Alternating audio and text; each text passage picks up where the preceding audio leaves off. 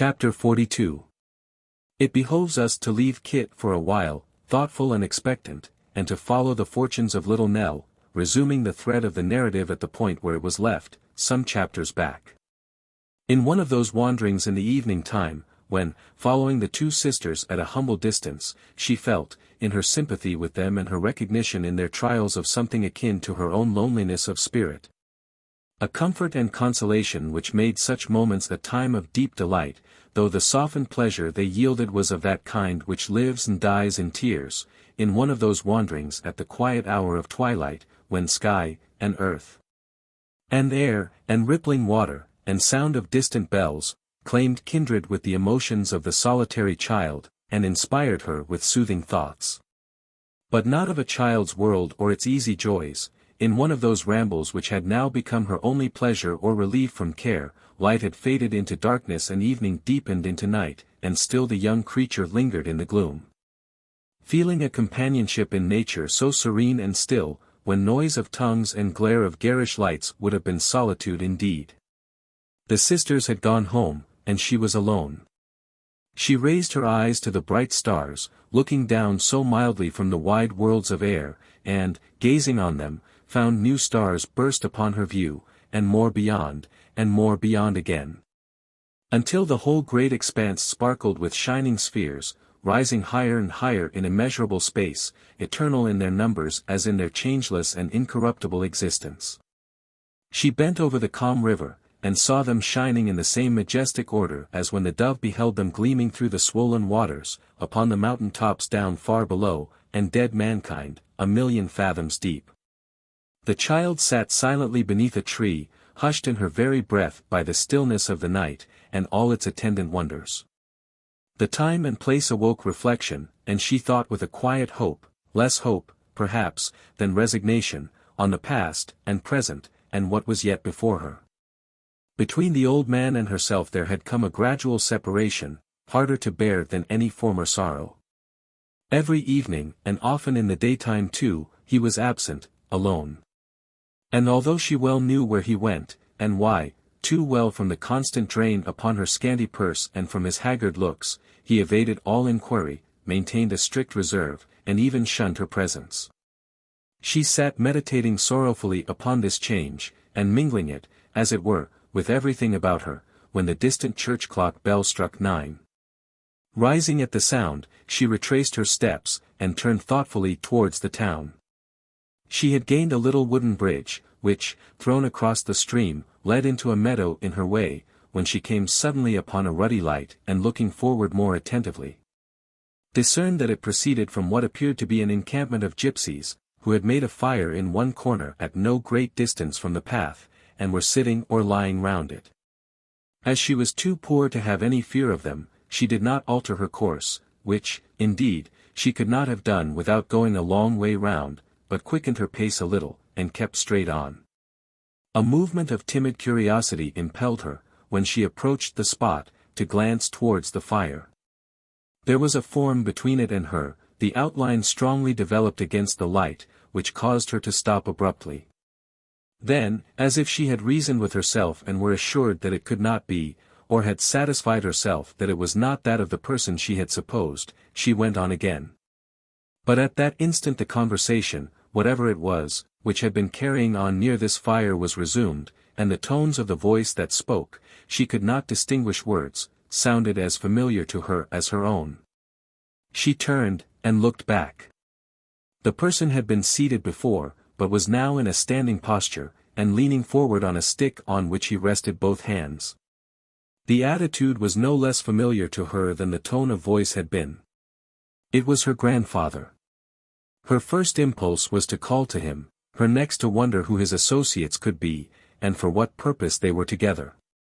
Some vague apprehension succeeded, and, yielding to the strong inclination it awakened, she drew nearer to the place. Not advancing across the open field, however, but creeping towards it by the hedge. In this way she advanced within a few feet of the fire, and standing among a few young trees, could both see and hear, without much danger of being observed. There were no women or children, as she had seen in other gypsy camps they had passed in their wayfaring, and but one gypsy, a tall athletic man, who stood with his arms folded, leaning against a tree at a little distance off. Looking now at the fire, and now, under his black eyelashes, at 3 other men who were there, with a watchful but half-concealed interest in their conversation. Of these, her grandfather was one, the others she recognized as the first card players at the public house on the eventful night of the storm, the man whom they had called Isaac List, and his gruff companion. One of the low, arched gypsy tents, common to that people, was pitched hard by, but it either was, or appeared to be, empty. "Well, are you going?" said the stout man, looking up from the ground where he was lying at his ease, into her grandfather's face. "You were in a mighty hurry a minute ago. Go, if you like. You're your own master, I hope." "Don't vex him," returned Isaac List, who was squatting like a frog on the other side of the fire, and had so screwed himself up that he seemed to be squinting all over. "He didn't mean any offense.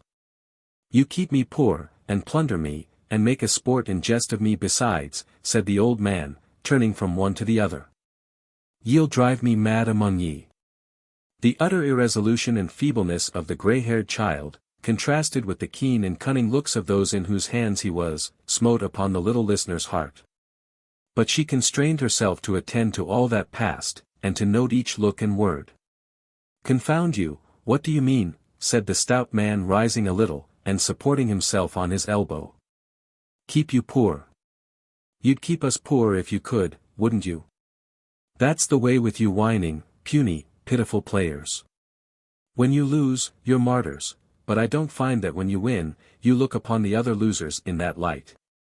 As to plunder," cried the fellow, raising his voice, "damn, what do you mean by such ungentlemanly language as plunder, eh?"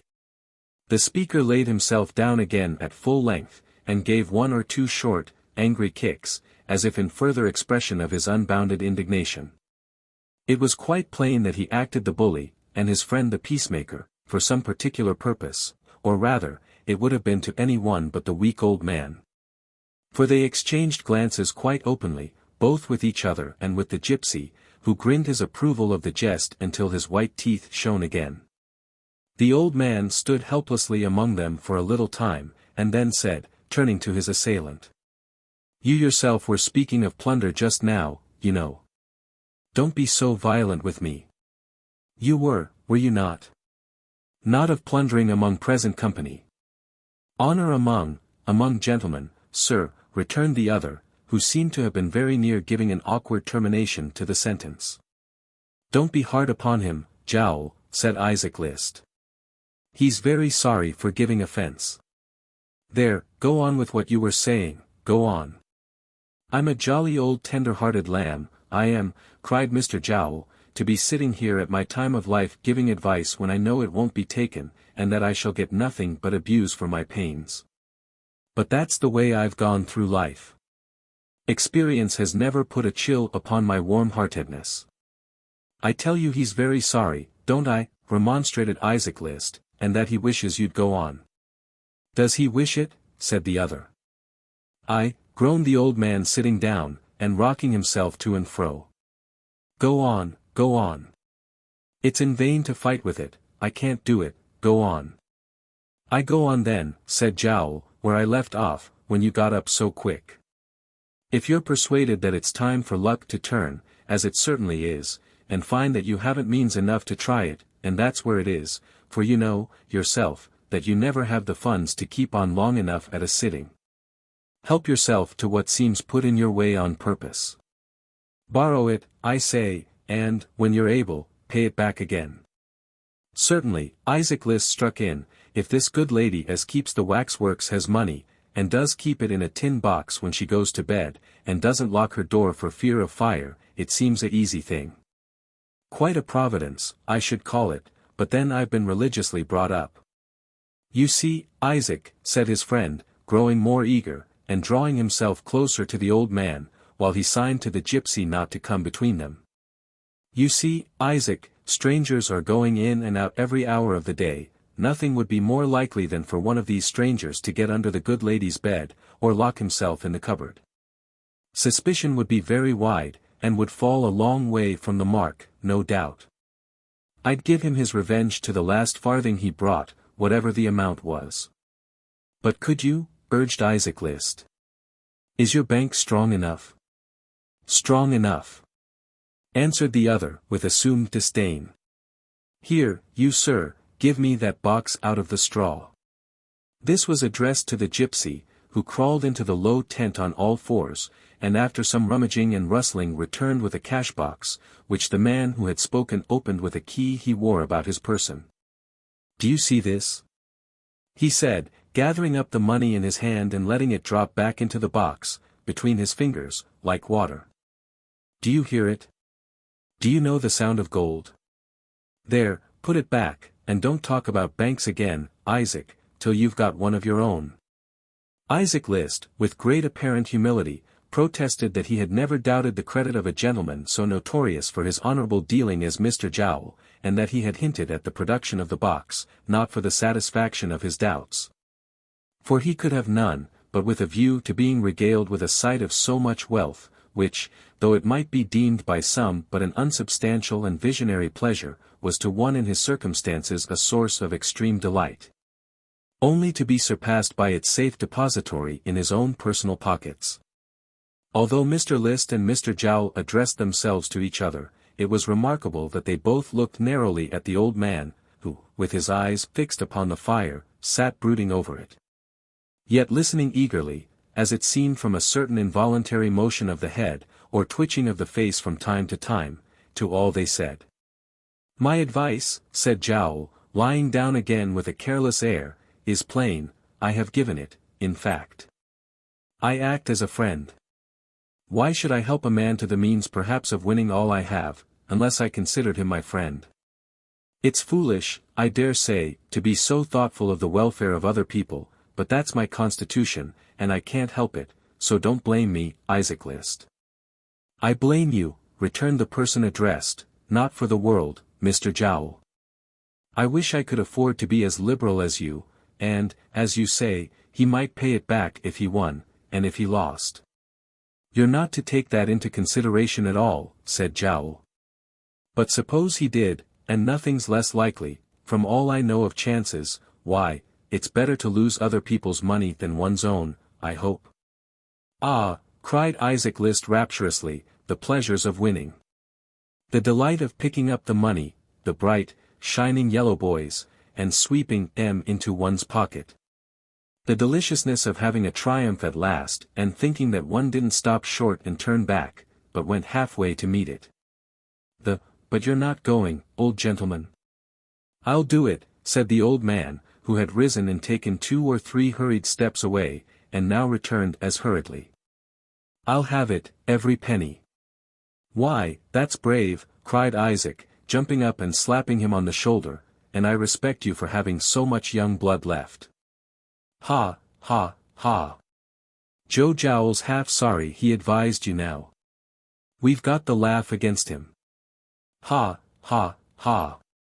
He gives me my revenge, mind, said the old man, pointing to him eagerly with his shriveled hand, mind, he stakes coin against coin, down to the last one in the box, be there many or few. Remember that. I'm witness, returned Isaac. I'll see fair between you. I have passed my word, said Jowl with feigned reluctance, and I'll keep it. When does this match come off? I wish it was over. Tonight. I must have the money first, said the old man. And that I'll have tomorrow. Why not tonight, urged Jowl. It's late now, and I should be flushed and flurried, said the old man. It must be softly done.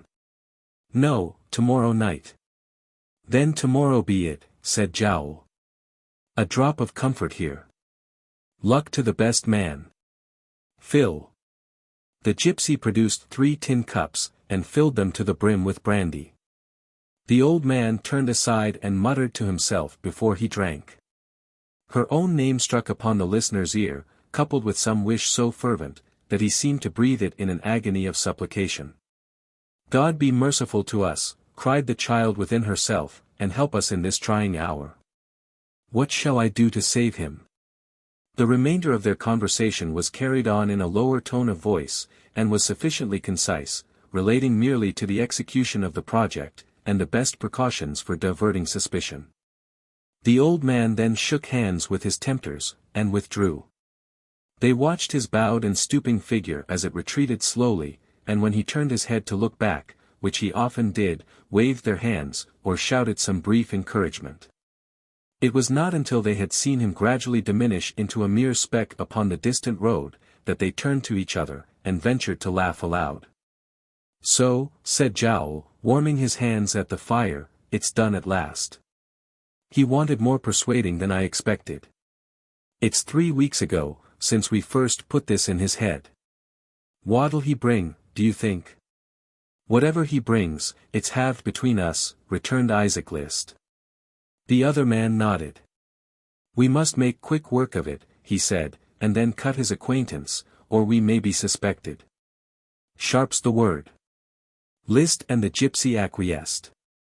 When they had all three amused themselves a little with their victim's infatuation, they dismissed the subject as one which had been sufficiently discussed, and began to talk in a jargon which the child did not understand.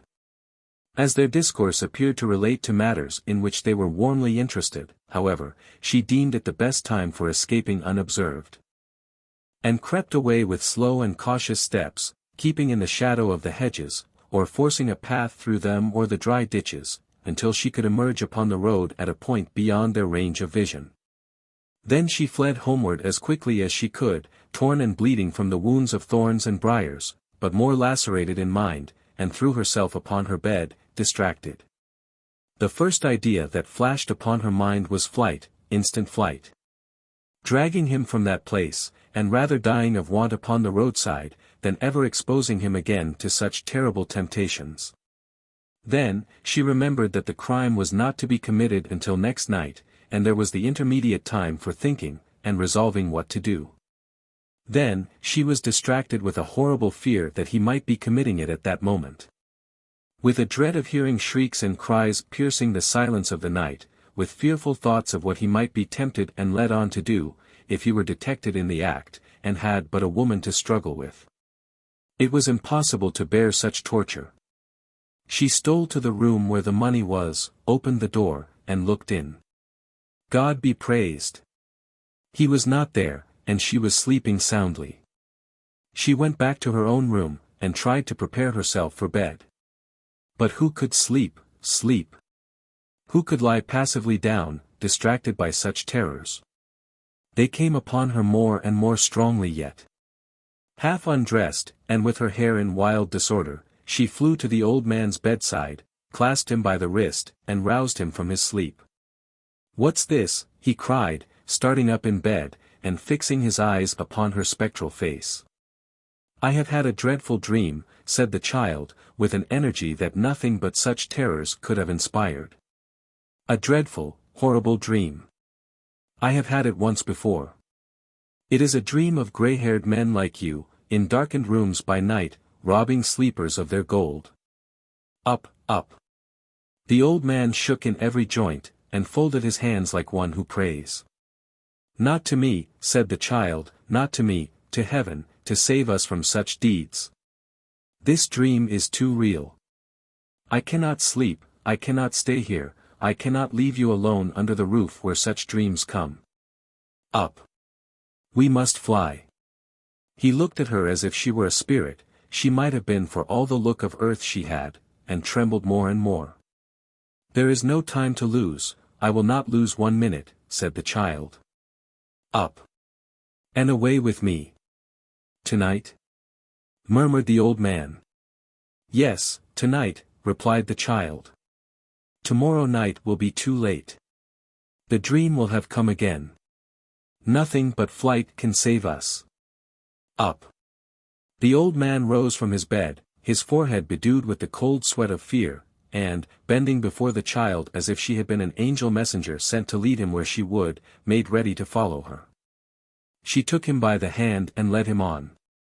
As they passed the door of the room he had proposed to rob, she shuddered and looked up into his face. What a white face was that, and with what a look did he meet hers. She took him to her own chamber, and, still holding him by the hand as if she feared to lose him for an instant, gathered together the little stock she had, and hung her basket on her arm. The old man took his wallet from her hands and strapped it on his shoulders, his staff, too, she had brought away, and then she led him forth. Through the straight streets, and narrow crooked outskirts, their trembling feet passed quickly. Up the steep hill too, crowned by the old grey castle, they toiled with rapid steps, and had not once looked behind. But as they drew nearer the ruined walls, the moon rose in all her gentle glory, and, from their venerable age, garlanded with ivy, moss, and waving grass, the child looked back upon the sleeping town. Deep in the valley's shade, and on the far-off river with its winding track of light, and on the distant hills. And as she did so, she clasped the hand she held, less firmly, and bursting into tears, fell upon the old man's neck. Chapter 43. Her momentary weakness past, the child again summoned the resolution which had until now sustained her, and, endeavoring to keep steadily in her view the one idea that they were flying from disgrace and crime, and that her grandfather's preservation must depend solely on her firmness, unaided by one word of advice or any helping hand, urged him onward and looked back no more.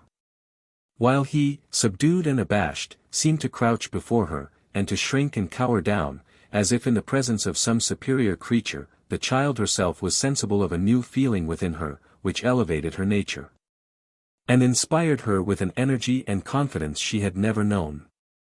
There was no divided responsibility now, the whole burden of their two lives had fallen upon her, and henceforth she must think and act for both. I have saved him, she thought. In all dangers and distresses, I will remember that. At any other time, the recollection of having deserted the friend who had shown them so much homely kindness, without a word of justification, the thought that they were guilty, in appearance, of treachery and ingratitude, even the having parted from the two sisters, would have filled her with sorrow and regret. But now, all other considerations were lost in the new uncertainties and anxieties of their wild and wandering life, and the very desperation of their condition roused and stimulated her.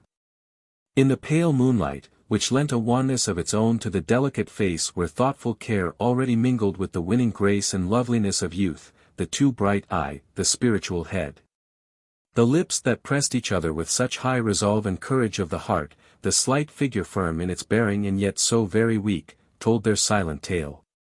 But told it only to the wind that rustled by, which, taking up its burden, carried, perhaps to some mother's pillow, faint dreams of childhood fading in its bloom, and resting in the sleep that knows no waking. The night crept on apace, the moon went down, the stars grew pale and dim, and morning, cold as they, slowly approached.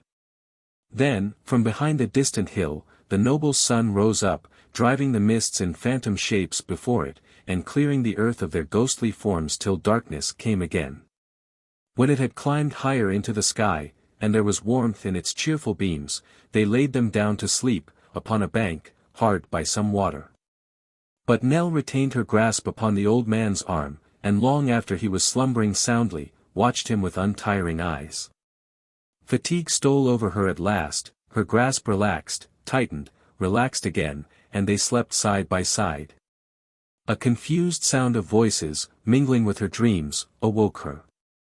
A man of very uncouth and rough appearance was standing over them, and two of his companions were looking on, from a long heavy boat which had come close to the bank while they were sleeping. The boat had neither oar nor sail, but was towed by a couple of horses, who, with the rope to which they were harnessed slack and dripping in the water, were resting on the path. "Holloa," said the man roughly. "What's the matter here?" "We were only asleep, sir," said Nell. "We have been walking all night." "A pair of queer travelers to be walking all night," observed the man who had first accosted them. "One of you is a trifle too old for that sort of work, and the other a trifle too young. Where are you going?" Nell faltered, and pointed at hazard towards the west, upon which the man inquired if she meant a certain town which he named. Nell, to avoid more questioning, said, yes, that was the place. "Where have you come from?" was the next question. And this being an easier one to answer, Nell mentioned the name of the village in which their friend the schoolmaster dwelt, as being less likely to be known to the men or to provoke further inquiry. "I thought somebody had been robbing and ill-using you." "Might be," said the man. "That's all. Good day." Returning his salute and feeling greatly relieved by his departure, Nell looked after him as he mounted one of the horses, and the boat went on. It had not gone very far, when it stopped again, and she saw the men beckoning to her. "Did you call to me?" said Nell, running up to them. "You may go with us if you like," replied one of those in the boat. "We're going to the same place." The child hesitated for a moment, thinking, as she had thought with great trepidation more than once before, that the men whom she had seen with her grandfather might, perhaps, in their eagerness for the booty, follow them, and regaining their influence over him, set hers at naught. And that if they went with these men, all traces of them must surely be lost at that spot, determined to accept the offer. The boat came close to the bank again, and before she had had any more time for consideration, she and her grandfather were on board, and gliding smoothly down the canal. The sun shone pleasantly on the bright water, which was sometimes shaded by trees, and sometimes open to a wide extent of country, intersected by running streams, and rich with wooded hills, cultivated land, and sheltered farms. Now and then, a village with its modest spire, thatched roofs, and gable ends, would peep out from among the trees. And, more than once, a distant town, with great church towers looming through its smoke, and high factories or workshops rising above the mass of houses, would come in view, and, by the length of time it lingered in the distance, show them how slowly they travelled. Their way lay, for the most part, through the low grounds, and open plains. And except these distant places, and occasionally some men working in the fields, or lounging on the bridges under which they passed, to see them creep along, nothing encroached on their monotonous and secluded track. Nell was rather disheartened, when they stopped at a kind of wharf late in the afternoon, to learn from one of the men that they would not reach their place of destination until next day, and that, if she had no provision with her, she had better buy it there. She had but a few pence, having already bargained with them for some bread, but even of these it was necessary to be very careful, as they were on their way to an utterly strange place, with no resource whatever.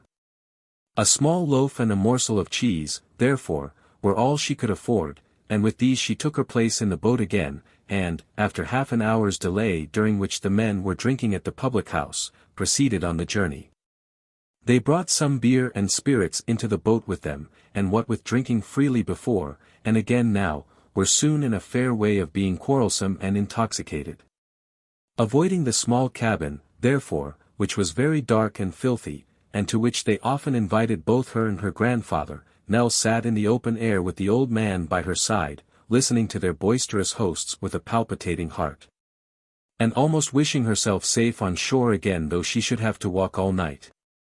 They were, in truth, very rugged, noisy fellows, and quite brutal among themselves, though civil enough to their two passengers. Thus, when a quarrel arose between the man who was steering and his friend in the cabin, upon the question who had first suggested the propriety of offering Nell some beer, and when the quarrel led to a scuffle in which they beat each other fearfully, to her inexpressible terror, neither visited his displeasure upon her, but each contented himself with venting it on his adversary, on whom, in addition to blows, he bestowed a variety of compliments, which, happily for the child, were conveyed in terms, to her quite unintelligible. The difference was finally adjusted, by the man who had come out of the cabin knocking the other into it head first, and taking the helm into his own hands, without evincing the least discomposure himself, or causing any in his friend, who, being of a tolerably strong constitution and perfectly inured to such trifles, went to sleep as he was, with his heels upwards, and in a couple of minutes or so was snoring comfortably. By this time it was night again, and though the child felt cold, being but poorly clad, her anxious thoughts were far removed from her own suffering or uneasiness, and busily engaged in endeavoring to devise some scheme for their joint subsistence. The same spirit which had supported her on the previous night, upheld and sustained her now. Her grandfather lay sleeping safely at her side, and the crime to which his madness urged him, was not committed. That was her comfort. How every circumstance of her short, eventful life, came thronging into her mind, as they travelled on. Slight incidents, never thought of or remembered until now, faces, seen once and ever since forgotten, words scarcely heeded at the time. Scenes, of a year ago and those of yesterday, mixing up and linking themselves together, familiar places shaping themselves out in the darkness from things which, when approached, were, of all others, the most remote and most unlike them. Sometimes, a strange confusion in her mind relative to the occasion of her being there, and the place to which she was going, and the people she was with. An imagination suggesting remarks and questions which sounded so plainly in her ears, that she would start, and turn, and be almost tempted to reply. All the fancies and contradictions common in watching and excitement and restless change of place, beset the child. She happened, while she was thus engaged, to encounter the face of the man on deck, in whom the sentimental stage of drunkenness had now succeeded to the boisterous, and who, taking from his mouth a short pipe, quilted over with string for its longer preservation, requested that she would oblige him with a song. "You've got a very pretty voice, a very soft eye, and a very strong memory," said this gentleman. "The voice and eye I've got evidence for, and the memory's an opinion of my own. And I'm never wrong. Let me hear a song this minute." "I don't think I know one, sir," returned Nell. "You know 47 songs," said the man, with a gravity which admitted of no altercation on the subject. 47's your number. Let me hear one of them, the best. Give me a song this minute." Not knowing what might be the consequences of irritating her friend, and trembling with the fear of doing so, poor Nell sang him some little ditty which she had learned in happier times, and which was so agreeable to his ear, that on its conclusion he in the same peremptory manner requested to be favoured with another, to which he was so obliging as to roar a chorus to no particular tune, and with no words at all, but which amply made up in its amazing energy for its deficiency in other respects. The noise of this vocal performance awakened the other man, staggering upon deck and shaking his late opponent by the hand, swore that singing was his pride and joy and chief delight, and that he desired no better entertainment. With a third call, more imperative than either of the two former, Nell felt obliged to comply, and this time a chorus was maintained not only by the two men together, but also by the third man on horseback, who being by his position debarred from a nearer participation in the revels of the night, roared when his companions roared, and rent the very air. In this way, with little cessation, and singing the same songs again and again, the tired and exhausted child kept them in good humour all that night. And many a Katager, who was roused from his soundest sleep by the discordant chorus as it floated away upon the wind, hid his head beneath the bedclothes and trembled at the sounds. At length the morning dawned. It was no sooner light than it began to rain heavily. As the child could not endure the intolerable vapours of the cabin, they covered her, in return for her exertions, with some pieces of sailcloth and ends of tarpaulin, which sufficed to keep her tolerably dry and to shelter her grandfather besides. As the day advanced the rain increased. At noon it poured down more hopelessly and heavily than ever without the faintest promise of abatement. They had, for some time, been gradually approaching the place for which they were bound. The water had become thicker and dirtier, other barges, coming from it, passed them frequently, the paths of coal ash and huts of staring brick, marked the vicinity of some great manufacturing town, while scattered streets and houses, and smoke from distant furnaces, indicated that they were already in the outskirts. Now, the clustered roofs, and piles of buildings, trembling with the working of engines, and dimly resounding with their shrieks and throbbings. The tall chimneys vomiting forth a black vapour, which hung in a dense ill-favoured cloud above the housetops and filled the air with gloom. The clank of hammers beating upon iron, the roar of busy streets and noisy crowds, gradually augmenting until all the various sounds blended into one and none was distinguishable for itself, announced the termination of their journey. The boat floated into the wharf to which it belonged. The men were occupied directly. The child and her grandfather, after waiting in vain to thank them or ask them whither they should go, passed through a dirty lane into a crowded street and stood, amid its din and tumult, and in the pouring rain, as strange, bewildered, and confused, as if they had lived 1,000 years before, and were raised from the dead and placed there by a miracle.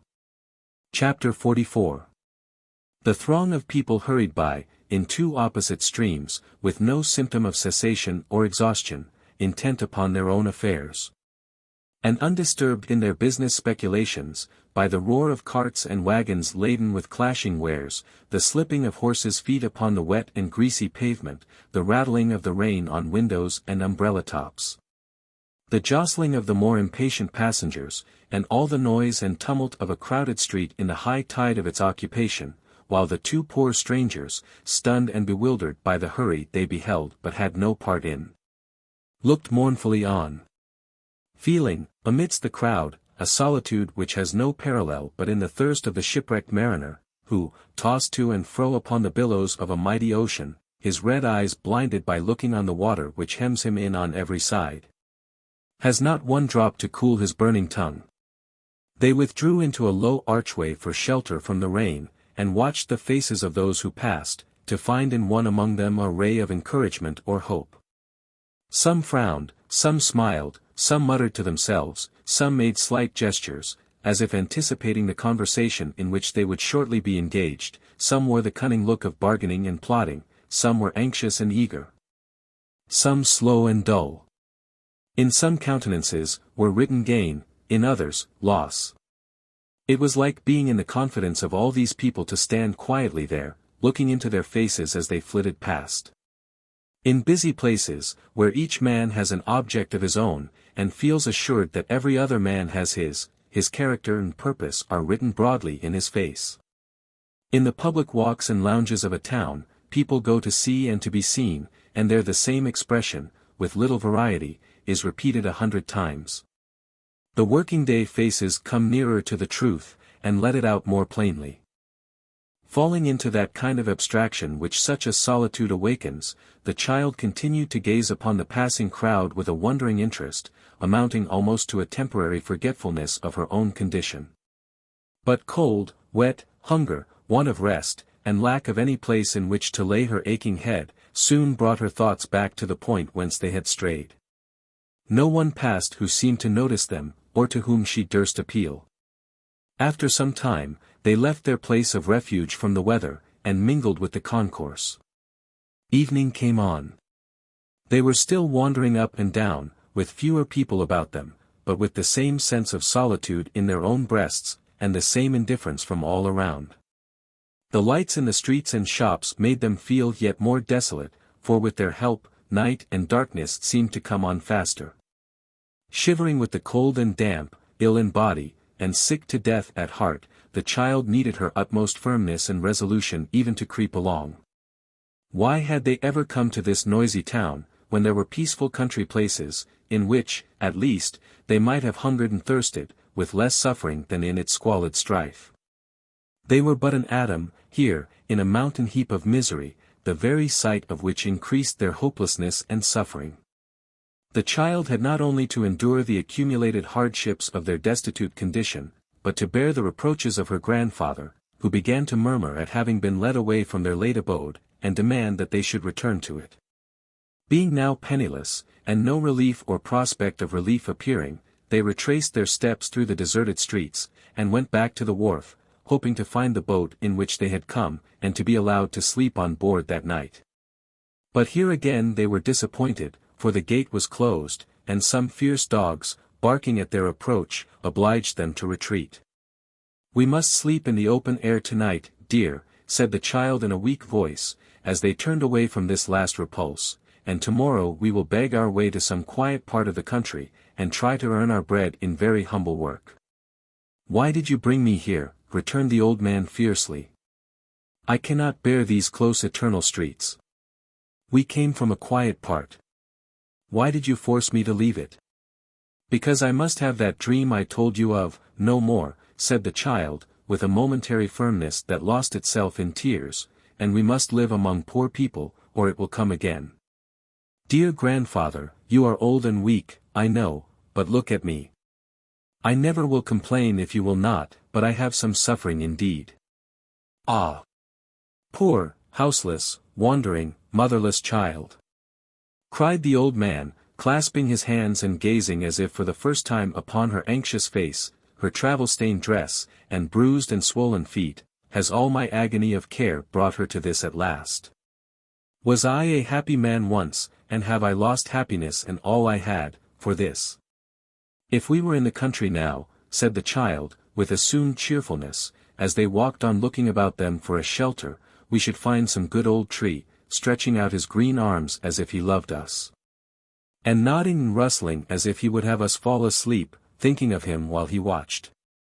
Please God, we shall be there soon, tomorrow or next day at the farthest, and in the meantime let us think, dear, that it was a good thing we came here. For we are lost in the crowd and hurry of this place, and if any cruel people should pursue us, they could surely never trace us further. There's comfort in that. And here's a deep old doorway, very dark, but quite dry, and warm too, for the wind don't blow in here. What's that? Uttering a half-shriek, she recoiled from a black figure which came suddenly out of the dark recess in which they were about to take refuge, and stood still, looking at them. Speak again, it said, do I know the voice? No, replied the child timidly, we are strangers, and having no money for a night's lodging, we're going to rest here. There was a feeble lamp at no great distance. The only one in the place, which was a kind of square yard, but sufficient to show how poor and mean it was. To this, the figure beckoned them, at the same time drawing within its rays, as if to show that it had no desire to conceal itself or take them at an advantage. The form was that of a man, miserably clad and begrimed with smoke, which, perhaps by its contrast with the natural color of his skin, made him look paler than he really was. That he was naturally of a very wan and pallid aspect, however, his hollow cheeks, sharp features, and sunken eyes, no less than a certain look of patient endurance, sufficiently testified. His voice was harsh by nature, but not brutal. And though his face, besides possessing the characteristics already mentioned, was overshadowed by a quantity of long dark hair, its expression was neither ferocious nor bad. How came you to think of resting there? He said. Or how, he added, looking more attentively at the child, do you come to want a place of rest at this time of night? Our misfortunes, the grandfather answered, are the cause. Do you know, said the man, looking still more earnestly at Nell, how wet she is, and that the damp streets are not a place for her? I know it well, God help me, he replied. What can I do? The man looked at Nell again, and gently touched her garments, from which the rain was running off in little streams. I can give you warmth, he said, after a pause, nothing else. Such lodging as I have, is in that house, pointing to the doorway from which he had emerged, but she is safer and better there than here. The fire is in a rough place, but you can pass the night beside it safely, if you'll trust yourselves to me. You see that red light yonder? They raised their eyes, and saw a lurid glare hanging in the dark sky, the dull reflection of some distant fire. It's not far, said the man. Shall I take you there? You were going to sleep upon cold bricks. I can give you a bed of warm ashes, nothing better. Without waiting for any further reply than he saw in their looks, he took Nell in his arms, and bade the old man follow. Carrying her as tenderly, and as easily too, as if she had been an infant, and showing himself both swift and sure of foot, he led the way through what appeared to be the poorest and most wretched quarter of the town. And turning aside to avoid the overflowing kennels or running waterspouts, but holding his course, regardless of such obstructions, and making his way straight through them. They had proceeded thus, in silence, for some quarter of an hour, and had lost sight of the glare to which he had pointed, in the dark and narrow ways by which they had come, when it suddenly burst upon them again, streaming up from the high chimney of a building close before them. This is the place, he said, pausing at a door to put Nell down and take her hand. Don't be afraid. There's nobody here will harm you. It needed a strong confidence in this assurance to induce them to enter, and what they saw inside did not diminish their apprehension and alarm. In a large and lofty building, supported by pillars of iron, with great black apertures in the upper walls, open to the external air, echoing to the roof with the beating of hammers and roar of furnaces, mingled with the hissing of red-hot metal plunged in water, and 100 strange unearthly noises never heard elsewhere. In this gloomy place, moving like demons among the flame and smoke, dimly and fitfully seen, flushed and tormented by the burning fires, and wielding great weapons, a faulty blow from any one of which must have crushed some workman's skull. A number of men labored like giants.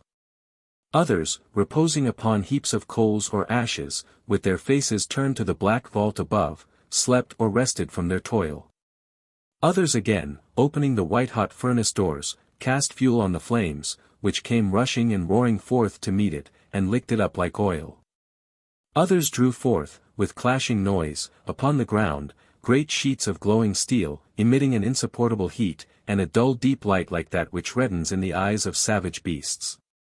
Through these bewildering sights and deafening sounds, their conductor led them to where, in a dark portion of the building, one furnace burnt by night and day, so, at least, they gathered from the motion of his lips.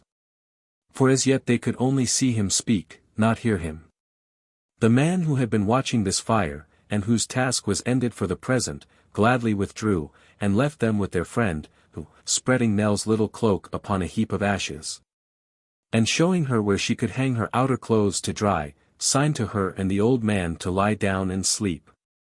For himself, he took his station on a rugged mat before the furnace door, and resting his chin upon his hands, watched the flame as it shone through the iron chinks, and the white ashes as they fell into their bright hot grave below. The warmth of her bed, hard and humble as it was, combined with the great fatigue she had undergone, soon caused the tumult of the place to fall with a gentler sound upon the child's tired ears, and was not long in lulling her to sleep. The old man was stretched beside her, and with her hand upon his neck she lay and dreamed. It was yet night when she awoke, nor did she know how long, or for how short a time, she had slept.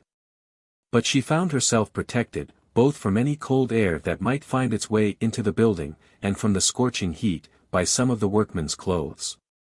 And glancing at their friend saw that he sat in exactly the same attitude, looking with a fixed earnestness of attention towards the fire, and keeping so very still that he did not even seem to breathe. She lay in the state between sleeping and waking, looking so long at his motionless figure that at length she almost feared he had died as he sat there, and softly rising and drawing close to him, ventured to whisper in his ear.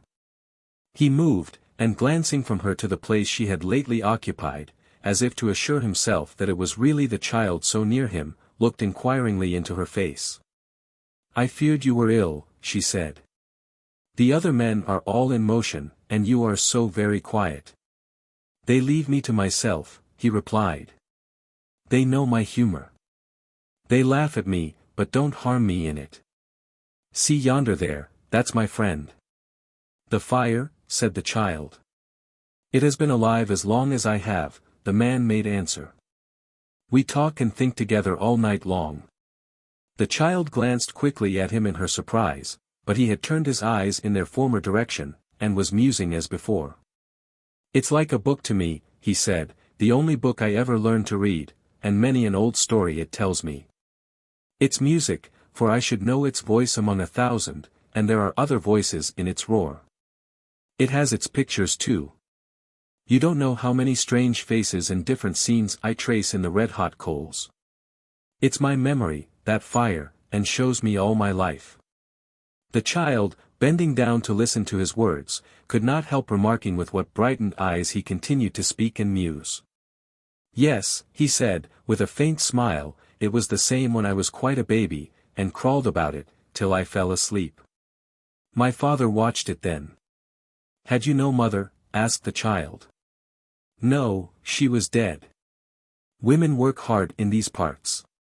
She worked herself to death, they told me, and, as they said so then, the fire has gone on saying the same thing ever since. I suppose it was true. I have always believed it." "Were you brought up here, then?" said the child. "Summer and winter," he replied. "Secretly at first, but when they found it out, they let him keep me here. So the fire nursed me, the same fire. It has never gone out." "You are fond of it?" said the child. "Of course I am. He died before it. I saw him fall down, just there, where those ashes are burning now, and wondered, I remember, why it didn't help him. "Have you been here ever since?" asked the child. "Ever since I came to watch it. But there was a while between, and a very cold dreary while it was. It burned all the time though, and roared and leaped when I came back, as it used to do in our play days. You may guess, from looking at me, what kind of child I was, but for all the difference between us I was a child, and when I saw you in the street tonight, you put me in mind of myself, as I was after he died. And made me wish to bring you to the fire. I thought of those old times again, when I saw you sleeping by it. You should be sleeping now.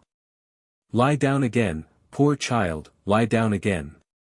With that, he led her to her rude couch, and covering her with the clothes with which she had found herself enveloped when she woke, returned to his seat, whence he moved no more unless to feed the furnace, but remained motionless as a statue. The child continued to watch him for a little time, but soon yielded to the drowsiness that came upon her, and, in the dark strange place and on the heap of ashes, slept as peacefully as if the room had been a palace chamber, and the bed a bed of down. When she awoke again, broad day was shining through the lofty openings in the walls, and, stealing in slanting rays but midway down, seemed to make the building darker than it had been at night. The clang and tumult were still going on, and the remorseless fires were burning fiercely as before, for few changes of night and day brought rest or quiet there. Her friend parted his breakfast, a scanty mess of coffee and some coarse bread, with the child and her grandfather, and inquired whither they were going. She told him that they sought some distant country place remote from towns or even other villages, and with a faltering tongue inquired what road they would do best to take. "I know little of the country," he said, shaking his head, "for such as I, pass all our lives before our furnace doors, and seldom go forth to breathe. But there are such places yonder." "And far from here," said Nell. "Ay, surely. How could they be near us, and be green and fresh? The road lies, too, through miles and miles, all lighted up by fires like ours, a strange black road, and one that would frighten you by night." "We are here and must go on," said the child boldly. For she saw that the old man listened with anxious ears to this account. "Rough people, paths never made for little feet like yours, a dismal blighted way, is there no turning back, my child?" "There is none," cried Nell, pressing forward. "If you can direct us, do. If not, pray do not seek to turn us from our purpose. Indeed you do not know the danger that we shun, and how right and true we are in flying from it, or you would not try to stop us, I am sure you would not." "God forbid, if it is so," said their uncouth protector, glancing from the eager child to her grandfather, who hung his head and bent his eyes upon the ground. "I'll direct you from the door, the best I can. I wish I could do more." He showed them, then, by which road they must leave the town, and what course they should hold when they had gained it. He lingered so long on these instructions, that the child, with a fervent blessing, tore herself away, and stayed to hear no more. But, before they had reached the corner of the lane, the man came running after them, and, pressing her hand, left something in it, 2 old, battered, smoke-encrusted penny pieces. Who knows but they shone as brightly in the eyes of angels, as golden gifts that have been chronicled on tombs. And thus they separated, the child to lead her sacred charge farther from guilt and shame. The laborer to attach a fresh interest to the spot where his guests had slept, and read new histories in his furnace fire. Chapter 45. In all their journeying, they had never longed so ardently, they had never so pined and wearied, for the freedom of pure air and open country, as now. No, not even on that memorable morning, when, deserting their old home, they abandoned themselves to the mercies of a strange world, and left all the dumb and senseless things they had known and loved, behind, not even then. Had they so yearned for the fresh solitudes of wood, hillside, and field, as now, when the noise and dirt and vapor, of the great manufacturing town reeking with lean misery and hungry wretchedness, hemmed them in on every side, and seemed to shut out hope, and render escape impossible. 2 days and nights, thought the child. He said 2 days and nights we should have to spend among such scenes as these. Oh! If we live to reach the country once again, if we get clear of these dreadful places, though it is only to lie down and die, with what a grateful heart I shall thank God for so much mercy.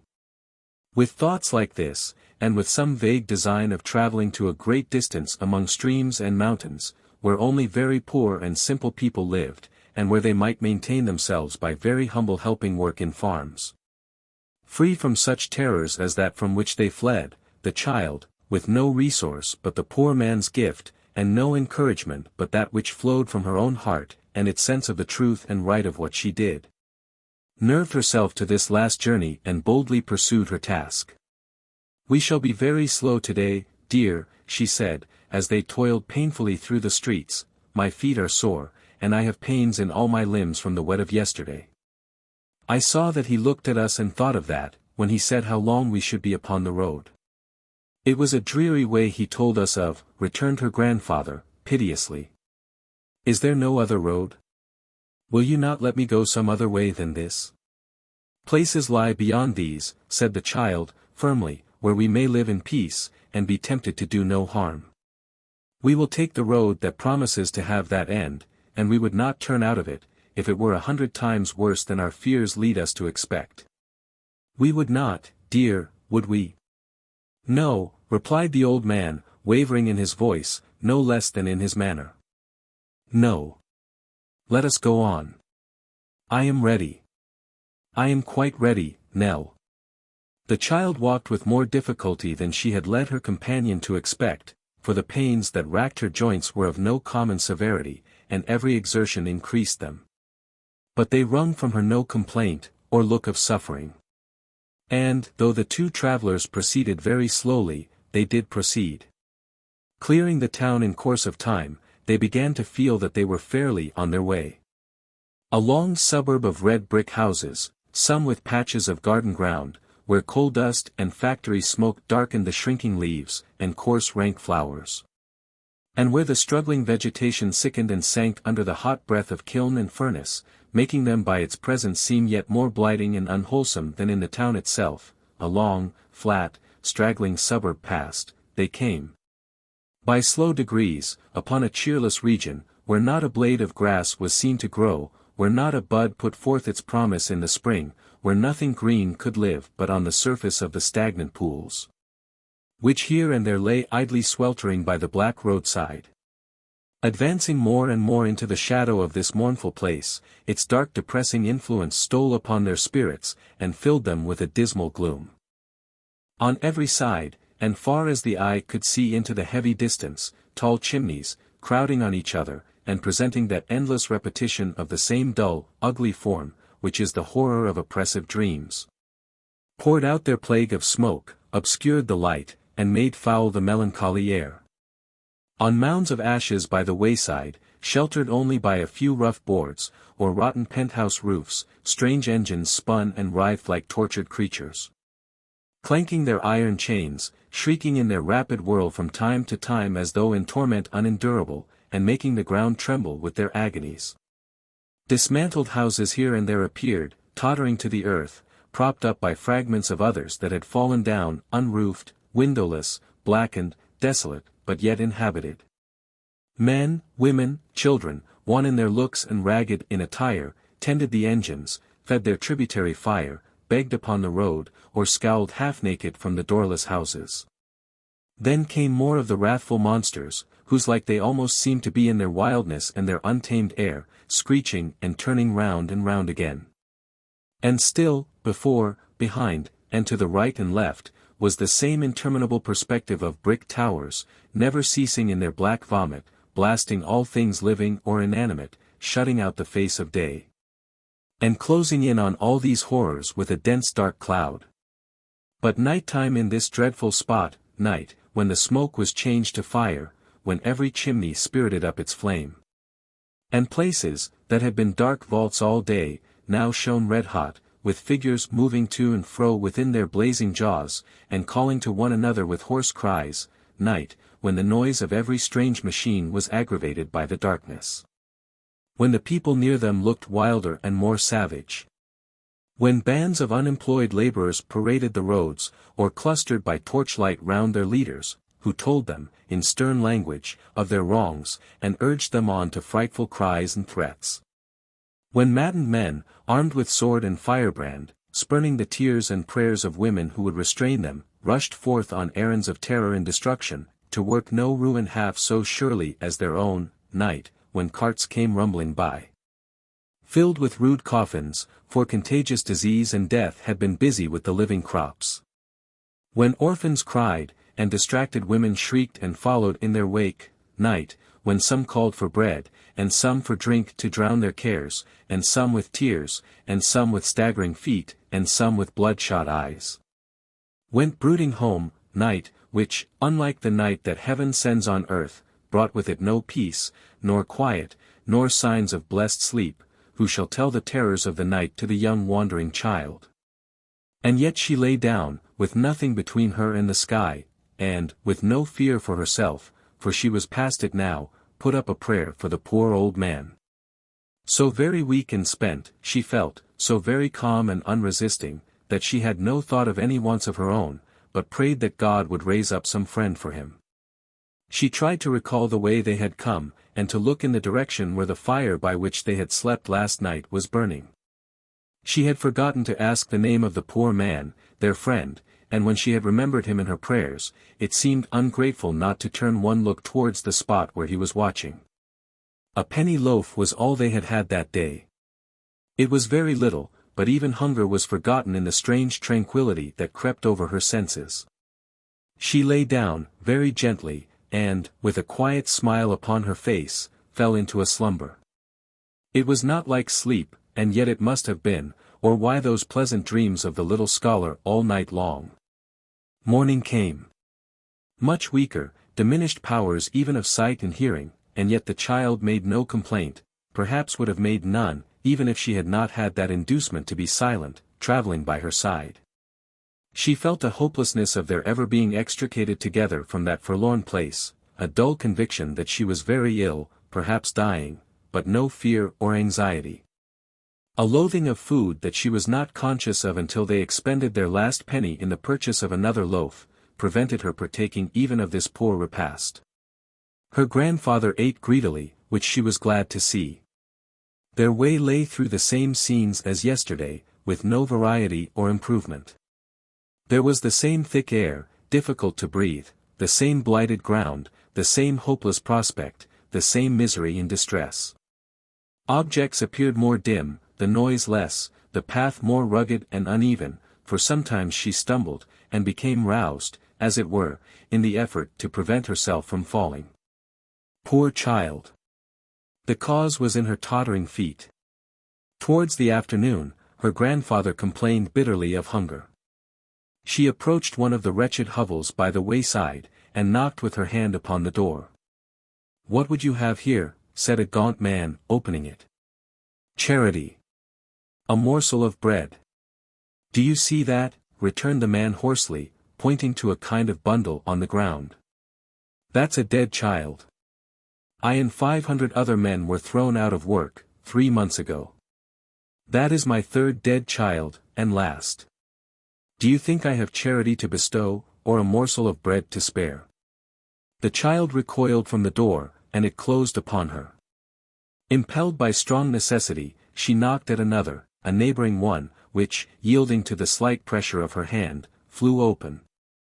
It seemed that a couple of poor families lived in this hovel, for 2 women, each among children of her own, occupied different portions of the room.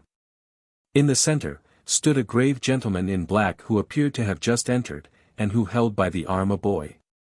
"Here, woman," he said, "here's your deaf and dumb son. You may thank me for restoring him to you. He was brought before me, this morning, charged with theft, and with any other boy it would have gone hard, I assure you. But, as I had compassion on his infirmities, and thought he might have learnt no better, I have managed to bring him back to you. Take more care of him for the future. And won't you give me back my son?" said the other woman, hastily rising and confronting him.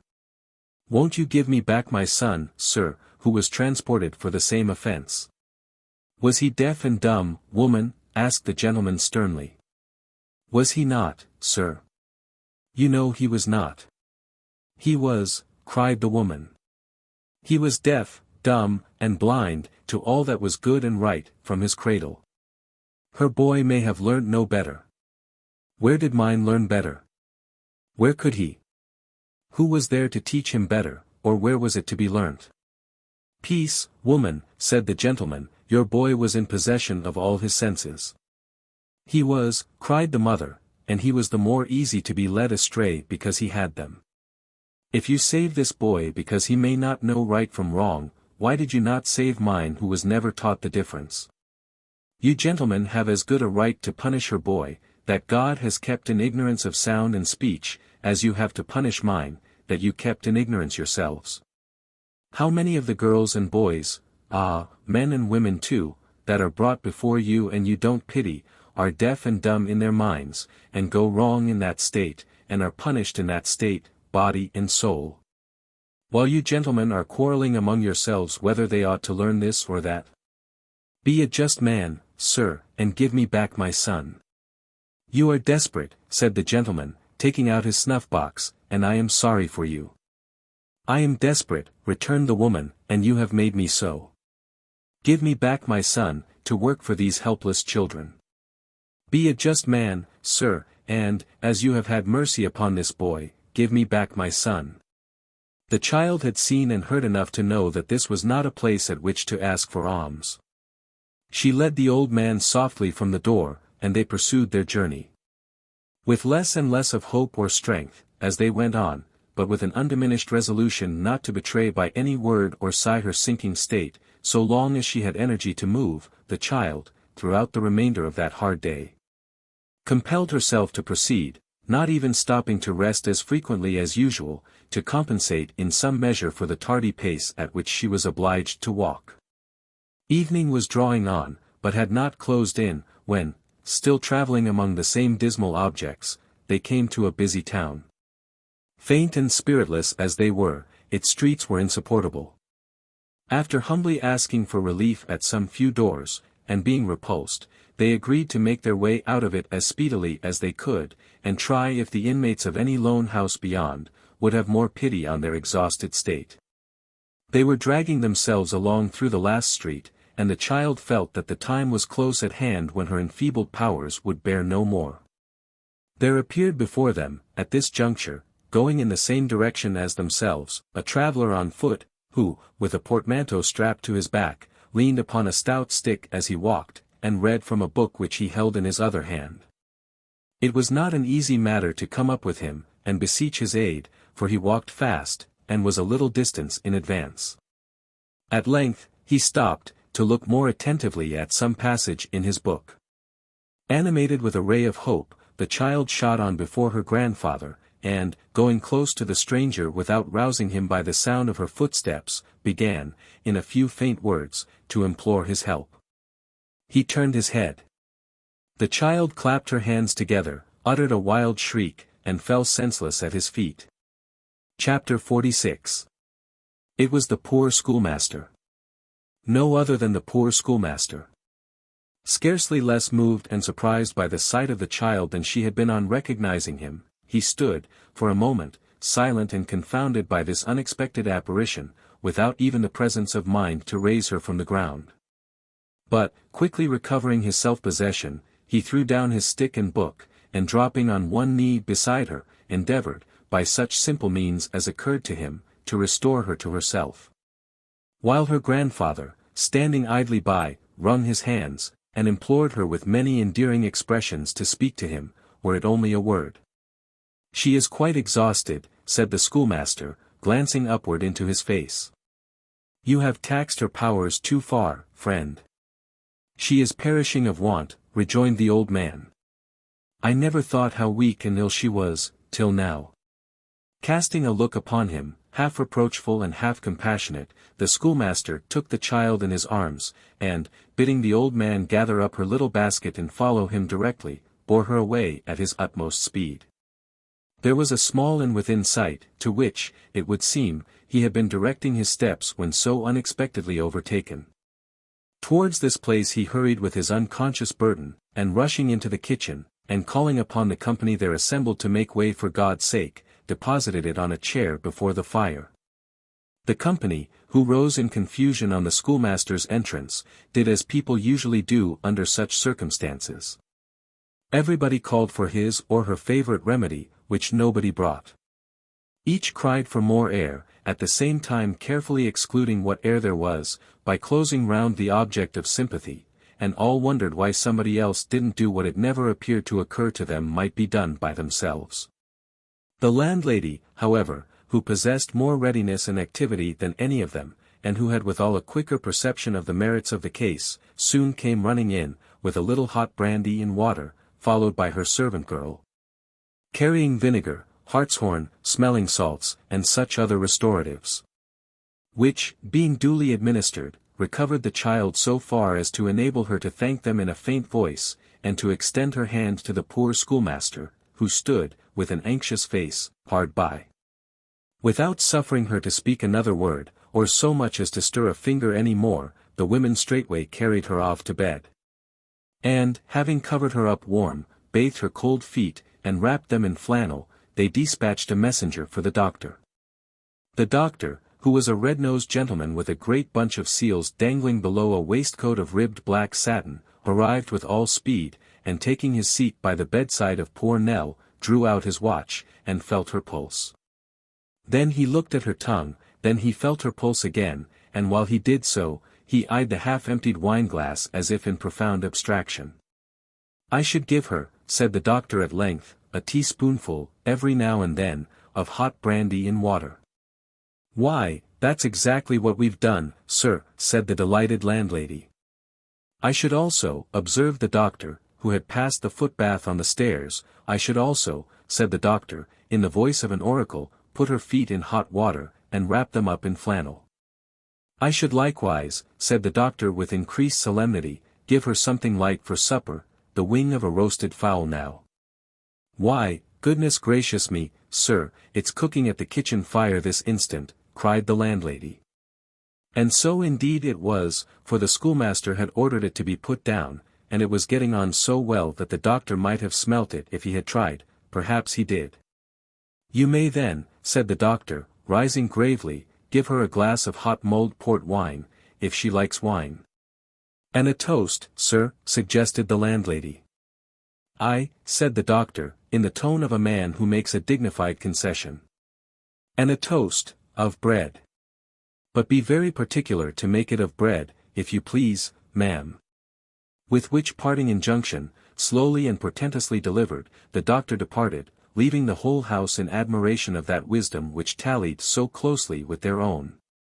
Everybody said he was a very shrewd doctor indeed, and knew perfectly what people's constitutions were, which there appears some reason to suppose he did. While her supper was preparing, the child fell into a refreshing sleep, from which they were obliged to rouse her when it was ready. As she evinced extraordinary uneasiness on learning that her grandfather was below stairs, and as she was greatly troubled at the thought of their being apart, he took his supper with her. Finding her still very restless on this head, they made him up a bed in an inner room, to which he presently retired. The key of this chamber happened by good fortune to be on that side of the door which was in Nell's room. She turned it on him when the landlady had withdrawn, and crept to bed again with a thankful heart. The schoolmaster sat for a long time smoking his pipe by the kitchen fire, which was now deserted, thinking, with a very happy face, on the fortunate chance which had brought him so opportunely to the child's assistance, and parrying, as well as in his simple way he could, the inquisitive cross-examination of the landlady, who had a great curiosity to be made acquainted with every particular of Nell's life and history. The poor schoolmaster was so open-hearted, and so little versed in the most ordinary cunning or deceit, that she could not have failed to succeed in the first 5 minutes, but that he happened to be unacquainted with what she wished to know. And so he told her. The landlady, by no means satisfied with this assurance, which she considered an ingenious evasion of the question, rejoined that he had his reasons of course. Heaven forbid that she should wish to pry into the affairs of her customers, which indeed were no business of hers, who had so many of her own. She had merely asked a civil question, and to be sure she knew it would meet with a civil answer. She was quite satisfied, quite. She had rather perhaps that he would have said at once that he didn't choose to be communicative, because that would have been plain and intelligible. However, she had no right to be offended, of course. He was the best judge, and had a perfect right to say what he pleased. Nobody could dispute that for a moment. "Oh dear, no. I assure you, my good lady," said the mild schoolmaster, "that I have told you the plain truth. As I hope to be saved, I have told you the truth." "Why then, I do believe you are in earnest," rejoined the landlady, with ready good humor, "and I'm very sorry I have teased you. But curiosity, you know, is the curse of our sex, and that's the fact." The landlord scratched his head, as if he thought the curse sometimes involved the other sex likewise. But he was prevented from making any remark to that effect, if he had it in contemplation to do so, by the schoolmaster's rejoinder. "You should question me for half a dozen hours at a sitting, and welcome, and I would answer you patiently for the kindness of heart you have shown tonight, if I could," he said. "As it is, please to take care of her in the morning, and let me know early how she is, and to understand that I am paymaster for the three." So, parting with them on most friendly terms, not the less cordial perhaps for this last direction, the schoolmaster went to his bed, and the host and hostess to theirs. The report in the morning was, that the child was better, but was extremely weak, and would at least require a day's rest, and careful nursing, before she could proceed upon her journey. The schoolmaster received this communication with perfect cheerfulness, observing that he had a day to spare, 2 days for that matter, and could very well afford to wait. As the patient was to sit up in the evening, he appointed to visit her in her room at a certain hour, and rambling out with his book, did not return until the hour arrived. Nell could not help weeping when they were left alone. Whereat, and at sight of her pale face and wasted figure, the simple schoolmaster shed a few tears himself, at the same time showing in very energetic language how foolish it was to do so, and how very easily it could be avoided, if one tried. "It makes me unhappy even in the midst of all this kindness," said the child, "to think that we should be a burden upon you. How can I ever thank you? If I had not met you so far from home, I must have died, and he would have been left alone." "We'll not talk about dying," said the schoolmaster, "and as to burdens, I have made my fortune since you slept at my cottage." "Indeed," cried the child joyfully. "Oh yes," returned her friend. "I have been appointed clerk and schoolmaster to a village a long way from here, and a long way from the old one as you may suppose, at £35 a year." £35. "I am very glad," said the child, "so very, very glad." "I am on my way there now," resumed the schoolmaster. "They allowed me the stage-coach hire, outside stage-coach hire all the way. Bless you, they grudge me nothing. But as the time at which I am expected there, left me ample leisure, I determined to walk instead. How glad I am, to think I did so. How glad should we be?" "Yes, yes," said the schoolmaster, moving restlessly in his chair, "certainly, that's very true. But you, where are you going, where are you coming from, what have you been doing since you left me, what had you been doing before? Now, tell me, do tell me. I know very little of the world, and perhaps you are better fitted to advise me in its affairs than I am qualified to give advice to you, but I am very sincere, and I have a reason, you have not forgotten it, for loving you. I have felt since that time as if my love for him who died, had been transferred to you who stood beside his bed. If this," he added, looking upwards, "is the beautiful creation that springs from ashes, let its peace prosper with me, as I deal tenderly and compassionately by this young child." The plain, frank kindness of the honest schoolmaster, the affectionate earnestness of his speech and manner, the truth which was stamped upon his every word and look, gave the child a confidence in him, which the utmost arts of treachery and dissimulation could never have awakened in her breast. She told him all, that they had no friend or relative, that she had fled with the old man, to save him from a madhouse and all the miseries he dreaded, that she was flying now to save him from himself, and that she sought an asylum in some remote and primitive place, where the temptation before which he fell would never enter, and her late sorrows and distresses could have no place. The schoolmaster heard her with astonishment. This child! He thought, has this child heroically persevered under all doubts and dangers, struggled with poverty and suffering, upheld and sustained by strong affection and the consciousness of rectitude alone. And yet the world is full of such heroism. Have I yet to learn that the hardest and best-born trials are those which are never chronicled in any earthly record, and are suffered every day? And should I be surprised to hear the story of this child? What more he thought or said, matters not. It was concluded that Nell and her grandfather should accompany him to the village whither he was bound, and that he should endeavor to find them some humble occupation by which they could subsist. "We shall be sure to succeed," said the schoolmaster, heartily. "The cause is too good a one to fail." They arranged to proceed upon their journey next evening, as a stage wagon, which travelled for some distance on the same road as they must take, would stop at the inn to change horses. And the driver for a small gratuity would give Nell a place inside. A bargain was soon struck when the wagon came, and in due time it rolled away. With the child comfortably bestowed among the softer packages, her grandfather and the schoolmaster walking on beside the driver, and the landlady and all the good folks of the inn screaming out their good wishes and farewells. What a soothing, luxurious, drowsy way of traveling, to lie inside that slowly moving mountain, listening to the tinkling of the horses' bells, the occasional smacking of the carter's whip, the smooth rolling of the great broad wheels. The rattle of the harness, the cheery good nights of passing travelers jogging past on little short-stepped horses, all made pleasantly indistinct by the thick awning, which seemed made for lazy listening under, till one fell asleep. The very going to sleep, still with an indistinct idea, as the head jogged to and fro upon the pillow, of moving onward with no trouble or fatigue, and hearing all these sounds like dreamy music, lulling to the senses, and the slow waking up. And finding one's self staring out through the breezy curtain half opened in the front, far up into the cold bright sky with its countless stars, and downward at the driver's lantern dancing on like its namesake Jack of the swamps and marshes. And sideways at the dark grim trees, and forward at the long bare road rising up, up, up, until it stopped abruptly at a sharp high ridge as if there were no more road, and all beyond was sky, and the stopping at the inn to bait. And being helped out, and going into a room with fire and candles, and winking very much, and being agreeably reminded that the night was cold, and anxious for very comfort's sake to think it colder than it was. What a delicious journey was that journey in the wagon!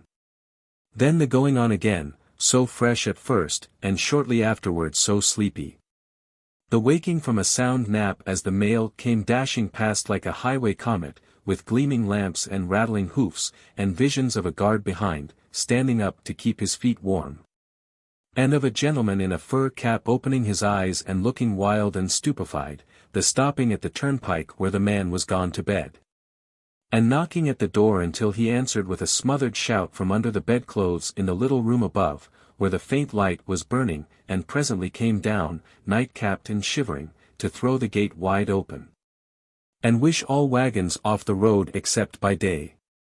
The cold sharp interval between night and morning, the distant streak of light widening and spreading, and turning from grey to white, and from white to yellow, and from yellow to burning red, the presence of day. With all its cheerfulness and life, men and horses at the plough, birds in the trees and hedges, and boys in solitary fields, frightening them away with rattles. The coming to a town, people busy in the markets, light carts and chaises round the tavern yard, tradesmen standing at their doors, men running horses up and down the street for sale. Pigs plunging and grunting in the dirty distance, getting off with long strings at their legs, running into clean chemists' shops and being dislodged with brooms by prentices. The night coach changing horses, the passengers cheerless, cold, ugly, and discontented, with 3 months' growth of hair in one night, the coachman fresh as from a bandbox, and exquisitely beautiful by contrast, so much bustle. So many things in motion, such a variety of incidents. When was there a journey with so many delights as that journey in the wagon? Sometimes walking for a mile or two while her grandfather rode inside, and sometimes even prevailing upon the schoolmaster to take her place and lie down to rest, Nell travelled on very happily until they came to a large town, where the wagon stopped, and where they spent a night. They passed a large church, and in the streets were a number of old houses, built of a kind of earth or plaster, crossed and recrossed in a great many directions with black beams, which gave them a remarkable and very ancient look. The doors, too, were arched and low, some with oaken portals and quaint benches, where the former inhabitants had sat on summer evenings. The windows were latticed in little diamond panes, that seemed to wink and blink upon the passengers as if they were dim of sight.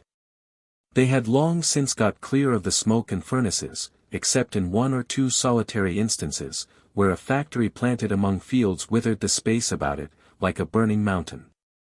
When they had passed through this town, they entered again upon the country, and began to draw near their place of destination. It was not so near, however, but that they spent another night upon the road. Not that their doing so was quite an act of necessity, but that the schoolmaster, when they approached within a few miles of his village, had a fidgety sense of his dignity as the new clerk, and was unwilling to make his entry in dusty shoes and travel-disordered dress. It was a fine, clear, autumn morning, when they came upon the scene of his promotion, and stopped to contemplate its beauties.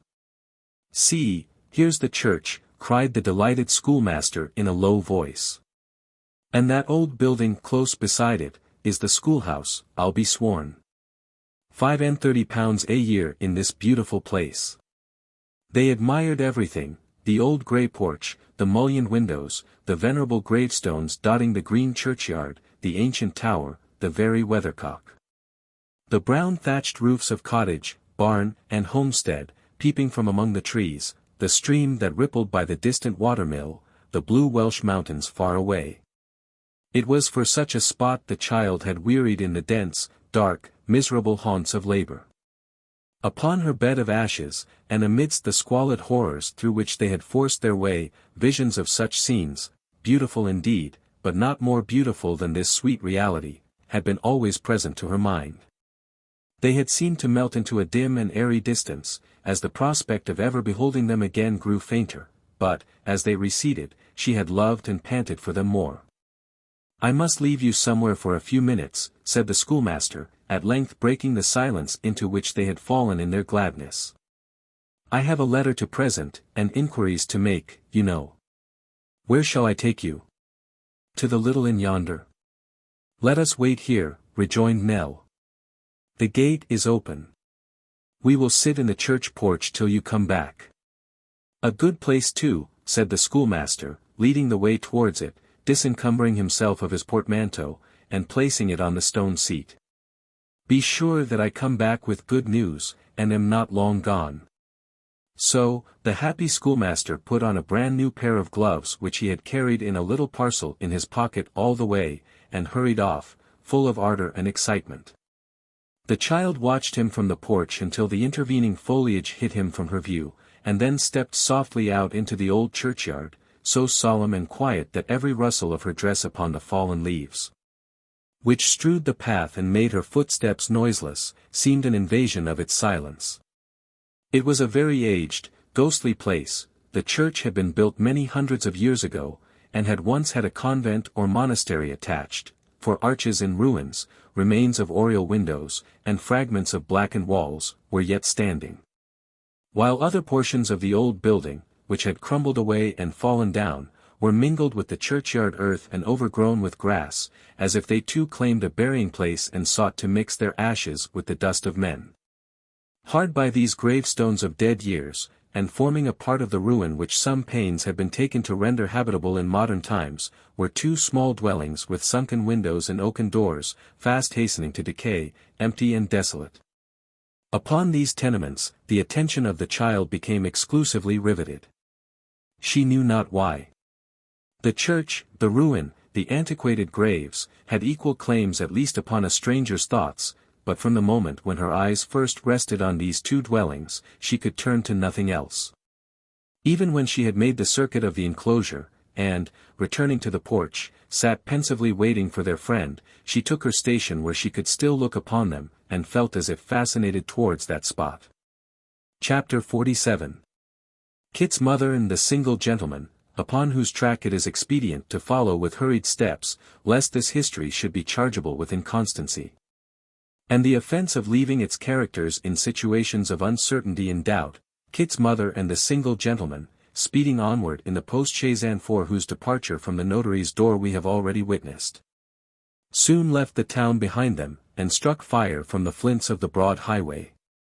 The good woman, being not a little embarrassed by the novelty of her situation, and certain material apprehensions that perhaps by this time little Jacob, or the baby, or both, had fallen into the fire, or tumbled downstairs, or had been squeezed behind doors, or had scalded their windpipes in endeavoring to allay their thirst at the spouts of tea-kettles, preserved an uneasy silence.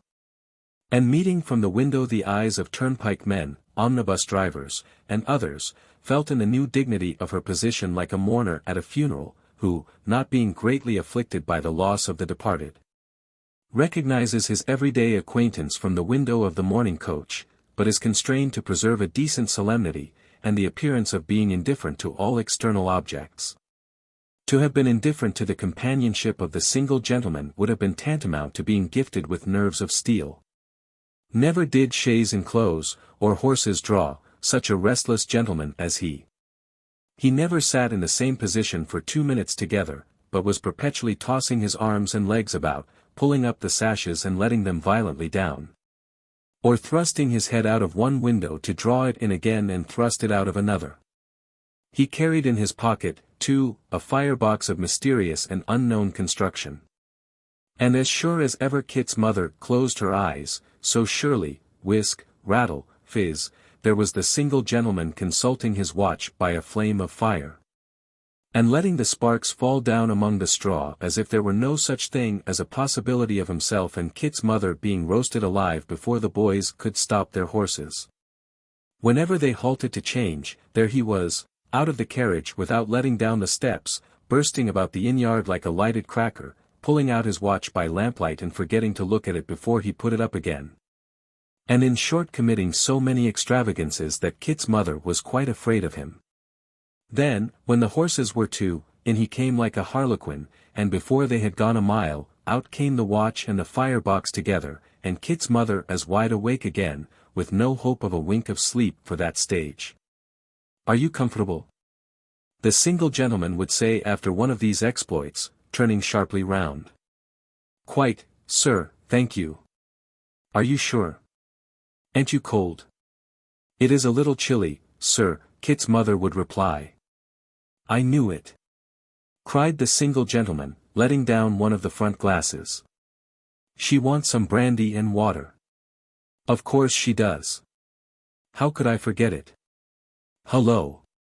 Stop at the next inn, and call out for a glass of hot brandy and water." It was in vain for Kit's mother to protest that she stood in need of nothing of the kind. The single gentleman was inexorable. And whenever he had exhausted all other modes and fashions of restlessness, it invariably occurred to him that Kit's mother wanted brandy and water. In this way they travelled on until near midnight, when they stopped to supper, for which meal the single gentleman ordered everything eatable that the house contained. And because Kit's mother didn't eat everything at once, and eat it all, he took it into his head that she must be ill. "You're faint," said the single gentleman, who did nothing himself but walk about the room. "I see what's the matter with you, ma'am. You're faint."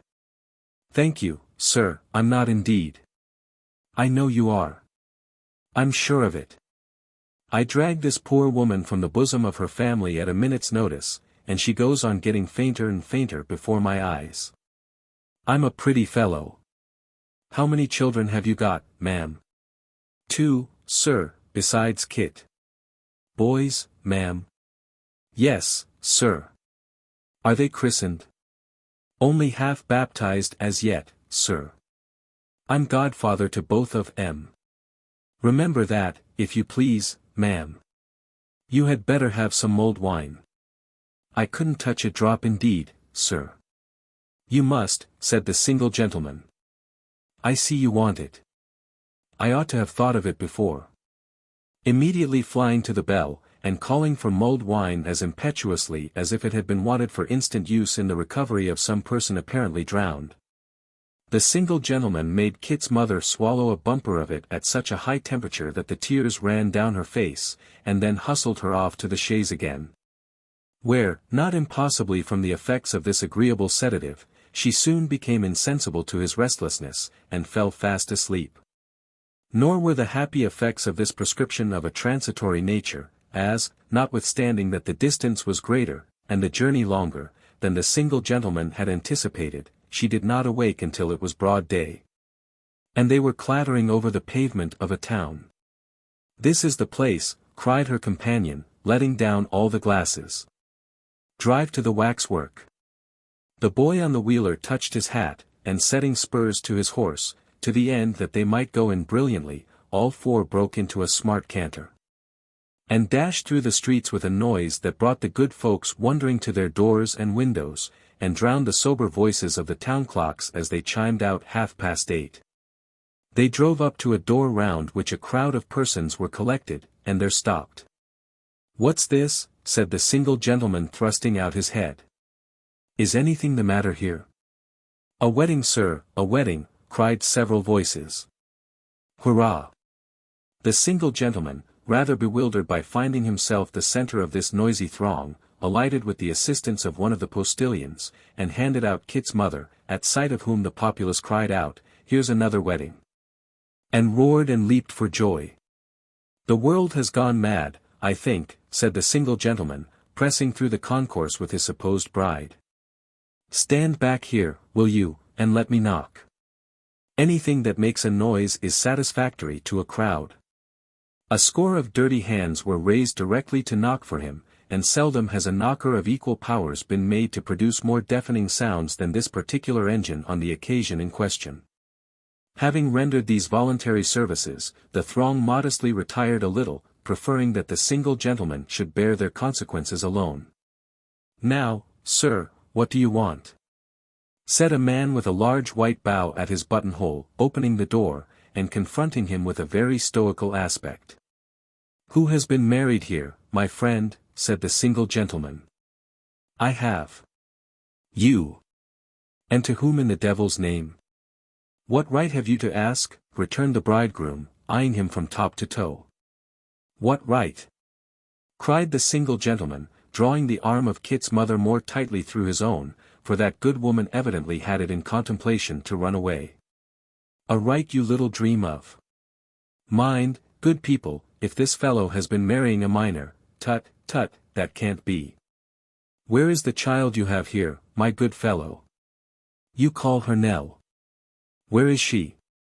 As he propounded this question, which Kit's mother echoed, somebody in a room near at hand, uttered a great shriek, and a stout lady in a white dress came running to the door, and supported herself upon the bridegroom's arm. "Where is she?" cried this lady. "What news have you brought me? What has become of her?" The single gentleman started back, and gazed upon the face of the late Mrs. Jarley, that morning wedded to the philosophic George, to the eternal wrath and despair of Mr. Slum the poet, with looks of conflicting apprehension, disappointment, and incredulity. At length he stammered out. "I ask you where she is." "What do you mean?" "Oh, sir," cried the bride, "if you have come here to do her any good, why weren't you here a week ago?" "She is not dead," said the person to whom she addressed herself, turning very pale. "No, not so bad as that." "I thank God," cried the single gentleman feebly. "Let me come in." They drew back to admit him, and when he had entered, closed the door. "You see in me, good people," he said, turning to the newly married couple, "one to whom life itself is not dearer than the two persons whom I seek. They would not know me. My features are strange to them, but if they or either of them are here, take this good woman with you, and let them see her first, for her they both know. If you deny them from any mistaken regard or fear for them, judge of my intentions by their recognition of this person as their old humble friend." "I always said it," cried the bride, "I knew she was not a common child." "Alas, sir! We have no power to help you, for all that we could do, has been tried in vain." With that, they related to him, without disguise or concealment, all that they knew of Nell and her grandfather, from their first meeting with them, down to the time of their sudden disappearance. Adding, which was quite true, that they had made every possible effort to trace them, but without success. Having been at first in great alarm for their safety, as well as on account of the suspicions to which they themselves might one day be exposed in consequence of their abrupt departure. They dwelt upon the old man's imbecility of mind, upon the uneasiness the child had always testified when he was absent, upon the company he had been supposed to keep, and upon the increased depression which had gradually crept over her and changed her both in health and spirits. Whether she had missed the old man in the night, and knowing or conjecturing whither he had bent his steps, had gone in pursuit, or whether they had left the house together, they had no means of determining. Certain they considered it, that there was but slender prospect left of hearing of them again, and that whether their flight originated with the old man, or with the child, there was now no hope of their return. To all this, the single gentleman listened with the air of a man quite borne down by grief and disappointment. He shed tears when they spoke of the grandfather, and appeared in deep affliction. Not to protract this portion of our narrative, and to make short work of a long story, let it be briefly written that before the interview came to a close, the single gentleman deemed he had sufficient evidence of having been told the truth, and that he endeavored to force upon the bride and bridegroom an acknowledgment of their kindness to the unfriended child, which, however, they steadily declined accepting. In the end, the happy couple jolted away in the caravan to spend their honeymoon in a country excursion, and the single gentleman and Kit's mother stood ruefully before their carriage door. "Where shall we drive you, sir?" said the post-boy. "You may drive me," said the single gentleman, he was not going to add inn, but he added it for the sake of Kit's mother, and to the inn they went. Rumors had already got abroad that the little girl who used to show the waxwork, was the child of great people who had been stolen from her parents in infancy, and had only just been traced. Opinion was divided whether she was the daughter of a prince, a duke, an earl, a viscount, or a baron, but all agreed upon the main fact, and that the single gentleman was her father. And all bent forward to catch a glimpse, though it were only of the tip of his noble nose, as he rode away, desponding, in his four-horse chaise. What would he have given to know, and what sorrow would have been saved if he had only known, that at that moment both child and grandfather were seated in the old church porch, patiently awaiting the schoolmaster's return. Chapter 48. Popular rumor concerning the single gentleman and his errand, travelling from mouth to mouth, and waxing stronger in the marvellous as it was bandied about, for your popular rumor, unlike the rolling stone of the proverb, is one which gathers a deal of moss in its wanderings up and down, occasioned his dismounting at the inn door to be looked upon as an exciting and attractive spectacle, which could scarcely be enough admired, and drew together a large concourse of idlers, who having recently been, as it were, thrown out of employment by the closing of the waxwork and the completion of the nuptial ceremonies, considered his arrival as little else than a special providence, and hailed it with demonstrations of the liveliest joy. Not at all participating in the general sensation, but wearing the depressed and wearied look of one who sought to meditate on his disappointment in silence and privacy, the single gentleman alighted, and handed out Kit's mother with a gloomy politeness which impressed the lookers-on extremely. That done, he gave her his arm and escorted her into the house, while several active waiters ran on before as a skirmishing party, to clear the way and to show the room which was ready for their reception. "Any room will do," said the single gentleman. "Let it be near at hand, that's all." "Close here, sir, if you please to walk this way." "Would the gentleman like this room?" said a voice, as a little out-of-the-way door at the foot of the well staircase flew briskly open and a head popped out. "He's quite welcome to it. He's as welcome as flowers in May, or coals at Christmas. Would you like this room, sir? Honor me by walking in. Do me the favor, pray." "Goodness gracious me," cried Kit's mother, falling back in extreme surprise, "only think of this." She had some reason to be astonished, for the person who proffered the gracious invitation was no other than Daniel Quilp. The little door out of which he had thrust his head was close to the inn larder.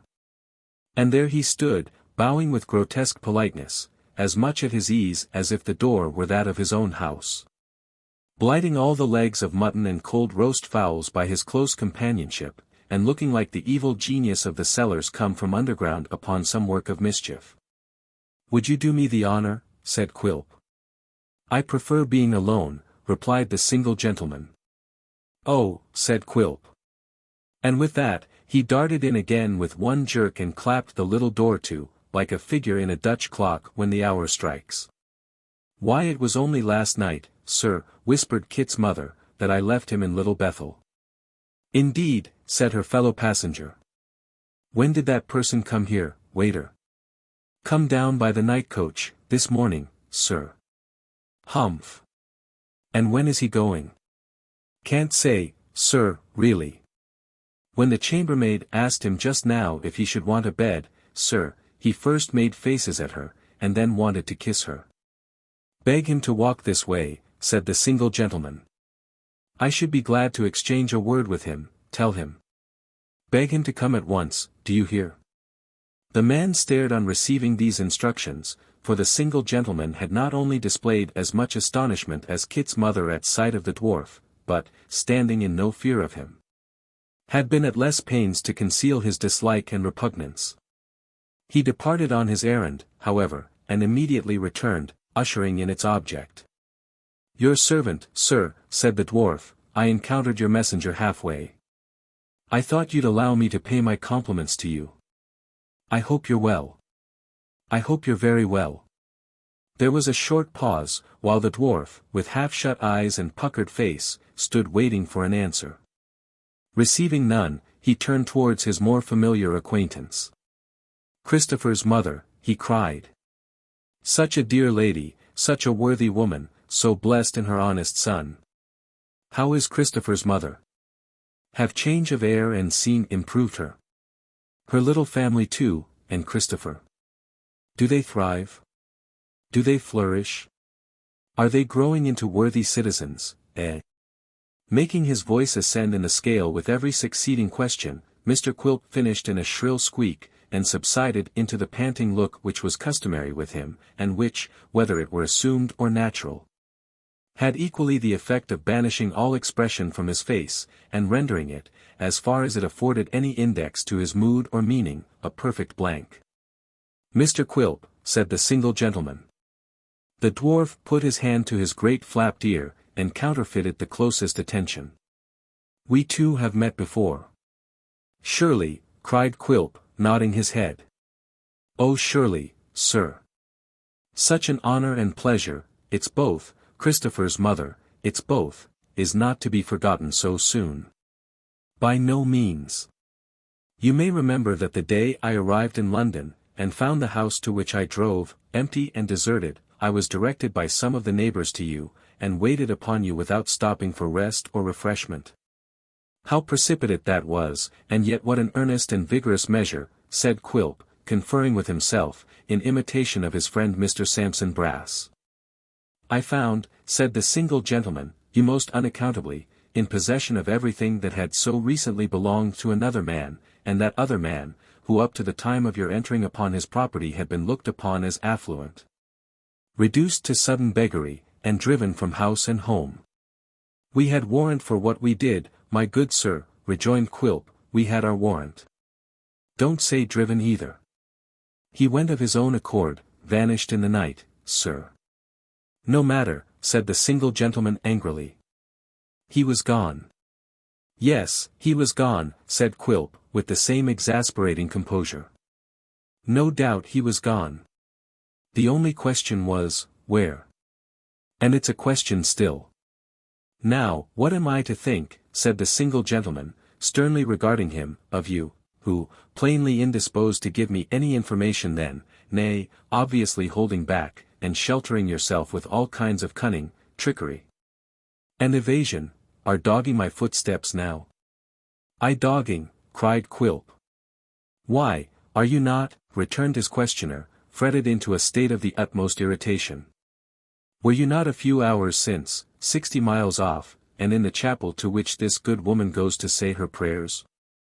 "She was there too, I think," said Quilp, still perfectly unmoved. "I might say, if I was inclined to be rude, how do I know but you are dogging my footsteps?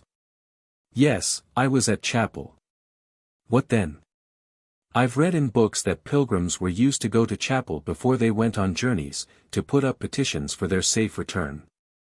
"Wise men! Journeys are very perilous, especially outside the coach. Wheels come off, horses take fright, coachmen drive too fast, coaches overturn.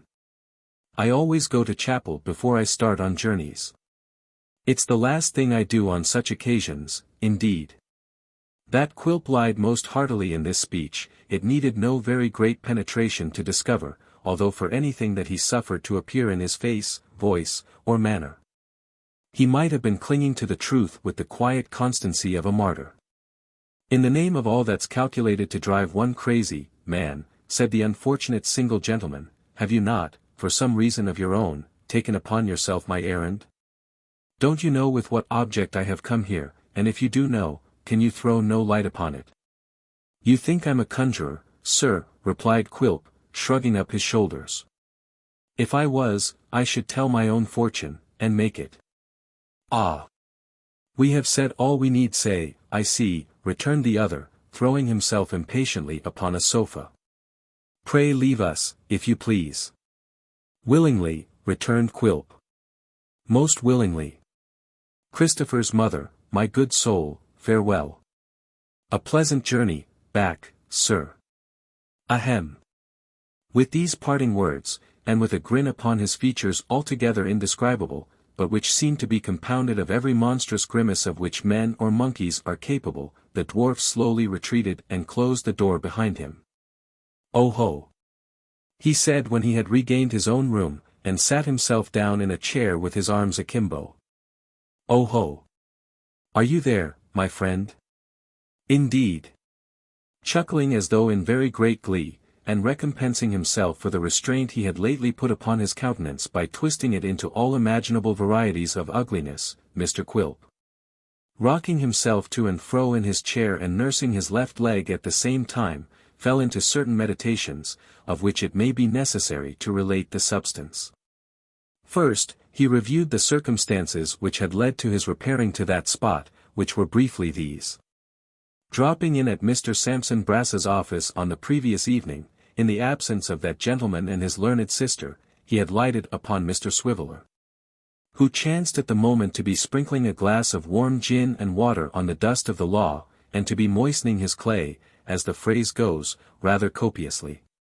But as clay in the abstract, when too much moistened, becomes of a weak and uncertain consistency, breaking down in unexpected places, retaining impressions but faintly, and preserving no strength or steadiness of character, so Mr. Swiveller's clay, having imbibed a considerable quantity of moisture, was in a very loose and slippery state, insomuch that the various ideas impressed upon it were fast losing their distinctive character, and running into each other.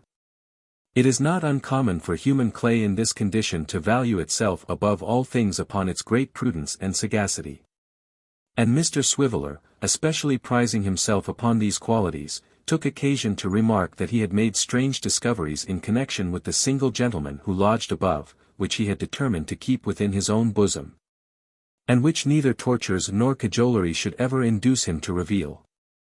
Of this determination Mr. Quilp expressed his high approval, and setting himself in the same breath to goad Mr. Swiveller on to further hints, soon made out that the single gentleman had been seen in communication with Kit, and that this was the secret which was never to be disclosed.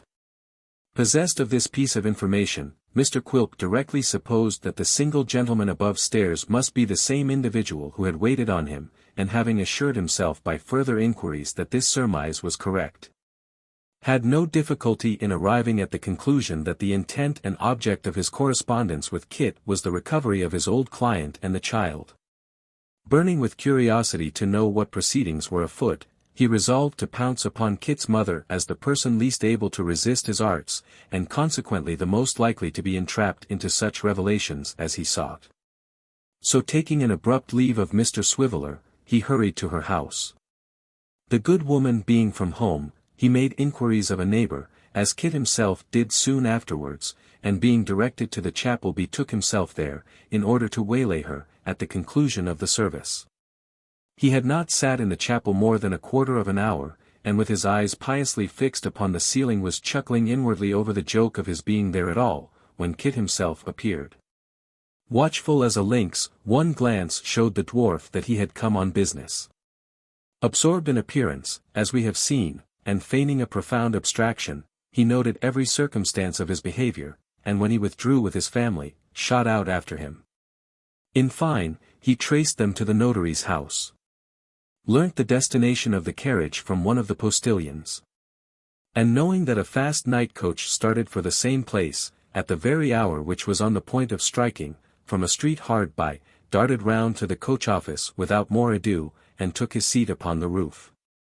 After passing and repassing the carriage on the road, and being passed and repassed by it sundry times in the course of the night, according as their stoppages were longer or shorter, or their rate of travelling varied, they reached the town almost together. Quilp kept the chaise in sight, mingled with the crowd, learnt the single gentleman's errand, and its failure, and having possessed himself of all that it was material to know, hurried off, reached the inn before him. Had the interview just now detailed, and shut himself up in the little room in which he hastily reviewed all these occurrences. "You are there, are you, my friend?" he repeated, greedily biting his nails. "I am suspected and thrown aside, and Kit's the confidential agent, is he? I shall have to dispose of him, I fear. If we had come up with them this morning," he continued, after a thoughtful pause, "I was ready to prove a pretty good claim. I could have made my profit. But for these canting hypocrites, the lad and his mother, I could get this fiery gentleman as comfortably into my net as our old friend, our mutual friend, ha, and chubby, rosy Nell. At the worst, it's a golden opportunity, not to be lost. Let us find them first, and I'll find means of draining you of some of your superfluous cash, sir, while there are prison bars, and bolts, and locks, to keep your friend or kinsman safely. I hate your virtuous people," said the dwarf, throwing off a bumper of brandy, and smacking his lips. "Ah! I hate 'em every one." This was not a mere empty vaunt, but a deliberate avowal of his real sentiments. For Mr. Quilp, who loved nobody, had by little and little come to hate everybody nearly or remotely connected with his ruined client, the old man himself, because he had been able to deceive him and elude his vigilance, the child, because she was the object of Mrs. Quilp's commiseration and constant self-reproach, the single gentleman, because of his unconcealed aversion to himself, Kit and his mother, most mortally, for the reasons shown.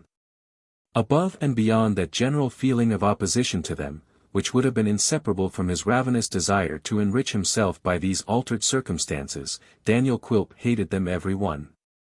In this amiable mood, Mr. Quilp enlivened himself and his hatreds with more brandy, and then, changing his quarters, withdrew to an obscure alehouse, under cover of which seclusion he instituted all possible inquiries that might lead to the discovery of the old man and his grandchild.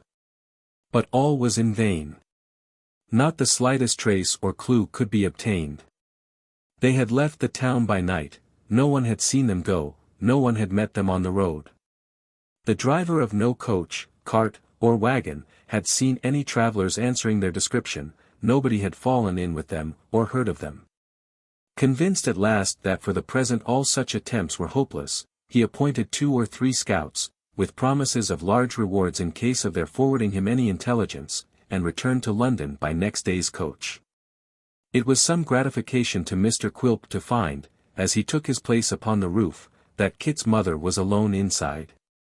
From which circumstance he derived in the course of the journey much cheerfulness of spirit, inasmuch as her solitary condition enabled him to terrify her with many extraordinary annoyances, such as hanging over the side of the coach at the risk of his life, and staring in with his great goggle eyes, which seemed in hers the more horrible from his face being upside down, dodging her in this way from one window to another, getting nimbly down whenever they changed horses, and thrusting his head in at the window with a dismal squint, which ingenious tortures had such an effect upon Mrs. Nubbles, that she was quite unable for the time to resist the belief that Mr. Quilp did in his own person represent and embody that evil power, who was so vigorously attacked at Little Bethel, and who, by reason of her backslidings in respect of Astleys and oysters, was now frolicsome and rampant. Kit, having been apprised by letter of his mother's intended return, was waiting for her at the coach office. And great was his surprise when he saw, leering over the coachman's shoulder like some familiar demon, invisible to all eyes but his, the well-known face of Quilp. "How are you, Christopher?" croaked the dwarf from the coach-top. "All right, Christopher. Mother's inside." "Why, how did he come here, mother?" whispered Kit. "I don't know how he came or why, my dear," rejoined Mrs. Nubbles, dismounting with her son's assistance, "but he has been a terrifying of me out of my 7 senses all this blessed day." "He has," cried Kit. "You wouldn't believe it, that you wouldn't," replied his mother, "but don't say a word to him, for I really don't believe he's human." "Hush! Don't turn round as if I was talking of him, but he's a-squinting at me now in the full blaze of the coach lamp, quite awful." In spite of his mother's injunction, Kit turned sharply round to look. Mr. Quilp was serenely gazing at the stars, quite absorbed in celestial contemplation. "Oh, he's the artfullest creatur," cried Mrs. Nubbles. "But come away. Don't speak to him for the world." "Yes, I will, mother." "What nonsense!" "I say, sir." Mr. Quilp affected to start, and looked smilingly round. "You let my mother alone, will you?" said Kit. "How dare you tease a poor lone woman like her, making her miserable and melancholy as if she hadn't got enough to make her so, without you? Ain't you ashamed of yourself, you little monster?" "Monster," said Quilp inwardly, with a smile. "Ugliest dwarf that could be seen anywhere for a penny, monster, ah." "You show her any of your impudence again," resumed Kit, shouldering the bandbox, "and I tell you what, Mr. Quilp, I won't bear with you any more. You have no right to do it. I'm sure we never interfered with you. This isn't the first time, and if ever you worry or frighten her again, you'll oblige me, though I should be very sorry to do it, on account of your size, to beat you." Quilp said not a word in reply, but walking so close to Kit as to bring his eyes within 2 or 3 inches of his face, looked fixedly at him, retreated a little distance without averting his gaze, approached again withdrew. And so on for 6 times, like a head in a phantasmagoria. Kit stood his ground as if in expectation of an immediate assault, but finding that nothing came of these gestures, snapped his fingers and walked away. His mother dragging him off as fast as she could, and, even in the midst of his news of little Jacob and the baby, looking anxiously over her shoulder to see if Quilp were following. Chapter 49. Kit's mother might have spared herself the trouble of looking back so often, for nothing was further from Mr. Quilp's thoughts than any intention of pursuing her and her son, or renewing the quarrel with which they had parted. He went his way, whistling from time to time some fragments of a tune, and with a face quite tranquil and composed, jogged pleasantly towards home. Entertaining himself as he went with visions of the fears and terrors of Mrs. Quilp, who, having received no intelligence of him for 3 whole days and 2 nights, and having had no previous notice of his absence, was doubtless by that time in a state of distraction, and constantly fainting away with anxiety and grief. This facetious probability was so congenial to the dwarf's humor, and so exquisitely amusing to him, that he laughed as he went along until the tears ran down his cheeks.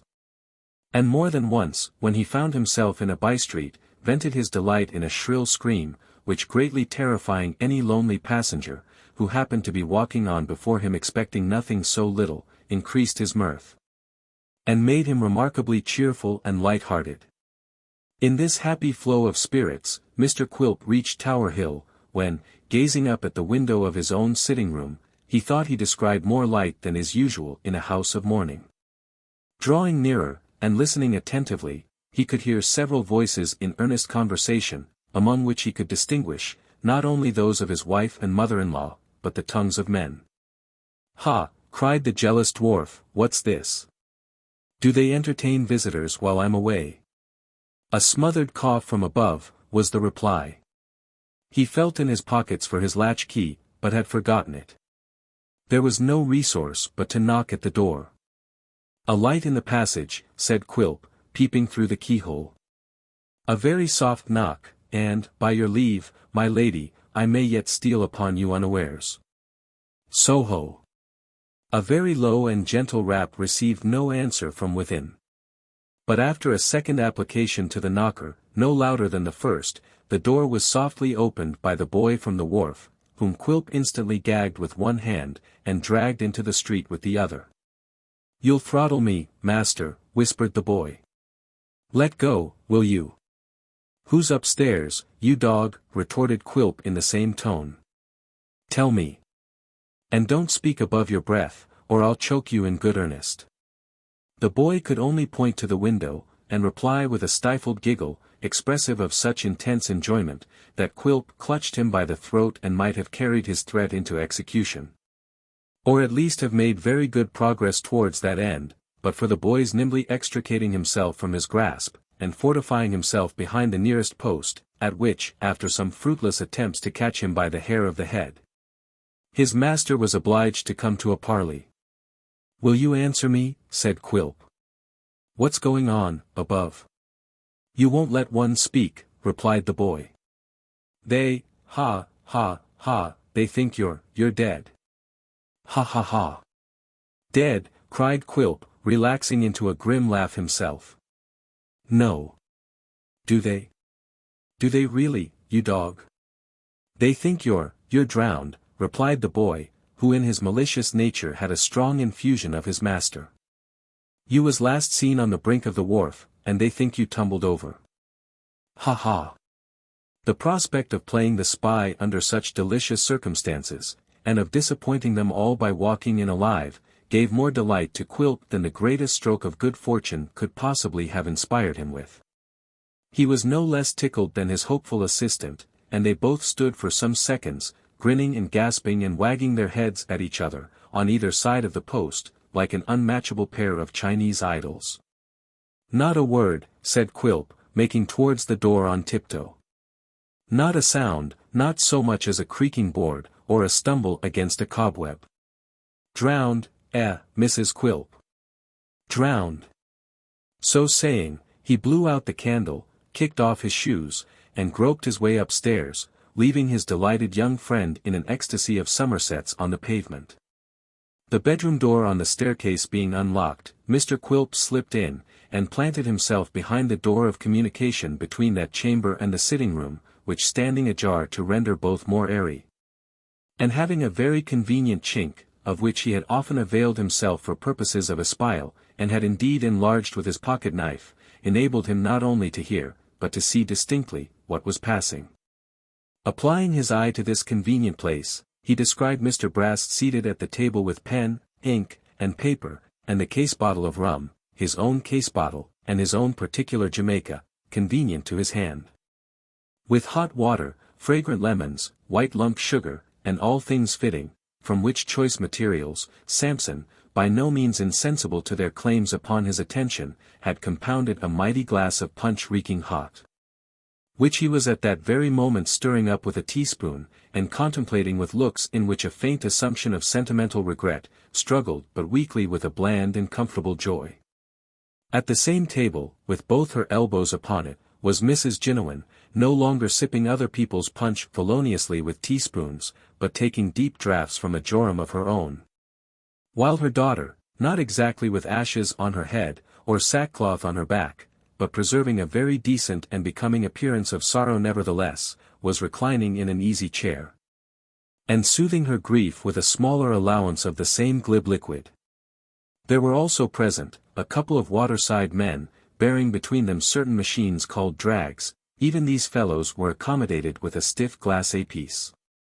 And as they drank with a great relish, and were naturally of a red-nosed, pimple-faced, convivial look, their presence rather increased than detracted from that decided appearance of comfort, which was the great characteristic of the party. "If I could poison that dear old lady's rum and water," murmured Quilp, "I'd die happy." "Ah," said Mr. Brass, breaking the silence, and raising his eyes to the ceiling with a sigh, "who knows but he may be looking down upon us now? Who knows but he may be surveying of us from somewheres or another, and contemplating us with a watchful eye? Oh lor!" Here Mr. Brass stopped to drink half his punch, and then resumed, looking at the other half, as he spoke, with a dejected smile. I can almost fancy, said the lawyer shaking his head, that I see his eye glistening down at the very bottom of my liquor. When shall we look upon his like again? Never, never.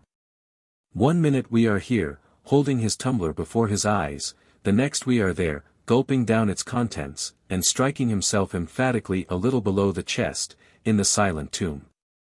To think that I should be drinking his very rum. It seems like a dream. With the view, no doubt, of testing the reality of his position, Mr. Brass pushed his tumbler as he spoke towards Mrs. Jinowan for the purpose of being replenished, and turned towards the attendant mariners. The search has been quite unsuccessful then. Quite, master. But I should say that if he turns up anywhere, he'll come ashore somewhere about Greenwich tomorrow, at ebb tide, mate? The other gentleman assented, observing that he was expected at the hospital, and that several pensioners would be ready to receive him whenever he arrived. Then we have nothing for it but resignation, said Mr. Brass. Nothing but resignation and expectation. It would be a comfort to have his body, it would be a dreary comfort. Oh, beyond a doubt, assented Mrs. Jinowan hastily, if we once had that, we should be quite sure. With regard to the descriptive advertisement, said Sampson Brass, taking up his pen. It is a melancholy pleasure to recall his traits. Respecting his legs now. Crooked, certainly, said Mrs. Jinowan. Do you think they were crooked? Said Brass, in an insinuating tone. I think I see them now coming up the street very wide apart, in nankeen, pantaloons a little shrunk and without straps. Ah! What a vale of tears we live in. Do we say crooked? I think they were a little so, observed Mrs. Quilp with a sob. Legs crooked, said Brass, writing as he spoke. Large head, short body, legs crooked. Very crooked, suggested Mrs. Jinowan. We'll not say very crooked, ma'am, said Brass piously. Let us not bear hard upon the weaknesses of the deceased. He is gone, ma'am, to where his legs will never come in question. We will content ourselves with crooked, Mrs. Jinowan. I thought you wanted the truth, said the old lady. That's all. Bless your eyes, how I love you, muttered Quilp. There she goes again. Nothing but punch. This is an occupation, said the lawyer, laying down his pen and emptying his glass, which seems to bring him before my eyes like the ghost of Hamlet's father, in the very clothes that he wore on workadays. His coat, his waistcoat, his shoes and stockings, his trousers, his hat, his wit and humor, his pathos and his umbrella, all come before me like visions of my youth. His linen. Said Mr. Brass smiling fondly at the wall, his linen which was always of a particular color, for such was his whim and fancy, how plain I see his linen now. You had better go on, sir, said Mrs. Jinowan impatiently. True, ma'am, true, cried Mr. Brass. Our faculties must not freeze with grief. I'll trouble you for a little more of that, ma'am. A question now arises, with relation to his nose. Flat, said Mrs. Jinowan. Aquiline. Cried Quilp, thrusting in his head, and striking the feature with his fist. Aquiline, you hag. Do you see it? Do you call this flat? Do you? Oh, capital, capital, shouted Brass, from the mere force of habit. Excellent. How very good he is. He's a most remarkable man, so extremely whimsical. Such an amazing power of taking people by surprise. Quilp paid no regard whatever to these compliments, nor to the dubious and frightened look into which the lawyer gradually subsided, nor to the shrieks of his wife and mother-in-law, nor to the latter's running from the room. Nor to the former's fainting away. Keeping his eye fixed on Sampson Brass, he walked up to the table, and beginning with his glass, drank off the contents, and went regularly round until he had emptied the other two, when he seized the case bottle, and hugging it under his arm, surveyed him with a most extraordinary leer. Not yet, Sampson, said Quilp. Not just yet. Oh, very good indeed, cried Brass, recovering his spirits a little. Ha ha ha.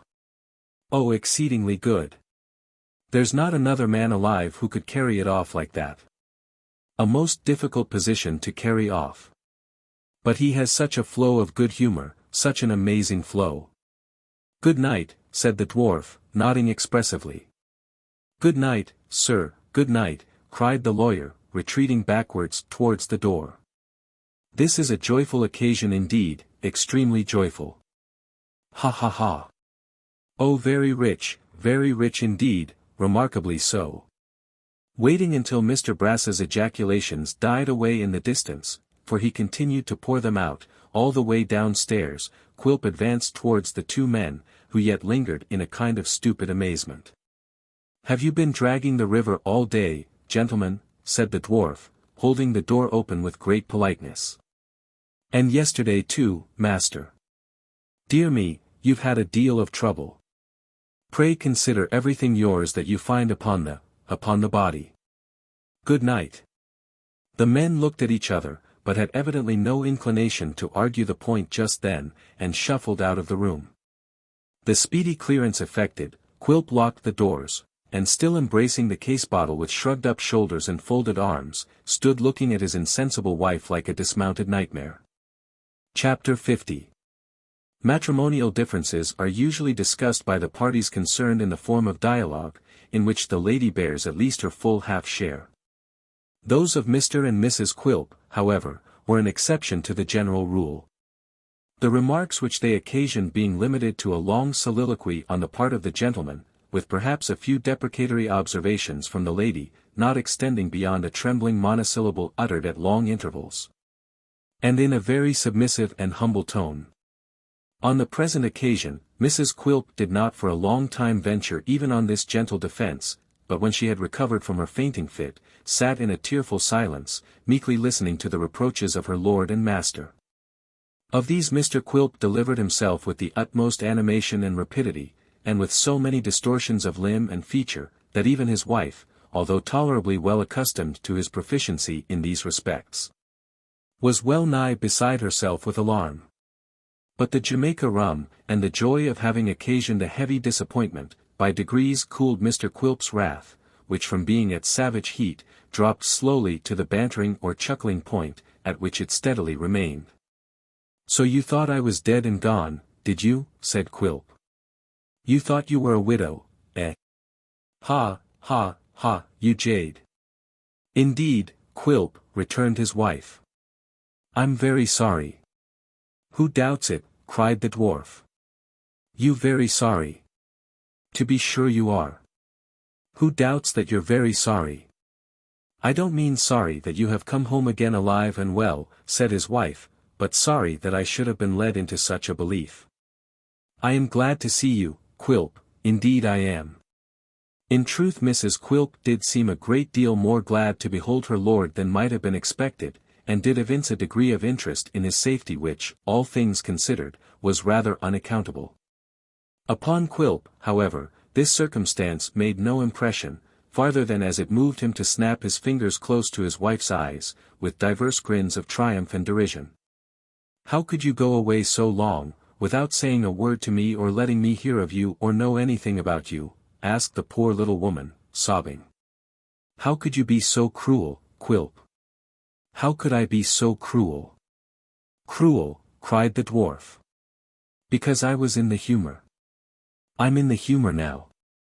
I shall be cruel when I like. I'm going away again. Not again. Yes, again. I'm going away now. I'm off directly. I mean to go and live wherever the fancy seizes me, at the wharf, at the counting house, and be a jolly bachelor. You were a widow in anticipation. Damn, screamed the dwarf, I'll be a bachelor in earnest. You can't be serious, Quilp, sobbed his wife. I tell you, said the dwarf, exulting in his project, that I'll be a bachelor, a devil-may-care bachelor. And I'll have my bachelor's hall at the counting house, and at such times come near it if you dare. And mind too that I don't pounce in upon you at unseasonable hours again, for I'll be a spy upon you, and come and go like a mole or a weasel. Tom Scott, where's Tom Scott? Here I am, master, cried the voice of the boy, as Quilp threw up the window. "Wait there, you dog," returned the dwarf, "to carry a bachelor's portmanteau. Pack it up, Mrs. Quilp. Knock up the dear old lady to help. Knock her up. Hullo there. Hullo." With these exclamations, Mr. Quilp caught up the poker, and hurrying to the door of the good lady's sleeping closet, beat upon it therewith until she awoke in inexpressible terror. Thinking that her amiable son-in-law surely intended to murder her in justification of the legs she had slandered. Impressed with this idea, she was no sooner fairly awake than she screamed violently, and would have quickly precipitated herself out of the window and through a neighboring skylight, if her daughter had not hastened in to undeceive her and implore her assistance. Somewhat reassured by her account of the service she was required to render, Mrs. Jinowan made her appearance in a flannel dressing-gown. And both mother and daughter, trembling with terror and cold, for the night was now far advanced, obeyed Mr. Quilp's directions in submissive silence. Prolonging his preparations as much as possible, for their greater comfort, that eccentric gentleman superintended the packing of his wardrobe, and having added to it with his own hands a plate, knife and fork, spoon, teacup and saucer, and other small household matters of that nature, strapped up the portmanteau, took it on his shoulders, and actually marched off without another word, and with the case-bottle, which he had never once put down, still tightly clasped under his arm. Consigning his heavier burden to the care of Tom Scott when he reached the street, taking a dram from the bottle for his own encouragement, and giving the boy a rap on the head with it as a small taste for himself. Quilp very deliberately led the way to the wharf, and reached it at between 3 and 4 o'clock in the morning. "Snug," said Quilp, when he had groped his way to the wooden counting-house, and opened the door with a key he carried about with him. "Beautifully snug. Call me at 8, you dog." With no more formal leave-taking or explanation, he clutched the portmanteau, shut the door on his attendant, and climbing on the desk, and rolling himself up as round as a hedgehog, in an old boat-cloak, fell fast asleep. Being roused in the morning at the appointed time, and roused with difficulty, after his late fatigues, Quilp instructed Tom Scott to make a fire in the yard of sundry pieces of old timber, and to prepare some coffee for breakfast. For the better furnishing of which repast he entrusted him with certain small moneys, to be expended in the purchase of hot rolls, butter, sugar, Yarmouth bloaters, and other articles of housekeeping. So that in a few minutes a savoury meal was smoking on the board. With this substantial comfort, the dwarf regaled himself to his heart's content. And being highly satisfied with this free and gipsy mode of life, which he had often meditated, as offering, whenever he chose to avail himself of it, an agreeable freedom from the restraints of matrimony, and a choice means of keeping Mrs. Quilp and her mother in a state of incessant agitation and suspense, bestirred himself to improve his retreat, and render it more commodious and comfortable. With this view, he issued forth to a place hard by, where sea-stores were sold, purchased a second-hand hammock, and had it slung in seaman-like fashion from the ceiling of the counting-house. He also caused to be erected, in the same mouldy cabin, an old ship stove with a rusty funnel to carry the smoke through the roof, and these arrangements completed, surveyed them with ineffable delight.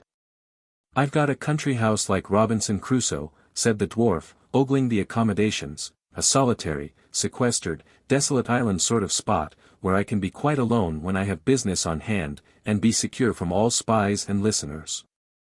Nobody near me here, but rats, and they are fine stealthy secret fellows. I shall be as merry as a grig among these gentry.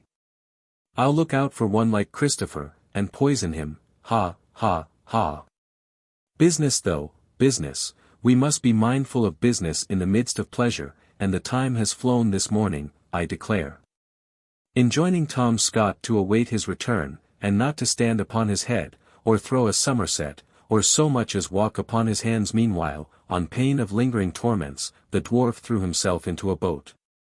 And crossing to the other side of the river, and then speeding away on foot, reached Mr. Swiveller's usual house of entertainment in Bevis Marks, just as that gentleman sat down alone to dinner in its dusky parlour. "Dick," said the dwarf, thrusting his head in at the door, "my pet, my pupil, the apple of my eye, hey, hey." "Oh, you're there, are you?" returned Mr. Swiveller. "How are you? How's Dick, retorted Quilp. How's the cream of clerkship, eh? Why, rather sour, sir, replied Mr. Swiveller.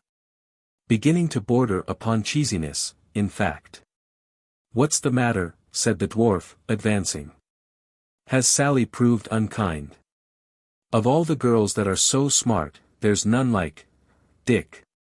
Certainly not, replied Mr. Swiveller, eating his dinner with great gravity, none like her.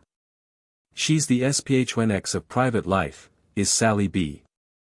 You're out of spirits, said Quilp, drawing up a chair. What's the matter? The law don't agree with me, returned Dick. It isn't moist enough, and there's too much confinement. I have been thinking of running away. Bah, said the dwarf. Where would you run to, Dick? I don't know, returned Mr. Swiveller. Towards Highgate, I suppose. Perhaps the bells might strike up. Turn again, Swiveller, Lord Mayor of London. Whittington's name was Dick. I wish cats were scarcer. Quilp looked at his companion with his eyes screwed up into a comical expression of curiosity, and patiently awaited his further explanation. Upon which, however, Mr. Swiveller appeared in no hurry to enter, as he ate a very long dinner in profound silence, finally pushed away his plate, threw himself back into his chair, folded his arms, and stared ruefully at the fire, in which some ends of cigars were smoking on their own account, and sending up a fragrant odor. Perhaps you'd like a bit of cake, said Dick, at last turning to the dwarf. You're quite welcome to it. You ought to be, for it's of your making. What do you mean, said Quilp. Mr. Swiveller replied by taking from his pocket a small and very greasy parcel, slowly unfolding it, and displaying a little slab of plum cake extremely indigestible in appearance, and bordered with a paste of white sugar 1.5 inches deep. What should you say this was? Demanded Mr. Swiveller. It looks like bride cake, replied the dwarf, grinning. And whose should you say it was? Inquired Mr. Swiveller, rubbing the pastry against his nose with a dreadful calmness. Whose? Not. Yes, said Dick, the same. You needn't mention her name. There's no such name now. Her name is Cheggs now, Sophie Cheggs. Yet loved I as man never loved that hadn't wooden legs, and my heart is breaking for the love of Sophie Cheggs. With this extemporary adaptation of a popular ballad to the distressing circumstances of his own case, Mr. Swiveller folded up the parcel again, beat it very flat between the palms of his hands, thrust it into his breast, buttoned his coat over it, and folded his arms upon the whole. Now, I hope you're satisfied, sir, said Dick, and I hope Fred's satisfied. You went partners in the mischief, and I hope you like it. This is the triumph I was to have, is it? It's like the old country dance of that name, where there are 2 gentlemen to 1 lady, and one has her, and the other hasn't, but comes limping up behind to make out the figure. But it's destiny, and mine's a crusher. Disguising his secret joy in Mr. Swiveller's defeat, Daniel Quilp adopted the surest means of soothing him, by ringing the bell, and ordering in a supply of rosy wine, that is to say, of its usual representative, which he put about with great alacrity, calling upon Mr. Swiveller to pledge him in various toasts derisive of Cheggs, and eulogistic of the happiness of single men.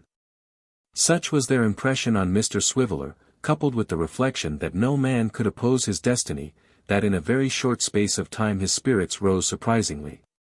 And he was enabled to give the dwarf an account of the receipt of the cake, which, it appeared, had been brought to Bevis Marks by the 2 surviving Miss Wackleses in person, and delivered at the office door with much giggling and joyfulness. Ha, said Quilp. It will be our turn to giggle soon. And that reminds me, you spoke of young Trent, where is he? Mr. Swiveller explained that his respectable friend had recently accepted a responsible situation in a locomotive gaming house, and was at that time absent on a professional tour among the adventurous spirits of Great Britain. That's unfortunate, said the dwarf, for I came, in fact, to ask you about him. A thought has occurred to me, Dick, your friend over the way. Which friend? In the first floor. Yes. Your friend in the first floor, Dick, may know him. No, he don't, said Mr. Swiveller, shaking his head. Don't. No, because he has never seen him, rejoined Quilp. But if we were to bring them together, who knows, Dick, but Fred, properly introduced, would serve his turn almost as well as little Nell or her grandfather. Who knows, but it might make the young fellow's fortune, and, through him, yours, eh? Why, the fact is, you see, said Mr. Swiveller, that they have been brought together. Have been, cried the dwarf, looking suspiciously at his companion. Through whose means? Through mine, said Dick, slightly confused. Didn't I mention it to you the last time you called over yonder? You know you didn't, returned the dwarf. I believe you're right, said Dick. No. I didn't, I recollect. Oh yes, I brought them together that very day. It was Fred's suggestion. And what came of it? Why, instead of my friend's bursting into tears when he knew who Fred was, embracing him kindly, and telling him that he was his grandfather, or his grandmother in disguise, which we fully expected, he flew into a tremendous passion. Called him all manner of names, said it was in a great measure his fault that little Nell and the old gentleman had ever been brought to poverty, didn't hint at our taking anything to drink. And in short rather turned us out of the room than otherwise. That's strange, said the dwarf, musing. So we remarked to each other at the time, returned Dick coolly, but quite true. Quilp was plainly staggered by this intelligence, over which he brooded for some time in moody silence, often raising his eyes to Mr. Swiveller's face, and sharply scanning its expression. As he could read in it, however, no additional information or anything to lead him to believe he had spoken falsely, and as Mr. Swiveller, left to his own meditations, sighed deeply, and was evidently growing maudlin on the subject of Mrs. Cheggs. The dwarf soon broke up the conference and took his departure, leaving the bereaved one to his melancholy ruminations. Have been brought together, said the dwarf as he walked the streets alone. My friend has stolen a march upon me. It led him to nothing, and therefore is no great matter, save in the intention. I'm glad he has lost his mistress. Ha ha. The blockhead mustn't leave the law at present. I'm sure of him where he is, whenever I want him for my own purposes, and, besides, he's a good unconscious spy on brass, and tells, in his cups, all that he sees and hears. You're useful to me, Dick, and cost nothing but a little treating now and then. I am not sure that it may not be worth while, before long, to take credit with the stranger, Dick, by discovering your designs upon the child. But for the present we'll remain the best friends in the world, with your good leave. Pursuing these thoughts, and gasping as he went along, after his own peculiar fashion, Mr. Quilp once more crossed the Thames, and shut himself up in his bachelor's hall, which, by reason of its newly erected chimney depositing the smoke inside the room and carrying none of it off, was not quite so agreeable as more fastidious people might have desired. Such inconveniences, however, instead of disgusting the dwarf with his new abode, rather suited his humour. So, after dining luxuriously from the public-house, he lighted his pipe, and smoked against the chimney until nothing of him was visible through the mist but a pair of red and highly inflamed eyes, with sometimes a dim vision of his head and face. As, in a violent fit of coughing, he slightly stirred the smoke and scattered the heavy wreaths by which they were obscured. In the midst of this atmosphere, which must infallibly have smothered any other man, Mr. Quilp passed the evening with great cheerfulness, solacing himself all the time with the pipe and the case-bottle, and occasionally entertaining himself with a melodious howl, intended for a song, but bearing not the faintest resemblance to any scrap of any piece of music, vocal or instrumental, ever invented by man. Thus he amused himself until nearly midnight, when he turned into his hammock with the utmost satisfaction. The first sound that met his ears in the morning, as he half opened his eyes, and, finding himself so unusually near the ceiling, entertained a drowsy idea that he must have been transformed into a fly or blue-bottle in the course of the night, was that of a stifled sobbing and weeping in the room. Peeping cautiously over the side of his hammock, he descried Mrs. Quilp, to whom, after contemplating her for some time in silence, he communicated a violent start by suddenly yelling out, "Hullo!" "Oh, Quilp," cried his poor little wife, looking up. How you frightened me. I meant to, you jade, returned the dwarf. What do you want here? I'm dead, ain't I? Oh, please come home, do come home, said Mrs. Quilp, sobbing. We'll never do so any more, Quilp, and after all it was only a mistake that grew out of our anxiety. Out of your anxiety, grinned the dwarf. Yes, I know that, out of your anxiety for my death. I shall come home when I please, I tell you. I shall come home when I please, and go when I please. I'll be a the wisp, now here, now there, dancing about you always, starting up when you least expect me, and keeping you in a constant state of restlessness and irritation. Will you be gone? Mrs. Quilp durst only make a gesture of entreaty. I tell you no, cried the dwarf. No. If you dare to come here again unless you're sent for, I'll keep watchdogs in the yard that'll growl and bite, I'll have man-traps, cunningly altered and improved for catching women, I'll have spring guns that shall explode when you tread upon the wires, and blow you into little pieces. Will you be gone? Do forgive me. Do come back, said his wife, earnestly. No, roared Quilp. Not till my own good time, and then I'll return again as often as I choose, and be accountable to nobody for my goings or comings. You see the door there. Will you go? Mr. Quilp delivered this last command in such a very energetic voice, and moreover accompanied it with such a sudden gesture, indicative of an intention to spring out of his hammock, and, night-capped as he was, bear his wife home again through the public streets, that she sped away like an arrow. Her worthy lord stretched his neck and eyes until she had crossed the yard, and then, not at all sorry to have had this opportunity of carrying his point, and asserting the sanctity of his castle, fell into an immoderate fit of laughter, and laid himself down to sleep again. Chapter 51. The bland and open-hearted proprietor of Bachelor's Hall slept on amidst the congenial accompaniments of rain, mud, dirt, damp, fog, and rats, until late in the day.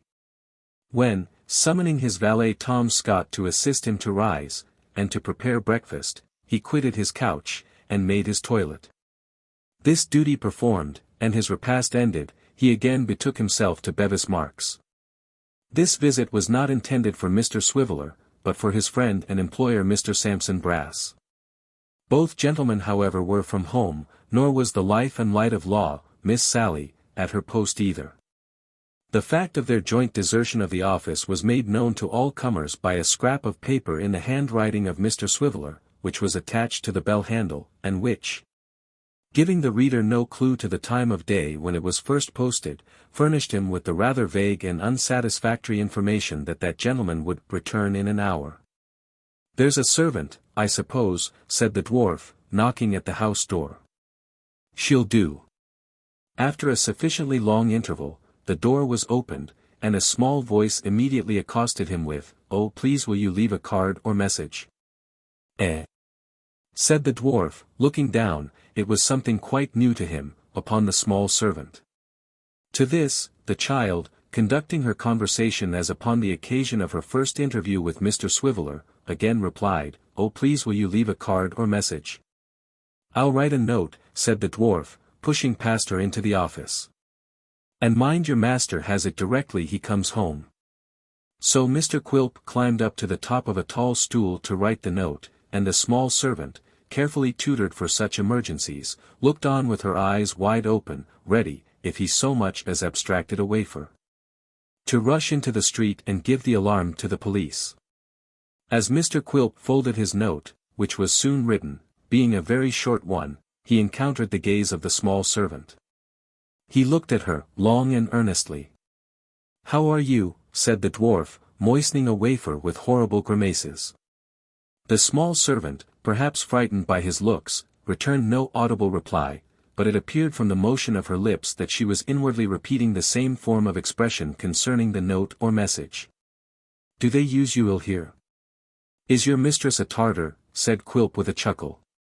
In reply to the last interrogation, the small servant, with a look of infinite cunning mingled with fear, screwed up her mouth very tight and round, and nodded violently. Whether there was anything in the peculiar slyness of her action which fascinated Mr. Quilp, or anything in the expression of her features at the moment which attracted his attention for some other reason. Or whether it merely occurred to him as a pleasant whim to stare the small servant out of countenance, certain it is, that he planted his elbows square and firmly on the desk, and squeezing up his cheeks with his hands, looked at her fixedly. "Where do you come from?" he said after a long pause, stroking his chin. "I don't know." "What's your name?" "Nothing." "Nonsense," retorted Quilp. "What does your mistress call you when she wants you?" "A little devil," said the child. She added in the same breath, as if fearful of any further questioning, "But please will you leave a card or message?" These unusual answers might naturally have provoked some more inquiries. Quilp, however, without uttering another word, withdrew his eyes from the small servant, stroked his chin more thoughtfully than before, and then, bending over the note as if to direct it with scrupulous and hairbreadth nicety, looked at her.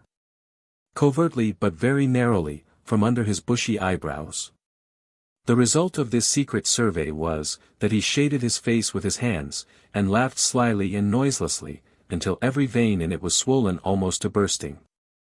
Pulling his hat over his brow to conceal his mirth and its effects, he tossed the letter to the child, and hastily withdrew.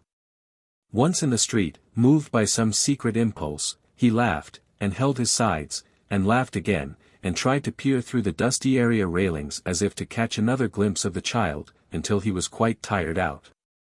At last, he travelled back to the wilderness, which was within rifle shot of his bachelor retreat, and ordered tea in the wooden summer-house that afternoon for 3 persons. An invitation to Miss Sally Brass and her brother to partake of that entertainment at that place, having been the object both of his journey and his note.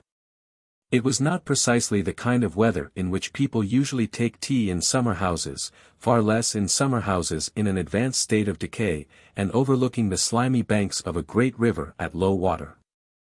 Nevertheless, it was in this choice retreat that Mr. Quilp ordered a cold collation to be prepared, and it was beneath its cracked and leaky roof that he, in due course of time, received Mr. Sampson and his sister Sally. "You're fond of the beauties of nature," said Quilp with a grin. "Is this charming, Brass? Is it unusual, unsophisticated, primitive?" "It's delightful indeed, sir," replied the lawyer. "Cool," said Quilp. "And not particularly so, I think, sir," rejoined Brass, with his teeth chattering in his head. "Perhaps a little damp and ague-ish," said Quilp. "Just damp enough to be cheerful, sir," rejoined Brass. "Nothing more, sir, nothing more." "And Sally?" said the delighted dwarf. "Does she like it?" "She'll like it better," returned that strong-minded lady, "when she has tea, so let us have it, and don't bother." "Sweet Sally," cried Quilp, extending his arms as if about to embrace her. "Gentle, charming, overwhelming Sally." "He's a very remarkable man indeed," soliloquized Mr. Brass. "He's quite a troubadour, you know, quite a troubadour." These complimentary expressions were uttered in a somewhat absent and distracted manner. For the unfortunate lawyer, besides having a bad cold in his head, had got wet in coming, and would have willingly borne some pecuniary sacrifice if he could have shifted his present raw quarters to a warm room, and dried himself at a fire. Quilp, however, who, beyond the gratification of his demon whims, owed Sampson some acknowledgment of the part he had played in the morning scene of which he had been a hidden witness, marked these symptoms of uneasiness with a delight past all expression, and derived from them a secret joy which the costliest banquet could never have afforded him. It is worthy of remark, too, as illustrating a little feature in the character of Miss Sally Brass, that, although on her own account she would have borne the discomforts of the wilderness with a very ill grace, and would probably, indeed, have walked off before the tea appeared, she no sooner beheld the latent uneasiness and misery of her brother than she developed a grim satisfaction, and began to enjoy herself after her own manner. Though the wet came stealing through the roof and trickling down upon their heads, Miss Brass uttered no complaint, but presided over the tea equipage with imperturbable composure. While Mr. Quilp, in his uproarious hospitality, seated himself upon an empty beer barrel, vaunted the place as the most beautiful and comfortable in the 3 kingdoms, and elevating his glass, drank to their next merry meeting in that jovial spot. And Mr. Brass, with the rain plashing down into his teacup, made a dismal attempt to pluck up his spirits and appear at his ease. And Tom Scott, who was in waiting at the door under an old umbrella, exulted in his agonies, and bade fair to split his sides with laughing. While all this was passing, Miss Sally Brass, unmindful of the wet which dripped down upon her own feminine person in fair apparel, sat placidly behind the tea-board, erect and grisly, contemplating the unhappiness of her brother with a mind at ease, and content, in her amiable disregard of self, to sit there all night, witnessing the torments which his avaricious and grovelling nature compelled him to endure and forbade him to resent. And this, it must be observed, or the illustration would be incomplete, although in a business point of view she had the strongest sympathy with Mr. Sampson, and would have been beyond measure indignant if he had thwarted their client in any one respect. In the height of his boisterous merriment, Mr. Quilp, having on some pretence dismissed his attendant sprite for the moment, resumed his usual manner all at once, dismounted from his cask, and laid his hand upon the lawyer's sleeve.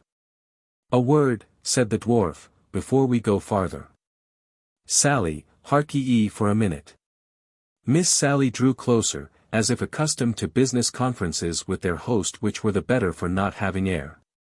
"Business," said the dwarf, glancing from brother to sister. "Very private business. Lay your heads together when you're by yourselves." "Certainly, sir," returned Brass, taking out his pocketbook and pencil. "I'll take down the heads if you please, sir." "Remarkable documents," added the lawyer, raising his eyes to the ceiling, "most remarkable documents. He states his points so clearly that it's a treat to have M. I don't know any Act of Parliament that's equal to him in clearness." "I shall deprive you of a treat," said Quilp. "Put up your book. We don't want any documents. So. There's a lad named Kit." Miss Sally nodded, implying that she knew of him. "Kit," said Mr. Sampson. "Kit. Ha. I've heard the name before, but I don't exactly call to mind, I don't exactly." "You're as slow as a tortoise, and more thick-headed than a rhinoceros," returned his obliging client with an impatient gesture. "He's extremely pleasant," cried the obsequious Sampson. "His acquaintance with natural history too is surprising. Quite a buffoon, quite." There is no doubt that Mr. Brass intended some compliment or other.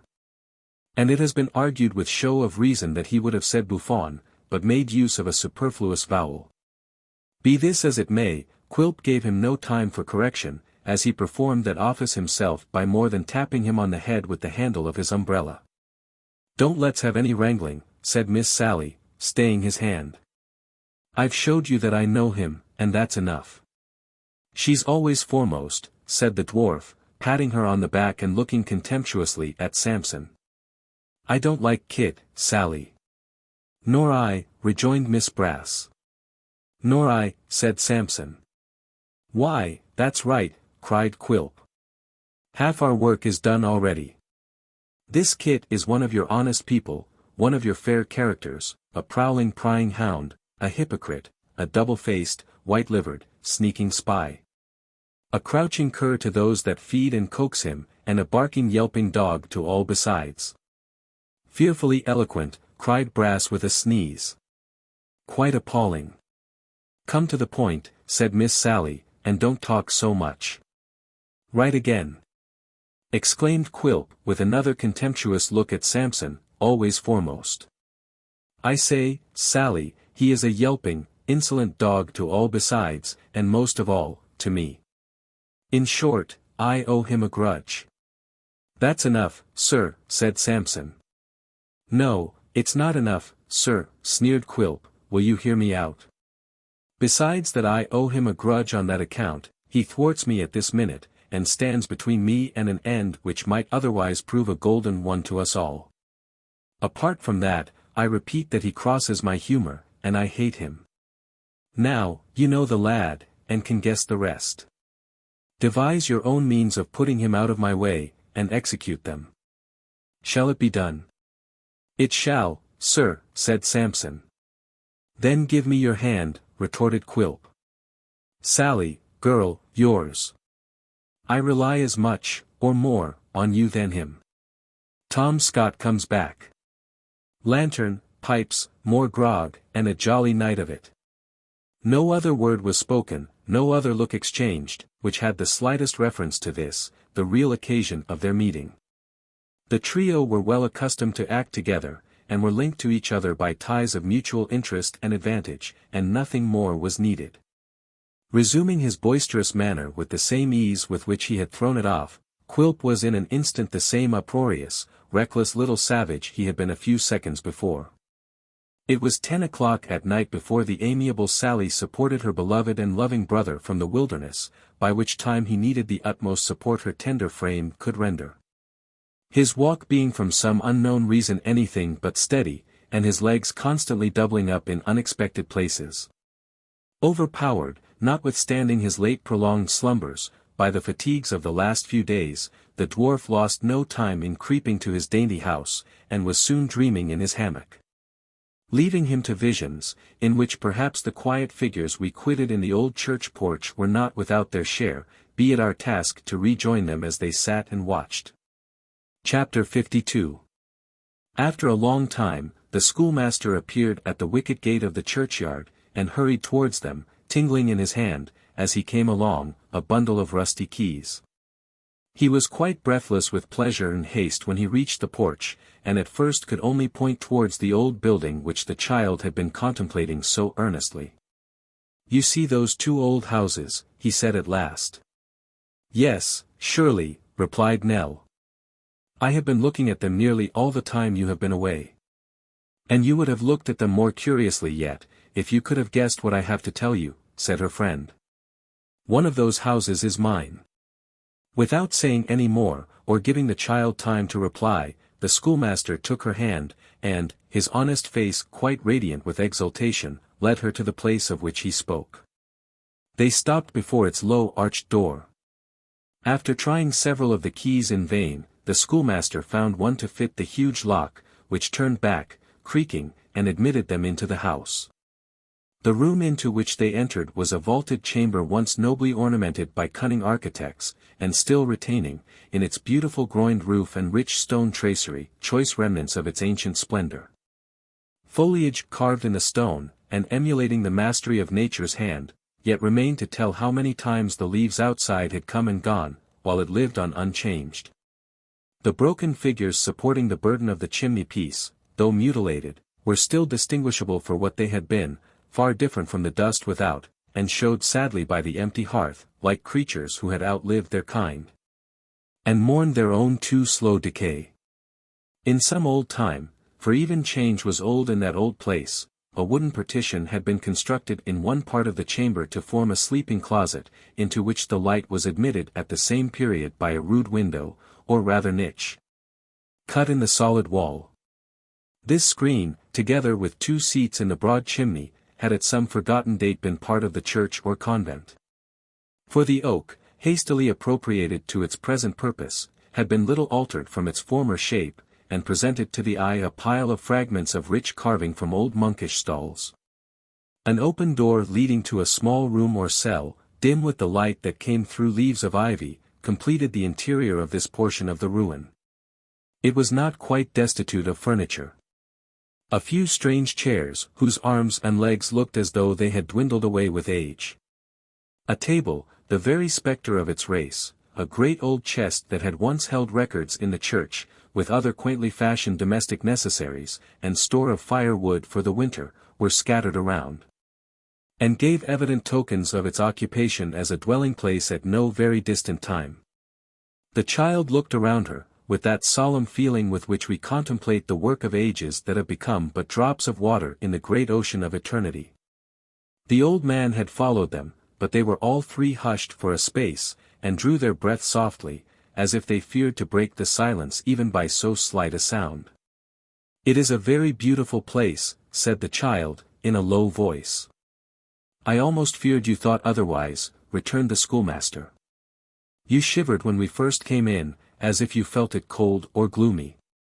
It was not that, said Nell, glancing round with a slight shudder. Indeed I cannot tell you what it was, but when I saw the outside, from the church porch, the same feeling came over me. It is its being so old and grey perhaps.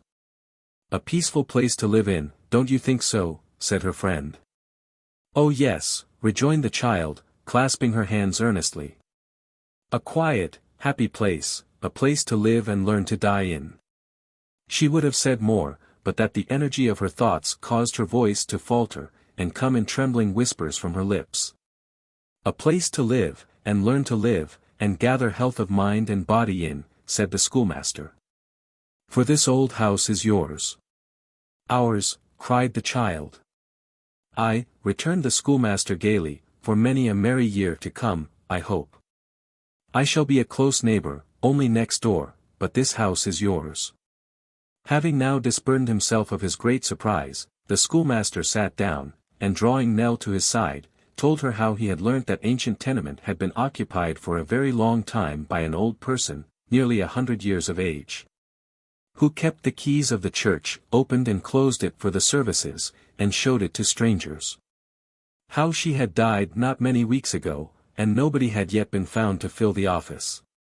How, learning all this in an interview with the sexton, who was confined to his bed by rheumatism, he had been bold to make mention of his fellow traveller, which had been so favourably received by that high authority, that he had taken courage, acting on his advice, to propound the matter to the clergyman. In a word, the result of his exertions was, that Nell and her grandfather were to be carried before the last-named gentleman next day. And, his approval of their conduct and appearance reserved as a matter of form, that they were already appointed to the vacant post. There's a small allowance of money, said the schoolmaster. It is not much, but still enough to live upon in this retired spot. By clubbing our funds together, we shall do bravely, no fear of that.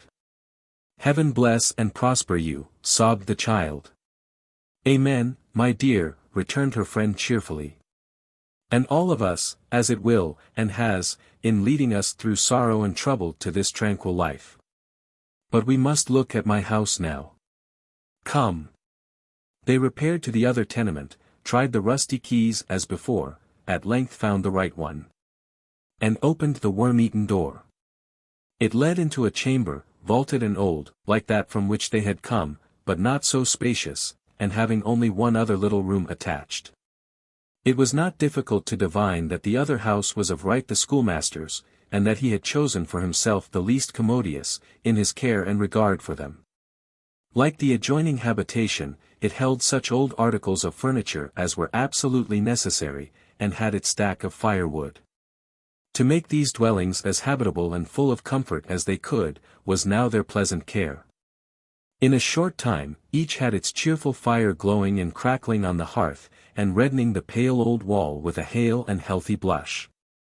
Nell, busily plying her needle, repaired the tattered window hangings, drew together the rents that time had worn in the threadbare scraps of carpet, and made them whole and decent. The schoolmaster swept and smoothed the ground before the door, trimmed the long grass, trained the ivy and creeping plants which hung their drooping heads in melancholy neglect, and gave to the outer walls a cheery air of home. The old man, sometimes by his side and sometimes with the child, lent his aid to both, went here and there on little patient services, and was happy. Neighbors, too, as they came from work, proffered their help, or sent their children with such small presents or loans as the strangers needed most.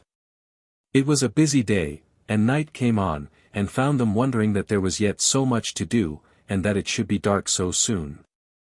They took their supper together, in the house which may be henceforth called the child's. And, when they had finished their meal, drew round the fire, and almost in whispers, their hearts were too quiet and glad for loud expression, discussed their future plans. Before they separated, the schoolmaster read some prayers aloud. And then, full of gratitude and happiness, they parted for the night.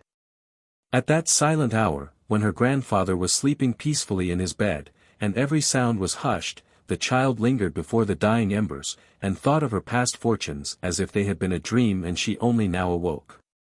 The glare of the sinking flame, reflected in the oaken panels whose carved tops were dimly seen in the dusky roof, the aged walls, where strange shadows came and went with every flickering of the fire, the solemn presence, within, of that decay which falls on senseless things the most enduring in their nature, and, without, and round about on every side, of death, filled her with deep and thoughtful feelings, but with none of terror or alarm. A change had been gradually stealing over her, in the time of her loneliness and sorrow. With failing strength and heightening resolution, there had sprung up a purified and altered mind. There had grown in her bosom blessed thoughts and hopes, which are the portion of few but the weak and drooping. There were none to see the frail, perishable figure, as it glided from the fire and leaned pensively at the open casement. None but the stars, to look into the upturned face and read its history. The old church bell rang out the hour with a mournful sound, as if it had grown sad from so much communing with the dead and unheeded warning to the living. The fallen leaves rustled, the grass stirred upon the graves, all else was still and sleeping. Some of those dreamless sleepers lay close within the shadow of the church, touching the wall, as if they clung to it for comfort and protection. Others had chosen to lie beneath the changing shade of trees, others by the path, that footsteps might come near them, others, among the graves of little children. Some had desired to rest beneath the very ground they had trodden in their daily walks, some, where the setting sun might shine upon their beds, some, where its light would fall upon them when it rose. Perhaps not one of the imprisoned souls had been able quite to separate itself in living thought from its old companion. If any had, it had still felt for it a love like that which captives have been known to bear towards the cell in which they have been long confined, and, even at parting, hung upon its narrow bounds affectionately. It was long before the child closed the window, and approached her bed. Again something of the same sensation as before, an involuntary chill, a momentary feeling akin to fear, but vanishing directly, and leaving no alarm behind. Again, too, dreams of the little scholar, of the roof opening, and a column of bright faces, rising far away into the sky, as she had seen in some old scriptural picture once, and looking down on her, asleep. It was a sweet and happy dream. The quiet spot, outside, seemed to remain the same, saving that there was music in the air, and a sound of angels' wings. After a time the sisters came there, hand in hand, and stood among the graves. And then the dream grew dim, and faded. With the brightness and joy of morning, came the renewal of yesterday's labors, the revival of its pleasant thoughts, the restoration of its energies, cheerfulness, and hope. They worked gaily in ordering and arranging their houses until noon, and then went to visit the clergyman. He was a simple-hearted old gentleman, of a shrinking, subdued spirit, accustomed to retirement, and very little acquainted with the world, which he had left many years before to come and settle in that place. His wife had died in the house in which he still lived, and he had long since lost sight of any earthly cares or hopes beyond it. He received them very kindly, and at once showed an interest in Nell. Asking her name, and age, her birthplace, the circumstances which had led her there, and so forth. The schoolmaster had already told her story. They had no other friends or home to leave, he said, and had come to share his fortunes. He loved the child as though she were his own. Well, well, said the clergyman. Let it be as you desire. She is very young. Old in adversity and trial, sir, replied the schoolmaster. God help her. Let her rest, and forget them, said the old gentleman. But an old church is a dull and gloomy place for one so young as you, my child. Oh no, sir, returned Nell. I have no such thoughts, indeed. I would rather see her dancing on the green at nights, said the old gentleman, laying his hand upon her head, and smiling sadly, than have her sitting in the shadow of our mouldering arches. You must look to this, and see that her heart does not grow heavy among these solemn ruins. Your request is granted, friend. After more kind words, they withdrew, and repaired to the child's house. Where they were yet in conversation on their happy fortune, when another friend appeared. This was a little old gentleman, who lived in the parsonage house, and had resided there, so they learnt soon afterwards, ever since the death of the clergyman's wife, which had happened 15 years before. He had been his college friend and always his close companion. In the first shock of his grief he had come to console and comfort him. And from that time they had never parted company. The little old gentleman was the active spirit of the place, the adjuster of all differences, the promoter of all merrymakings, the dispenser of his friend's bounty, and of no small charity of his own besides. The universal mediator, comforter, and friend. None of the simple villagers had cared to ask his name, or, when they knew it, to store it in their memory. Perhaps from some vague rumor of his college honors which had been whispered abroad on his first arrival, perhaps because he was an unmarried, unencumbered gentleman, he had been called the bachelor. The name pleased him, or suited him as well as any other, and the bachelor he had ever since remained. And the bachelor it was, it may be added, who with his own hands had laid in the stock of fuel which the wanderers had found in their new habitation. The bachelor, then, to call him by his usual appellation, lifted the latch, showed his little round mild face for a moment at the door, and stepped into the room like one who was no stranger to it. "You are Mr. Martin, the new schoolmaster," he said, greeting Nell's kind friend. "I am, sir. You come well recommended, and I am glad to see you. I should have been in the way yesterday, expecting you, but I rode across the country to carry a message from a sick mother to her daughter in service some miles off, and have but just now returned. This is our young church keeper. You are not the less welcome, friend, for her sake, or for this old man's, nor the worse teacher for having learnt humanity. She has been ill, sir, very lately," said the schoolmaster, in answer to the look with which their visitor regarded Nell when he had kissed her cheek. "Yes, yes. I know she has," he rejoined. "There have been suffering and heartache here." "Indeed there have, sir." The little old gentleman glanced at the grandfather, and back again at the child, whose hand he took tenderly in his, and held. "You will be happier here," he said, "we will try, at least, to make you so. You have made great improvements here already. Are they the work of your hands?" "Yes, sir. We may make some others, not better in themselves, but with better means perhaps," said the bachelor. "Let us see now, let us see." Nell accompanied him into the other little rooms, and over both the houses, in which he found various small comforts wanting, which he engaged to supply from a certain collection of odds and ends he had at home. And which must have been a very miscellaneous and extensive one, as it comprehended the most opposite articles imaginable. They all came, however, and came without loss of time. For the little old gentleman, disappearing for some 5 or 10 minutes, presently returned, laden with old shelves, rugs, blankets, and other household gear, and followed by a boy bearing a similar load. These being cast on the floor in a promiscuous heap, yielded a quantity of occupation in arranging, erecting, and putting away. The superintendence of which task evidently afforded the old gentleman extreme delight, and engaged him for some time with great briskness and activity. When nothing more was left to be done, he charged the boy to run off and bring his schoolmates to be marshalled before their new master, and solemnly reviewed. "As good a set of fellows, Martin, as you'd wish to see," he said, turning to the schoolmaster when the boy was gone, "but I don't let 'em know I think so. That wouldn't do, at all."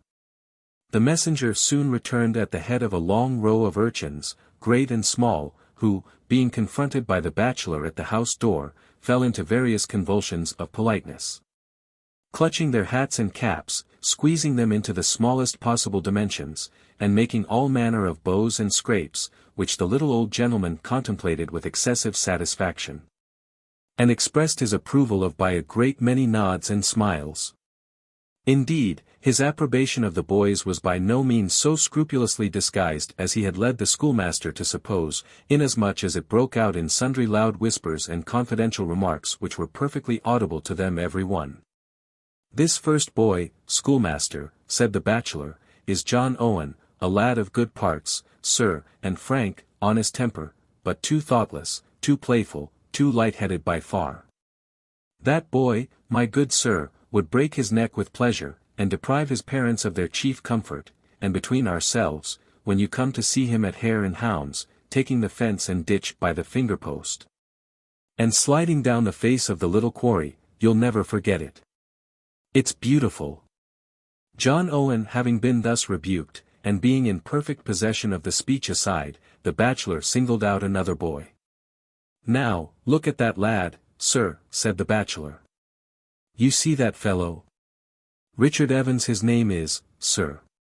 An amazing boy to learn, blessed with a good memory, and a ready understanding, and moreover with a good voice and ear for psalm singing, in which he is the best among us. Yet, sir, that boy will come to a bad end, he'll never die in his bed.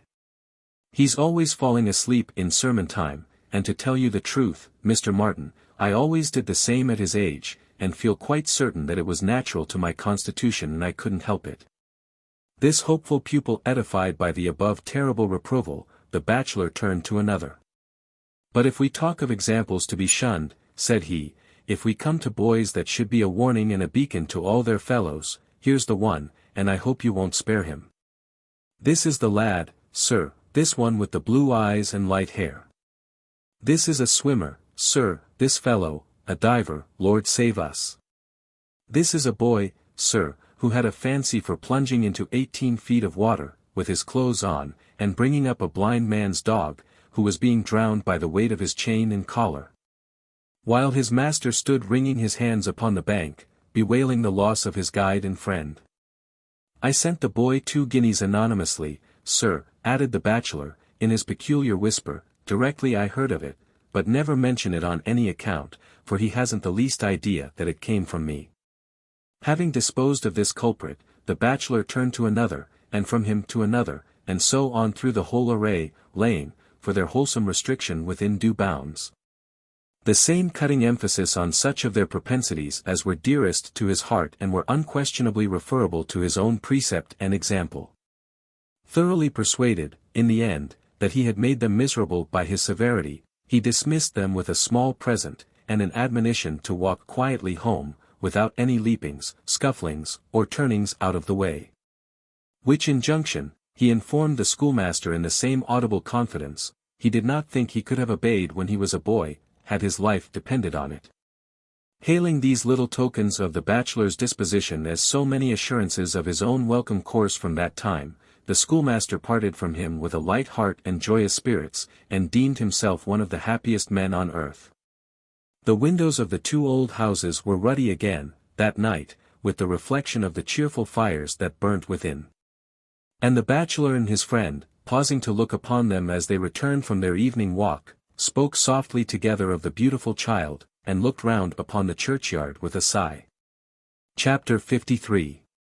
Nell was stirring early in the morning, and having discharged her household tasks, and put everything in order for the good schoolmaster, though sorely against his will, for he would have spared her the pains, took down from its nail by the fireside, a little bundle of keys with which the bachelor had formally invested her on the previous day, and went out alone to visit the old church.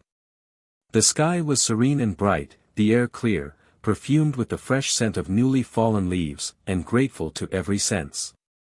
The neighboring stream sparkled, and rolled onward with a tuneful sound. The dew glistened on the green mounds, like tears shed by good spirits over the dead. Some young children sported among the tombs, and hid from each other, with laughing faces. They had an infant with them, and had laid it down asleep upon a child's grave, in a little bed of leaves. It was a new grave, the resting place, perhaps, of some little creature, who, meek and patient in its illness, had often sat and watched them, and now seemed, to their minds, scarcely changed. She drew near and asked one of them whose grave it was. The child answered that that was not its name, it was a garden, his brother's. It was greener, he said, than all the other gardens, and the birds loved it better because he had been used to feed them. When he had done speaking, he looked at her with a smile, and kneeling down and nestling for a moment with his cheek against the turf, bounded merrily away. She passed the church, gazing upward at its old tower, went through the wicket gate, and so into the village. The old sexton, leaning on a crutch, was taking the air at his cottage door, and gave her good morrow. "You are better?" said the child, stopping to speak with him. "I surely," returned the old man. "I'm thankful to say, much better. You will be quite well soon. With heaven's leave, and a little patience. But come in, come in." The old man limped on before, and warning her of the downward step, which he achieved himself with no small difficulty, led the way into his little cottage. "It is but one room, you see.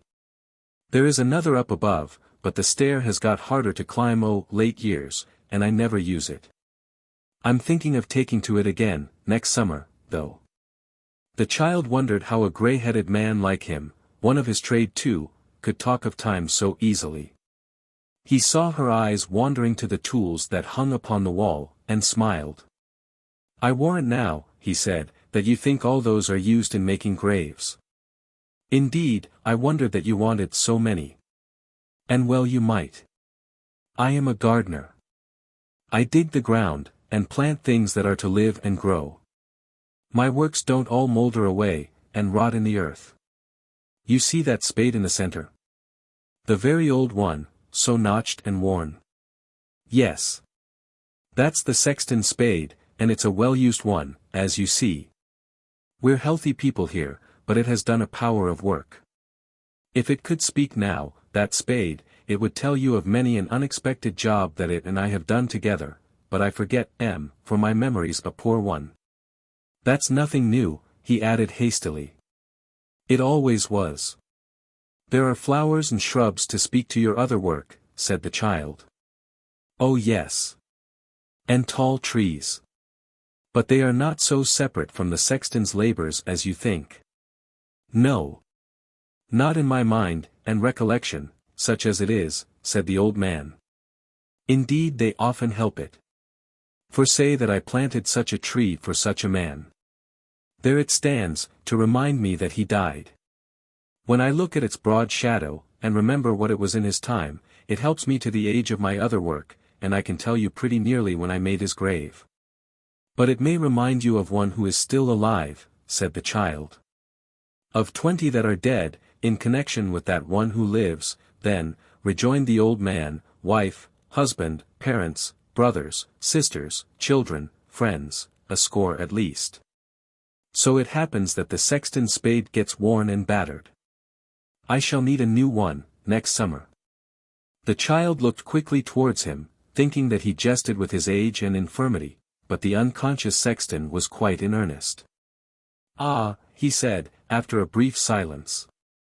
"People never learn. They never learn.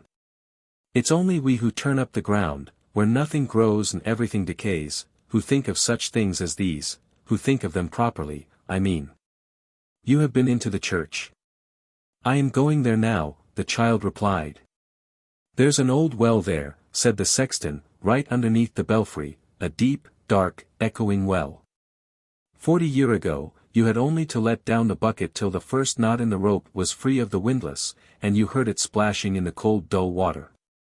By little and little the water fell away, so that in 10 years after that, a second knot was made, and you must unwind so much rope, or the bucket swung tight and empty at the end. In 10 years' time, the water fell again, and a third knot was made. In 10 years more, the well dried up, and now, if you lower the bucket till your arms are tired, and let out nearly all the cord, you'll hear it, of a sudden, clanking and rattling on the ground below. With a sound of being so deep and so far down, that your heart leaps into your mouth, and you start away as if you were falling in. A dreadful place to come on in the dark," exclaimed the child, who had followed the old man's looks and words until she seemed to stand upon its brink. "What is it but a grave?" said the sexton. "What else?" And which of our old folks, knowing all this, thought, as the spring subsided, of their own failing strength, and lessening life? Not one. "Are you very old yourself?" asked the child, involuntarily. "I shall be 79, next summer." "You still work when you are well?" "Work? To be sure. You shall see my gardens hereabout. Look at the window there. I made, and have kept, that plot of ground entirely with my own hands. By this time next year I shall hardly see the sky, the boughs will have grown so thick. I have my winter work at night besides. He opened, as he spoke, a cupboard close to where he sat, and produced some miniature boxes, carved in a homely manner and made of old wood. Some gentlefolks who are fond of ancient days, and what belongs to them, he said, like to buy these keepsakes from our church and ruins. Sometimes, I make them of scraps of oak, that turn up here and there. Sometimes of bits of coffins which the vaults have long preserved. See here, this is a little chest of the last kind, clasped at the edges with fragments of brass plates that had writing on them once, though it would be hard to read it now. I haven't many by me at this time of year, but these shelves will be full, next summer. The child admired and praised his work, and shortly afterwards departed. Thinking, as she went, how strange it was, that this old man, drawing from his pursuits, and everything around him, one stern moral, never contemplated its application to himself. And, while he dwelt upon the uncertainty of human life, seemed both in word and deed to deem himself immortal. But her musings did not stop here, for she was wise enough to think that by a good and merciful adjustment this must be human nature, and that the old sexton, with his plans for next summer, was but a type of all mankind. Full of these meditations, she reached the church.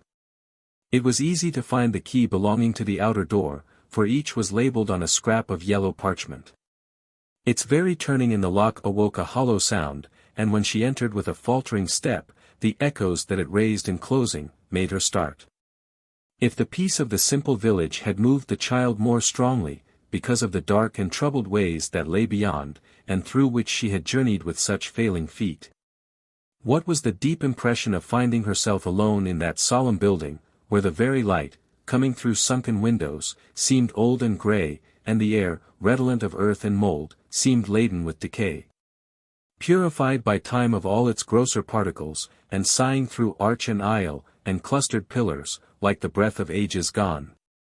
Here was the broken pavement, worn, so long ago, by pious feet, that time, stealing on the pilgrim's steps, had trodden out their track, and left but crumbling stones. Here were the rotten beam, the sinking arch, the sapped and mouldering wall, the lowly trench of earth, the stately tomb on which no epitaph remained, all, marble, stone, iron, wood, and dust, one common monument of ruin. The best work and the worst, the plainest and the richest, the stateliest and the least imposing, both of heaven's work and man's, all found one common level here, and told one common tale. Some part of the edifice had been a baronial chapel, and here were effigies of warriors stretched upon their beds of stone with folded hands, cross-legged, those who had fought in the holy wars, girded with their swords. Encased in armor as they had lived. Some of these knights had their own weapons, helmets, coats of mail, hanging upon the walls hard by, and dangling from rusty hooks. Broken and dilapidated as they were, they yet retained their ancient form, and something of their ancient aspect. Thus violent deeds live after men upon the earth, and traces of war and bloodshed will survive in mournful shapes long after those who work the desolation are but atoms of earth themselves.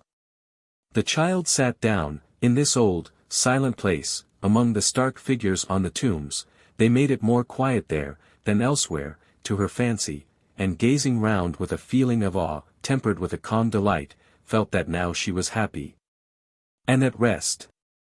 She took a Bible from the shelf, and read.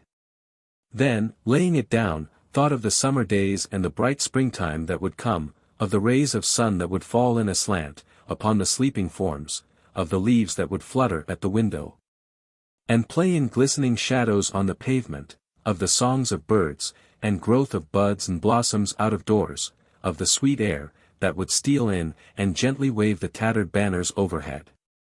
What if the spot awakened thoughts of death? Die who would, it would still remain the same, these sights and sounds would still go on, as happily as ever. It would be no pain to sleep amidst them. She left the chapel, very slowly and often turning back to gaze again, and coming to a low door, which plainly led into the tower, opened it, and climbed the winding stair in darkness. Save where she looked down, through narrow loopholes, on the place she had left, or caught a glimmering vision of the dusty bells. At length she gained the end of the ascent and stood upon the turret top. Oh! The glory of the sudden burst of light.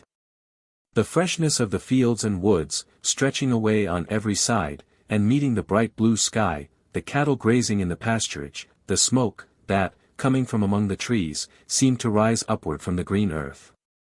The children yet at their gambols down below, everything, so beautiful and happy.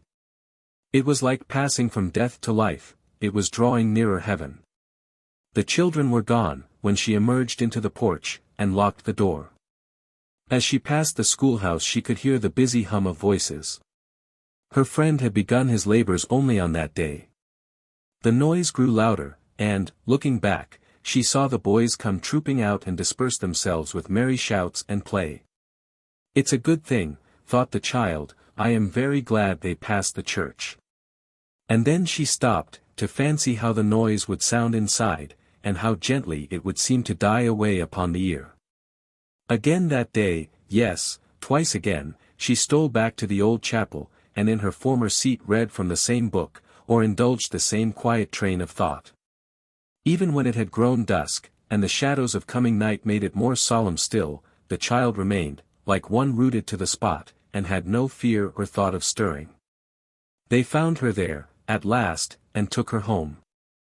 She looked pale but very happy, until they separated for the night. And then, as the poor schoolmaster stooped down to kiss her cheek, he thought he felt a tear upon his face. Chapter 54. The bachelor, among his various occupations, found in the old church a constant source of interest and amusement. Taking that pride in it which men conceive for the wonders of their own little world, he had made its history his study. And many a summer day within its walls, and many a winter's night beside the parsonage fire, had found the bachelor still poring over, and adding to, his goodly store of tale and legend.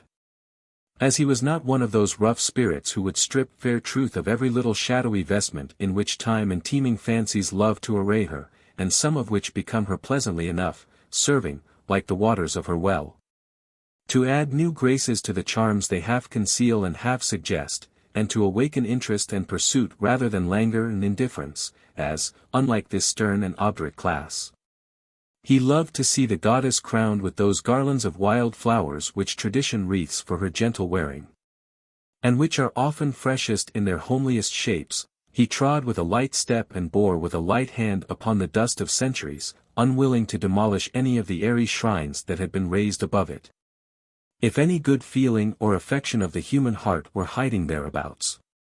Thus, in the case of an ancient coffin of rough stone, supposed, for many generations, to contain the bones of a certain baron, who, after ravaging, with cut, and thrust, and plunder, in foreign lands, came back with a penitent and sorrowing heart to die at home, but which had been lately shown by learned antiquaries to be no such thing, as the baron in question, so they contended, had died hard in battle. Gnashing his teeth and cursing with his latest breath, the bachelor stoutly maintained that the old tale was the true one. That the baron, repenting him of the evil, had done great charities and meekly given up the ghost, and that, if ever baron went to heaven, that baron was then at peace. In like manner, when the aforesaid antiquaries did argue and contend that a certain secret vault was not the tomb of a grey-haired lady who had been hanged and drawn and quartered by glorious Queen Bess for succouring a wretched priest who fainted of thirst and hunger at her door, the bachelor did solemnly maintain, against all comers, that the church was hallowed by the said poor lady's ashes. That her remains had been collected in the night from 4 of the city's gates, and thither in secret brought, and there deposited. And the bachelor did further, being highly excited at such times, deny the glory of Queen Bess, and assert the immeasurably greater glory of the meanest woman in her realm, who had a merciful and tender heart. As to the assertion that the flat stone near the door was not the grave of the miser who had disowned his only child and left a sum of money to the church to buy a peal of bells, the bachelor did readily admit the same. And that the place had given birth to no such man. In a word, he would have had every stone, and plate of brass, the monument only of deeds whose memory should survive. All others he was willing to forget. They might be buried in consecrated ground, but he would have had them buried deep, and never brought to light again. It was from the lips of such a tutor, that the child learnt her easy task. Already impressed, beyond all telling, by the silent building and the peaceful beauty of the spot in which it stood, majestic age surrounded by perpetual youth, it seemed to her, when she heard these things, sacred to all goodness and virtue. It was another world, where sin and sorrow never came, a tranquil place of rest, where nothing evil entered. When the bachelor had given her in connection with almost every tomb and flat gravestone some history of its own, he took her down into the old crypt, now a mere dull vault, and showed her how it had been lighted up in the time of the monks. And how, amid lamps depending from the roof, and swinging censers exhaling scented odors, and habits glittering with gold and silver, and pictures, and precious stuffs, and jewels all flashing and glistening through the low arches. The chaunt of aged voices had been many a time heard there, at midnight, in old days, while hooded figures knelt and prayed around, and told their rosaries of beads. Thence, he took her above ground again, and showed her, high up in the old walls, small galleries, where the nuns had been wont to glide along, dimly seen in their dark dresses so far off, or to pause like gloomy shadows, listening to the prayers. He showed her too, how the warriors, whose figures rested on the tombs, had worn those rotting scraps of armor up above, how this had been a helmet, and that a shield, and that a gauntlet, and how they had wielded the great two-handed swords, and beaten men down, with yonder iron mace. All that he told the child she treasured in her mind. And sometimes, when she awoke at night from dreams of those old times, and rising from her bed looked out at the dark church, she almost hoped to see the windows lighted up, and hear the organ swell, and sound of voices, on the rushing wind. The old sexton soon got better, and was about again. From him the child learnt many other things, though of a different kind. He was not able to work, but one day there was a grave to be made, and he came to overlook the man who dug it. He was in a talkative mood, and the child, at first standing by his side, and afterward sitting on the grass at his feet, with her thoughtful face raised towards his, began to converse with him. Now, the man who did the sexton's duty was a little older than he, though much more active. But he was deaf. And when the sexton, who peradventure, on a pinch, might have walked a mile with great difficulty in half a dozen hours, exchanged a remark with him about his work, the child could not help noticing that he did so with an impatient kind of pity for his infirmity, as if he were himself the strongest and hardiest man alive. "I'm sorry to see there is this to do," said the child when she approached. "I heard of no one having died." "She lived in another hamlet, my dear," returned the sexton. 3 miles away." "Was she young?" Yes," said the sexton. "Not more than 64, I think." "David, was she more than 64? David, who was digging hard, heard nothing of the question. The sexton, as he could not reach to touch him with his crutch, and was too infirm to rise without assistance, called his attention by throwing a little mold upon his red nightcap. "What's the matter now?" said David, looking up. "How old was Becky Morgan?" asked the sexton. "Becky Morgan," repeated David. "Yes," replied the sexton, adding in a half-compassionate, half-irritable tone, which the old man couldn't hear, "You're getting very deaf, Davy, very deaf to be sure." The old man stopped in his work, and cleansing his spade with a piece of slate he had by him for the purpose, and scraping off, in the process, the essence of heaven knows how many Becky Morgans, set himself to consider the subject. "Let me think," quoth he. "I saw last night what they had put upon the coffin, was it 79? "No, no," said the sexton. "Ah yes, it was though," returned the old man with a sigh. "For I remember thinking she was very near our age." "Yes, it was 79. "Are you sure you didn't mistake a figure, Davy?" asked the sexton, with signs of some emotion. "What?" said the old man. "Say that again." "He's very deaf." "He's very deaf indeed," cried the sexton petulantly. "Are you sure you're right about the figures?" "Oh quite," replied the old man. "Why not?" "He's exceedingly deaf," muttered the sexton to himself. "I think he's getting foolish." The child rather wondered what had led him to this belief, as, to say the truth, the old man seemed quite as sharp as he, and was infinitely more robust.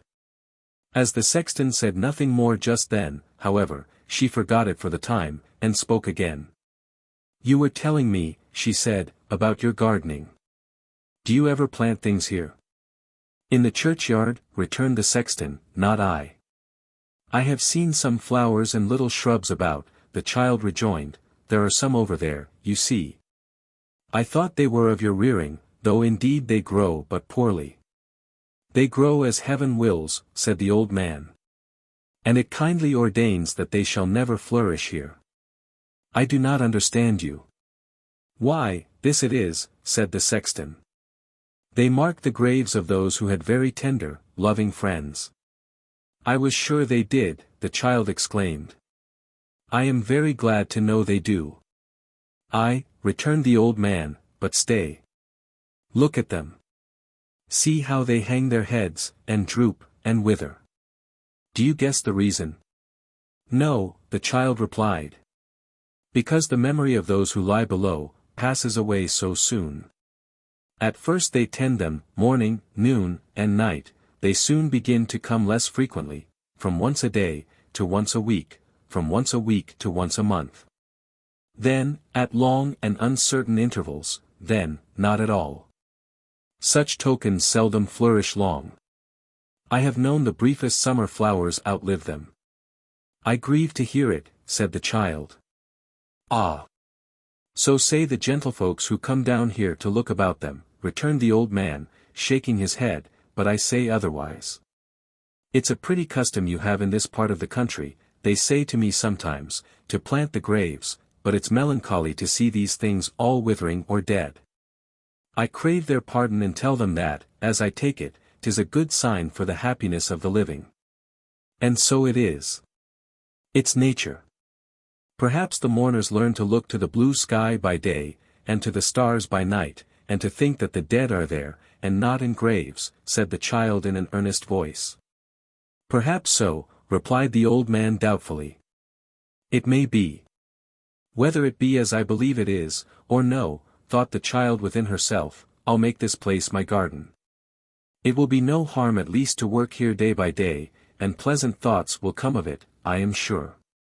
Her glowing cheek and moistened eye passed unnoticed by the sexton, who turned towards old David, and called him by his name. It was plain that Becky Morgan's age still troubled him, though why, the child could scarcely understand. The second or third repetition of his name attracted the old man's attention.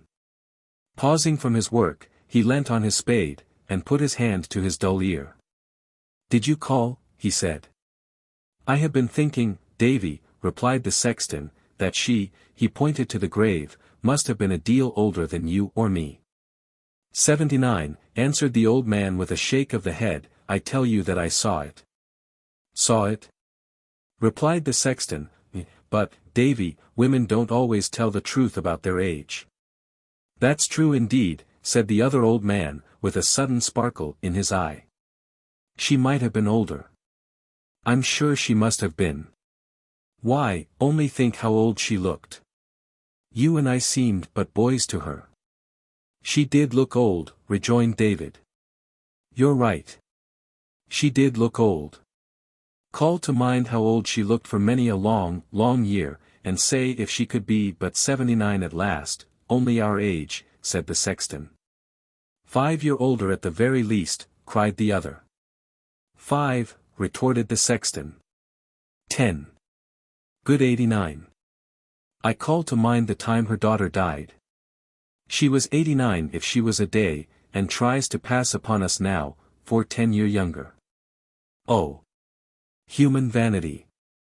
The other old man was not behindhand with some moral reflections on this fruitful theme, and both adduced a mass of evidence, of such weight as to render it doubtful, not whether the deceased was of the age suggested, but whether she had not almost reached the patriarchal term of 100.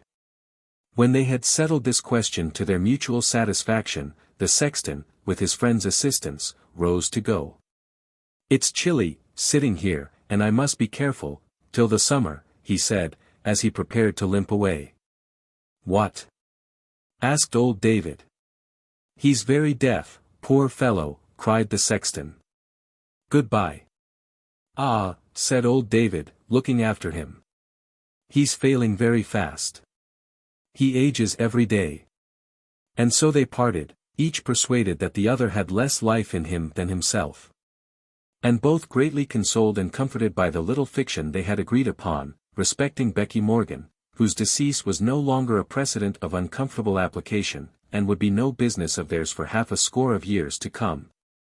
The child remained, for some minutes, watching the deaf old man as he threw out the earth with his shovel, and, often stopping to cough and fetch his breath, still muttered to himself, with a kind of sober chuckle, that the sexton was wearing fast. At length she turned away, and walking thoughtfully through the churchyard, came unexpectedly upon the schoolmaster, who was sitting on a green grave in the sun, reading. "Nell here," he said cheerfully, as he closed his book. "It does me good to see you in the air and light. I feared you were again in the church, where you so often are." "Feared," replied the child, sitting down beside him. "Is it not a good place?" "Yes, yes," said the schoolmaster. "But you must be gay sometimes, nay, don't shake your head and smile so sadly. Not sadly, if you knew my heart. Do not look at me as if you thought me sorrowful. There is not a happier creature on earth, than I am now."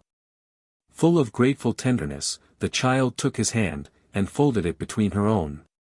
"It's God's will," she said, when they had been silent for some time. "What? All this," she rejoined, "all this about us.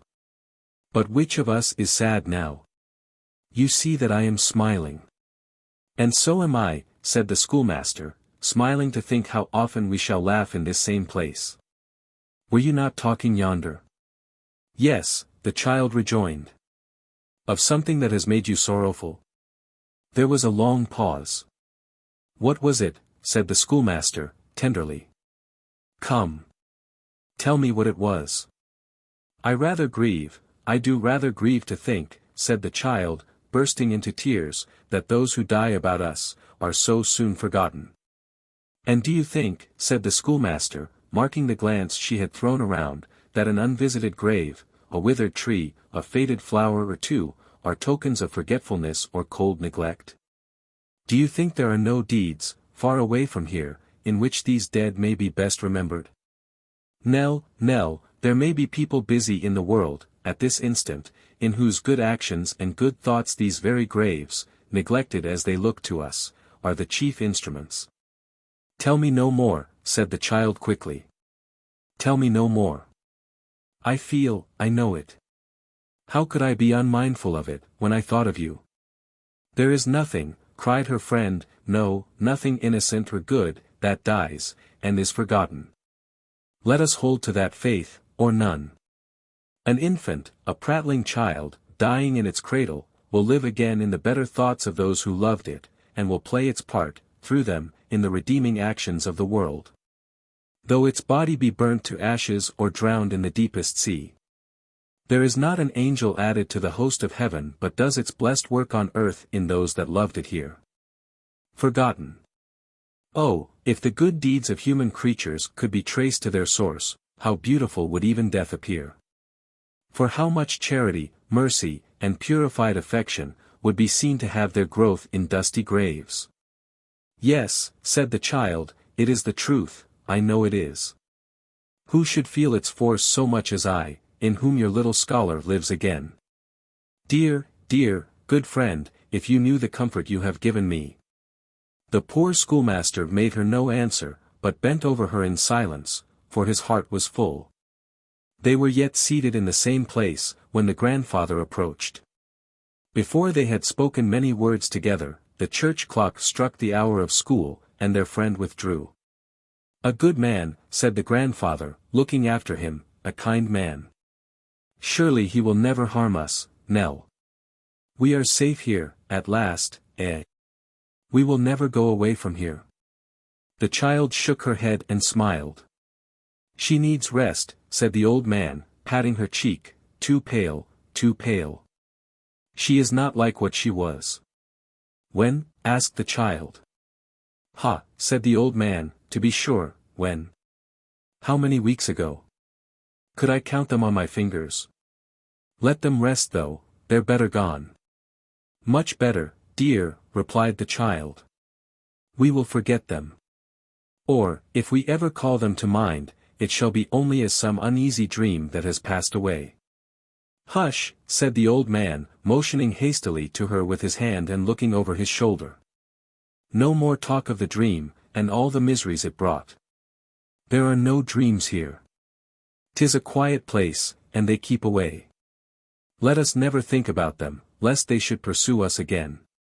Sunken eyes and hollow cheeks, wet, cold, and famine, and horrors before them all, that were even worse, we must forget such things if we would be tranquil here. Thank heaven, inwardly exclaimed the child, for this most happy change. I will be patient, said the old man, humble, very thankful, and obedient, if you will let me stay. But do not hide from me, do not steal away alone, let me keep beside you. Indeed, I will be very true and faithful, Nell. I steal away alone. Why that, replied the child, with assumed gaiety, would be a pleasant jest indeed. See here, dear grandfather, we'll make this place our garden, why not? It is a very good one, and tomorrow we'll begin, and work together, side by side. It is a brave thought, cried her grandfather.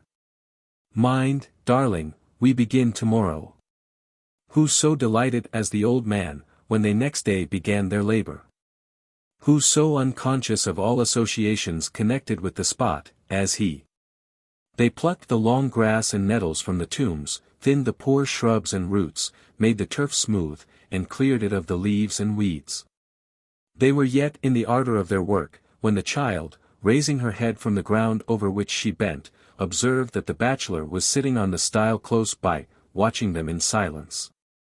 A kind office, said the little gentleman, nodding to Nell as she curtsied to him. Have you done all that, this morning? It is very little, sir, returned the child, with downcast eyes, to what we mean to do. Good work, said the bachelor. But do you only labor at the graves of children and young people? We shall come to the others in good time, sir, replied Nell, turning her head aside, and speaking softly. It was a slight incident, and might have been design or accident, or the child's unconscious sympathy with youth. But it seemed to strike upon her grandfather, though he had not noticed it before. He looked in a hurried manner at the graves, then anxiously at the child, then pressed her to his side, and bade her stop to rest. Something he had long forgotten, appeared to struggle faintly in his mind. It did not pass away, as weightier things had done, but came uppermost again, and yet again, and many times that day, and often afterwards. Once, while they were yet at work, the child, seeing that he often turned and looked uneasily at her, as though he were trying to resolve some painful doubts or collect some scattered thoughts, urged him to tell the reason. But he said it was nothing, and, laying her head upon his arm, patted her fair cheek with his hand, and muttered that she grew stronger every day, and would be a woman, soon. Chapter 55. From that time, there sprung up in the old man's mind, a solicitude about the child which never slept or left him. There are chords in the human heart, strange, varying strings, which are only struck by accident. Which will remain mute and senseless to appeals the most passionate and earnest, and respond at last to the slightest casual touch. In the most insensible or childish minds, there is some train of reflection which art can seldom lead, or skill assist, but which will reveal itself, as great truths have done, by chance, and when the discoverer has the plainest end in view. From that time, the old man never, for a moment, forgot the weakness and devotion of the child. From the time of that slight incident, he who had seen her toiling by his side through so much difficulty and suffering, and had scarcely thought of her otherwise than as the partner of miseries which he felt severely in his own person, and deplored for his own sake at least as much as hers, awoke to a sense of what he owed her, and what those miseries had made her. Never, no, never once, in one unguarded moment from that time to the end, did any care for himself, any thought of his own comfort, any selfish consideration or regard distract his thoughts from the gentle object of his love. He would follow her up and down, waiting till she should tire and lean upon his arm. He would sit opposite to her in the chimney corner, content to watch and look. Until she raised her head and smiled upon him as of old, he would discharge by stealth those household duties which tasked her powers too heavily. He would rise, in the cold dark nights, to listen to her breathing in her sleep. And sometimes crouch for hours by her bedside only to touch her hand. He who knows all, can only know what hopes, and fears, and thoughts of deep affection, were in that one disordered brain, and what a change had fallen on the poor old man. Sometimes, weeks had crept on, then, the child, exhausted, though with little fatigue, would pass whole evenings on a couch beside the fire. At such times, the schoolmaster would bring in books, and read to her aloud. And seldom an evening passed, but the bachelor came in, and took his turn of reading. The old man sat and listened, with little understanding for the words, but with his eyes fixed upon the child, and if she smiled or brightened with the story, he would say it was a good one, and conceive a fondness for the very book. When, in their evening talk, the bachelor told some tale that pleased her, as his tales were sure to do, the old man would painfully try to store it in his mind. Nay, when the bachelor left them, he would sometimes slip out after him, and humbly beg that he would tell him such a part again, that he might learn to win a smile from Nell. But these were rare occasions, happily. For the child yearned to be out of doors, and walking in her solemn garden. Parties, too, would come to see the church, and those who came, speaking to others of the child, sent more. So even at that season of the year they had visitors almost daily. The old man would follow them at a little distance through the building, listening to the voice he loved so well. And when the strangers left, and parted from Nell, he would mingle with them to catch up fragments of their conversation, or he would stand for the same purpose, with his grey head uncovered, at the gate as they passed through.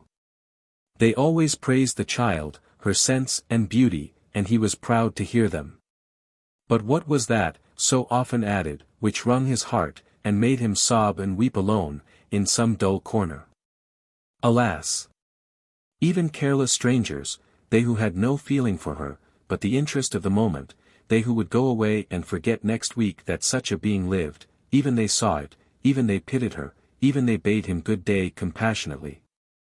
And whispered as they passed. The people of the village, too, of whom there was not one but grew to have a fondness for poor Nell, even among them, there was the same feeling, a tenderness towards her, a compassionate regard for her, increasing every day. The very schoolboys, light-hearted and thoughtless as they were, even they cared for her. The roughest among them was sorry if he missed her in the usual place upon his way to school, and would turn out of the path to ask for her at the latticed window. If she were sitting in the church, they perhaps might peep in softly at the open door, but they never spoke to her, unless she rose and went to speak to them. Some feeling was abroad which raised the child above them all.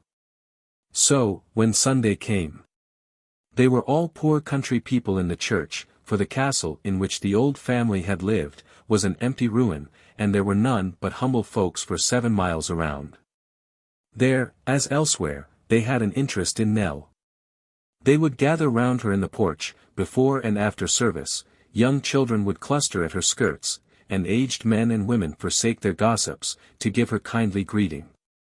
None of them, young or old, thought of passing the child without a friendly word. Many who came from 3 or 4 miles distant, brought her little presents, the humblest and rudest had good wishes to bestow. She had sought out the young children whom she first saw playing in the churchyard. One of these, he who had spoken of his brother, was her little favorite and friend, and often sat by her side in the church, or climbed with her to the tower top. It was his delight to help her, or to fancy that he did so, and they soon became close companions. It happened, that, as she was reading in the old spot by herself one day, this child came running in with his eyes full of tears, and after holding her from him, and looking at her eagerly for a moment, clasped his little arms passionately about her neck. "What now?" said Nell, soothing him. "What is the matter?" "She is not one yet," cried the boy, embracing her still more closely. "No, no. Not yet." She looked at him wonderingly, and putting his hair back from his face, and kissing him, asked what he meant. "You must not be one, dear Nell," cried the boy. "We can't see them. They never come to play with us, or talk to us. Be what you are. You are better so. I do not understand you, said the child. Tell me what you mean. Why, they say, replied the boy, looking up into her face, that you will be an angel, before the birds sing again. But you won't be, will you? Don't leave us, Nell, though the sky is bright. Do not leave us. The child dropped her head, and put her hands before her face. She cannot bear the thought, cried the boy, exulting through his tears. You will not go. You know how sorry we should be. Dear Nell, tell me that you'll stay amongst us. Oh! Pray, pray, tell me that you will. The little creature folded his hands, and knelt down at her feet. Only look at me, Nell, said the boy, and tell me that you'll stop, and then I shall know that they are wrong, and will cry no more. Won't you say yes, Nell? Still the drooping head and hidden face, and the child quite silent, save for her sobs. After a time, pursued the boy, trying to draw away her hand, the kind angels will be glad to think that you are not among them, and that you stayed here to be with us. Willie went away, to join them. But if he had known how I should miss him in our little bed at night, he never would have left me, I am sure. Yet the child could make him no answer, and sobbed as though her heart were bursting. Why would you go, dear Nell? I know you would not be happy when you heard that we were crying for your loss. They say that Willie is in heaven now, and that it's always summer there, and yet I'm sure he grieves when I lie down upon his garden bed, and he cannot turn to kiss me. But if you do go, Nell, said the boy, caressing her, and pressing his face to hers, be fond of him for my sake. Tell him how I love him still, and how much I loved you. And when I think that you two are together, and are happy, I'll try to bear it, and never give you pain by doing wrong, indeed I never will. The child suffered him to move her hands, and put them round his neck. There was a tearful silence, but it was not long before she looked upon him with a smile, and promised him, in a very gentle, quiet voice, that she would stay, and be his friend, as long as heaven would let her. He clapped his hands for joy, and thanked her many times, and being charged to tell no person what had passed between them, gave her an earnest promise that he never would. Nor did he, so far as the child could learn. But was her quiet companion in all her walks and musings, and never again adverted to the theme, which he felt had given her pain, although he was unconscious of its cause.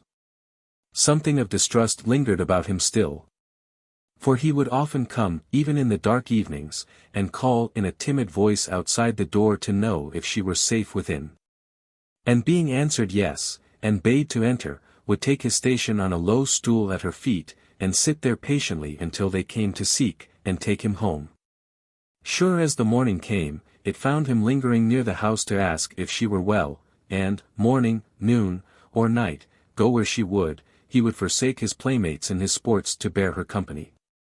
And a good little friend he is, too, said the old sexton to her once. When his elder brother died, elder seems a strange word, for he was only 7 years old, I remember this one took it sorely to heart. The child thought of what the schoolmaster had told her, and felt how its truth was shadowed out even in this infant. It has given him something of a quiet way, I think, said the old man, though for that he is merry enough at times. I'd wager now that you and he have been listening by the old well. Indeed we have not, the child replied. I have been afraid to go near it, for I am not often down in that part of the church, and do not know the ground. Come down with me, said the old man. I have known it from a boy. Come.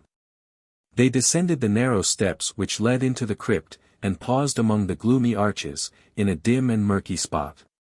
This is the place, said the old man. Give me your hand while you throw back the cover, lest you should stumble and fall in. I am too old, I mean rheumatic, to stoop, myself. A black and dreadful place, exclaimed the child. Look in, said the old man, pointing downward with his finger. The child complied, and gazed down into the pit. It looks like a grave itself, said the old man. It does, replied the child. I have often had the fancy, said the sexton, that it might have been dug at first to make the old place more gloomy, and the old monks more religious. It's to be closed up, and built over. The child still stood, looking thoughtfully into the vault. We shall see, said the sexton, on what gay heads other earth will have closed, when the light is shut out from here. God knows.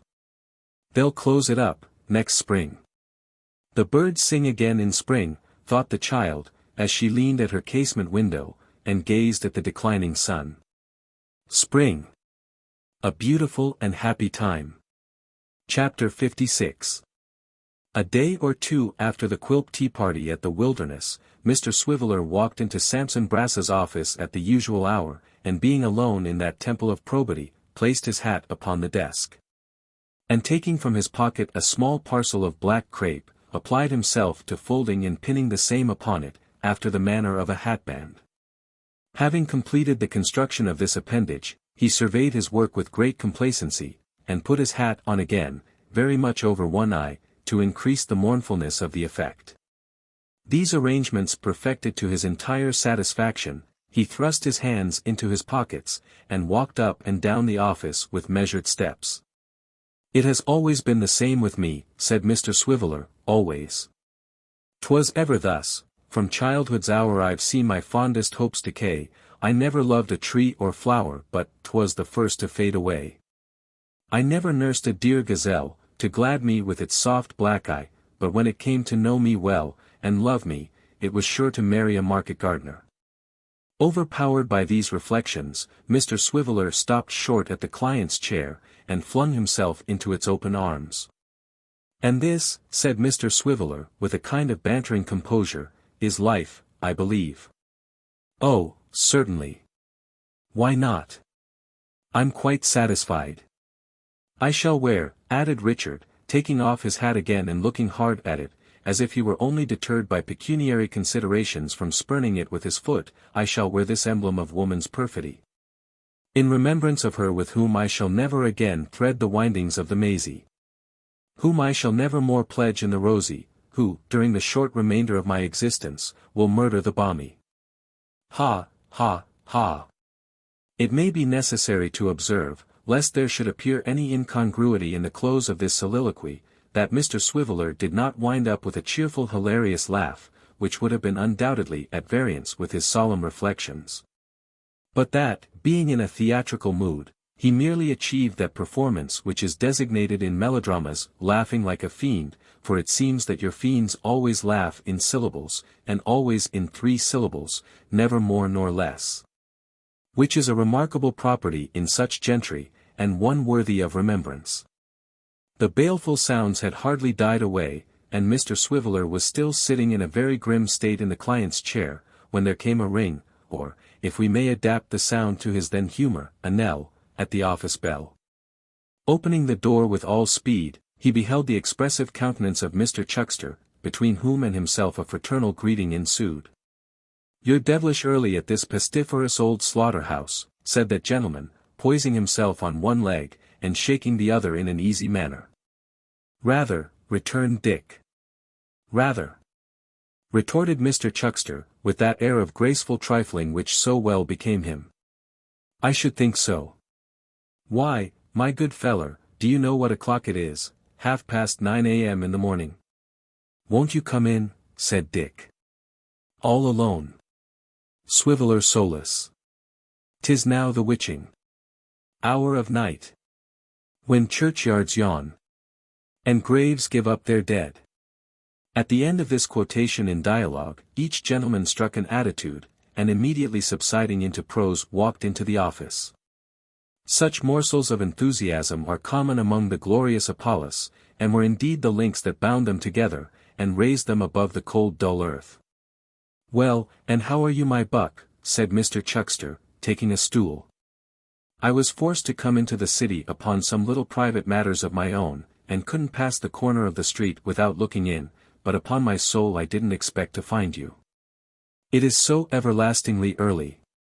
Mr. Swiveller expressed his acknowledgments. And it appearing on further conversation that he was in good health, and that Mr. Chuckster was in the like enviable condition, both gentlemen, in compliance with a solemn custom of the ancient brotherhood to which they belonged. Joined in a fragment of the popular duet of All's Well, with a long shake at the end. "And what's the news?" said Richard. "The town's as flat, my dear feller," replied Mr. Chuckster, "as the surface of a Dutch oven. There's no news. By the by, that lodger of yours is a most extraordinary person. He quite eludes the most vigorous comprehension, you know. Never was such a feller." "What has he been doing now?" said Dick. "By Jove, sir," returned Mr. Chuckster, taking out an oblong snuff-box, the lid whereof was ornamented with a fox's head curiously carved in brass, "that man is an unfathomable. Sir, that man has made friends with our articled clerk.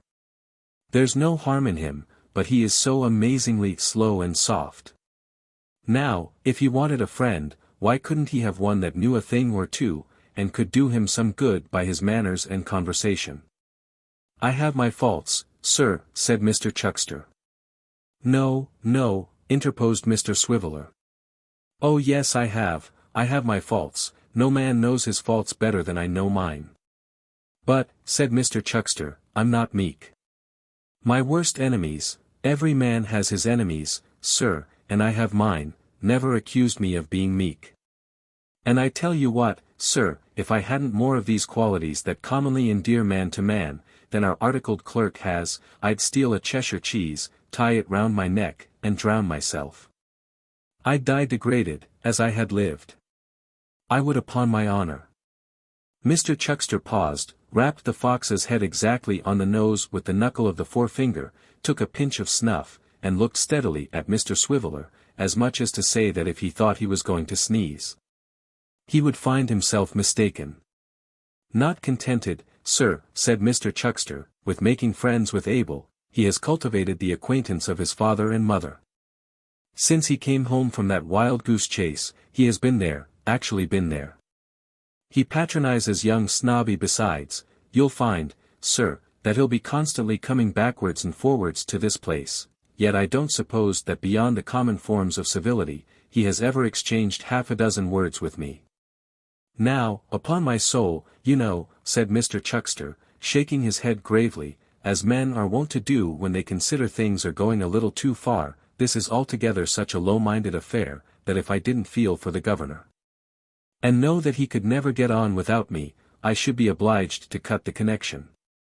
I should have no alternative." Mr. Swiveller, who sat on another stool opposite to his friend, stirred the fire in an excess of sympathy, but said nothing. "As to young Snob, sir," pursued Mr. Chuckster with a prophetic look, "you'll find he'll turn out bad. In our profession we know something of human nature, and take my word for it, that the feller that came back to work out that shilling, will show himself one of these days in his true colors. He's a low thief, sir. He must be." Mr. Chuckster, being roused, would probably have pursued this subject further, and in more emphatic language, but for a tap at the door, which seeming to announce the arrival of somebody on business, caused him to assume a greater appearance of meekness than was perhaps quite consistent with his late declaration. Mr. Swiveller, hearing the same sound, caused his stool to revolve rapidly on one leg until it brought him to his desk, into which, having forgotten in the sudden flurry of his spirits to part with the poker, he thrust it as he cried, "Come in." Who should present himself but that very Kit who had been the theme of Mr. Chuckster's wrath. Never did man pluck up his courage so quickly, or look so fierce, as Mr. Chuckster when he found it was he. Mr. Swiveller stared at him for a moment, and then leaping from his stool, and drawing out the poker from its place of concealment, performed the broadsword exercise with all the cuts and guards complete, in a species of frenzy. "Is the gentleman at home?" said Kit, rather astonished by this uncommon reception. Before Mr. Swiveller could make any reply, Mr. Chuckster took occasion to enter his indignant protest against this form of inquiry, which he held to be of a disrespectful and snobbish tendency, inasmuch as the inquirer, seeing two gentlemen then in their present, should have spoken of the other gentleman. Or rather, for it was not impossible that the object of his search might be of inferior quality, should have mentioned his name, leaving it to his hearers to determine his degree as they thought proper. Mr. Chuckster likewise remarked, that he had some reason to believe this form of address was personal to himself. And that he was not a man to be trifled with, as certain snobs, whom he did not more particularly mention or describe, might find to their cost. "I mean the gentleman upstairs," said Kit, turning to Richard Swiveller. "Is he at home?" "Why," rejoined Dick. "Because if he is, I have a letter for him." "From whom?" said Dick. "From Mr. Garland." "Oh," said Dick, with extreme politeness. "Then you may hand it over, sir. And if you're to wait for an answer, sir, you may wait in the passage, sir, which is an airy and well-ventilated apartment, sir." "Thank you," returned Kit. "But I am to give it to himself, if you please." The excessive audacity of this retort so overpowered Mr. Chuckster, and so moved his tender regard for his friend's honor, that he declared, if he were not restrained by official considerations, he must certainly have annihilated Kit upon the spot. A resentment of the affront which he did consider, under the extraordinary circumstances of aggravation attending it, could but have met with the proper sanction and approval of a jury of Englishmen, who, he had no doubt, would have returned a verdict of justifiable homicide, coupled with a high testimony to the morals and character of the avenger. Mr. Swiveller, without being quite so hot upon the matter, was rather shamed by his friend's excitement, and not a little puzzled how to act, Kit being quite cool and good-humoured. When the single gentleman was heard to call violently down the stairs. "Didn't I see somebody for me? Come in," cried the lodger. "Yes, sir," replied Dick. "Certainly, sir." "Then where is he?" roared the single gentleman. "He's here, sir," rejoined Mr. Swiveller. "Now young man, don't you hear you're to go upstairs? Are you deaf?" Kit did not appear to think it worth his while to enter into any altercation, but hurried off and left the glorious Apollos gazing at each other in silence. "Didn't I tell you so?" said Mr. Chuckster. "What do you think of that?" Mr. Swiveller, being in the main a good-natured fellow, and not perceiving in the conduct of Kit any villainy of enormous magnitude, scarcely knew what answer to return. He was relieved from his perplexity, however, by the entrance of Mr. Sampson and his sister, Sally, at sight of whom Mr. Chuckster precipitately retired. Mr. Brass and his lovely companion appeared to have been holding a consultation over their temperate breakfast, upon some matter of great interest and importance. On the occasion of such conferences, they generally appeared in the office some half an hour after their usual time, and in a very smiling state. As though their late plots and designs had tranquilized their minds and shed a light upon their toilsome way. In the present instance, they seemed particularly gay, Miss Sally's aspect being of a most oily kind, and Mr. Brass rubbing his hands in an exceedingly jocose and light-hearted manner. "Well, Mr. Richard," said Brass. "How are we this morning?" "Are we pretty fresh and cheerful, sir, Mr. Richard?" "Pretty well, sir," replied Dick.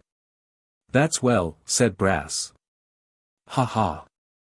We should be as gay as larks, Mr. Richard, why not? It's a pleasant world we live in, sir, a very pleasant world. There are bad people in it, Mr. Richard, but if there were no bad people, there would be no good lawyers. Ha ha! Any letters by the post this morning, Mr. Richard?" Mr. Swiveller answered in the negative. "Ha," said Brass, "no matter. If there's little business today, there'll be more tomorrow. A contented spirit, Mr. Richard, is the sweetness of existence. Anybody been here, sir?" "Only my friend," replied Dick. "May we ne'er want a friend," Brass chimed in quickly, "or a bottle to give him." Ha ha! That's the way the song runs, isn't it? A very good song, Mr. Richard, very good. I like the sentiment of it. Ha ha! Your friend's the young man from Witherden's office, I think. Yes, may we ne'er want a, nobody else at all, been, Mr. Richard? Only somebody to the lodger, replied Mr. Swiveller. Oh indeed, cried Brass. Somebody to the lodger, eh? Ha ha! May we ne'er want a friend, or somebody to the lodger, Mr. Richard? Yes, said Dick, a little disconcerted by the excessive buoyancy of spirits which his employer displayed. "With him now! With him now!" cried Brass, "ha ha! There let be, merry and free, tour rullol. Mr. Richard." "Ha ha! Oh certainly," replied Dick. "And who," said Brass, shuffling among his papers, "who is the lodger's visitor, not a lady visitor, I hope, Mr. Richard? The morals of the marks you know, sir, when lovely women stoops to folly, and all that, Mr. Richard." "Another young man, who belongs to Witherden's too, or half belongs there," returned Richard. "Kit, they call him." "Kit, said Brass. "Strange name, name of a dancing-master's fiddle, Mr. Richard." "Ha ha! Kit's there, is he? Oh." Dick looked at Miss Sally, wondering that she didn't check this uncommon exuberance on the part of Mr. Sampson. But as she made no attempt to do so, and rather appeared to exhibit a tacit acquiescence in it, he concluded that they had just been cheating somebody, and receiving the bill. "Will you have the goodness, Mr. Richard," said Brass, taking a letter from his desk, "just to step over to Peckham Rye with that? There's no answer, but it's rather particular and should go by hand. Charge the office with your coach hire back, you know, don't spare the office, get as much out of it as you can, clerk's motto, Mr. Richard." "Ha ha!" Mr. Swiveller solemnly doffed the aquatic jacket, put on his coat, took down his hat from its peg, pocketed the letter, and departed. As soon as he was gone, up rose Miss Sally Brass, and smiling sweetly at her brother, who nodded and smote his nose in return, withdrew also. Sampson Brass was no sooner left alone, than he set the office door wide open, and establishing himself at his desk directly opposite, so that he could not fail to see anybody who came downstairs and passed out at the street door, began to write with extreme cheerfulness and assiduity. Humming as he did so, in a voice that was anything but musical, certain vocal snatches which appeared to have reference to the union between church and state, inasmuch as they were compounded of the evening hymn and God Save the King. Thus, the attorney of Bevis Marks sat, and wrote, and hummed, for a long time, except when he stopped to listen with a very cunning face, and hearing nothing, went on humming louder, and writing slower than ever. At length, in one of these pauses, he heard his lodger's door opened and shut, and footsteps coming down the stairs. Then, Mr. Brass left off writing entirely, and, with his pen in his hand, hummed his very loudest, shaking his head meanwhile from side to side, like a man whose whole soul was in the music, and smiling in a manner quite seraphic. It was towards this moving spectacle that the staircase and the sweet sounds guided Kit, on whose arrival before his door, Mr. Brass stopped his singing, but not his smiling, and nodded affably, at the same time beckoning to him with his pen. "Kit," said Mr. Brass, in the pleasantest way imaginable, "how do you do?" Kit, being rather shy of his friend, made a suitable reply, and had his hand upon the lock of the street door when Mr. Brass called him softly back. "You are not to go, if you please, Kit," said the attorney in a mysterious and yet businesslike way. "You are to step in here, if you please." Dear me, dear me. When I look at you," said the lawyer, quitting his stool, and standing before the fire with his back towards it, "I am reminded of the sweetest little face that ever my eyes beheld. I remember your coming there, twice or thrice, when we were in possession.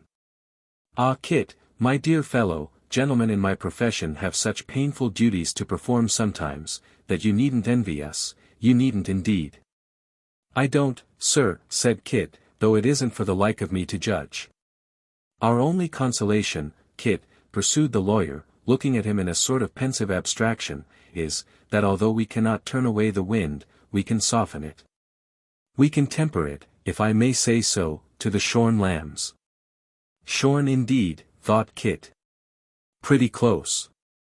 But he didn't say so. "On that occasion, Kit," said Mr. Brass, "on that occasion that I have just alluded to, I had a hard battle with Mr. Quilp, for Mr. Quilp is a very hard man, to obtain them the indulgence they had. It might have cost me a client. But suffering virtue inspired me, and I prevailed. He's not so bad after all, thought honest Kit, as the attorney pursed up his lips and looked like a man who was struggling with his better feelings. I respect you, Kit, said Brass with emotion. I saw enough of your conduct, at that time, to respect you, though your station is humble, and your fortune lowly. It isn't the waistcoat that I look at. It is the heart. The checks in the waistcoat are but the wires of the cage. But the heart is the bird. Ah! How many such birds are perpetually molting, and putting their beaks through the wires to peck at all mankind. This poetic figure, which Kit took to be an especial allusion to his own checked waistcoat, quite overcame him. Mr. Brass's voice and manner added not a little to its effect, for he discoursed with all the mild austerity of a hermit, and wanted but a cord round the waist of his rusty surtout, and a skull on the chimney-piece. To be completely set up in that line of business.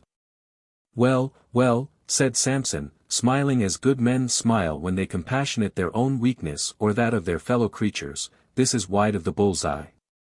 You're to take that, if you please. As he spoke, he pointed to a couple of half-crowns on the desk. Kit looked at the coins, and then at Samson, and hesitated. For yourself, said Brass. From. No matter about the person they came from, replied the lawyer. Say me, if you like. We have eccentric friends overhead, Kit, and we mustn't ask questions or talk too much, you understand. You're to take them, that's all, and between you and me, I don't think they'll be the last you'll have to take from the same place. I hope not. Goodbye, Kit. Goodbye. With many thanks, and many more self-reproaches for having on such slight grounds suspected one who in their very first conversation turned out such a different man from what he had supposed, Kit took the money and made the best of his way home. Mr. Brass remained airing himself at the fire, and resumed his vocal exercise, and his seraphic smile, simultaneously. May I come in? Said Miss Sally, peeping. Oh yes, you may come in, returned her brother. Ahem. Coughed Miss Brass interrogatively. Why, yes, returned Samson, I should say as good as done. Chapter 57. Mr. Chuckster's indignant apprehensions were not without foundation. Certainly the friendship between the single gentleman and Mr. Garland was not suffered to cool, but had a rapid growth and flourished exceedingly. They were soon in habits of constant intercourse and communication. And the single gentleman laboring at this time under a slight attack of illness, the consequence most probably of his late excited feelings and subsequent disappointment, furnished a reason for their holding yet more frequent correspondence. So that some one of the inmates of Abel Cottage, Finchley, came backwards and forwards between that place and Bevis Marks, almost every day. As the pony had now thrown off all disguise, and without any mincing of the matter or beating about the bush, sturdily refused to be driven by anybody but Kit, it generally happened that whether old Mr. Garland came, or Mr. Abel, Kit was of the party. Of all messages and inquiries, Kit was, in right of his position, the bearer. Thus it came about that, while the single gentleman remained indisposed, Kit turned into Bevis Marks every morning with nearly as much regularity as the general postman. Mr. Samson Brass, who no doubt had his reasons for looking sharply about him, soon learnt to distinguish the pony's trot and the clatter of the little chaise at the corner of the street. Whenever the sound reached his ears, he would immediately lay down his pen and fall to rubbing his hands and exhibiting the greatest glee. Ha ha, he would cry. Here's the pony again. Most remarkable pony, extremely docile, Mr. Richard, sir. Dick would return some matter-of-course reply, and Mr. Brass standing on the bottom rail of his stool, so as to get a view of the street over the top of the window blind, would take an observation of the visitors. The old gentleman again. He would exclaim, a very prepossessing old gentleman, Mr. Richard, charming countenance, sir, extremely calm, benevolence in every feature, sir. He quite realizes my idea of King Lear, as he appeared when in possession of his kingdom, Mr. Richard, the same good humor, the same white hair and partial baldness, the same liability to be imposed upon. Ah! A sweet subject for contemplation, sir, very sweet.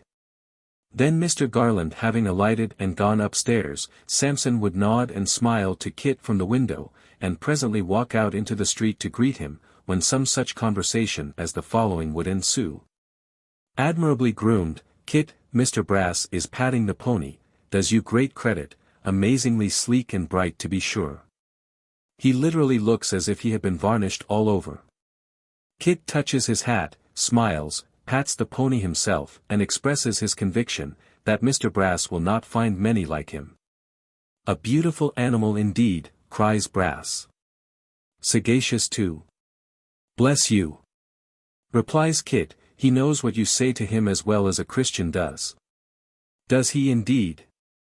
cries Brass, who has heard the same thing in the same place from the same person in the same words a dozen times, but is paralyzed with astonishment notwithstanding. "Dear me! I little thought the first time I saw him, sir," says Kit, pleased with the attorney's strong interest in his favorite, "that I should come to be as intimate with him as I am now." "Ah!" rejoins Mr. Brass, brimful of moral precepts and love of virtue. "A charming subject of reflection for you, very charming.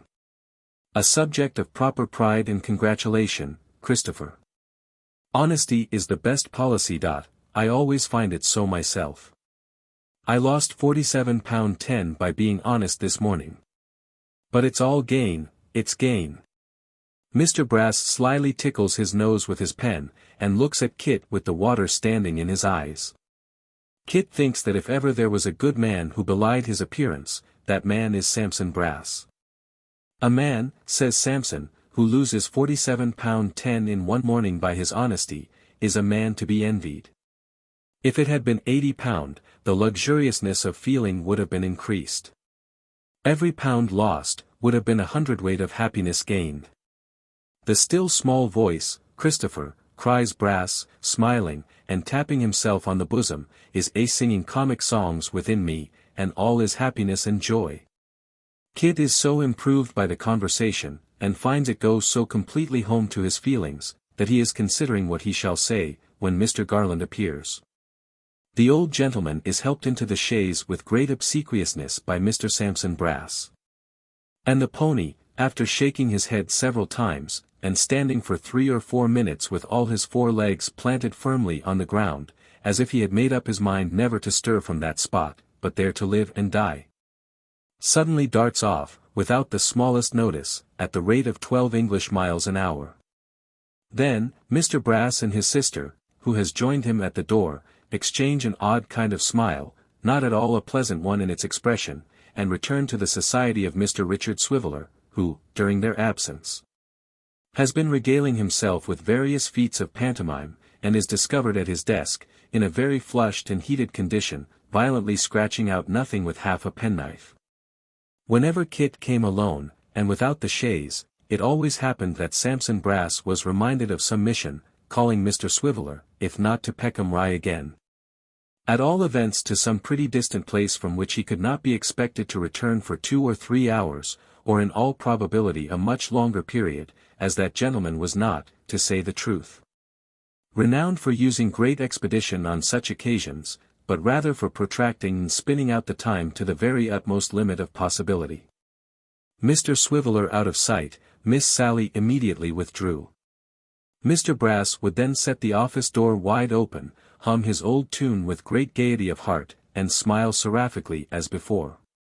Kit coming downstairs would be called in, entertained with some moral and agreeable conversation, perhaps entreated to mind the office for an instant while Mr. Brass stepped over the way, and afterwards presented with 1 or 2 half-crowns as the case might be. This occurred so often, that Kit, nothing doubting but that they came from the single gentleman who had already rewarded his mother with great liberality, could not enough admire his generosity, and bought so many cheap presents for her, and for little Jacob, and for the baby, and for Barbara to boot, that one or other of them was having some new trifle every day of their lives. While these acts and deeds were in progress in and out of the office of Sampson Brass, Richard Swiveller, being often left alone therein, began to find the time hang heavy on his hands. For the better preservation of his cheerfulness therefore, and to prevent his faculties from rusting, he provided himself with a cribbage board and pack of cards, and accustomed himself to play at cribbage with a dummy, for 20, 30, or sometimes even £50,000 aside, besides many hazardous bets to a considerable amount. As these games were very silently conducted, notwithstanding the magnitude of the interests involved, Mr. Swiveller began to think that on those evenings when Mr. and Miss Brass were out, and they often went out now, he heard a kind of snorting or hard-breathing sound in the direction of the door, which it occurred to him, after some reflection, must proceed from the small servant, who always had a cold from damp living. Looking intently that way one night, he plainly distinguished an eye gleaming and glistening at the keyhole. And having now no doubt that his suspicions were correct, he stole softly to the door, and pounced upon her before she was aware of his approach. "Oh!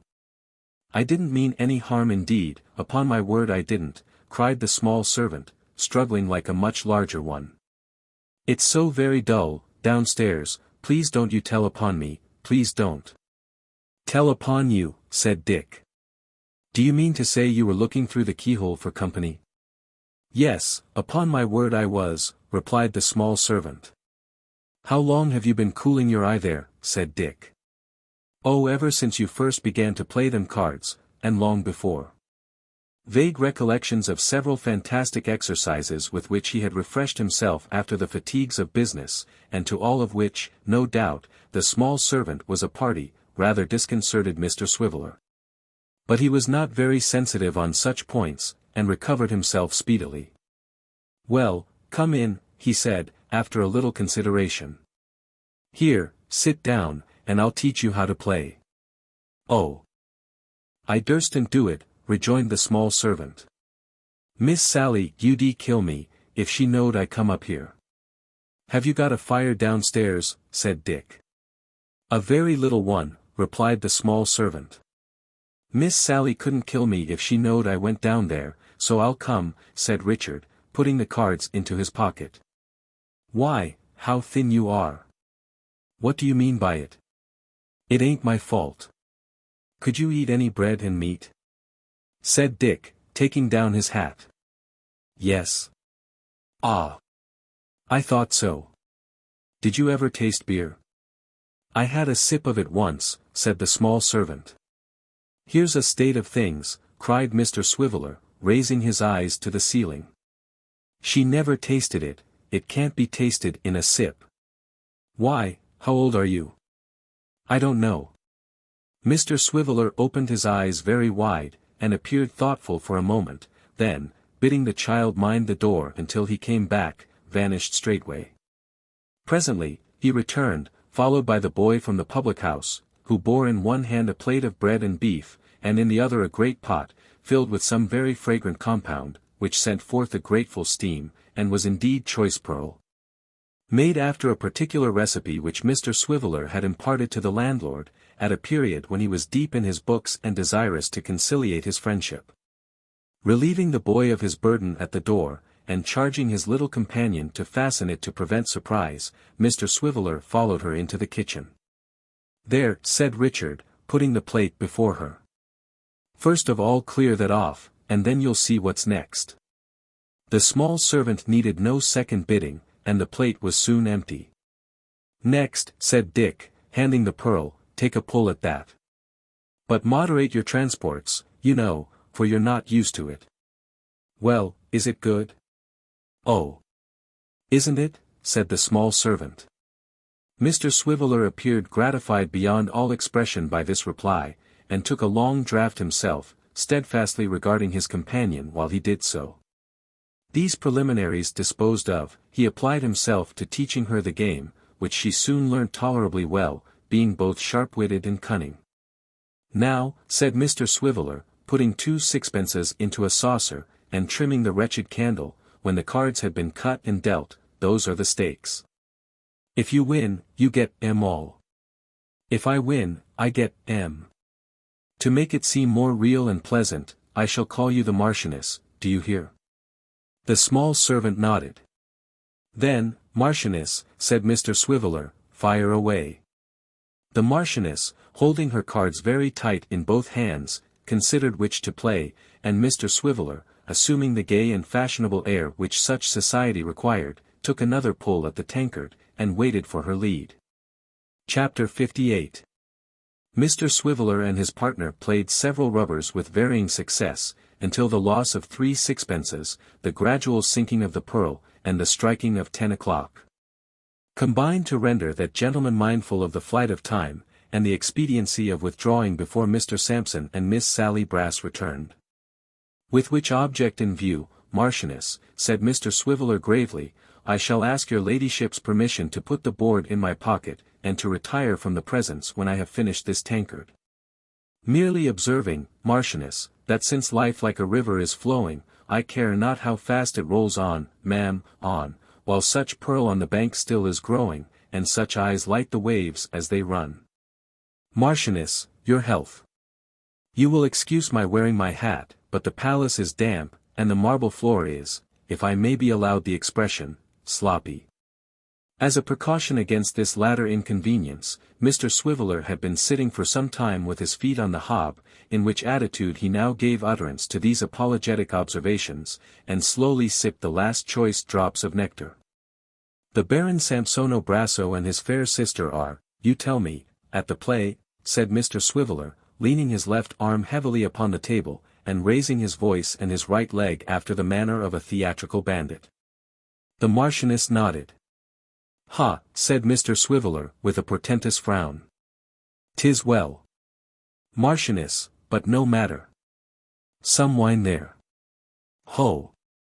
He illustrated these melodramatic morsels by handing the tankard to himself with great humility, receiving it haughtily, drinking from it thirstily, and smacking his lips fiercely. The small servant, who was not so well acquainted with theatrical conventionalities as Mr. Swiveller, having indeed never seen a play, or heard one spoken of, except by chance through chinks of doors and in other forbidden places, was rather alarmed by demonstrations so novel in their nature, and showed her concern so plainly in her looks, that Mr. Swiveller felt it necessary to discharge his brigand manner for one more suitable to private life, as he asked, Do they often go where glory waits, and leave you here? Oh, yes, I believe you they do, returned the small servant.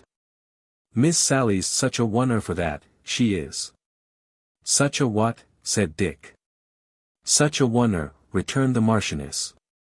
After a moment's reflection, Mr. Swiveller determined to forego his responsible duty of setting her right, and to suffer her to talk on.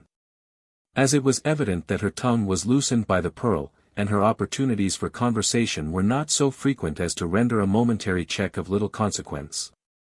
They sometimes go to see Mr. Quilp, said the small servant with a shrewd look, they go to a many places, bless you. Is Mr. Brass a wonder? Said Dick. Not half what Miss Sally is, he isn't, replied the small servant, shaking her head. Bless you, he'd never do anything without her. Oh. He wouldn't he? Said Dick. Miss Sally keeps him in such order, said the small servant, he always asks her advice, he does, and he catches it sometimes. Bless you, you wouldn't believe how much he catches it. I suppose, said Dick, that they consult together, a good deal, and talk about a great many people, about me for instance, sometimes, Marchioness? The Marchioness nodded amazingly. Complimentary, said Mr. Swiveller. The Marchioness changed the motion of her head, which had not yet left off nodding, and suddenly began to shake it from side to side, with a vehemence which threatened to dislocate her neck. Humph! Dick muttered. Would it be any breach of confidence, Marchioness, to relate what they say of the humble individual who has now the honor to? Miss Sally says you're a funny chap, replied his friend. Well, Marchioness, said Mr. Swiveller, that's not uncomplimentary. Merriment, Marchioness, is not a bad or a degrading quality. Old King Cole was himself a merry old soul, if we may put any faith in the pages of history. But she says, pursued his companion, that you ain't to be trusted. Why, really Marchioness, said Mr. Swiveller, thoughtfully. Several ladies and gentlemen, not exactly professional persons, but tradespeople, ma'am, tradespeople, have made the same remark. The obscure citizen who keeps the hotel over the way, inclined strongly to that opinion tonight when I ordered him to prepare the banquet. It's a popular prejudice, Marchioness. And yet I am sure I don't know why, for I have been trusted in my time to a considerable amount, and I can safely say that I never forsook my trust until it deserted me, never. Mr. Brass is of the same opinion, I suppose. His friend nodded again, with a cunning look which seemed to hint that Mr. Brass held stronger opinions on the subject than his sister. And seeming to recollect herself, added imploringly, "But don't you ever tell upon me, or I shall be beat to death." "Marchioness," said Mr. Swiveller, rising, "the word of a gentleman is as good as his bond, sometimes better, as in the present case, where his bond might prove but a doubtful sort of security. I am your friend, and I hope we shall play many more rubbers together in this same saloon. But, Marchioness," added Richard, stopping in his way to the door, and wheeling slowly round upon the small servant, who was following with the candle. "It occurs to me that you must be in the constant habit of airing your eye at keyholes, to know all this." "I only wanted," replied the trembling Marchioness, "to know where the key of the safe was hid, that was all. And I wouldn't have taken much, if I had found it, only enough to squench my hunger." "You didn't find it then," said Dick. "But of course you didn't, or you'd be plumper. Good night, Marchioness. Fare thee well, and if for ever, then for ever fare thee well, and put up the chain, Marchioness, in case of accidents." With this parting injunction, Mr. Swiveller emerged from the house. And feeling that he had by this time taken quite as much to drink as promised to be good for his constitution, Pearl being a rather strong and heady compound, wisely resolved to betake himself to his lodgings, and to bed at once. Homeward he went therefore. And his apartments, for he still retained the plural fiction, being at no great distance from the office, he was soon seated in his own bed-chamber, where, having pulled off one boot and forgotten the other, he fell into deep cogitation.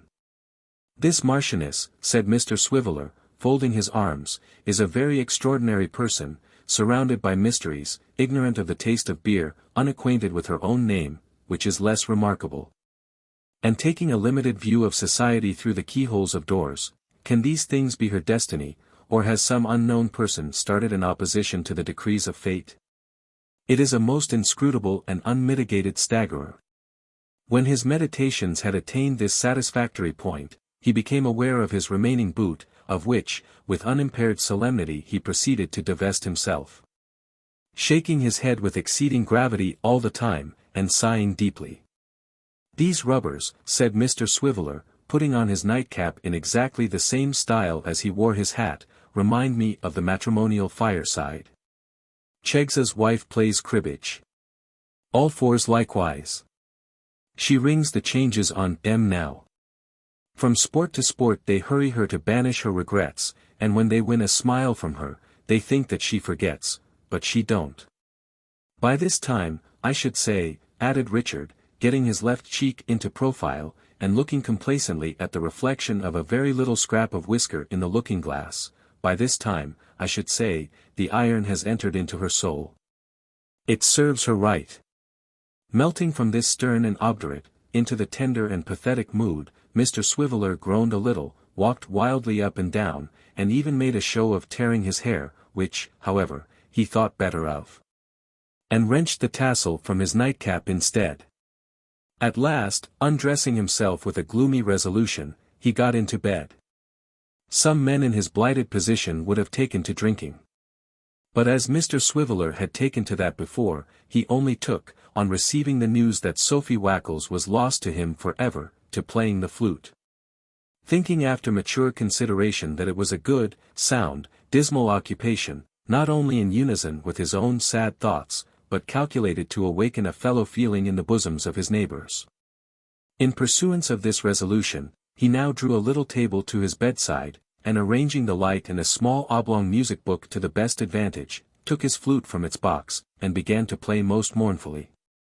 The air was "Away with Melancholy," a composition, which, when it is played very slowly on the flute, in bed, with the further disadvantage of being performed by a gentleman but imperfectly acquainted with the instrument, who repeats one note a great many times before he can find the next, has not a lively effect. Yet, for half the night, or more, Mr. Swiveller, lying sometimes on his back with his eyes upon the ceiling, and sometimes half out of bed to correct himself by the book, played this unhappy tune over and over again. Never leaving off, save for a minute or two at a time to take breath and soliloquize about the Marchioness, and then beginning again with renewed vigor. It was not until he had quite exhausted his several subjects of meditation, and had breathed into the flute the whole sentiment of the pearl down to its very dregs, and had nearly maddened the people of the house, and at both the next doors, and over the way, that he shut up the music book, extinguished the candle, and finding himself greatly lightened and relieved in his mind, turned round and fell asleep. He awoke in the morning, much refreshed. And having taken half an hour's exercise at the flute, and graciously received a notice to quit from his landlady, who had been in waiting on the stairs for that purpose since the dawn of day, repaired to Bevis Marks, where the beautiful Sally was already at her post, bearing in her looks a radiance, mild as that which beameth from the virgin moon. Mr. Swiveller acknowledged her presence by a nod, and exchanged his coat for the aquatic jacket, which usually took some time fitting on, for in consequence of a tightness in the sleeves, it was only to be got into by a series of struggles. This difficulty overcome, he took his seat at the desk. "I say," quoth Miss Brass, abruptly breaking silence, "you haven't seen a silver pencil case this morning, have you?" "I didn't meet many in the street," rejoined Mr. Swiveller. "I saw one, a stout pencil case of respectable appearance, but as he was in company with an elderly penknife, and a young toothpick with whom he was in earnest conversation, I felt a delicacy in speaking to him." "No, but have you?" returned Miss Brass. "Seriously, you know." "What a dull dog you must be to ask me such a question seriously," said Mr. Swiveller. "Haven't I this moment come?" "Well, all I know is," replied Miss Sally, "that it's not to be found, and that it disappeared one day this week, when I left it on the desk." "Hullo," thought Richard, "I hope the Marchioness hasn't been at work here." "There was a knife too," said Miss Sally, "of the same pattern. They were given to me by my father, years ago, and are both gone. You haven't missed anything yourself, have you?" Mr. Swiveller involuntarily clapped his hands to the jacket to be quite sure that it was a jacket and not a skirted coat, and having satisfied himself of the safety of this, his only movable in Bevis Marks, made answer in the negative. "It's a very unpleasant thing, Dick," said Miss Brass, pulling out the tin box and refreshing herself with a pinch of snuff. "But between you and me, between friends you know, for if Sammy knew it, I should never hear the last of it, some of the office money, too, that has been left about, has gone in the same way. In particular, I have missed 3 half-crowns at 3 different times." "You don't mean that?" cried Dick. "Be careful what you say, old boy, for this is a serious matter." "Are you quite sure? Is there no mistake?" "It is so, and there can't be any mistake at all," rejoined Miss Brass emphatically. "Then by Jove," thought Richard, laying down his pen, "I am afraid the Marchioness is done for."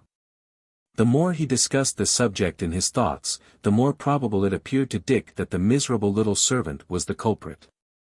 When he considered on what a spare allowance of food she lived, how neglected and untaught she was, and how her natural cunning had been sharpened by necessity and privation, he scarcely doubted it.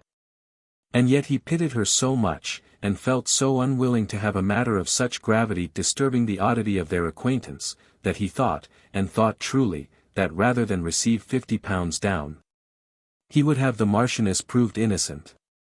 While he was plunged in very profound and serious meditation upon this theme, Miss Sally sat shaking her head with an air of great mystery and doubt.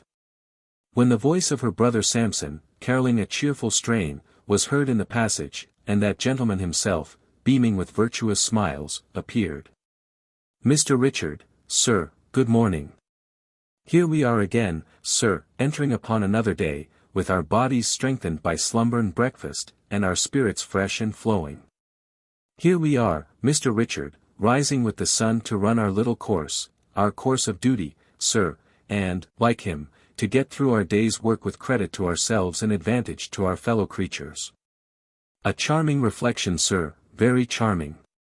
While he addressed his clerk in these words, Mr. Brass was, somewhat ostentatiously, engaged in minutely examining and holding up against the light a £5 bank note, which he had brought in his hand. Mr. Richard not receiving his remarks with anything like enthusiasm, his employer turned his eyes to his face, and observed that it wore a troubled expression. "You're out of spirits, sir," said Brass. "Mr. Richard, sir, we should fall to work cheerfully, and not in a despondent state. It becomes us, Mr. Richard, sir, to—" Here the chaste Sarah heaved a loud sigh. "Dear me," said Mr. Sampson, "you too. Is anything the matter?" "Mr. Richard, sir." Dick, glancing at Miss Sally, saw that she was making signals to him, to acquaint her brother with the subject of their recent conversation. As his own position was not a very pleasant one until the matter was set at rest one way or other, he did so, and Miss Brass, plying her snuff-box at a most wasteful rate, corroborated his account. The countenance of Sampson fell, and anxiety overspread his features. Instead of passionately bewailing the loss of his money, as Miss Sally had expected, he walked on tiptoe to the door, opened it, looked outside, shut it softly, returned on tiptoe, and said in a whisper, "This is a most extraordinary and painful circumstance, Mr. Richard, sir, a most painful circumstance. The fact is, that I myself have missed several small sums from the desk, of late, and have refrained from mentioning it, hoping that accident would discover the offender, but it has not done so, it has not done so. Sally, Mr. Richard, sir, this is a particularly distressing affair." As Sampson spoke, he laid the bank note upon the desk among some papers, in an absent manner, and thrust his hands into his pockets. Richard Swiveller pointed to it, and admonished him to take it up. "No, Mr. Richard, sir," rejoined Brass with emotion, "I will not take it up. I will let it lie there, sir.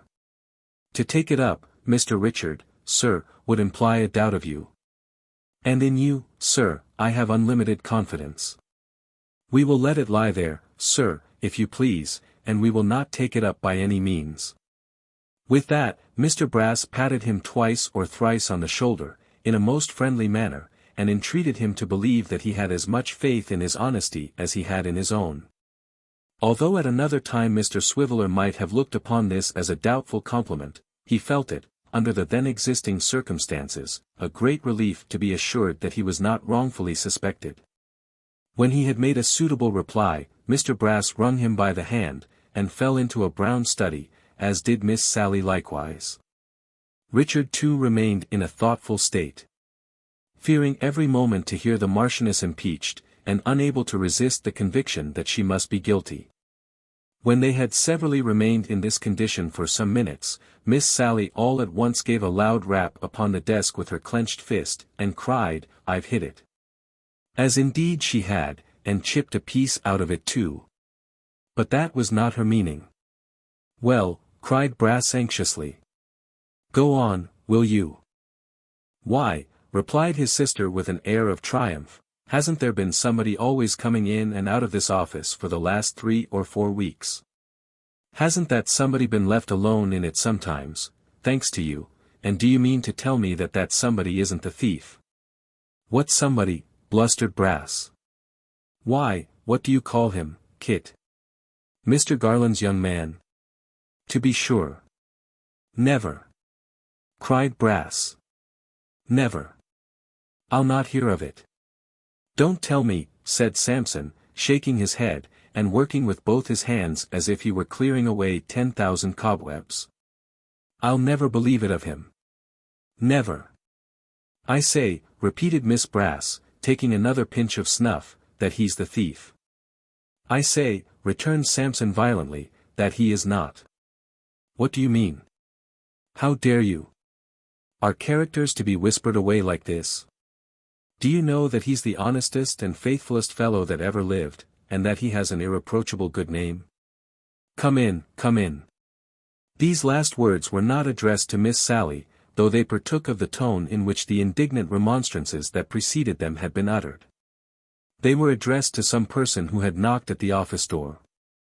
And they had hardly passed the lips of Mr. Brass, when this very Kit himself looked in. Is the gentleman upstairs, sir, if you please? Yes, Kit, said Brass, still fired with an honest indignation, and frowning with knotted brows upon his sister. Yes, Kit, he is. I am glad to see you, Kit, I am rejoiced to see you. Look in again, as you come downstairs, Kit. That lad a robber, cried Brass when he had withdrawn, with that frank and open countenance. I'd trust him with untold gold. Mr. Richard, sir, have the goodness to step directly to Rasp and Company's in Broad Street, and inquire if they have had instructions to appear in Carcam and Painter. That lad a robber, sneered Sampson, flushed and heated with his wrath. Am I blind, deaf, silly, do I know nothing of human nature when I see it before me? Kit a robber. Bah! Flinging this final interjection at Miss Sally with immeasurable scorn and contempt, Sampson Brass thrust his head into his desk, as if to shut the base world from his view, and breathed defiance from under its half-closed lid. Chapter 59. When Kit, having discharged his errand, came downstairs from the single gentleman's apartment after the lapse of a quarter of an hour or so, Mr. Sampson Brass was alone in the office. He was not singing as usual, nor was he seated at his desk. The open door showed him standing before the fire with his back towards it, and looking so very strange that Kit supposed he must have been suddenly taken ill. Is anything the matter, sir? Said Kit. Matter? Cried Brass. No. Why anything the matter? You are so very pale, said Kit, that I should hardly have known you. Pooh! Mere fancy, cried Brass, stooping to throw up the cinders. Never better, Kit, never better in all my life. Merry too. Ha ha. How's our friend above stairs, eh? A great deal better, said Kit. I'm glad to hear it, rejoined Brass, thankful, I may say.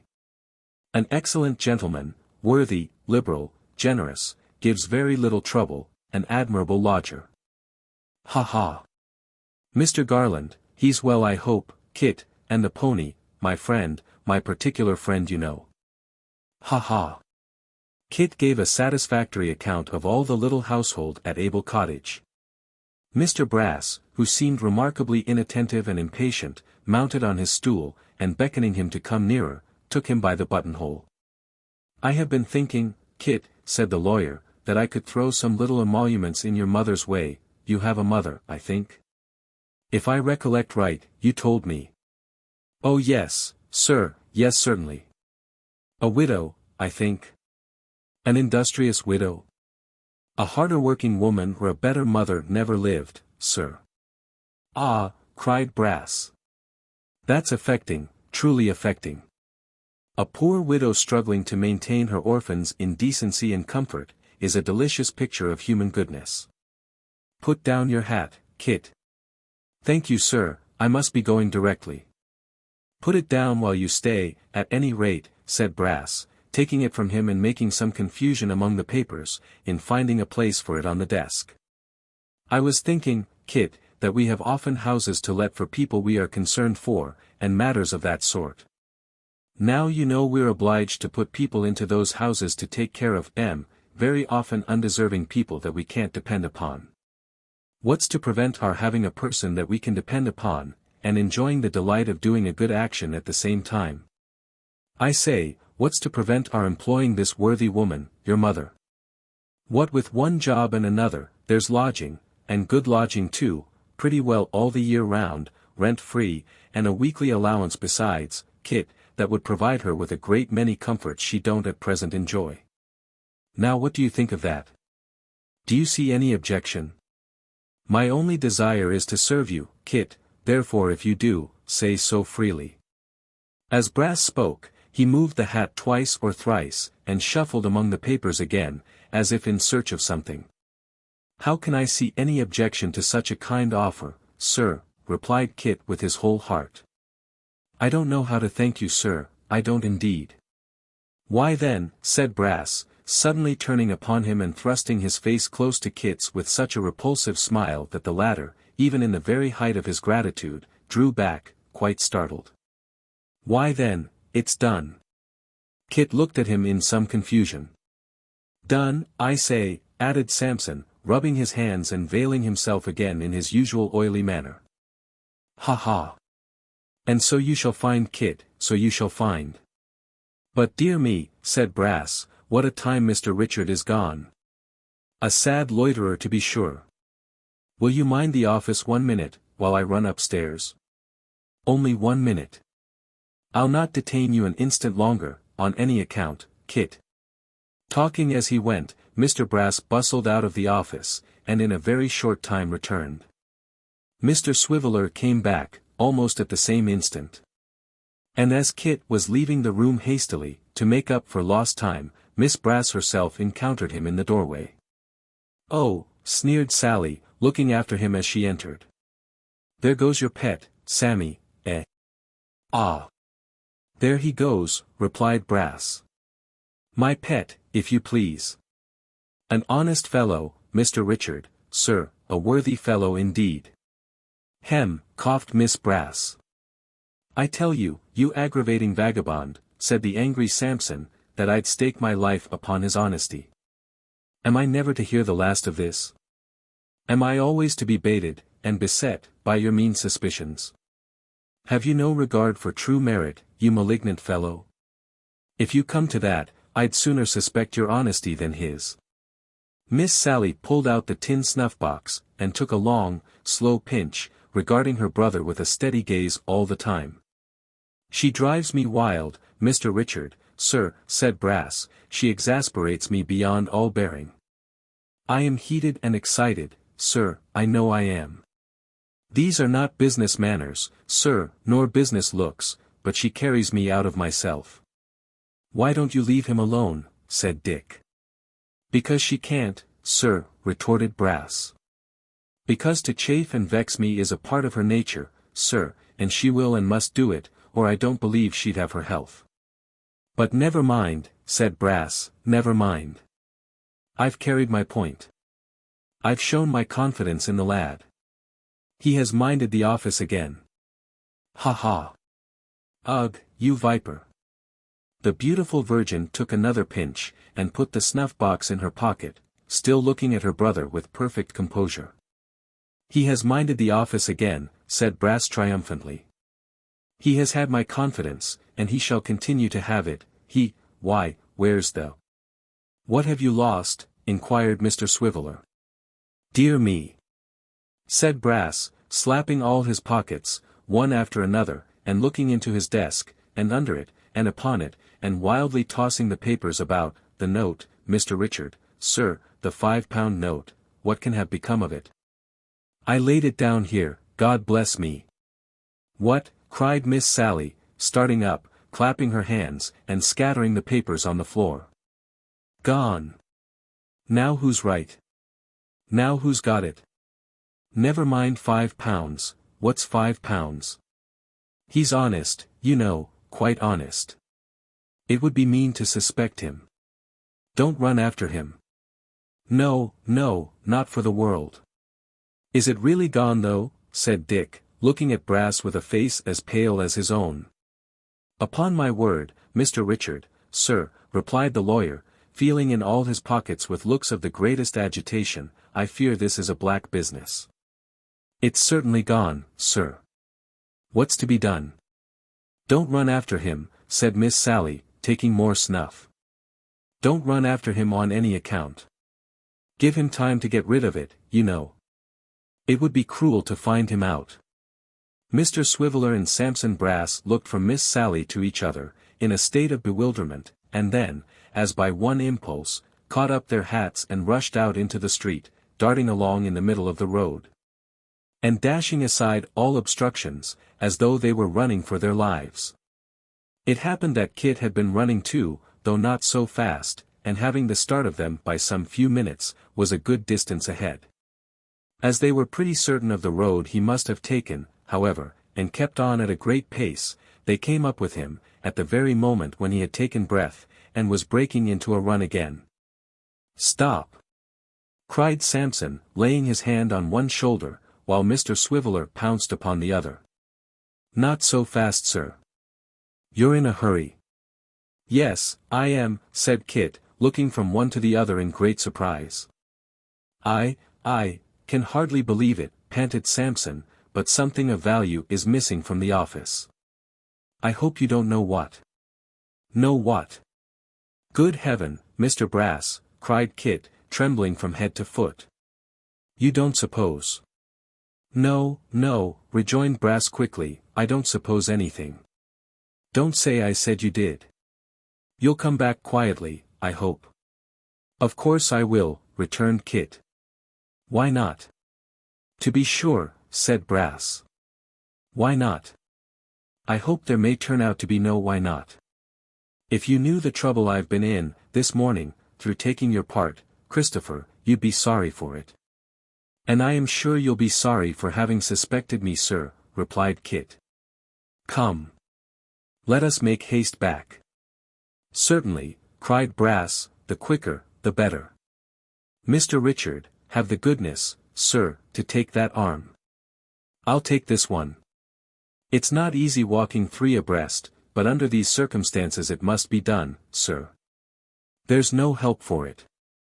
Kit did turn from white to red, and from red to white again, when they secured him thus, and for a moment seemed disposed to resist. But, quickly recollecting himself and remembering that if he made any struggle, he would perhaps be dragged by the collar through the public streets, he only repeated, with great earnestness and with the tears standing in his eyes, that they would be sorry for this, and suffered them to lead him off. While they were on the way back, Mr. Swiveller, upon whom his present functions sat very irksomely, took an opportunity of whispering in his ear that if he would confess his guilt, even by so much as a nod, and promise not to do so any more, he would connive at his kicking Samson Brass on the shins and escaping up a court. But Kit indignantly rejecting this proposal, Mr. Richard had nothing for it, but to hold him tight until they reached Bevis Marks, and ushered him into the presence of the charming Sarah, who immediately took the precaution of locking the door. Now, you know, said Brass, if this is a case of innocence, it is a case of that description, Christopher, where the fullest disclosure is the best satisfaction for everybody. Therefore if you'll consent to an examination, he demonstrated what kind of examination he meant by turning back the cuffs of his coat, it will be a comfortable and pleasant thing for all parties. Search me, said Kit, proudly holding up his arms. But mind, sir, I know you'll be sorry for this, to the last day of your life. It is certainly a very painful occurrence, said Brass with a sigh, as he dived into one of Kit's pockets, and fished up a miscellaneous collection of small articles, very painful. Nothing here, Mr. Richard, sir, all perfectly satisfactory. Nor here, sir. Nor in the waistcoat, Mr. Richard, nor in the coat tails. So far, I am rejoiced, I am sure. Richard Swiveller, holding Kit's hat in his hand, was watching the proceedings with great interest, and bore upon his face the slightest possible indication of a smile, as Brass, shutting one of his eyes, looked with the other up the inside of one of the poor fellow's sleeves as if it were a telescope, when Samson turning hastily to him, bade him search the hat. Here's a handkerchief, said Dick. No harm in that, sir, rejoined Brass, applying his eye to the other sleeve, and speaking in the voice of one who was contemplating an immense extent of prospect. No harm in a handkerchief, sir, whatever. The faculty don't consider it a healthy custom, I believe, Mr. Richard, to carry one's handkerchief in one's hat. I have heard that it keeps the head too warm, but in every other point of view, its being there, is extremely satisfactory, extremely so. An exclamation, at once from Richard Swiveller, Miss Sally, and Kit himself, cut the lawyer short. He turned his head, and saw Dick standing with the bank-note in his hand. In the hat, cried Brass in a sort of shriek. Under the handkerchief, and tucked beneath the lining, said Dick, aghast at the discovery. Mr. Brass looked at him, at his sister, at the walls, at the ceiling, at the floor, everywhere but at Kit, who stood quite stupefied and motionless. And this, cried Samson, clasping his hands, is the world that turns upon its own axis, and has lunar influences, and revolutions round heavenly bodies, and various games of that sort. This is human nature, is it? Oh nature, nature. This is the miscreant that I was going to benefit with all my little arts, and that, even now, I feel so much for, as to wish to let him go. But, added Mr. Brass with greater fortitude, I am myself a lawyer, and bound to set an example in carrying the laws of my happy country into effect. Sally, my dear, forgive me, and catch hold of him on the other side. Mr. Richard, sir, have the goodness to run and fetch a constable. The weakness is past and over, sir, and moral strength returns. A constable, sir, if you please. Chapter 60. Kit stood as one entranced, with his eyes opened wide and fixed upon the ground, regardless alike of the tremulous hold which Mr. Brass maintained on one side of his cravat, and of the firmer grasp of Miss Sally upon the other. Although this latter detention was in itself no small inconvenience, as that fascinating woman, besides screwing her knuckles inconveniently into his throat from time to time, had fastened upon him in the first instance with so tight a grip that even in the disorder and distraction of his thoughts he could not divest himself of an uneasy sense of choking. Between the brother and sister he remained in this posture, quite unresisting and passive, until Mr. Swiveller returned, with a police constable at his heels. This functionary, being, of course, well used to such scenes, looking upon all kinds of robbery, from petty larceny up to housebreaking or ventures on the highway, as matters in the regular course of business, and regarding the perpetrators in the light of so many customers coming to be served at the wholesale and retail shop of criminal law where he stood behind the counter, received Mr. Brass's statement of facts with about as much interest and surprise, as an undertaker might evince if required to listen to a circumstantial account of the last illness of a person whom he was called in to wait upon professionally, and took Kit into custody with a decent indifference. "We had better," said this subordinate minister of justice, "get to the office while there's a magistrate sitting. I shall want you to come along with us, Mr. Brass, and he looked at Miss Sally as if in some doubt whether she might not be a griffin or other fabulous monster. "The lady, said Sampson. "Ah," replied the constable. "Yes, the lady. Likewise the young man that found the property." "Mr. Richard, sir," said Brass in a mournful voice. "A sad necessity. But the altar of our country, sir." "You'll have a hackney coach, I suppose?" interrupted the constable, holding Kit, whom his other captors had released, carelessly by the arm, a little above the elbow. "Be so good as send for one, will you?" "But, hear me speak a word," cried Kit, raising his eyes and looking imploringly about him. "Hear me speak a word. I am no more guilty than any one of you. Upon my soul I am not. I a thief. Oh, Mr. Brass, you know me better. I am sure you know me better. This is not right of you, indeed." "I give you my word, constable," said Brass. But here the constable interposed with the constitutional principle, "Words be blowed." Observing that words were but spoon meat for babes and sucklings, and that oaths were the food for strong men. "Quite true, constable," assented Brass in the same mournful tone. "Strictly correct. I give you my oath, constable, that down to a few minutes ago, when this fatal discovery was made, I had such confidence in that lad, that I'd have trusted him with a hackney coach. Mr. Richard, sir, you're very slow, sir." "Who is there that knows me," cried Kit, "that would not trust me, that does not? Ask anybody whether they have ever doubted me, whether I have ever wronged them of a farthing. Was I ever once dishonest when I was poor and hungry, and is it likely I would begin now? Oh, consider what you do. How can I meet the kindest friends that ever human creature had, with this dreadful charge upon me?" Mr. Brass rejoined that it would have been well for the prisoner if he had thought of that before, and was about to make some other gloomy observations when the voice of the single gentleman was heard, demanding from above stairs what was the matter. And what was the cause of all that noise and hurry? Kit made an involuntary start towards the door in his anxiety to answer for himself, but being speedily detained by the constable, had the agony of seeing Sampson Brass run out alone to tell the story in his own way. "And he can hardly believe it either," said Sampson, when he returned, "nor nobody will. I wish I could doubt the evidence of my senses, but their depositions are unimpeachable. It's of no use cross-examining my eyes, cried Samson, winking and rubbing them, they stick to their first account, and will. Now, Sarah, I hear the coach in the marks, get on your bonnet, and we'll be off. A sad errand. A moral funeral, quite. Mr. Brass, said Kit. Do me one favor. Take me to Mr. Witherden's first. Samson shook his head irresolutely. Do, said Kit. My master's there. For heaven's sake, take me there, first. Well, I don't know, stammered Brass, who perhaps had his reasons for wishing to show as fair as possible in the eyes of the notary. How do we stand in point of time, constable, eh? The constable, who had been chewing a straw all this while with great philosophy, replied that if they went away at once they would have time enough, but that if they stood shilly-shallying there any longer, they must go straight to the mansion house. And finally expressed his opinion that that was where it was, and that was all about it.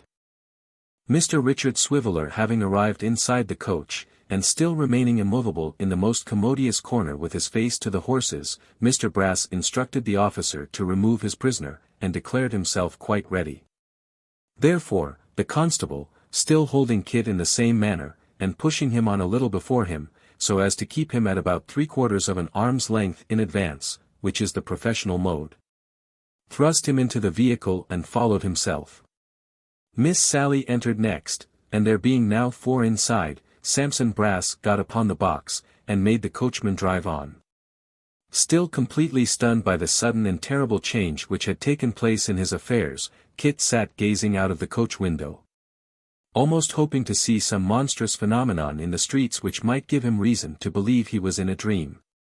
Alas! Everything was too real and familiar, the same succession of turnings, the same houses, the same streams of people running side by side in different directions upon the pavement, the same bustle of carts and carriages in the road.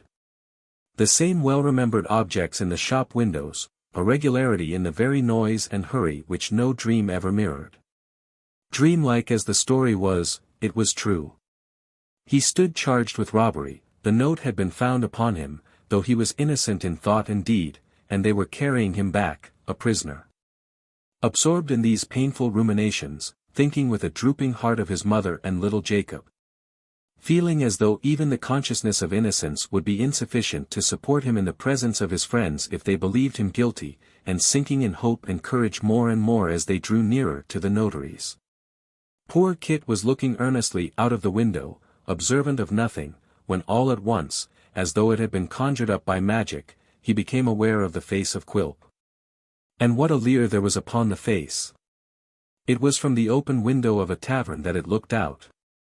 And the dwarf had so spread himself over it, with his elbows on the window-sill and his head resting on both his hands, that what between this attitude and his being swollen with suppressed laughter, he looked puffed and bloated into twice his usual breadth. Mr. Brass, on recognizing him, immediately stopped the coach. As it came to a halt directly opposite to where he stood, the dwarf pulled off his hat, and saluted the party with a hideous and grotesque politeness. "Aha!" he cried. "Where now, Brass? Where now? Sally with you too? Sweet Sally. And Dick? Pleasant Dick. And Kit? Honest Kit? He's extremely cheerful," said Brass to the coachman. "Very much so. Ah, sir, a sad business. Never believe in honesty any more, sir." "Why not?" returned the dwarf. "Why not, you rogue of a lawyer, why not?" "Banknote lost in our office, sir," said Brass, shaking his head. "Found in his hat, sir, he previously left alone there, no mistake at all, sir, chain of evidence complete, not a link wanting." "What?" cried the dwarf, leaning half his body out of window. "Kit a thief! Kit a thief! Ha ha ha! Why, he's an uglier looking thief than can be seen anywhere for a penny. Kit, ha ha ha! Have you taken Kit into custody before he had time and opportunity to beat me? Kit, eh. And with that, he burst into a yell of laughter, manifestly to the great terror of the coachman, and pointed to a dyer's pole hard by, where a dangling suit of clothes bore some resemblance to a man upon a gibbet. "Is it coming to that, Kit?" cried the dwarf, rubbing his hands violently. "Ha ha ha ha! What a disappointment for little Jacob, and for his darling mother! Let him have the Bethel minister to comfort and console him, Brass. Kit, Drive on Koshi, drive on. Bye-bye, Kit, all good go with you, keep up your spirits, my love to the Garlands, the dear old lady and gentleman. Say I inquired after him, will you? Blessings on him, on you, and on everybody, Kit. Blessings on all the world." With such good wishes and farewells, poured out in a rapid torrent until they were out of hearing, Quilp suffered them to depart, and when he could see the coach no longer, drew in his head, and rolled upon the ground in an ecstasy of enjoyment. When they reached the notary's, which they were not long in doing, for they had encountered the dwarf in a by-street at a very little distance from the house, Mr. Brass dismounted. And opening the coach door with a melancholy visage, requested his sister to accompany him into the office, with the view of preparing the good people within, for the mournful intelligence that awaited them. Miss Sally complying, he desired Mr. Swiveller to accompany them. So, into the office they went, Mr. Sampson and his sister arm in arm, and Mr. Swiveller following, alone. The notary was standing before the fire in the outer office, talking to Mr. Abel and the elder Mr. Garland, while Mr. Chuckster sat writing at the desk, picking up such crumbs of their conversation as happened to fall in his way. This posture of affairs Mr. Brass observed through the glass door as he was turning the handle, and seeing that the notary recognized him, he began to shake his head and sigh deeply while that partition yet divided them. "Sir," said Sampson, taking off his hat, and kissing the 2 forefingers of his right-hand beaver glove, "my name is Brass, Brass of Bevis Marks, sir. I have had the honor and pleasure, sir, of being concerned against you in some little testamentary matters." "How do you do, sir? My clerk will attend to any business you may have come upon, Mr. Brass," said the notary, turning away. "Thank you, sir," said Brass, "thank you, I am sure. Allow me, sir, to introduce my sister, quite one of us, sir, although of the weaker sex, of great use in my business, sir, I assure you. Mr. Richard, sir, have the goodness to come forward if you please."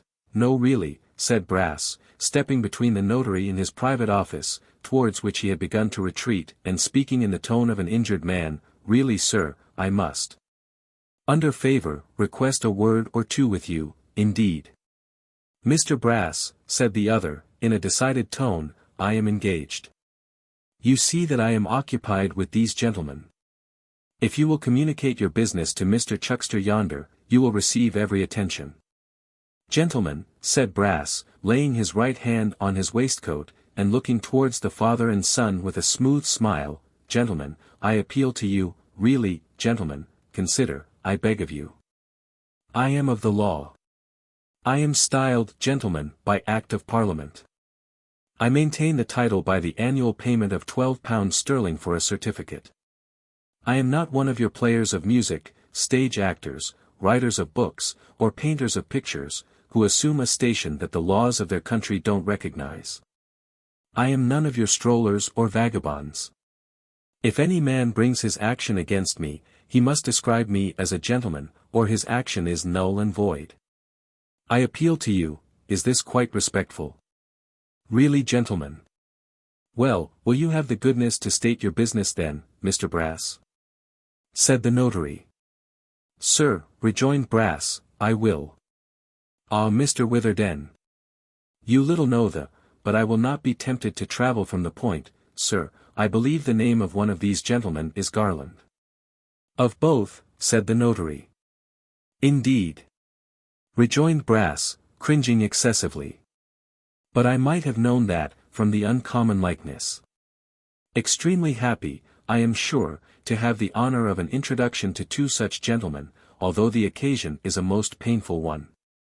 One of you gentlemen has a servant called Kit?" "Both," replied the notary. "2 Kits," said Brass smiling. "Dear me. "One Kit, sir," returned Mr. Witherden angrily, "who is employed by both gentlemen." "What of him?" "This of him, sir," rejoined Brass, dropping his voice impressively. "That young man, sir, that I have felt unbounded and unlimited confidence in, and always behaved to as if he was my equal, that young man has this morning committed a robbery in my office, and been taken almost in the fact." "This must be some falsehood," cried the notary. "It is not possible," said Mr. Abel. "I'll not believe one word of it," exclaimed the old gentleman. Mr. Brass looked mildly round upon them, and rejoined. "Mr. Witherden, sir, your words are actionable, and if I was a man of low and mean standing, who couldn't afford to be slandered, I should proceed for damages.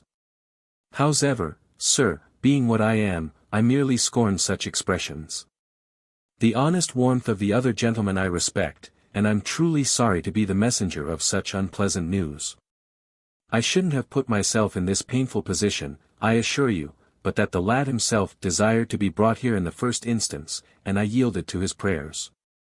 Mr. Chuckster, sir, will you have the goodness to tap at the window for the constable that's waiting in the coach?"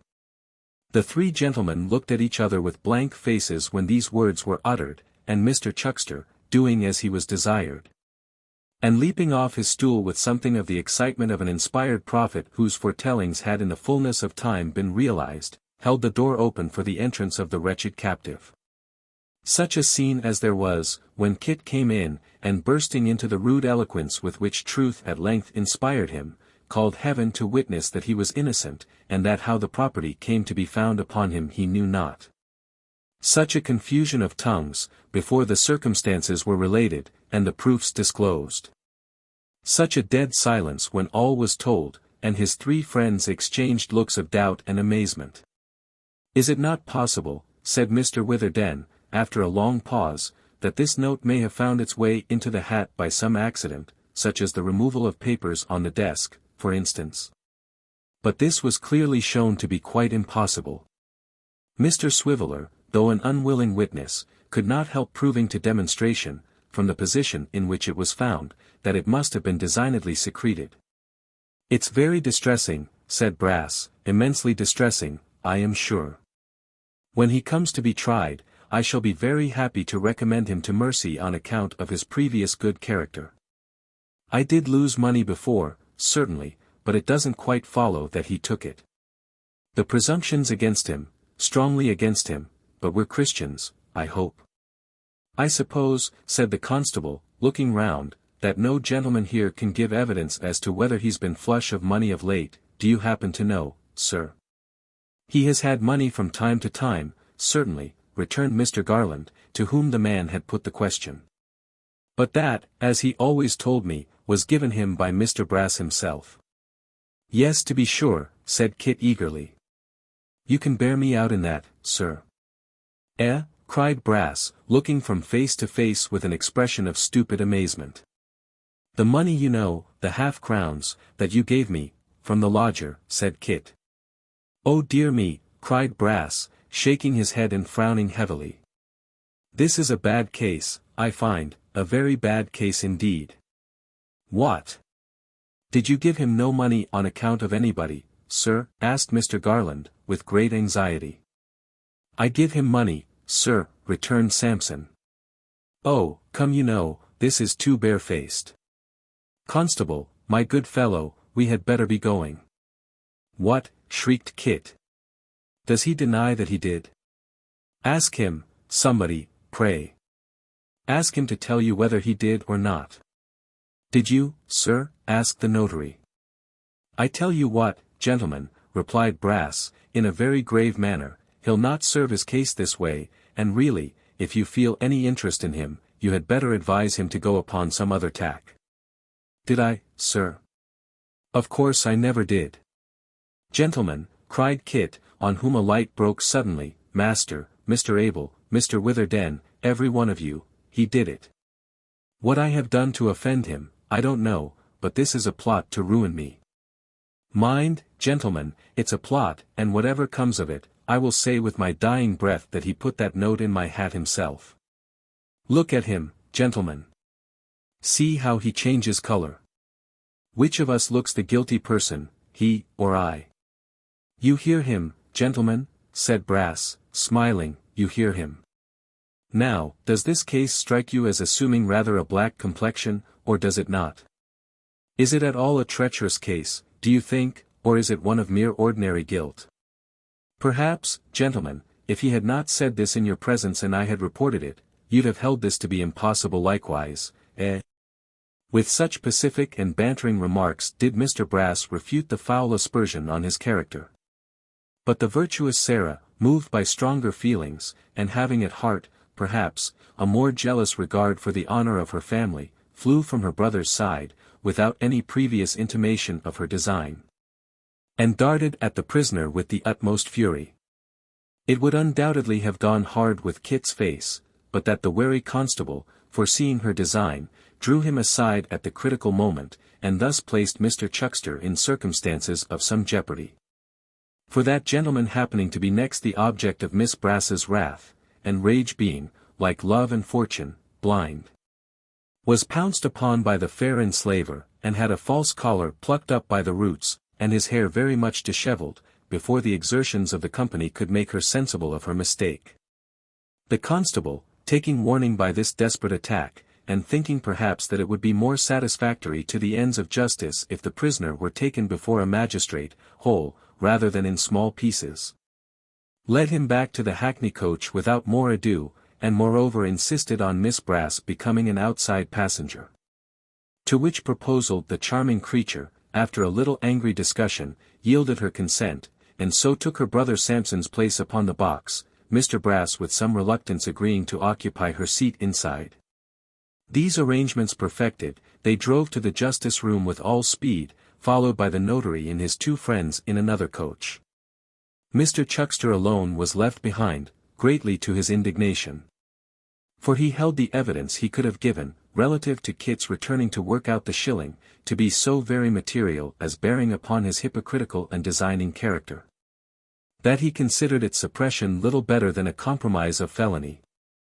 At the justice room, they found the single gentleman, who had gone straight there, and was expecting them with desperate impatience. But not 50 single gentlemen rolled into one could have helped poor Kit, who in half an hour afterwards was committed for trial, and was assured by a friendly officer on his way to prison that there was no occasion to be cast down. For the sessions would soon be on, and he would, in all likelihood, get his little affair disposed of, and be comfortably transported, in less than a fortnight. Chapter 61. Let moralists and philosophers say what they may, it is very questionable whether a guilty man would have felt half as much misery that night, as Kit did, being innocent. The world, being in the constant commission of vast quantities of injustice, is a little too apt to comfort itself with the idea that if the victim of its falsehood and malice have a clear conscience, he cannot fail to be sustained under his trials, and somehow or other to come right at last. In which case, say they who have hunted him down, though we certainly don't expect it, nobody will be better pleased than we. Whereas, the world would do well to reflect, that injustice is in itself, to every generous and properly constituted mind, an injury, of all others the most insufferable, the most torturing, and the most hard to bear. And that many clear consciences have gone to their account elsewhere, and many sound hearts have broken, because of this very reason, the knowledge of their own deserts only aggravating their sufferings, and rendering them the less endurable. The world, however, was not in fault in Kit's case. But Kit was innocent. And knowing this, and feeling that his best friends deemed him guilty, that Mr. and Mrs. Garland would look upon him as a monster of ingratitude, that Barbara would associate him with all that was bad and criminal, that the pony would consider himself forsaken, and that even his own mother might perhaps yield to the strong appearances against him, and believe him to be the wretch he seemed, knowing and feeling all this, he experienced, at first, an agony of mind which no words can describe, and walked up and down the little cell in which he was locked up for the night, almost beside himself with grief. Even when the violence of these emotions had in some degree subsided, and he was beginning to grow more calm, there came into his mind a new thought, the anguish of which was scarcely less. The child, the bright star of the simple fellow's life, she, who always came back upon him like a beautiful dream, who had made the poorest part of his existence, the happiest and best, who had ever been so gentle, and considerate, and good. If she were ever to hear of this, what would she think? As this idea occurred to him, the walls of the prison seemed to melt away, and the old place to reveal itself in their stead, as it was wont to be on winter nights, the fireside, the little supper table, the old man's hat and coat and stick, the half-opened door, leading to her little room, they were all there. And Nell herself was there, and he, both laughing heartily as they had often done, and when he had got as far as this, Kit could go no farther, but flung himself upon his poor bedstead and wept. It was a long night, which seemed as though it would have no end, but he slept too, and dreamed, always of being at liberty, and roving about, now with one person and now with another, but ever with a vague dread of being recalled to prison. Not that prison, but one which was in itself a dim idea, not of a place, but of a care and sorrow, of something oppressive and always present, and yet impossible to define. At last, the morning dawned, and there was the jail itself, cold, black, and dreary, and very real indeed. He was left to himself, however, and there was comfort in that. He had liberty to walk in a small paved yard at a certain hour, and learned from the turnkey, who came to unlock his cell and show him where to wash, that there was a regular time for visiting, every day. And that if any of his friends came to see him, he would be fetched down to the grate. When he had given him this information, and a tin porringer containing his breakfast, the man locked him up again, and went clattering along the stone passage, opening and shutting a great many other doors, and raising numberless loud echoes which resounded through the building for a long time, as if they were in prison too, and unable to get out. This turnkey had given him to understand that he was lodged, like some few others in the jail, apart from the mass of prisoners, because he was not supposed to be utterly depraved and irreclaimable, and had never occupied apartments in that mansion before. Kit was thankful for this indulgence, and sat reading the church catechism very attentively, though he had known it by heart from a little child, until he heard the key in the lock, and the man entered again. "Now then," he said, "come on." "Where to, sir?" asked Kit. The man contented himself by briefly replying, "Visitors." And taking him by the arm in exactly the same manner as the constable had done the day before, led him, through several winding ways and strong gates, into a passage, where he placed him at a grating and turned upon his heel. Beyond this grating, at the distance of about 4 or 5 feet, was another exactly like it. In the space between, sat a turnkey reading a newspaper, and outside the further railing, Kit saw, with a palpitating heart, his mother with the baby in her arms, Barbara's mother with her never-failing umbrella, and poor little Jacob, staring in with all his might, as though he were looking for the bird, or the wild beast, and thought the men were mere accidents with whom the bars could have no possible concern.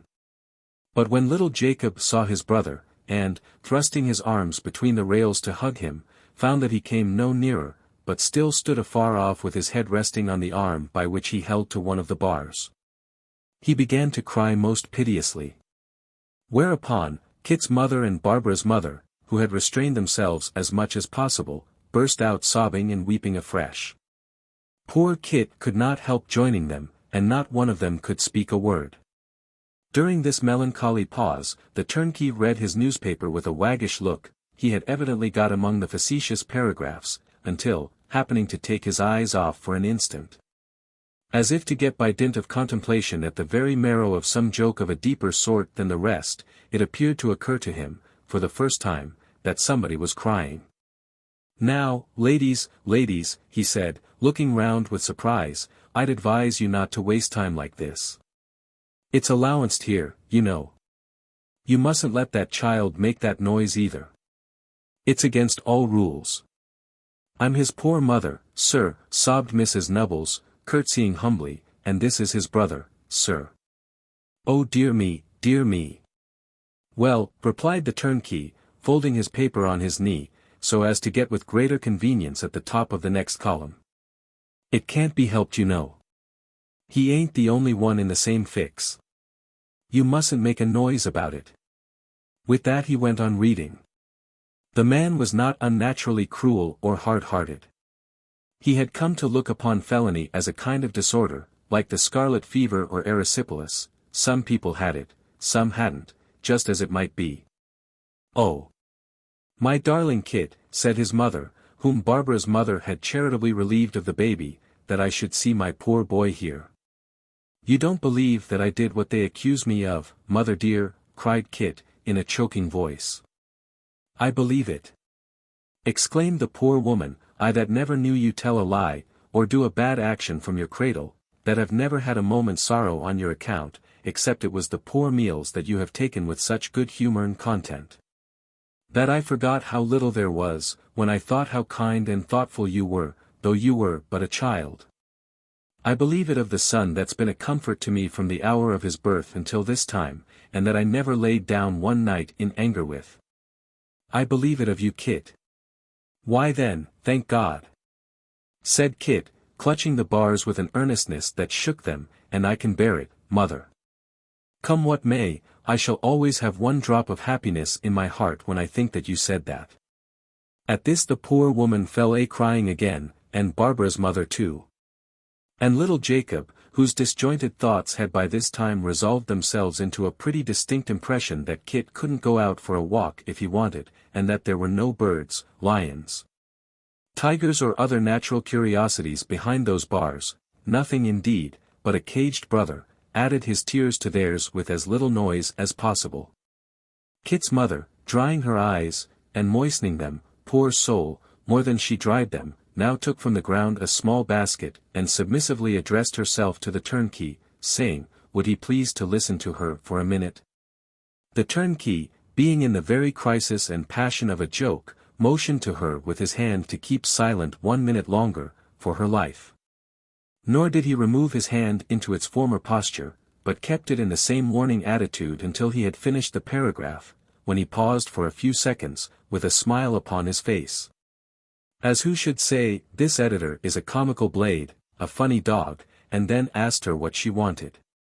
"I have brought him a little something to eat," said the good woman. "If you please, sir, might he have it?" "Yes, he may have it. There's no rule against that. Give it to me when you go, and I'll take care he has it." "No, but if you please, sir, don't be angry with me, sir, I am his mother, and you had a mother once. If I might only see him eat a little bit, I should go away, so much more satisfied that he was all comfortable." And again the tears of Kit's mother burst forth, and of Barbara's mother, and of little Jacob. As to the baby, it was crowing and laughing with its might, under the idea, apparently, that the whole scene had been invented and got up for its particular satisfaction. The turnkey looked as if he thought the request a strange one and rather out of the common way, but nevertheless he laid down his paper, and coming round where Kit's mother stood, took the basket from her, and after inspecting its contents, handed it to Kit, and went back to his place. It may be easily conceived that the prisoner had no great appetite, but he sat down on the ground, and ate as hard as he could, while, at every morsel he put into his mouth, his mother sobbed and wept afresh, though with a softened grief that bespoke the satisfaction the sight afforded her.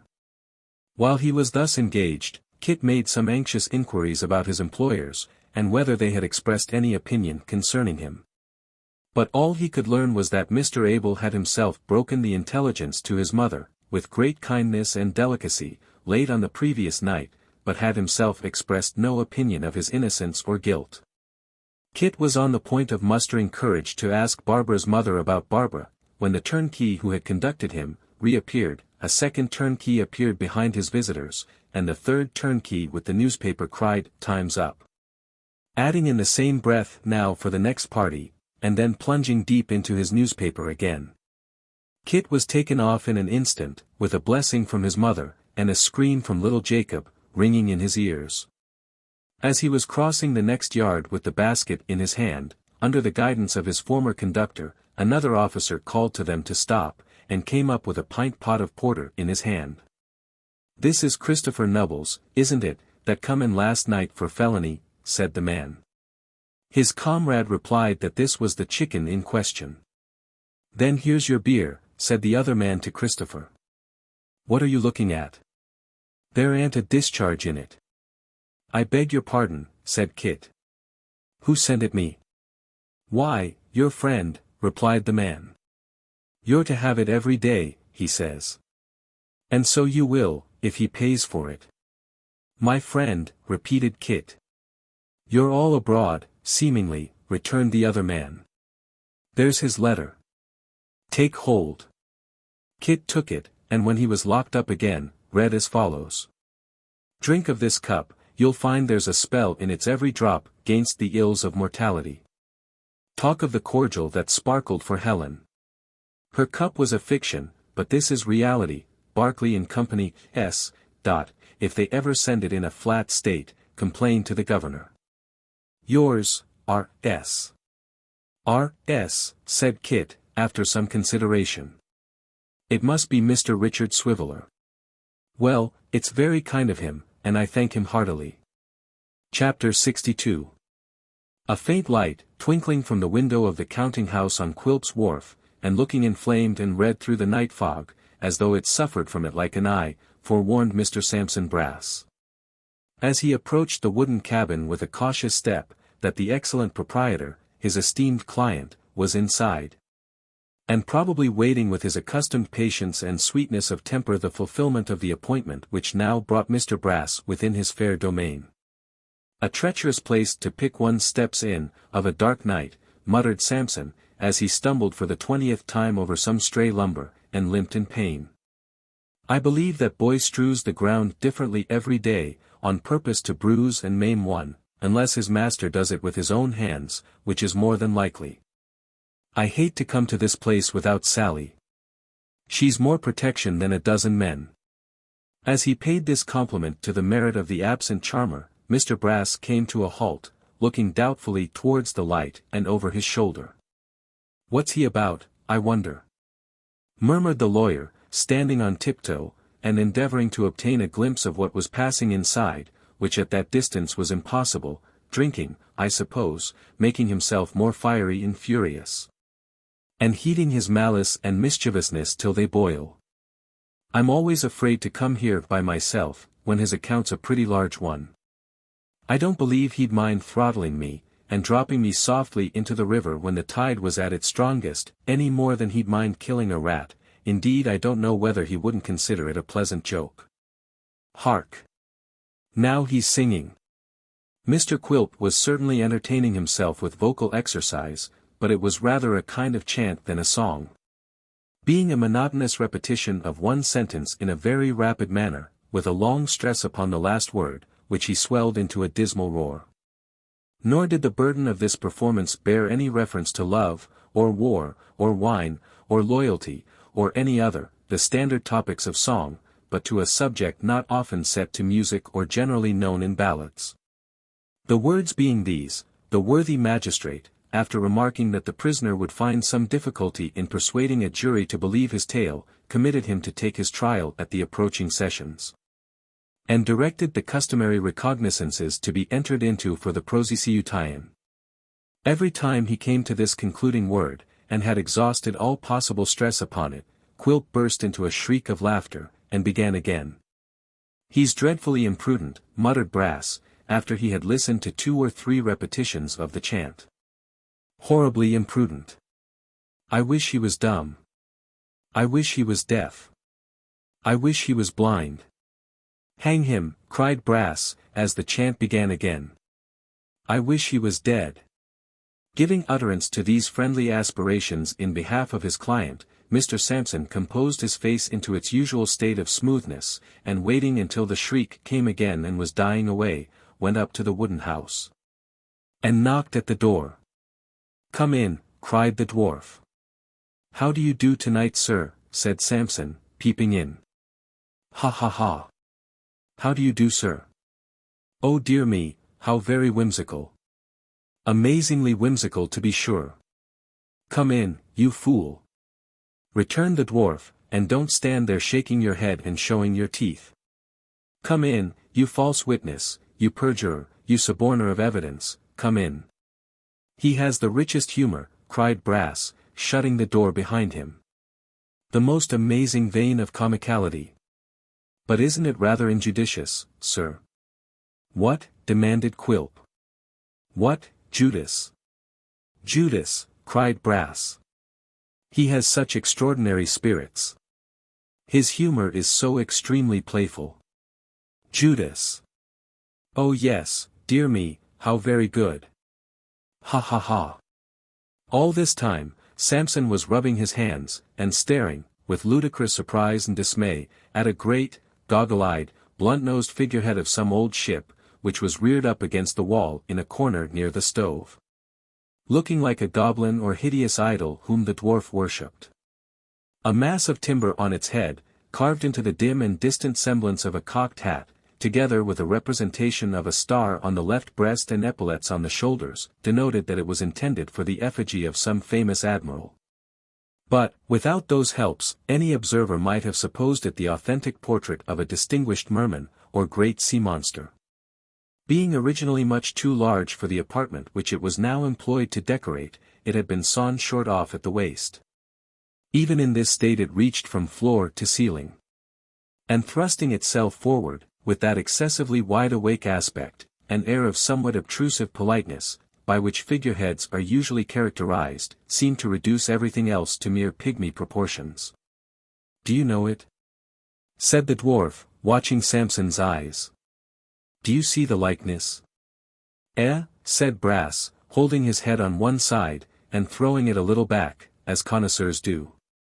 Now I look at it again, I fancy I see yes, there certainly is something in the smile that reminds me of, and yet upon my word Now, the fact was, that Samson, having never seen anything in the smallest degree resembling this substantial phantom, was much perplexed. Being uncertain whether Mr. Quilp considered it like himself, and had therefore bought it for a family portrait, or whether he was pleased to consider it as the likeness of some enemy. He was not very long in doubt. For, while he was surveying it with that knowing look which people assume when they are contemplating for the first time portraits which they ought to recognize but don't, the dwarf threw down the newspaper from which he had been chanting the words already quoted, and seizing a rusty iron bar, which he used in lieu of poker, dealt the figure such a stroke on the nose that it rocked again. Is it like Kit, is it his picture, his image, his very self, cried the dwarf, aiming a shower of blows at the insensible countenance, and covering it with deep dimples. Is it the exact model and counterpart of the dog, is it? And with every repetition of the question, he battered the great image, until the perspiration streamed down his face with the violence of the exercise.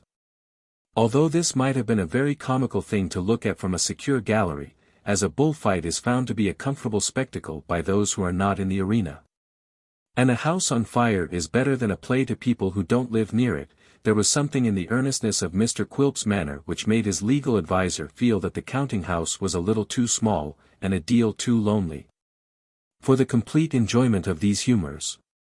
Therefore, he stood as far off as he could, while the dwarf was thus engaged, whimpering out but feeble applause, and when Quilp left off and sat down again from pure exhaustion, approached with more obsequiousness than ever. Excellent indeed! Cried Brass. He. Oh, very good, sir. You know, said Samson, looking round as if in appeal to the bruised animal, he's quite a remarkable man, quite. Sit down, said the dwarf. I bought the dog yesterday. I've been screwing gimlets into him, and sticking forks in his eyes, and cutting my name on him. I mean to burn him at last. Ha ha, cried Brass. Extremely entertaining, indeed. Come here, said Quilp, beckoning him to draw near. What's injudicious, hey? Nothing, sir, nothing. Scarcely worth mentioning, sir, but I thought that song, admirably humorous in itself, you know, was perhaps rather. Yes, said Quilp, rather what? Just bordering, or as one may say remotely verging, upon the confines of injudiciousness perhaps, sir, returned Brass, looking timidly at the dwarf's cunning eyes, which were turned towards the fire and reflected its red light. Why? Inquired Quilp, without looking up. Why, you know, sir, returned Brass, venturing to be more familiar, the fact is, sir, that any allusion to these little combinings together, of friends, for objects in themselves extremely laudable, but which the law terms conspiracies, are, you take me, sir, best kept snug and among friends, you know. Said Quilp, looking up with a perfectly vacant countenance. What do you mean? Cautious, exceedingly cautious, very right and proper, cried Brass, nodding his head. Sir, even here, my meaning, sir, exactly. Your meaning exactly, you brazen scarecrow, what's your meaning? Retorted Quilp. Why do you talk to me of combining together? Do I combine? Do I know anything about your combinings? No, sir, certainly not by any means, returned Brass. If you so wink and nod at me, said the dwarf, looking about him as if for his poker, I'll spoil the expression of your monkey's face, I will. Don't put yourself out of the way, I beg, sir, rejoined Brass, checking himself with great alacrity. You're quite right, sir, quite right. I shouldn't have mentioned the subject, sir. It's much better not to.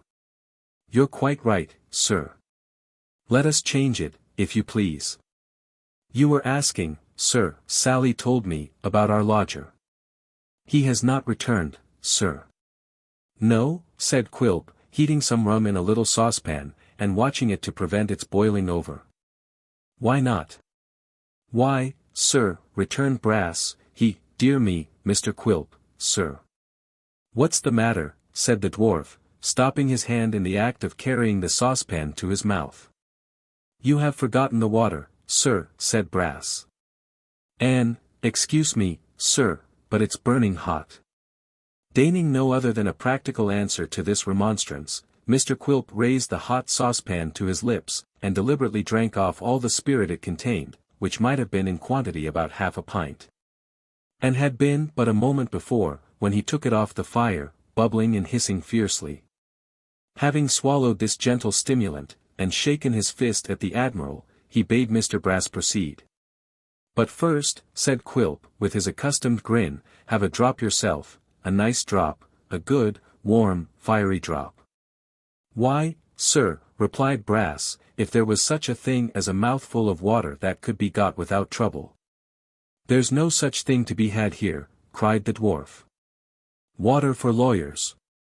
Melted lead and brimstone, you mean, nice hot blistering pitch and tar, that's the thing for them. Brass, eh? Ha ha ha, laughed Mr. Brass. Oh, very biting. And yet it's like being tickled, there's a pleasure in it too, sir. Drink that, said the dwarf, who had by this time heated some more. Toss it off, don't leave any heel tap, scorch your throat and be happy. The wretched Samson took a few short sips of the liquor, which immediately distilled itself into burning tears, and in that form came rolling down his cheeks into the pipkin again, turning the color of his face and eyelids to a deep red.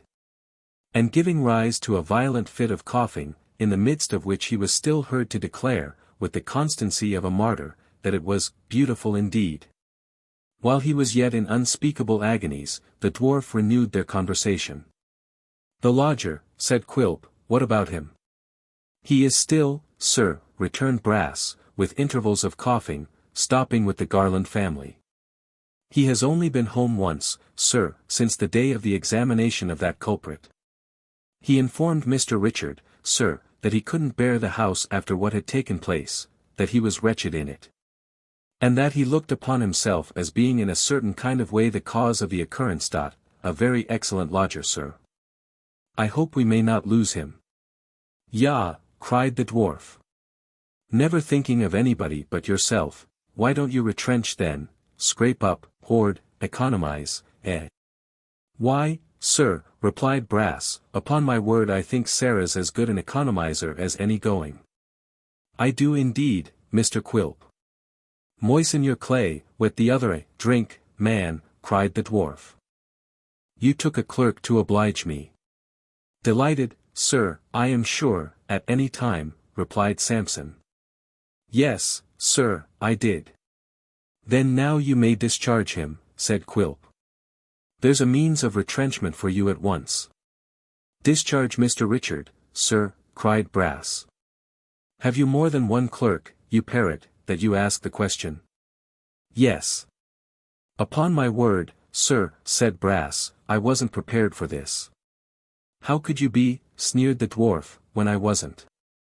How often am I to tell you that I brought him to you that I might always have my eye on him and know where he was, and that I had a plot, a scheme, a little quiet piece of enjoyment afoot, of which the very cream and essence was that this old man and grandchild, who have sunk underground I think, should be, while he and his precious friend believed them rich, in reality as poor as frozen rats.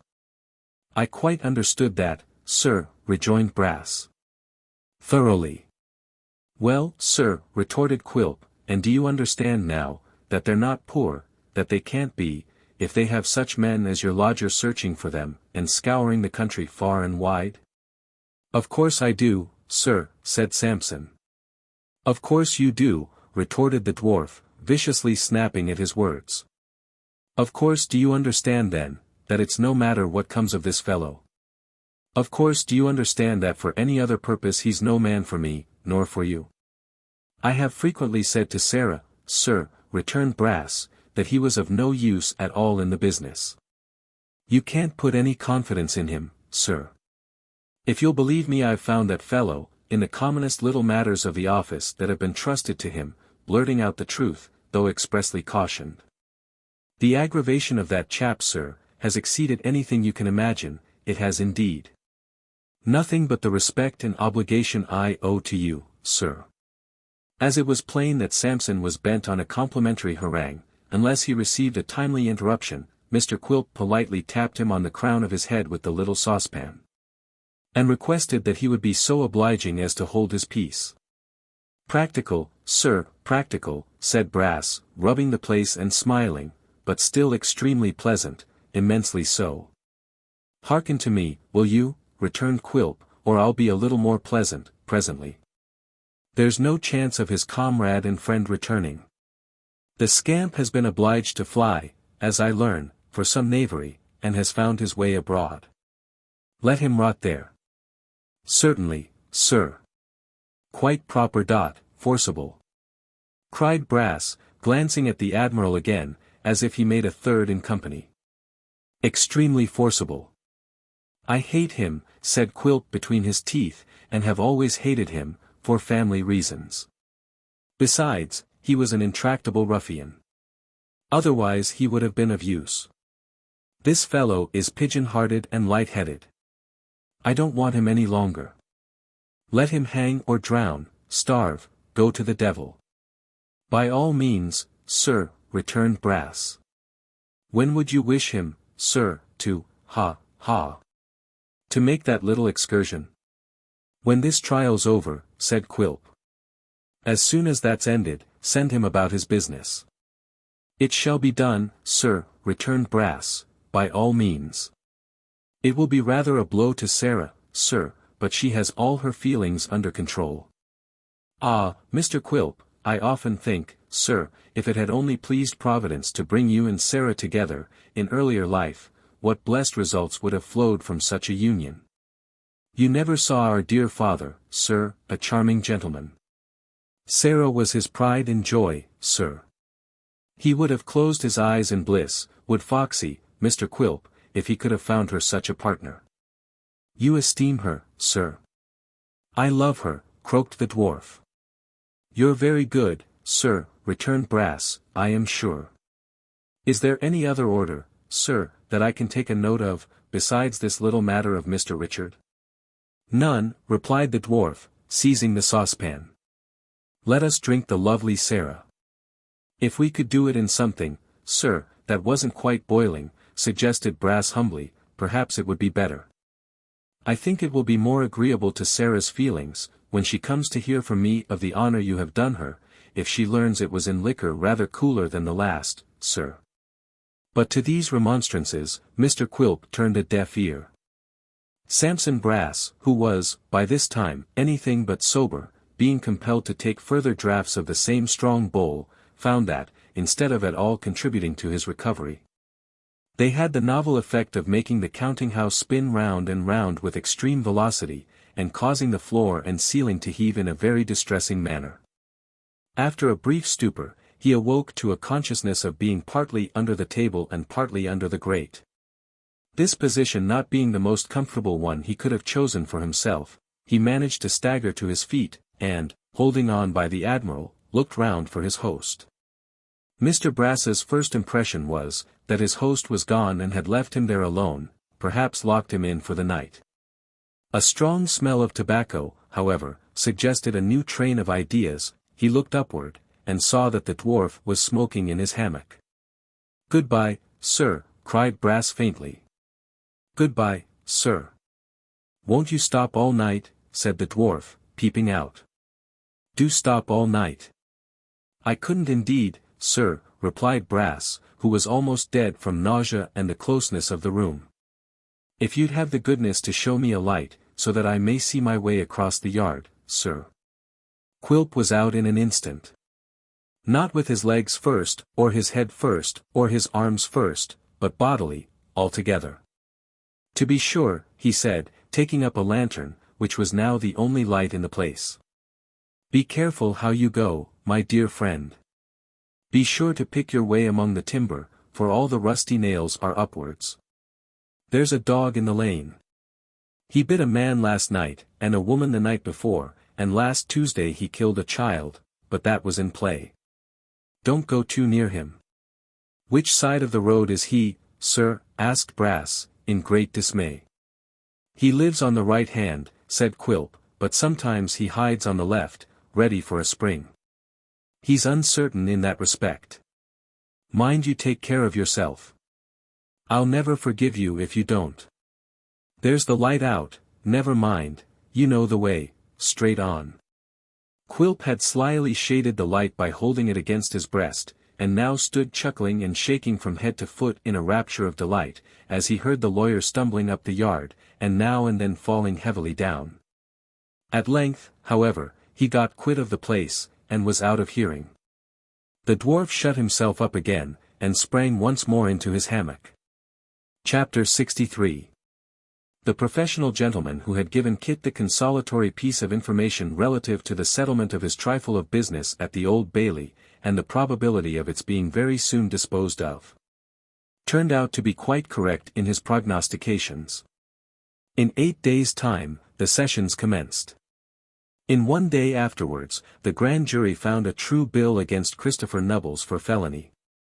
And in 2 days from that finding, the aforesaid Christopher Nubbles was called upon to plead guilty or not guilty to an indictment for that he the said Christopher did feloniously abstract and steal from the dwelling house and office of one Sampson Brass, gentleman, 1 bank note for £5 issued by the Governor and Company of the Bank of England, in contravention of the statutes in that case made and provided, and against the peace of our sovereign Lord the King, his crown and dignity. To this indictment, Christopher Nubbles, in a low and trembling voice, pleaded not guilty. And here, let those who are in the habit of forming hasty judgments from appearances, and who would have had Christopher, if innocent, speak out very strong and loud, observe, that confinement and anxiety will subdue the stoutest hearts. And that to one who has been close shut up, though it be only for 10 or 11 days, seeing but stone walls and a very few stony faces, the sudden entrance into a great hall filled with life, is a rather disconcerting and startling circumstance. To this, it must be added, that life in a wig is to a large class of people much more terrifying and impressive than life with its own head of hair. And if, in addition to these considerations, there be taken into account Kit's natural emotion on seeing the 2 Mr. Garlands and the little notary looking on with pale and anxious faces, it will perhaps seem matter of no very great wonder that he should have been rather out of sorts, and unable to make himself quite at home. Although he had never seen either of the Mr. Garlands, or Mr. Witherden, since the time of his arrest, he had been given to understand that they had employed counsel for him. Therefore, when one of the gentlemen in wigs got up and said, "I am for the prisoner, my lord," Kit made him a bow, and when another gentleman in a wig got up and said, "And I'm against him, my lord," Kit trembled very much, and bowed to him too. And didn't he hope in his own heart that his gentleman was a match for the other gentleman, and would make him ashamed of himself in no time? The gentleman who was against him had to speak first, and being in dreadfully good spirits, for he had, in the last trial, very nearly procured the acquittal of a young gentleman who had had the misfortune to murder his father, he spoke up. "You may be sure," telling the jury that if they acquitted this prisoner they must expect to suffer no less pangs and agonies than he had told the other jury they would certainly undergo if they convicted that prisoner. And when he had told them all about the case, and that he had never known a worse case, he stopped a little while, like a man who had something terrible to tell them. And then said that he understood an attempt would be made by his learned friend, and here he looked sideways at Kit's gentleman, to impeach the testimony of those immaculate witnesses whom he should call before them. But he did hope and trust that his learned friend would have a greater respect and veneration for the character of the prosecutor, than whom, as he well knew, there did not exist, and never had existed, a more honorable member of that most honorable profession to which he was attached. And then he said, did the jury know Bevis Marks? And if they did know Bevis Marks, as he trusted for their own character, they did they know the historical and elevating associations connected with that most remarkable spot? Did they believe that a man like Brass could reside in a place like Bevis Marks, and not be a virtuous and most upright character? And when he had said a great deal to them on this point, he remembered that it was an insult to their understandings to make any remarks on what they must have felt so strongly without him, and therefore called Samson Brass into the witness box. Straightway. Then up comes Mr. Brass, very brisk and fresh. And, having bowed to the judge, like a man who has had the pleasure of seeing him before, and who hopes he has been pretty well since their last meeting, folds his arms, and looks at his gentleman as much as to say, here I am, full of evidence, tap me. And the gentleman does tap him presently, and with great discretion too, drawing off the evidence by little and little, and making it run quite clear and bright in the eyes of all present. Then, Kit's gentleman takes him in hand, but can make nothing of him, and after a great many very long questions and very short answers, Mr. Samson Brass goes down in glory. To him succeeds Sarah, who in like manner is easy to be managed by Mr. Brass's gentleman, but very obdurate to Kit's. In short, Kit's gentleman can get nothing out of her but a repetition of what she has said before, only a little stronger this time, as against his client, and therefore lets her go, in some confusion. Then, Mr. Brass's gentleman calls Richard Swiveller, and Richard Swiveller appears accordingly. Now, Mr. Brass's gentleman has it whispered in his ear that this witness is disposed to be friendly to the prisoner, which, to say the truth, he is rather glad to hear, as his strength is considered to lie in what is familiarly termed badgering. Wherefore, he begins by requesting the officer to be quite sure that this witness kisses the book, then goes to work at him, tooth and nail.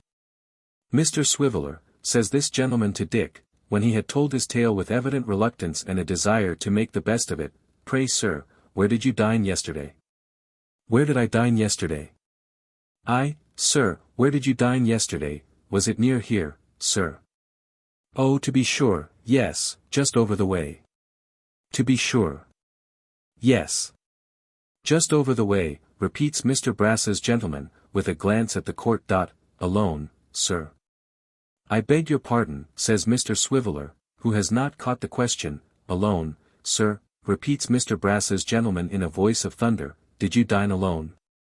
Did you treat anybody, sir? Come. Oh yes, to be sure, yes, I did, says Mr. Swiveller with a smile.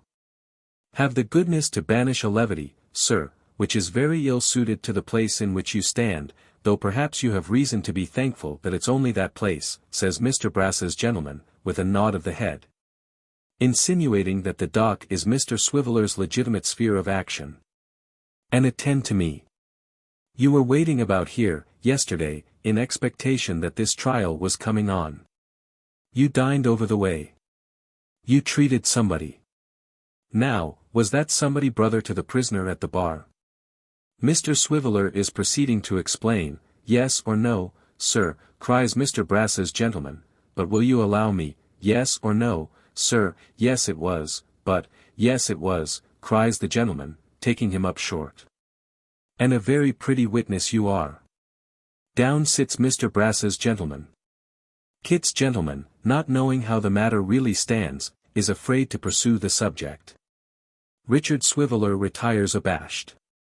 Judge, jury and spectators have visions of his lounging about, with an ill-looking, large-whiskered, dissolute young fellow of 6 feet high.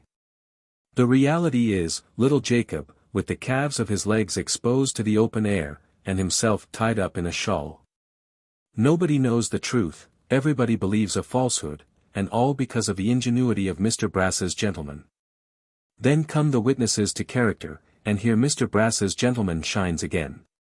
It turns out that Mr. Garland has had no character with Kit, no recommendation of him but from his own mother, and that he was suddenly dismissed by his former master for unknown reasons.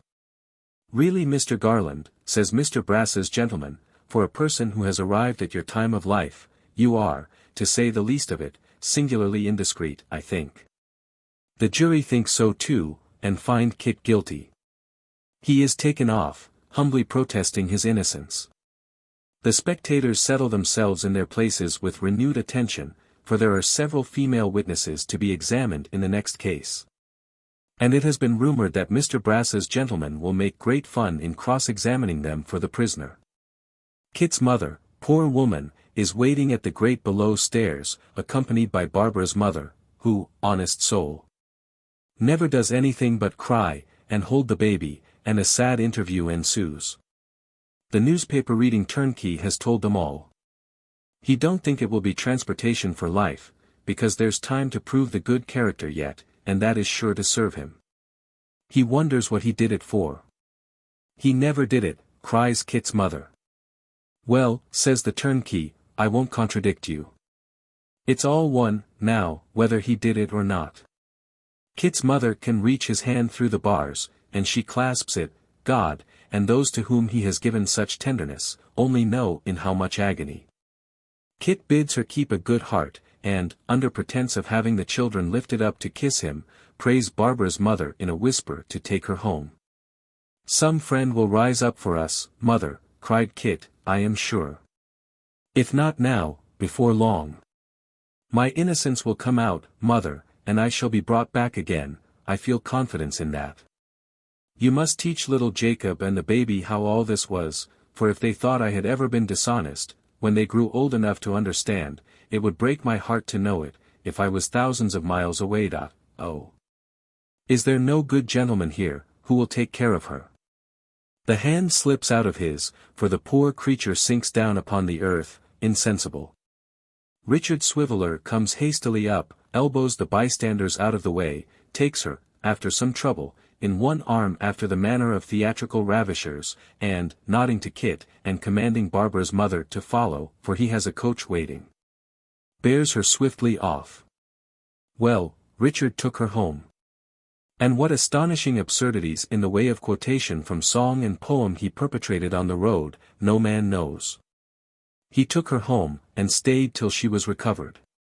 And, having no money to pay the coach, went back in state to Bevis Marks, bidding the driver, for it was Saturday night, wait at the door while he went in for change. Mr. Richard, sir, said Brass cheerfully, good evening. Monstrous as Kit's tale had appeared, at first, Mr. Richard did, that night, half suspect his affable employer of some deep villainy.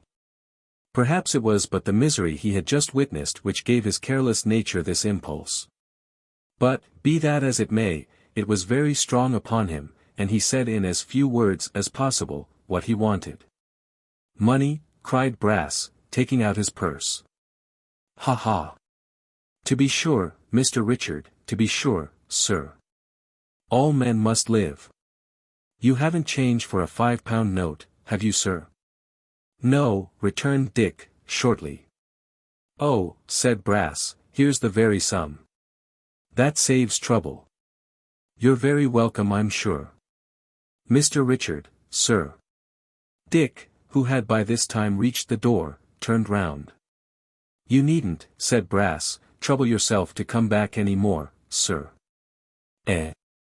You see, Mr. Richard, said Brass, thrusting his hands in his pockets, and rocking himself to and fro on his stool, the fact is, that a man of your abilities is lost, sir, quite lost, in our dry and mouldy line.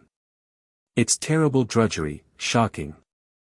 I should say, now, that the stage, or the army, Mr. Richard, or something very superior in the licensed victualling way, was the kind of thing that would call out the genius of such a man as you.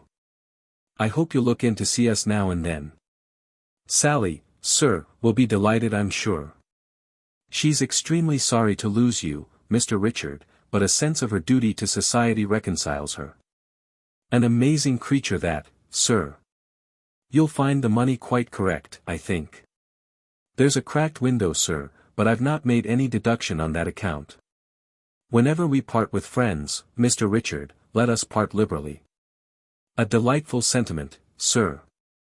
To all these rambling observations, Mr. Swiveller answered not one word, but, returning for the aquatic jacket, rolled it into a tight round ball, looking steadily at Brass meanwhile as if he had some intention of bowling him down with it.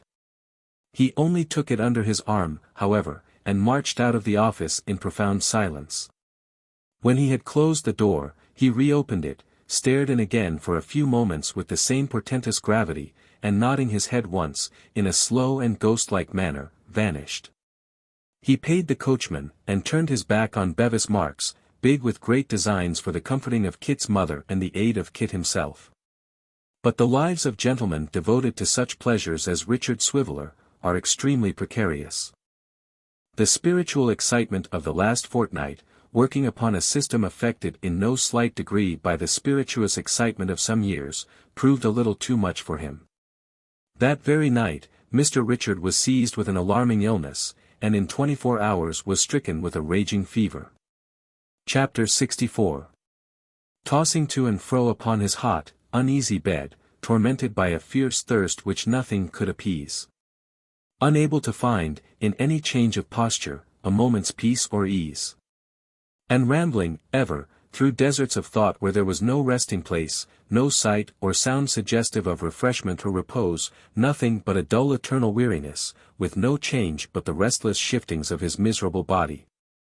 And the weary wandering of his mind, constant still to one ever-present anxiety, to a sense of something left undone, of some fearful obstacle to be surmounted, of some carking care that would not be driven away.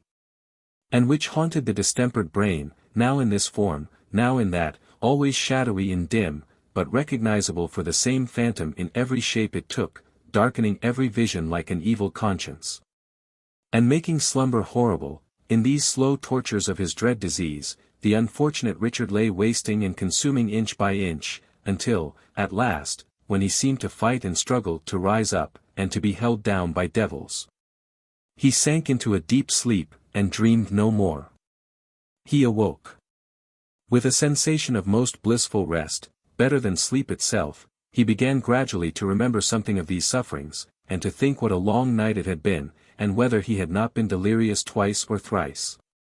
Happening, in the midst of these cogitations, to raise his hand, he was astonished to find how heavy it seemed, and yet how thin and light it really was. Still, he felt indifferent and happy.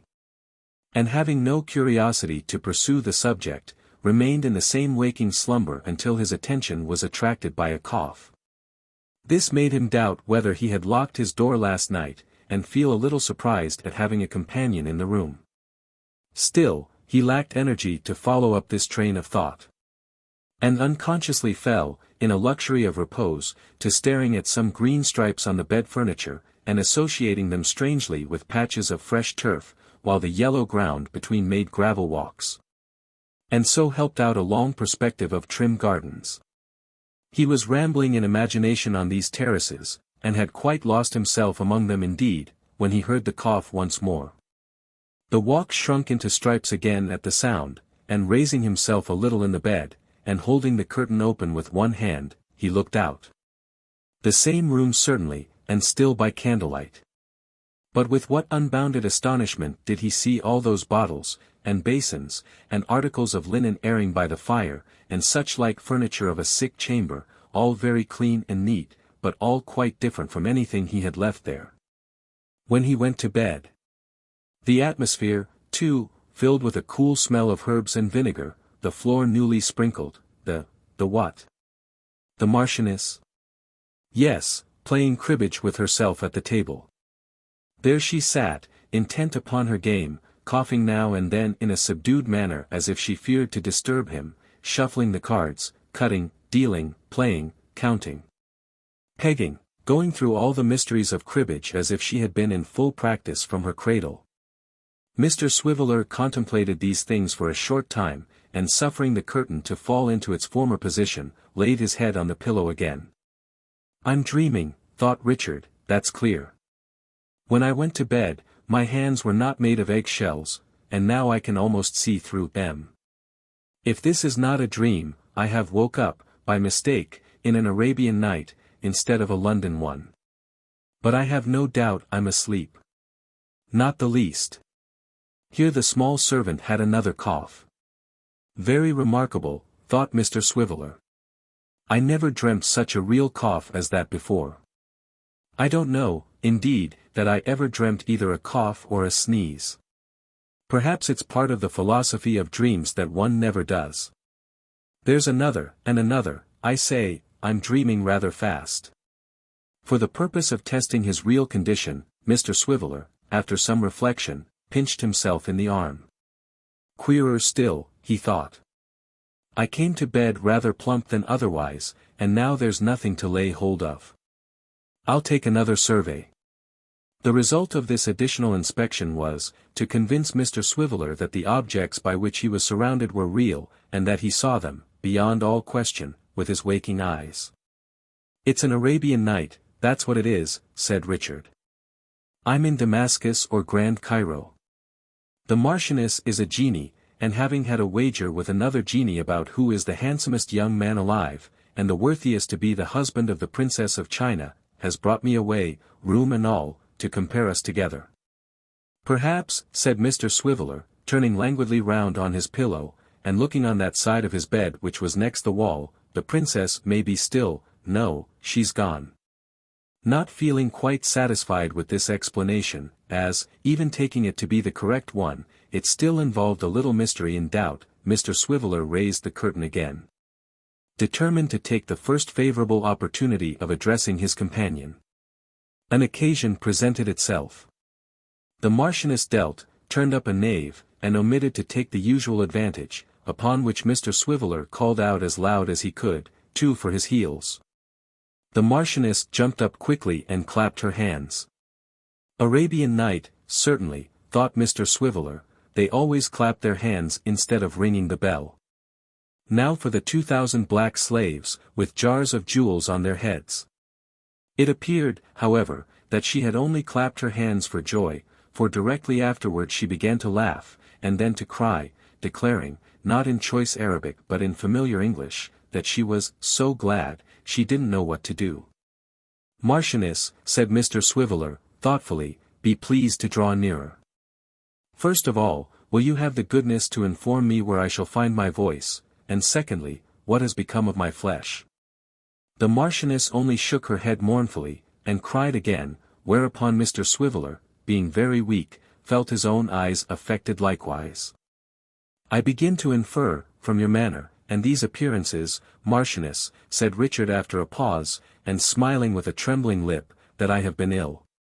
"You just have," replied the small servant, wiping her eyes. "And haven't you been a-talking nonsense?" "Oh," said Dick. "Very ill, Marchioness, have I been." "Dead, all but," replied the small servant. "I never thought you'd get better." "Thank heaven you have." Mr. Swiveller was silent for a long while. By and by, he began to talk again, inquiring how long he had been there. 3 weeks tomorrow, replied the servant. 3 what? Said Dick. Weeks, returned the Marchioness emphatically, 3 long, slow weeks. The bare thought of having been in such extremity, caused Richard to fall into another silence, and to lie flat down again, at his full length. The Marchioness, having arranged the bedclothes more comfortably, and felt that his hands and forehead were quite cool, a discovery that filled her with delight, cried a little more, and then applied herself to getting tea ready, and making some thin dry toast. While she was thus engaged, Mr. Swiveller looked on with a grateful heart, very much astonished to see how thoroughly at home she made herself, and attributing this attention, in its origin, to Sally Brass, whom, in his own mind, he could not thank enough. When the Marchioness had finished her toasting, she spread a clean cloth on a tray, and brought him some crisp slices and a great basin of weak tea, with which, she said, the doctor had left word he might refresh himself when he awoke. She propped him up with pillows, if not as skillfully as if she had been a professional nurse all her life, at least as tenderly. And looked on with unutterable satisfaction while the patient, stopping every now and then to shake her by the hand, took his poor meal with an appetite and relish, which the greatest dainties of the earth, under any other circumstances, would have failed to provoke. Having cleared away, and disposed everything comfortably about him again, she sat down at the table to take her own tea. "Marchioness," said Mr. Swiveller, "how's Sally?" The small servant screwed her face into an expression of the very uttermost entanglement of slyness, and shook her head. "What, haven't you seen her lately?" said Dick. "Seen her?" cried the small servant. "Bless you, I've run away." Mr. Swiveller immediately laid himself down again quite flat, and so remained for about 5 minutes. By slow degrees he resumed his sitting posture after that lapse of time, and inquired. "And where do you live, Marchioness?" "Live!"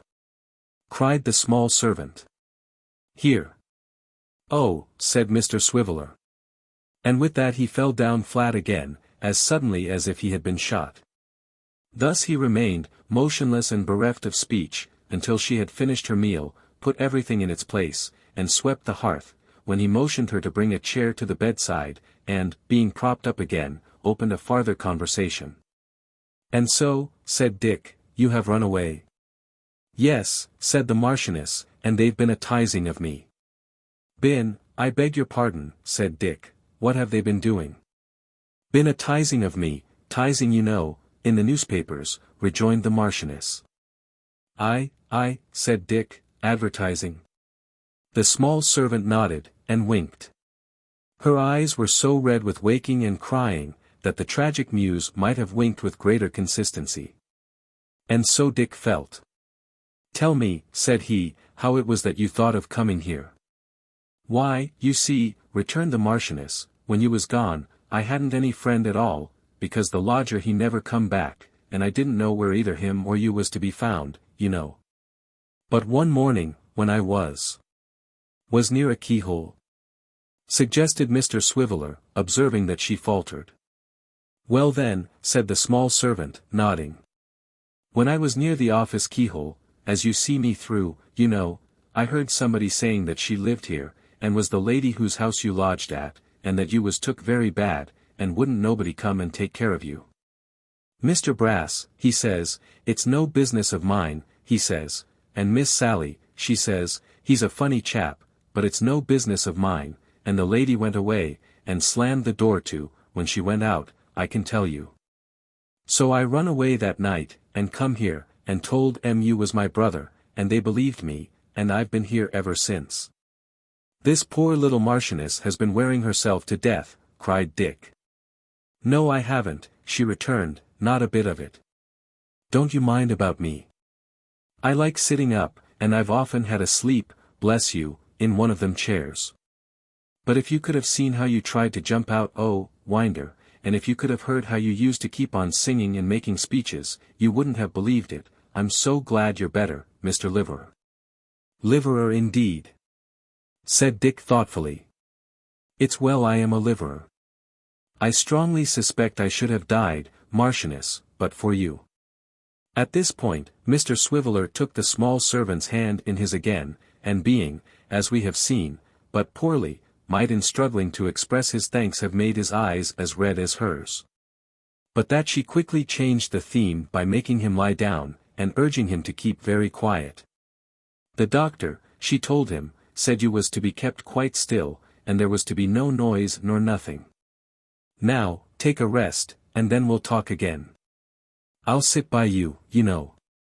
If you shut your eyes, perhaps you'll go to sleep. You'll be all the better for it, if you do."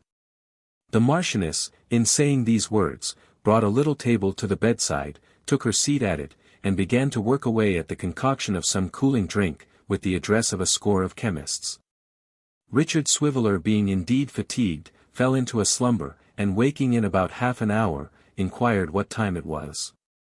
Just gone 6:30, replied his small friend, helping him to sit up again.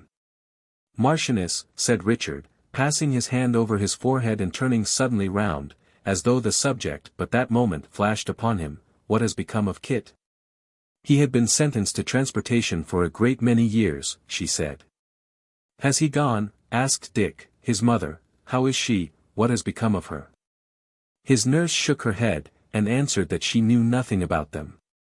But, if I thought, said she, very slowly, that you'd keep quiet, and not put yourself into another fever, I could tell you, but I won't now. Yes, do, said Dick. It will amuse me. Oh. Would it though? Rejoined the small servant, with a horrified look. I know better than that. Wait till you're better and then I'll tell you. Dick looked very earnestly at his little friend, and his eyes, being large and hollow from illness, assisted the expression so much, that she was quite frightened, and besought him not to think any more about it. What had already fallen from her, however, had not only piqued his curiosity, but seriously alarmed him, wherefore he urged her to tell him the worst at once. Oh, there's no worst in it, said the small servant. It hasn't anything to do with you. Has it anything to do with, is it anything you heard through chinks or keyholes, and that you were not intended to hear? Asked Dick, in a breathless state. Yes, replied the small servant. In Bevis Marks, pursued Dick hastily.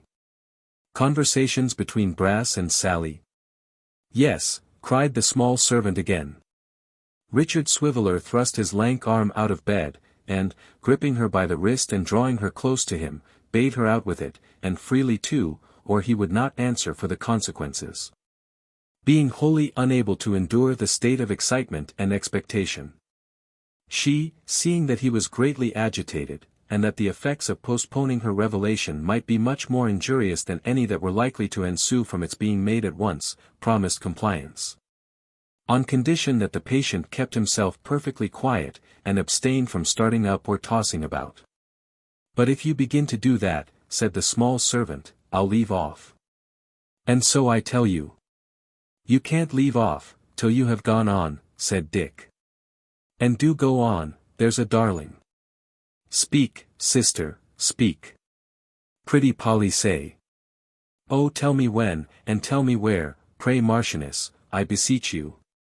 Unable to resist these fervent adjurations, which Richard Swiveller poured out as passionately as if they had been of the most solemn and tremendous nature, his companion spoke thus. Well. Before I run away, I used to sleep in the kitchen, where we played cards, you know. Miss Sally used to keep the key of the kitchen door in her pocket, and she always come down at night to take away the candle and rake out the fire. When she had done that, she left me to go to bed in the dark, locked the door on the outside, put the key in her pocket again, and kept me locked up till she come down in the morning, very early I can tell you, and let me out. I was terrible afraid of being kept like this, because if there was a fire, I thought they might forget me and only take care of themselves, you know. So, whenever I see an old rusty key anywhere, I picked it up and tried if it would fit the door, and at last I found in the dust cellar a key that did fit it. Here, Mr. Swiveller made a violent demonstration with his legs. But the small servant immediately pausing in her talk, he subsided again, and pleading a momentary forgetfulness of their compact, entreated her to proceed. They kept me very short, said the small servant. Oh! You can't think how short they kept me. So I used to come out at night after they'd gone to bed, and feel about in the dark for bits of biscuit, or sandwiches that you'd left in the office, or even pieces of orange peel to put into cold water and make believe it was wine. Did you ever taste orange peel and water? Mr. Swiveller replied that he had never tasted that ardent liquor, and once more urged his friend to resume the thread of her narrative.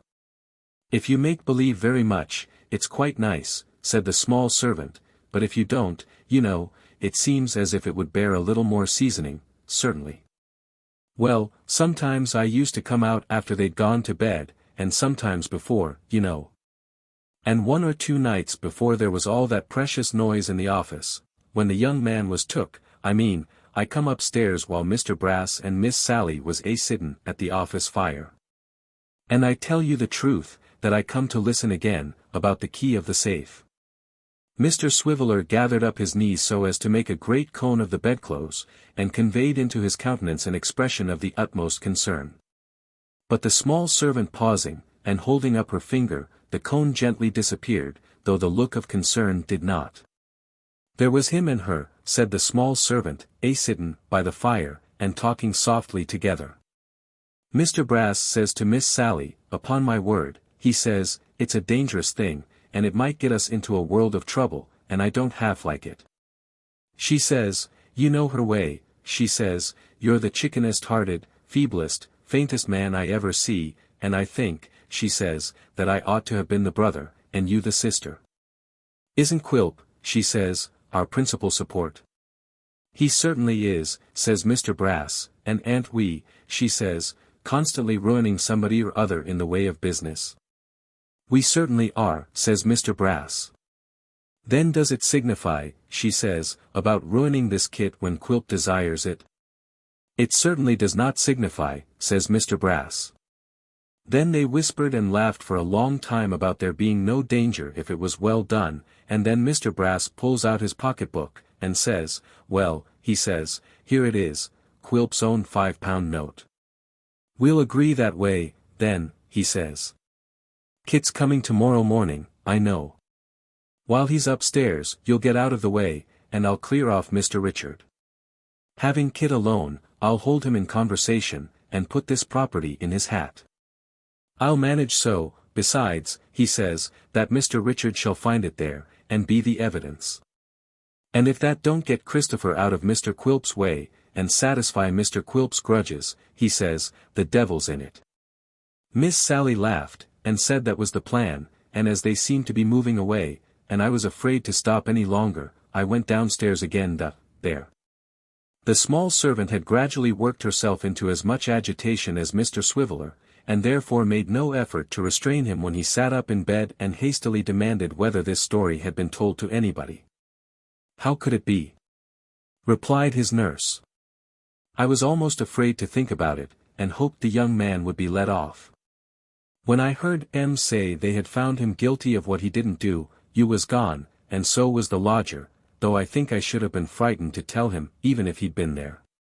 Ever since I come here, you've been out of your senses, and what would have been the good of telling you then? Marchioness, said Mr. Swiveller, plucking off his nightcap and flinging it to the other end of the room. If you'll do me the favor to retire for a few minutes and see what sort of a night it is, I'll get up. You mustn't think of such a thing, cried his nurse. I must indeed, said the patient, looking round the room. Whereabouts are my clothes?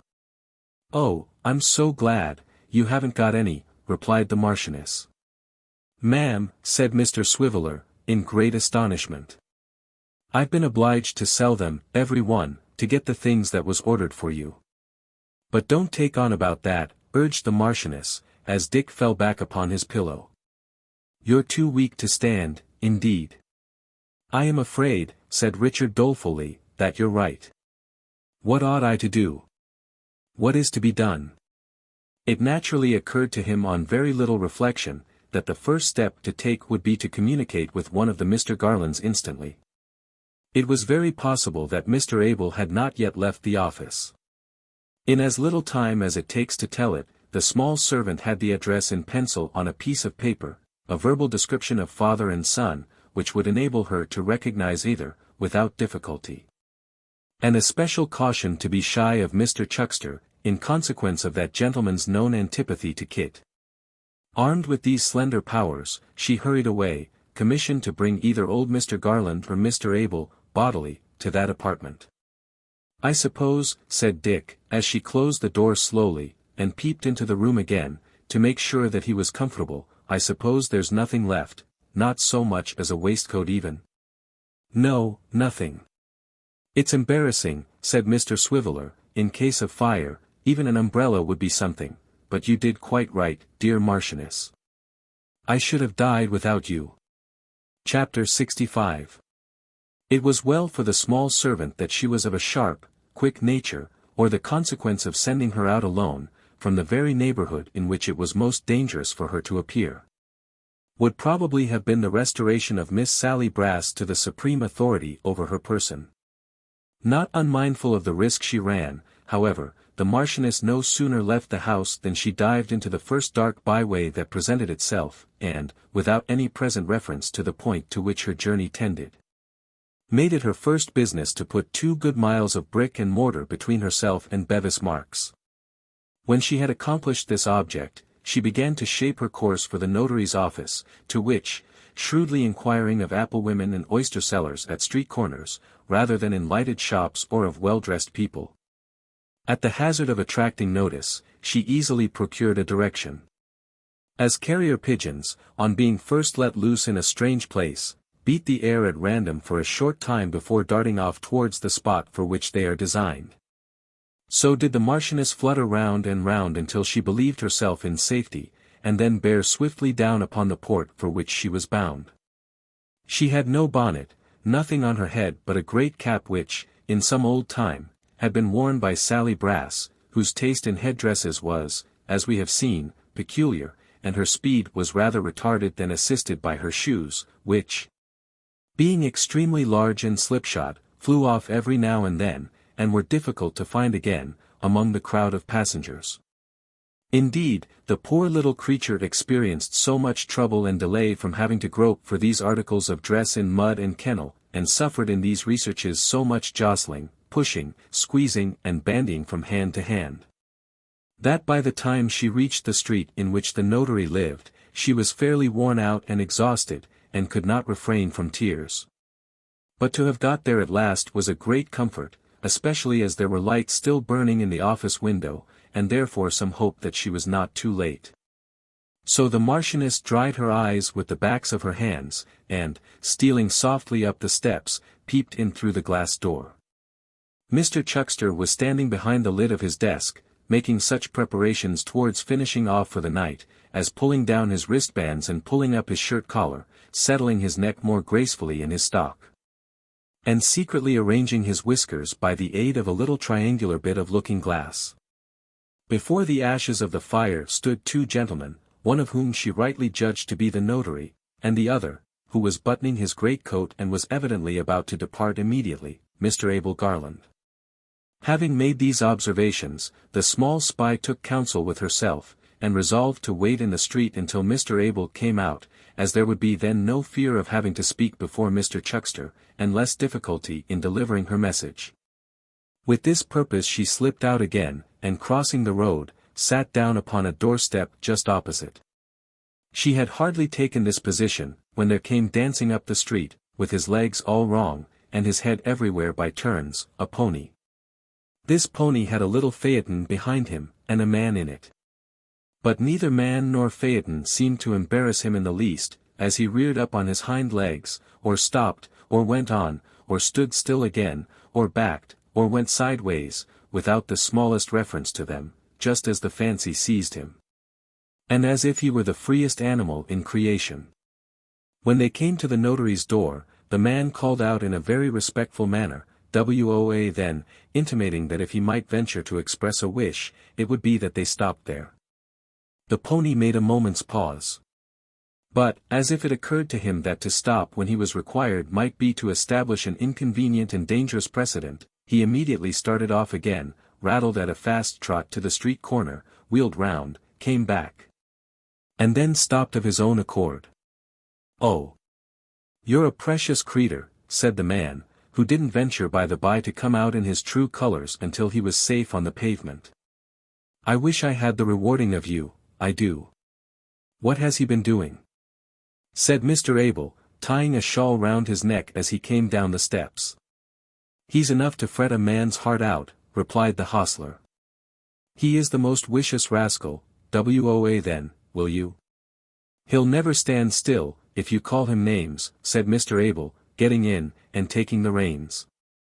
"He's a very good fellow if you know how to manage him.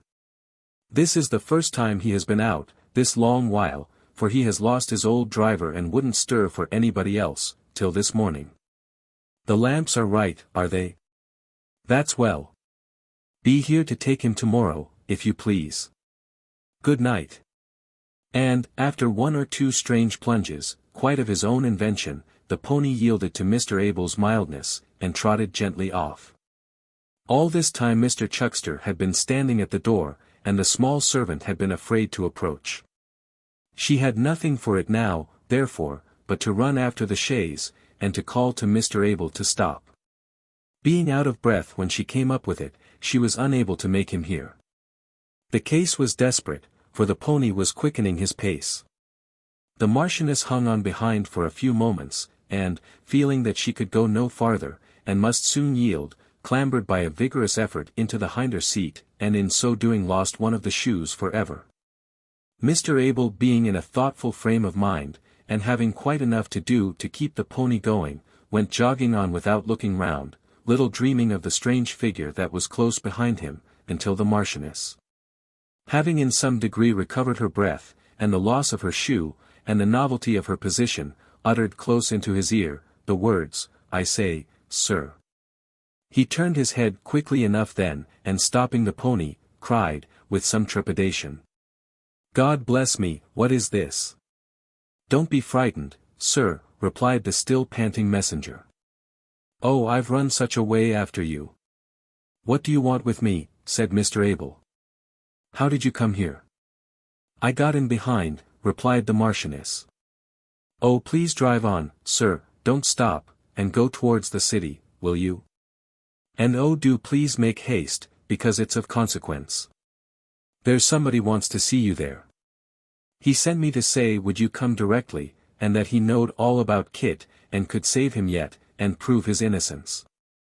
"What do you tell me, child?" "The truth, upon my word and honor I do. But please to drive on, quick, please. I've been such a time gone, he'll think I'm lost."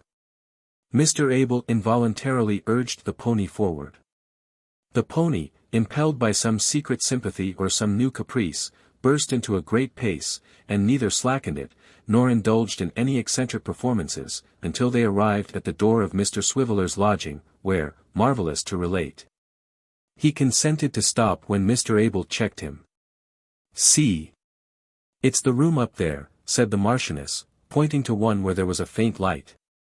"Come." Mr. Abel, who was one of the simplest and most retiring creatures in existence, and naturally timid withal, hesitated.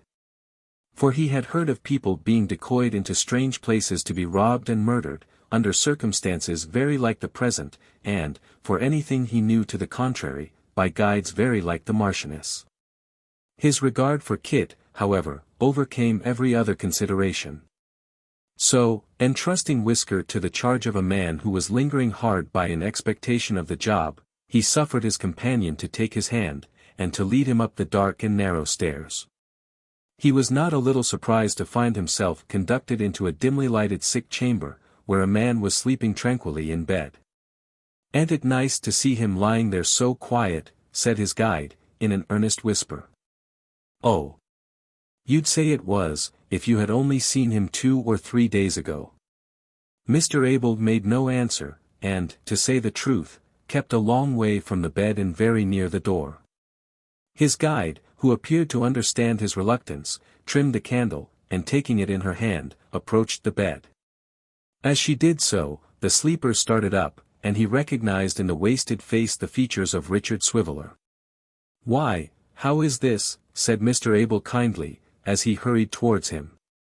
"You have been ill." "Very," replied Dick.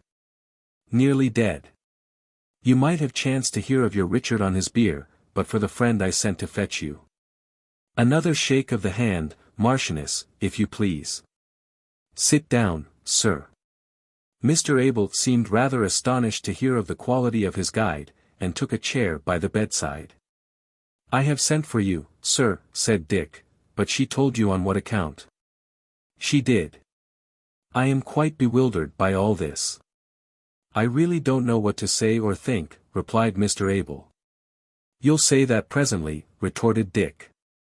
"Marchioness, take a seat on the bed, will you? Now, tell this gentleman all that you told me. And be particular. Don't you speak another word, sir." The story was repeated. It was, in effect, exactly the same as before, without any deviation or omission. Richard Swiveller kept his eyes fixed on his visitor during its narration, and directly it was concluded, took the word again. "You have heard it all, and you'll not forget it. I'm too giddy and too queer to suggest anything. But you and your friends will know what to do. After this long delay, every minute is an age. If ever you went home fast in your life, go home fast tonight. Don't stop to say one word to me, but go. She will be found here, whenever she's wanted. And as to me, you're pretty sure to find me at home, for a week or two. There are more reasons than one for that. Marchioness, a light. If you lose another minute in looking at me, sir, I'll never forgive you." Mr. Abel needed no more remonstrance or persuasion. He was gone in an instant, and the Marchioness, returning from lighting him downstairs, reported that the pony, without any preliminary objection whatever, had dashed away at full gallop. "That's right," said Dick, "and hearty of him, and I honor him from this time. But get some supper and a mug of beer, for I am sure you must be tired. Do have a mug of beer. It will do me as much good to see you take it as if I might drink it myself." Nothing but this assurance could have prevailed upon the small nurse to indulge in such a luxury.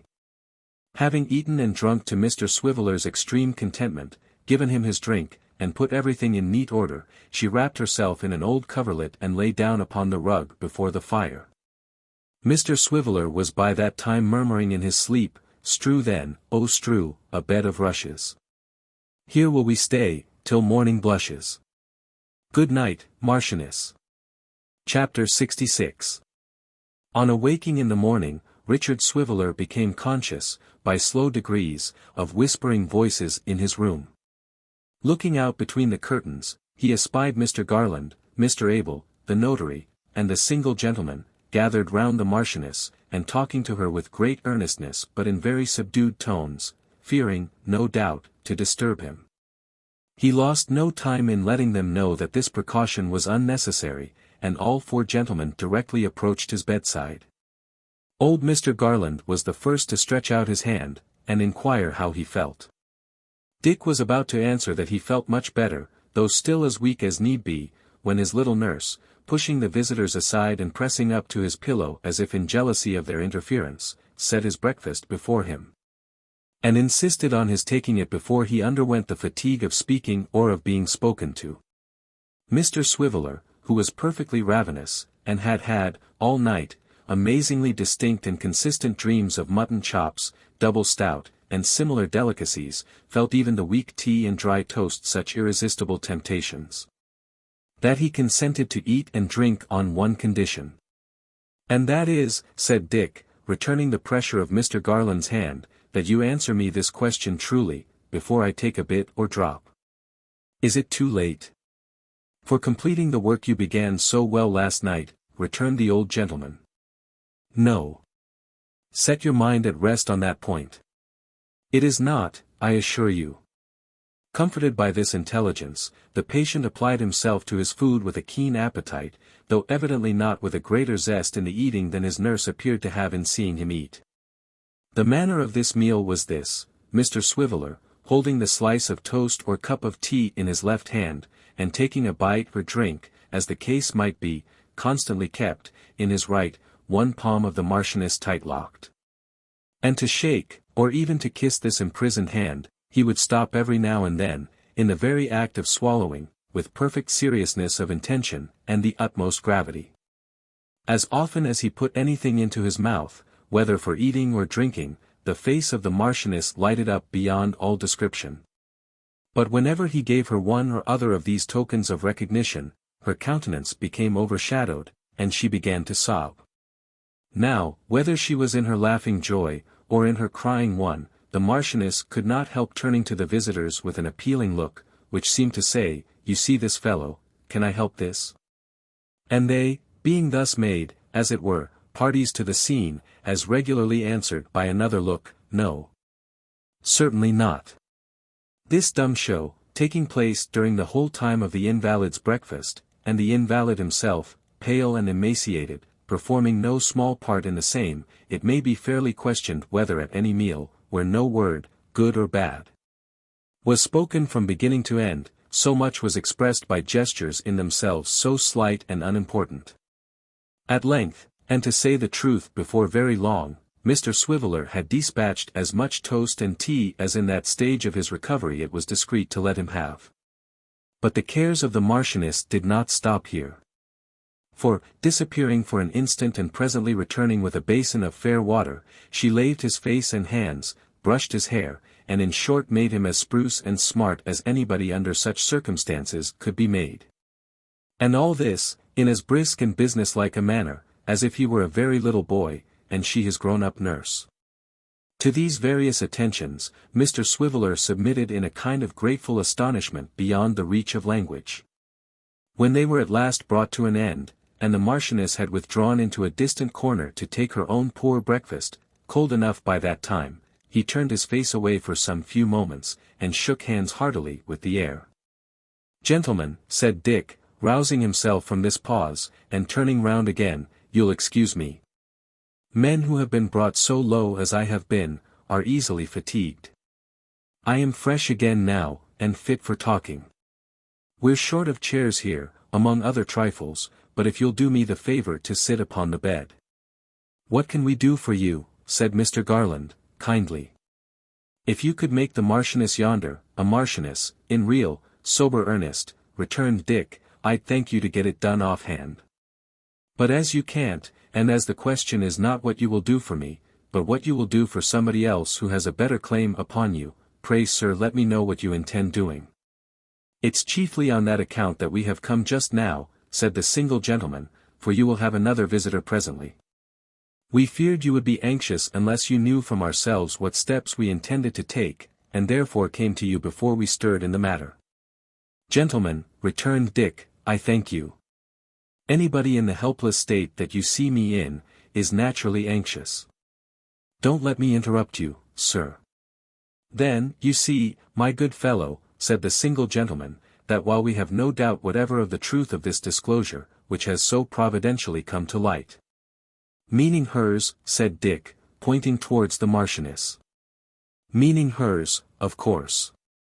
While we have no doubt of that, or that a proper use of it would procure the poor lad's immediate pardon and liberation, we have a great doubt whether it would, by itself, enable us to reach Quilp, the chief agent in this villainy. I should tell you that this doubt has been confirmed into something very nearly approaching certainty by the best opinions we have been enabled, in this short space of time, to take upon the subject. You'll agree with us, that to give him even the most distant chance of escape, if we could help it, would be monstrous.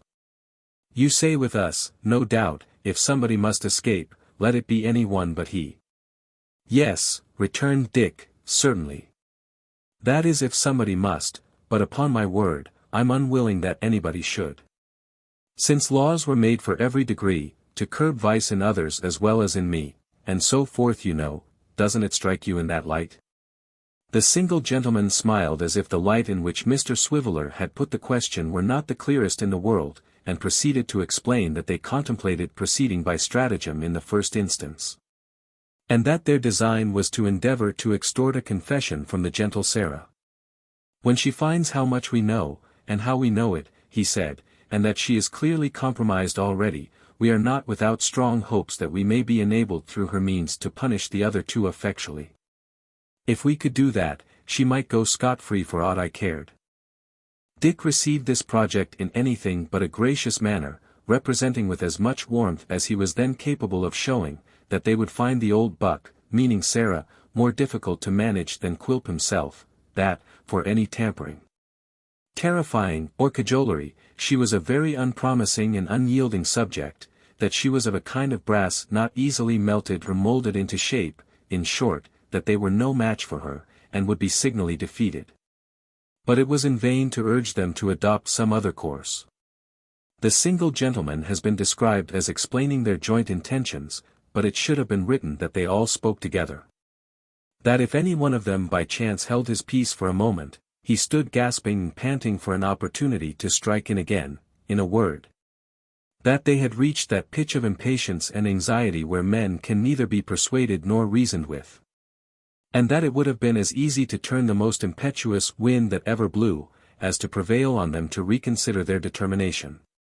So, after telling Mr. Swiveller how they had not lost sight of Kit's mother and the children, how they had never once even lost sight of Kit himself, but had been unremitting in their endeavors to procure a mitigation of his sentence, how they had been perfectly distracted between the strong proofs of his guilt, and their own fading hopes of his innocence, and how he, Richard Swiveller, might keep his mind at rest, for everything should be happily adjusted between that time and night.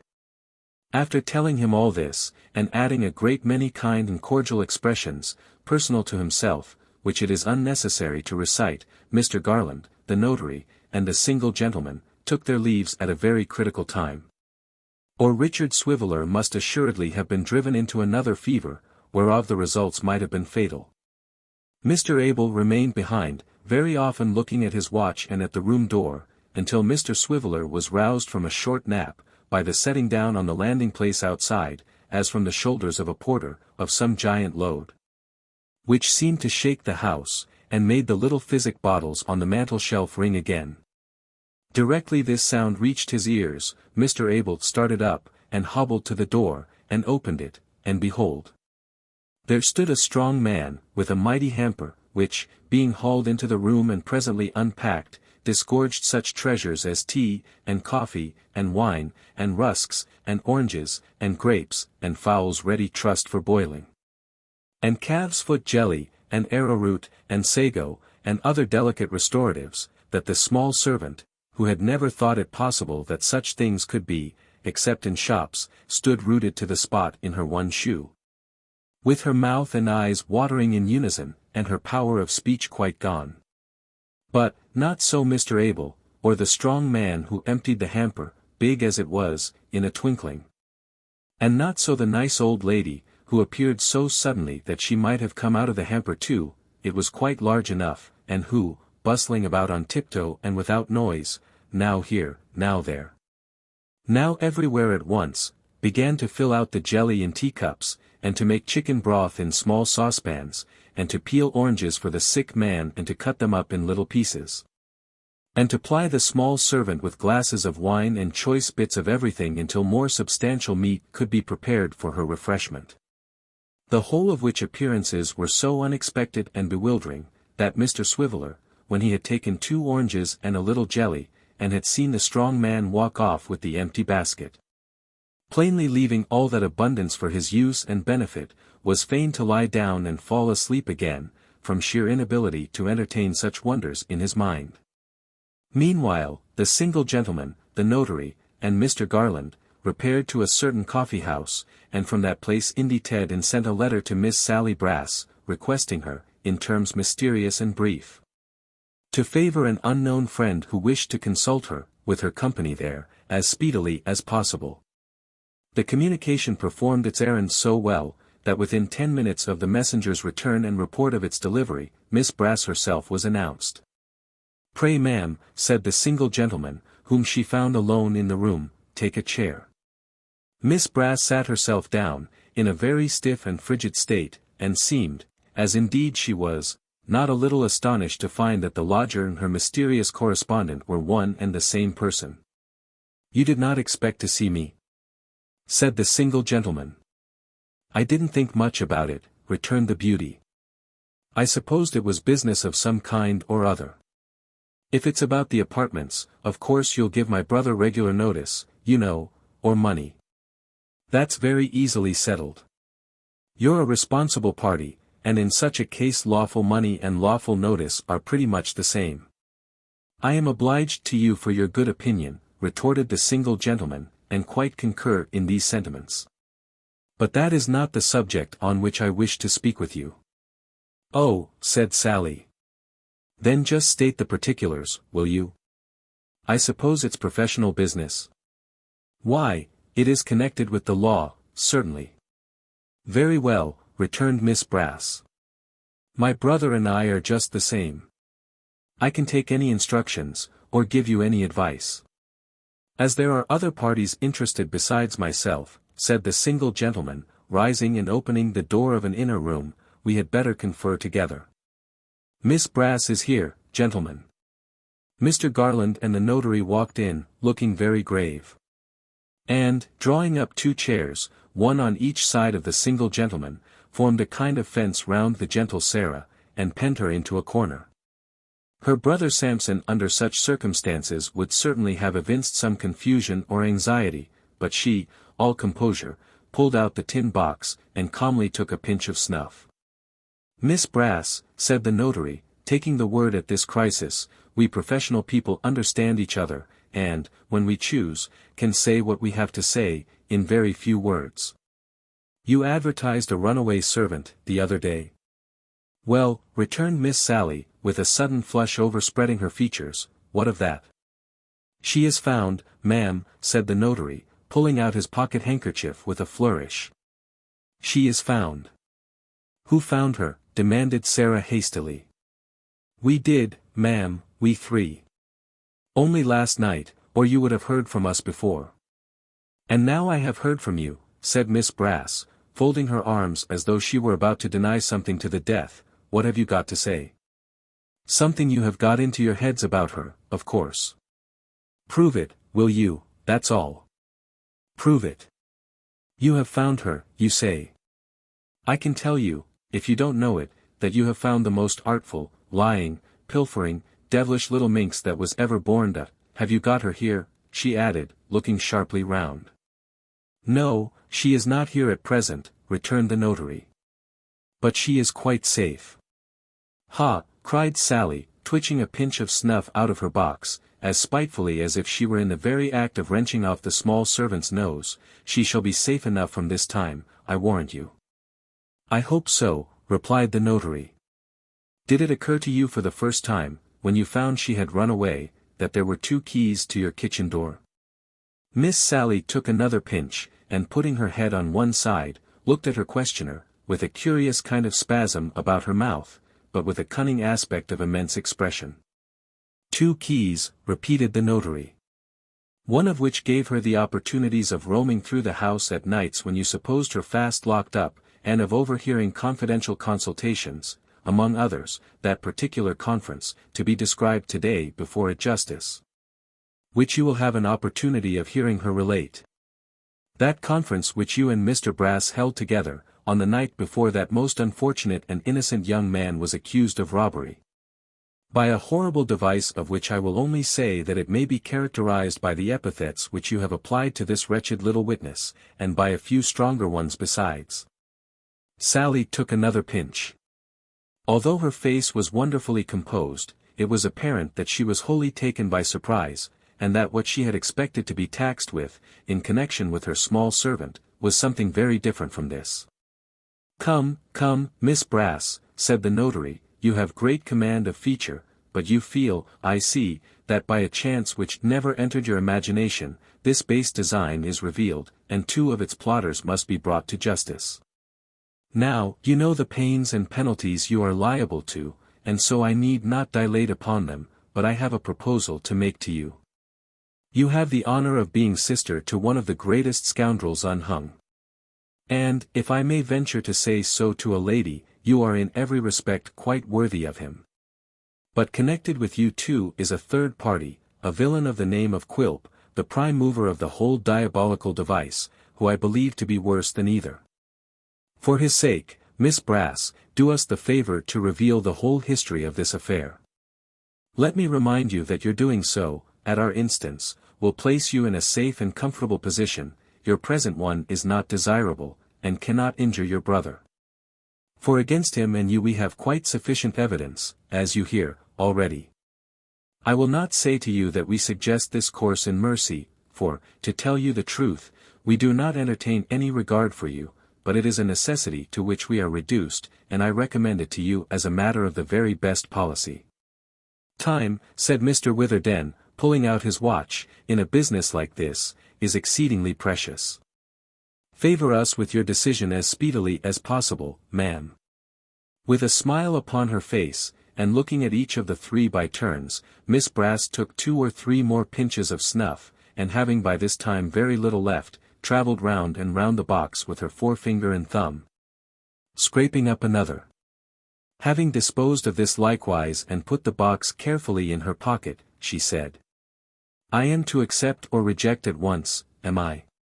Yes, said Mr. Witherden.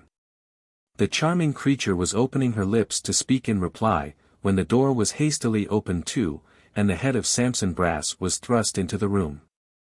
Excuse me, said the gentleman hastily. Wait a bit.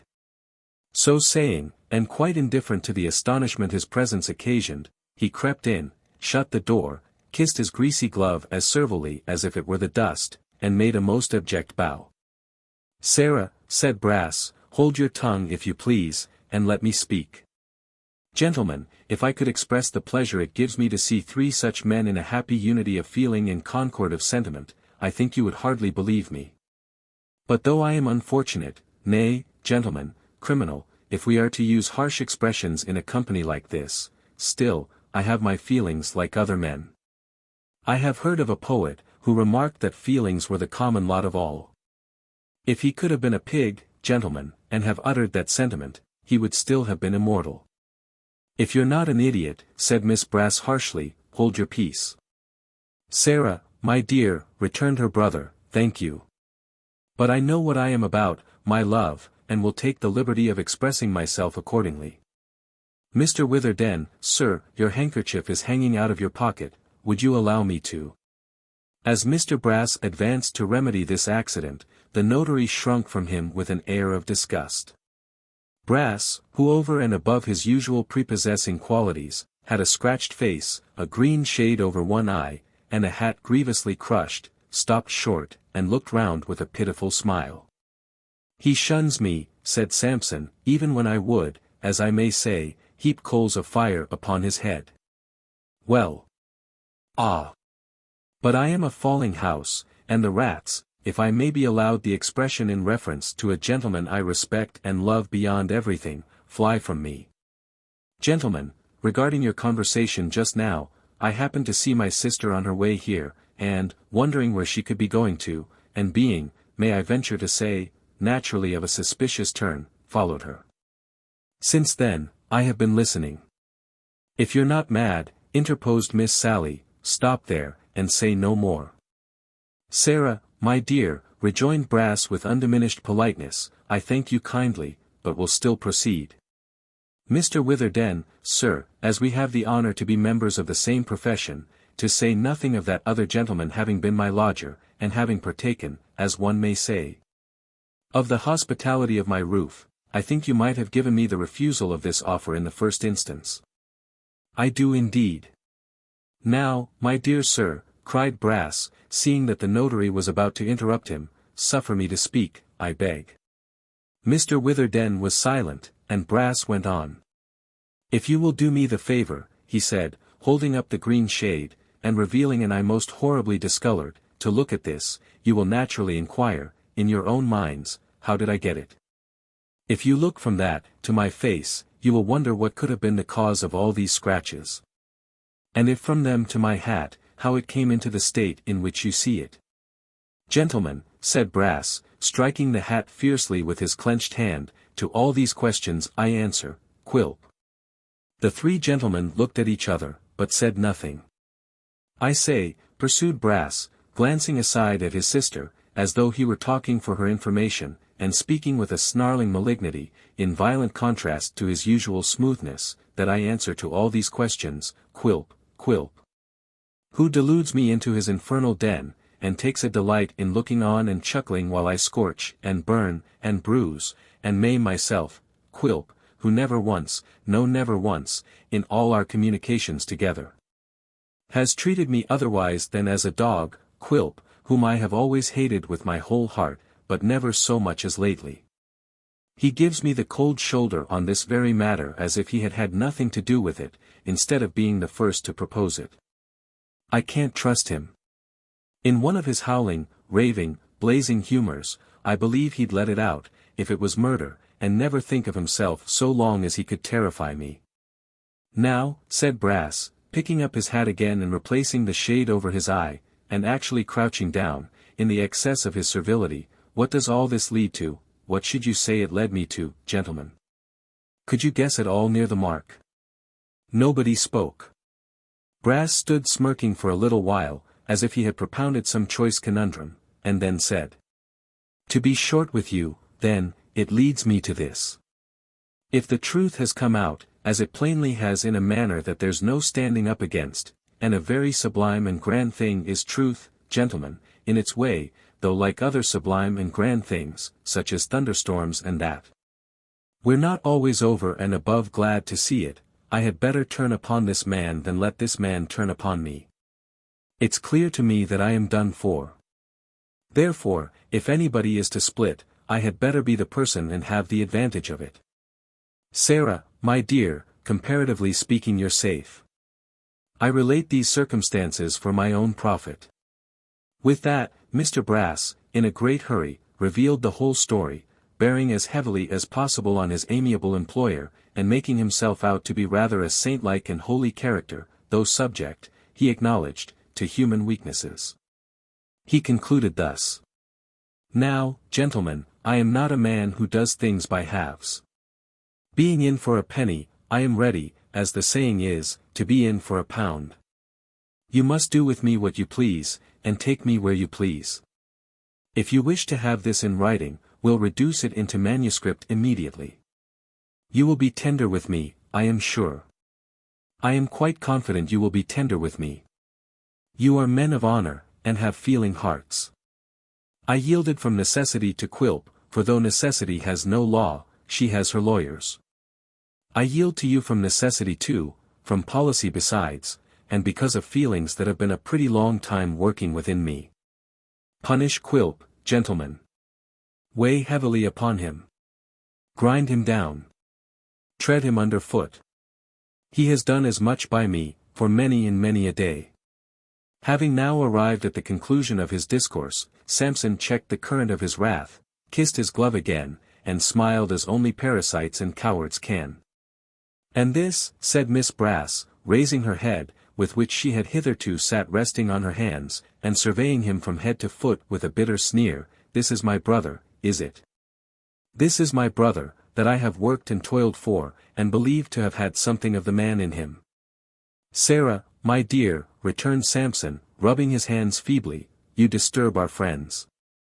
Besides you're disappointed, Sarah, and, not knowing what you say, expose yourself. Yes, you pitiful dastard, retorted the lovely damsel, I understand you. You feared that I should be beforehand with you. But do you think that I would have been enticed to say a word? I'd have scorned it, if they had tried and tempted me for 20 years. He. Simpered Brass, who, in his deep debasement, really seemed to have changed sexes with his sister, and to have made over to her any spark of manliness he might have possessed. You think so, Sarah, you think so perhaps. But you would have acted quite different, my good fellow. You will not have forgotten that it was a maxim with Foxy, our revered father, gentlemen, always suspect everybody. That's the maxim to go through life with. If you were not actually about to purchase your own safety when I showed myself, I suspect you'd have done it by this time. And therefore I've done it myself, and spared you the trouble as well as the shame. The shame, gentlemen, added Brass, allowing himself to be slightly overcome, if there is any, is mine. It's better that a female should be spared it. With deference to the better opinion of Mr. Brass, and more particularly to the authority of his great ancestor, it may be doubted, with humility, whether the elevating principle laid down by the latter gentleman, and acted upon by his descendant, is always a prudent one, or attended in practice with the desired results. This is, beyond question, a bold and presumptuous doubt, inasmuch as many distinguished characters, called men of the world, long-headed customers, knowing dogs, shrewd fellows, capital hands at business, and the like, have made, and do daily make this axiom their polar star and compass. Still, the doubt may be gently insinuated.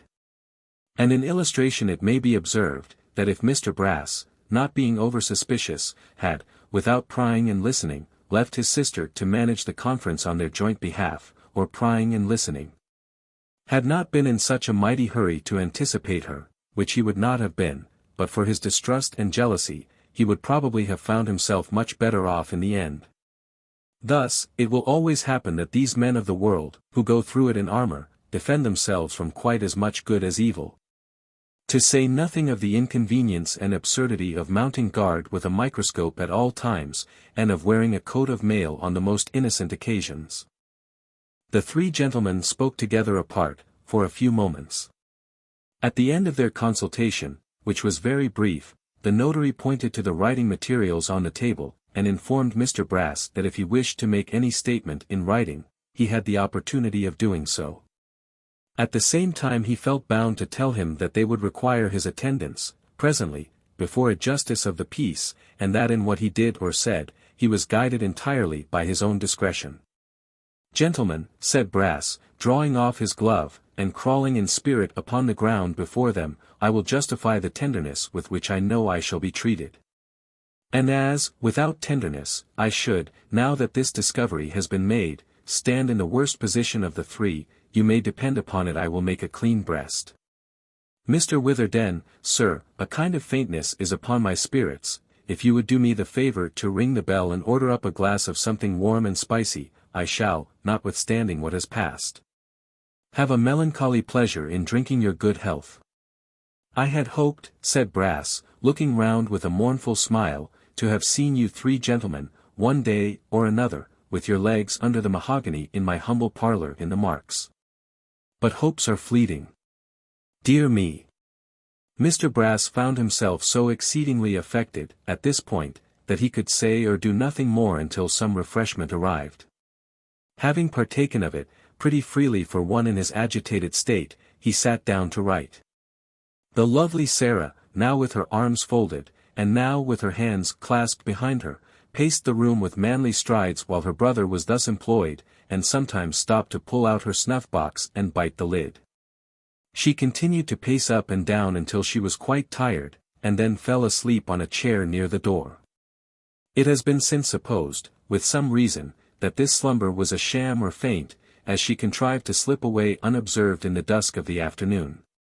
Whether this was an intentional and waking departure, or a somnambulistic leave-taking and walking in her sleep, may remain a subject of contention, but, on one point, and indeed the main one, all parties are agreed. In whatever state she walked away, she certainly did not walk back again. Mention having been made of the dusk of the afternoon, it will be inferred that Mr. Brass's task occupied some time in the completion. It was not finished until evening.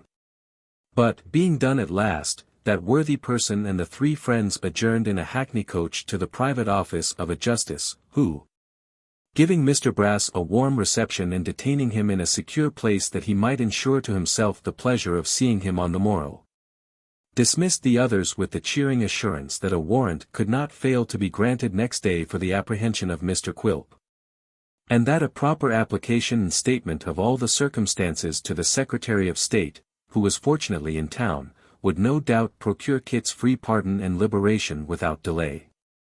And now, indeed, it seemed that Quilp's malignant career was drawing to a close, and that retribution, which often travels slowly, especially when heaviest, had tracked his footsteps with a sure and certain scent and was gaining on him fast. Unmindful of her stealthy tread, her victim holds his course in fancied triumph. Still at his heels she comes, and once afoot, is never turned aside. Their business ended, the three gentlemen hastened back to the lodgings of Mr. Swiveller, whom they found progressing so favourably in his recovery as to have been able to sit up for half an hour, and to have conversed with cheerfulness. Mrs. Garland had gone home some time since, but Mr. Abel was still sitting with him. After telling him all they had done, the two Mr. Garlands and a single gentleman, as if by some previous understanding, took their leaves for the night, leaving the invalid alone with the notary and the small servant.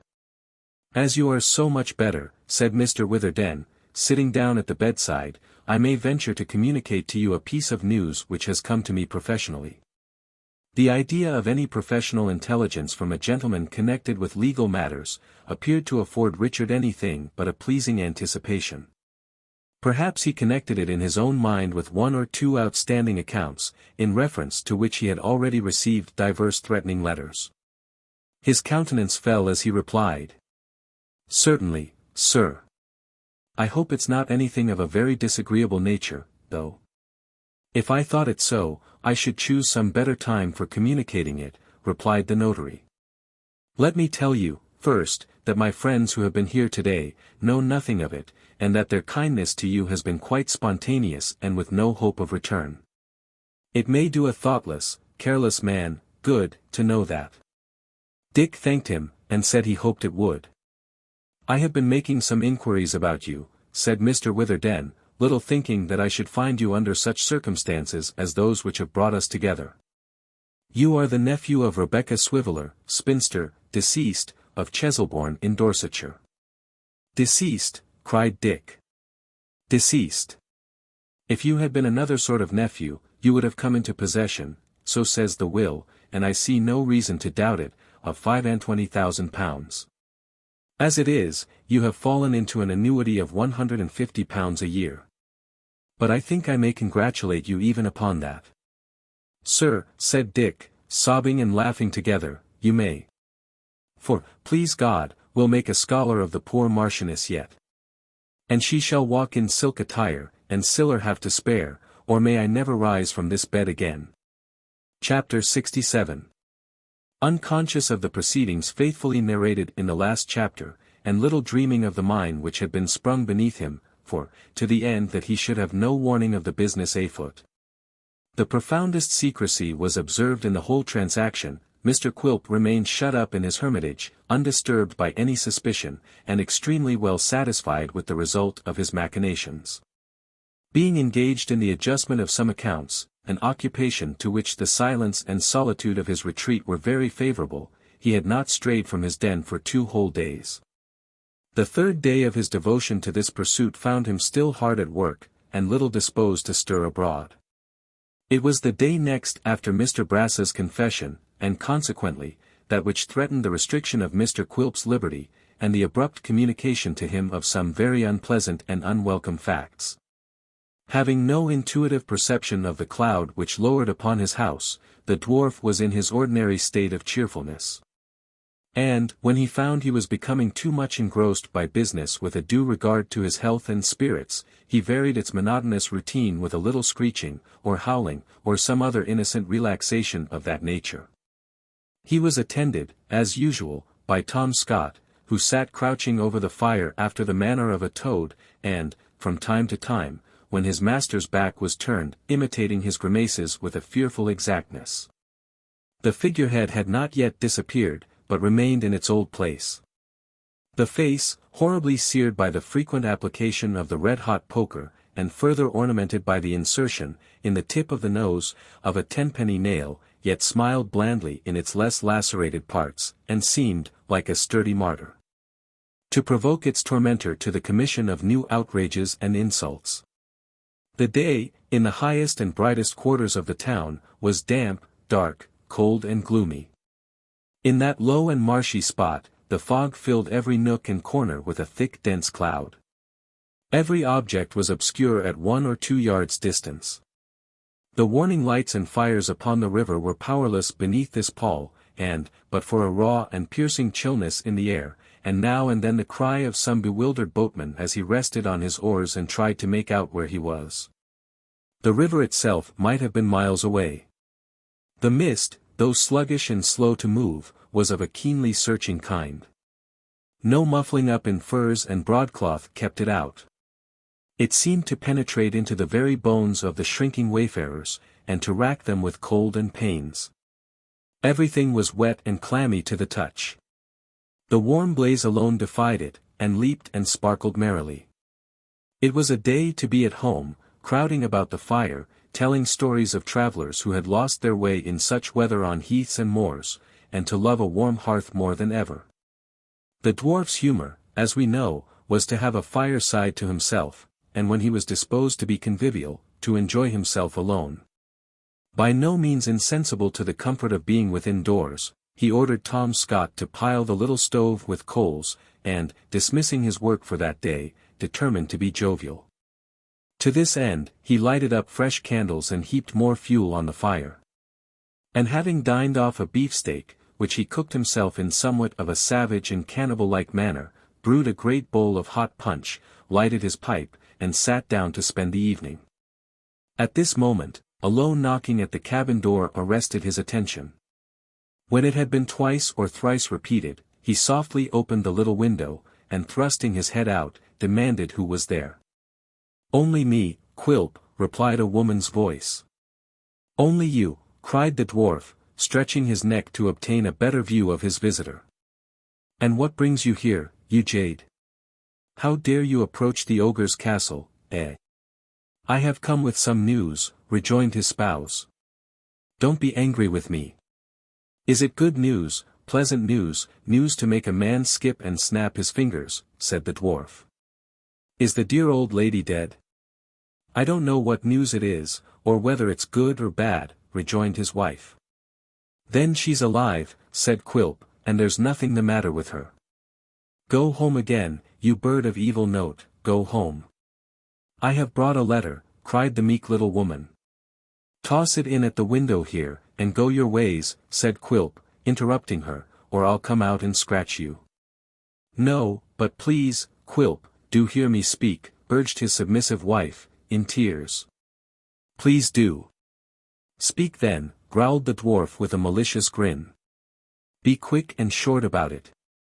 Speak, will you?" "It was left at our house this afternoon," said Mrs. Quilp, trembling, "by a boy who said he didn't know from whom it came, but that it was given to him to leave, and that he was told to say it must be brought on to you directly. For it was of the very greatest consequence. But please," she added, as her husband stretched out his hand for it, "please let me in.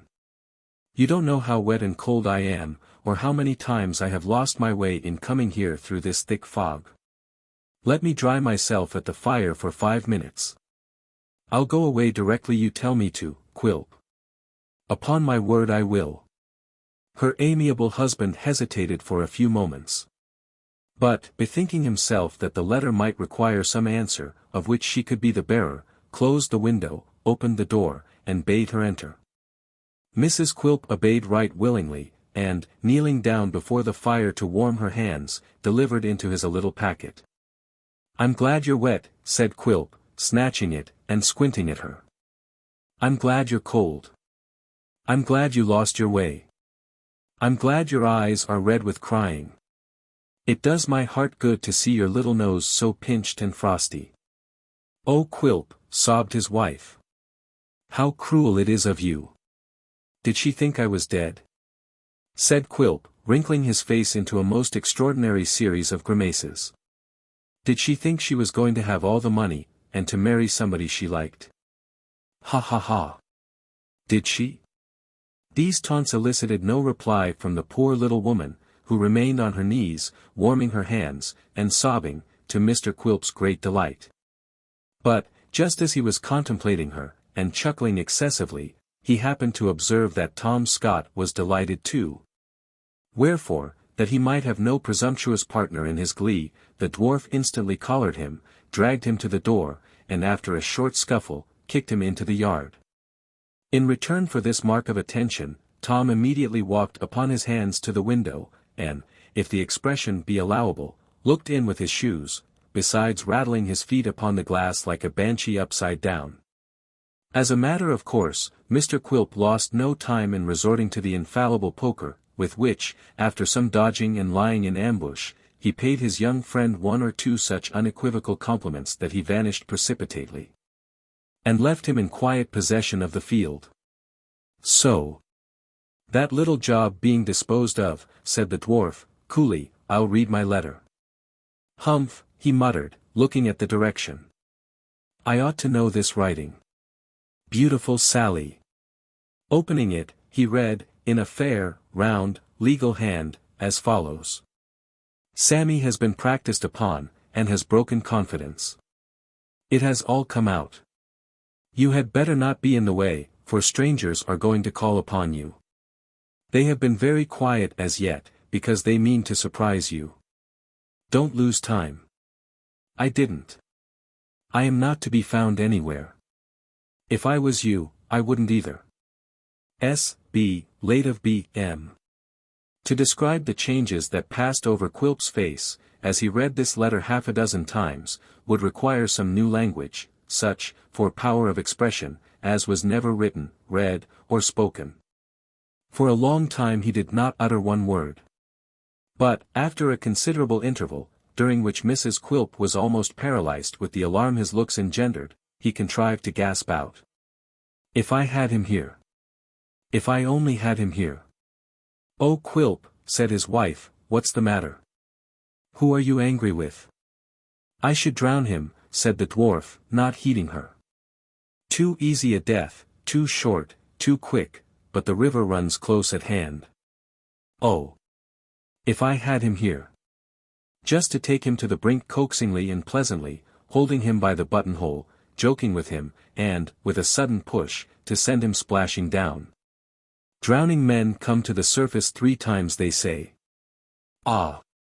To see him those 3 times, and mock him as his face came bobbing up, oh, what a rich treat that would be!"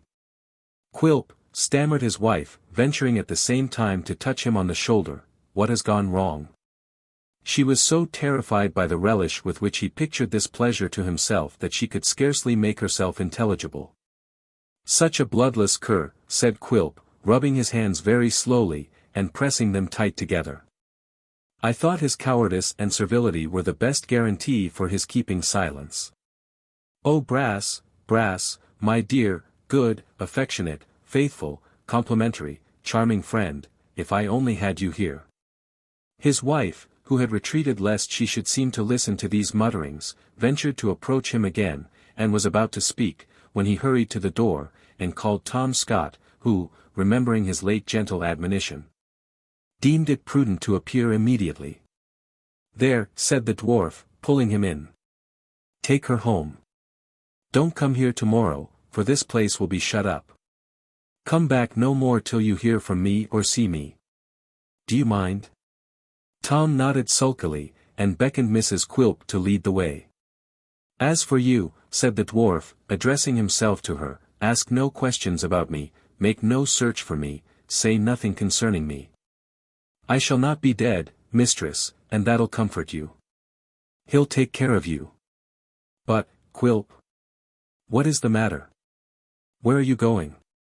Do say something more." "I'll say that," said the dwarf, seizing her by the arm, "and do that too, which undone and unsaid would be best for you, unless you go directly." "Has anything happened?" cried his wife. "Oh! Do tell me that." "Yes," snarled the dwarf. "No. What matter which? I have told you what to do. Woe betide you if you fail to do it, or disobey me by a hair's breadth. Will you go?" "I am going, I'll go directly." "But," faltered his wife, "answer me one question first. Has this letter any connection with dear little Nell? I must ask you that, I must indeed, Quilp. You cannot think what days and nights of sorrow I have had through having once deceived that child. I don't know what harm I may have brought about, but, great or little, I did it for you, Quilp. My conscience misgave me when I did it. Do answer me this question, if you please."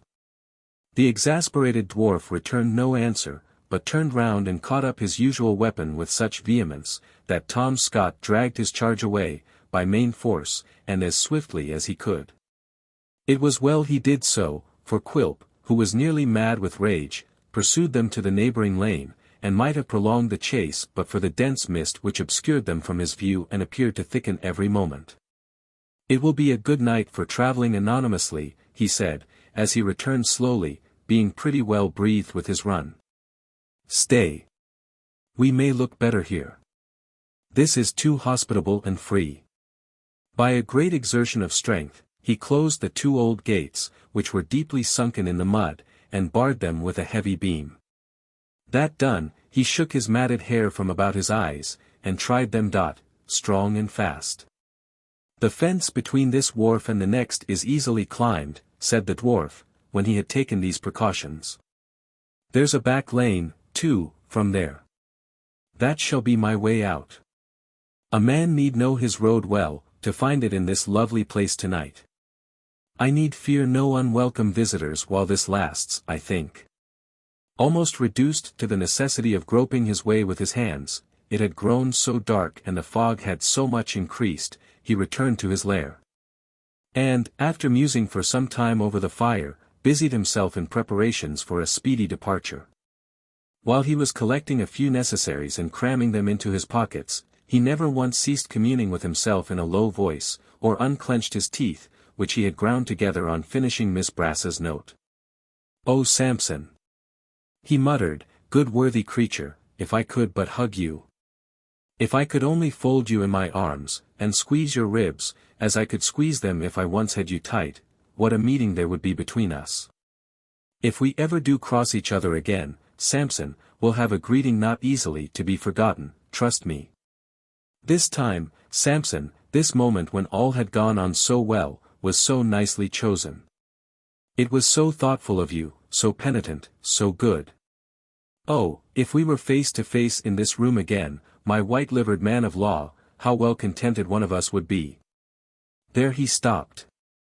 And raising the bowl of punch to his lips, drank a long deep draught, as if it were fair water and cooling to his parched mouth.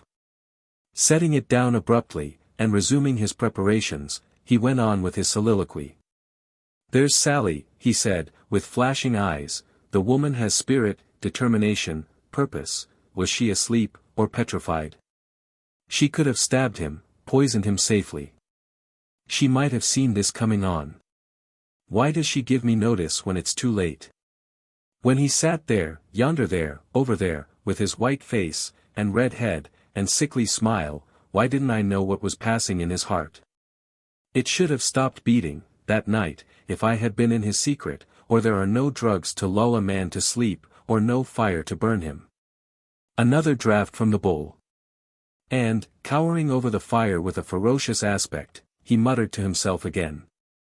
"And this, like every other trouble and anxiety I have had of late times, springs from that old dotard and his darling child, two wretched feeble wanderers. I'll be their evil genius yet. And you, sweet Kit, honest Kit, virtuous, innocent Kit, look to yourself. Where I hate, I bite.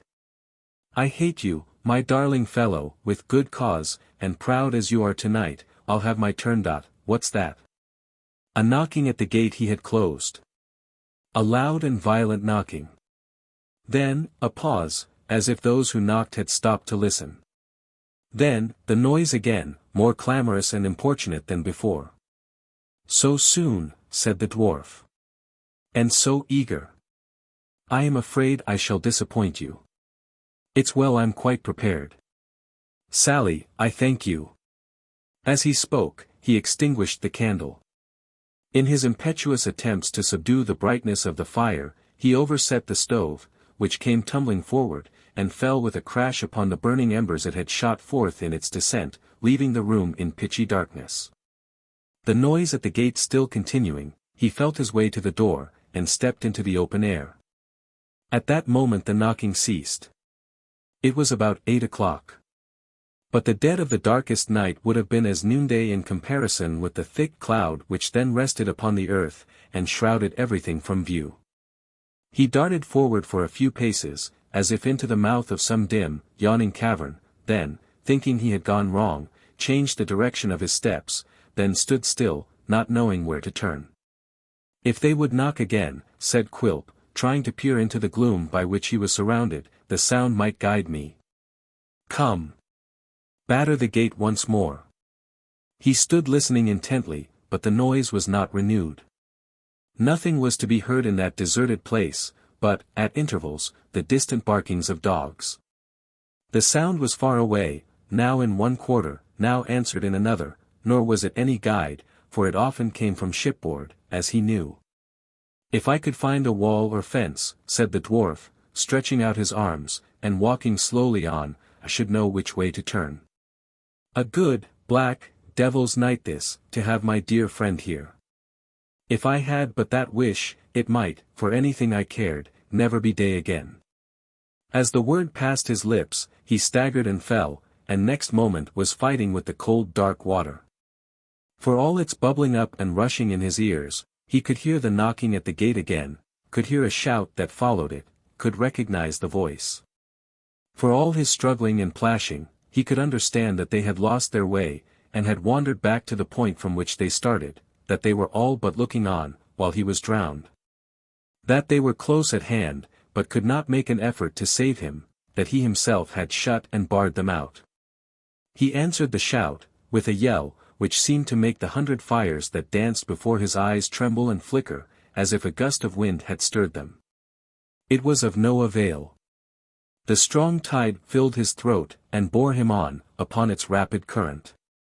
Another mortal struggle, and he was up again, beating the water with his hands, and looking out, with wild and glaring eyes that showed him some black object he was drifting close upon. The hull of a ship.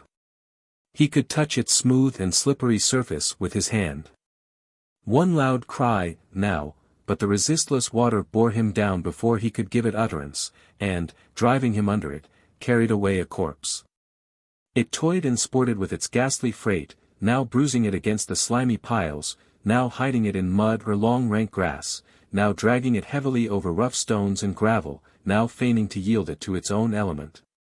And in the same action luring it away, until, tired of the ugly plaything, it flung it on a swamp, a dismal place where pirates had swung in chains through many a wintry night, and left it there to bleach. And there it lay alone. The sky was red with flame, and the water that bore it there had been tinged with the sullen light as it flowed along. The place the deserted carcass had left so recently, a living man, was now a blazing ruin. There was something of the glare upon its face. The hair, stirred by the damp breeze, played in a kind of mockery of death, such a mockery as the dead man himself would have delighted in when alive, about its head, and its dress fluttered idly in the night wind. Chapter 68. Lighted rooms, bright fires, cheerful faces, the music of glad voices, words of love and welcome, warm hearts, and tears of happiness, what a change is this! But it is to such delights that Kit is hastening. They are awaiting him, he knows.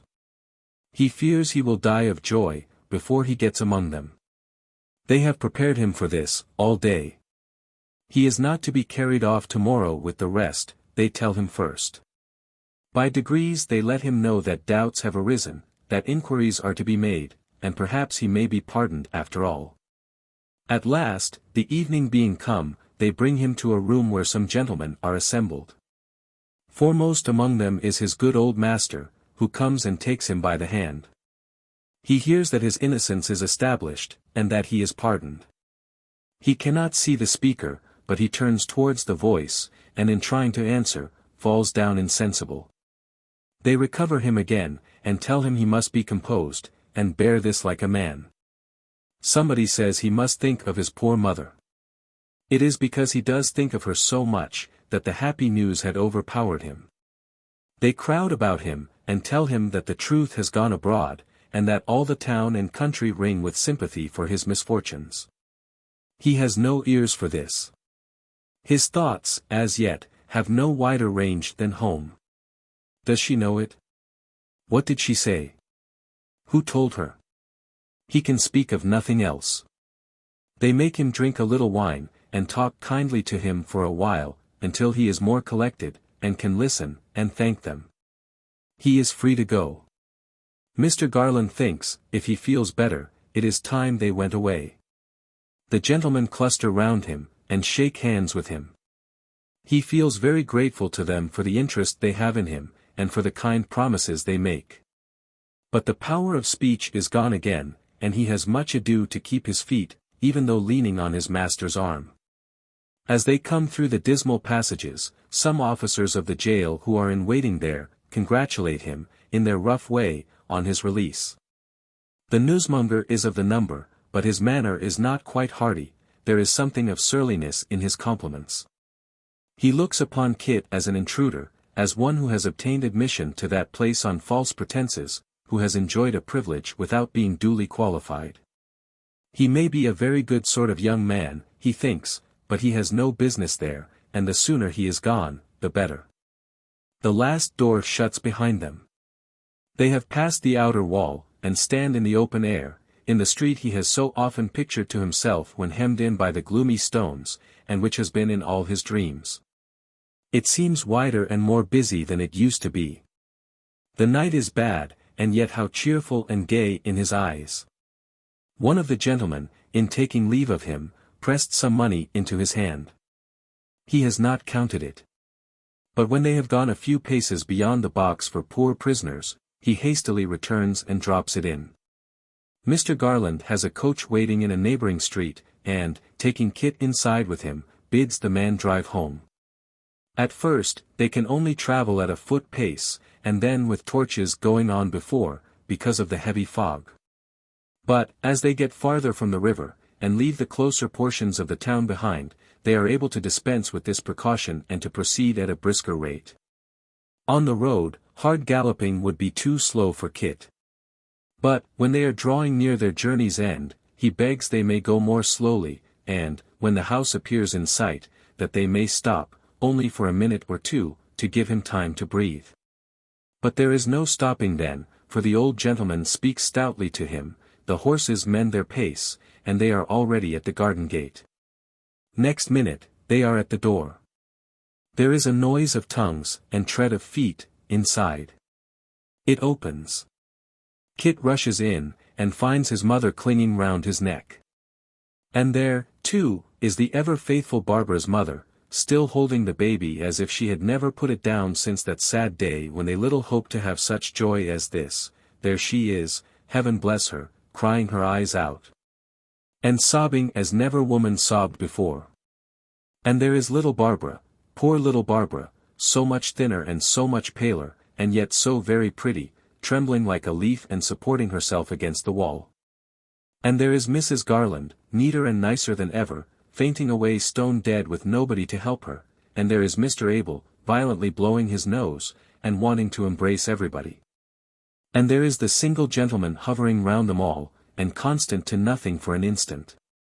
And there is that good, dear, thoughtful little Jacob, sitting all alone by himself on the bottom stair, with his hands on his knees like an old man, roaring fearfully without giving any trouble to anybody. And each and all of them are for the time clean out of their wits, and do jointly and severally commit all manner of follies.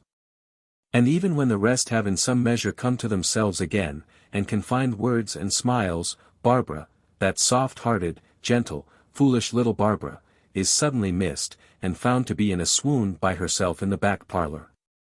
From which swoon she falls into hysterics, and from which hysterics into a swoon again, and is, indeed, so bad, that despite a mortal quantity of vinegar and cold water she is hardly a bit better at last than she was at first. Then, Kit's mother comes in and says, will he come and speak to her, and Kit says, yes, and goes, and he says in a kind voice, Barbara, and Barbara's mother tells her that, it's only Kit, and Barbara says, with her eyes closed all the time, oh. But is it him indeed? And Barbara's mother says, to be sure it is, my dear, there's nothing the matter now. And in further assurance that he's safe and sound, Kit speaks to her again.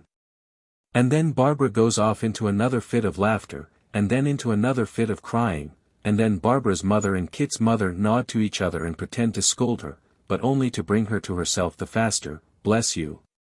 And being experienced matrons, and acute at perceiving the first dawning symptoms of recovery, they comfort Kit with the assurance that she'll do now, and so dismiss him to the place from whence he came.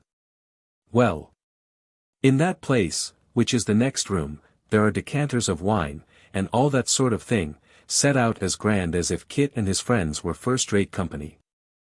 And there is little Jacob, walking, as the popular phrase is, into a homemade plum cake, at a most surprising pace, and keeping his eye on the figs and oranges which are to follow, and making the best use of his time, you may believe. Kit no sooner comes in, than that single gentleman, never was such a busy gentleman, charges all the glasses, bumpers, and drinks his health, and tells him he shall never want a friend while he lives. And so does Mr. Garland, and so does Mrs. Garland, and so does Mr. Abel.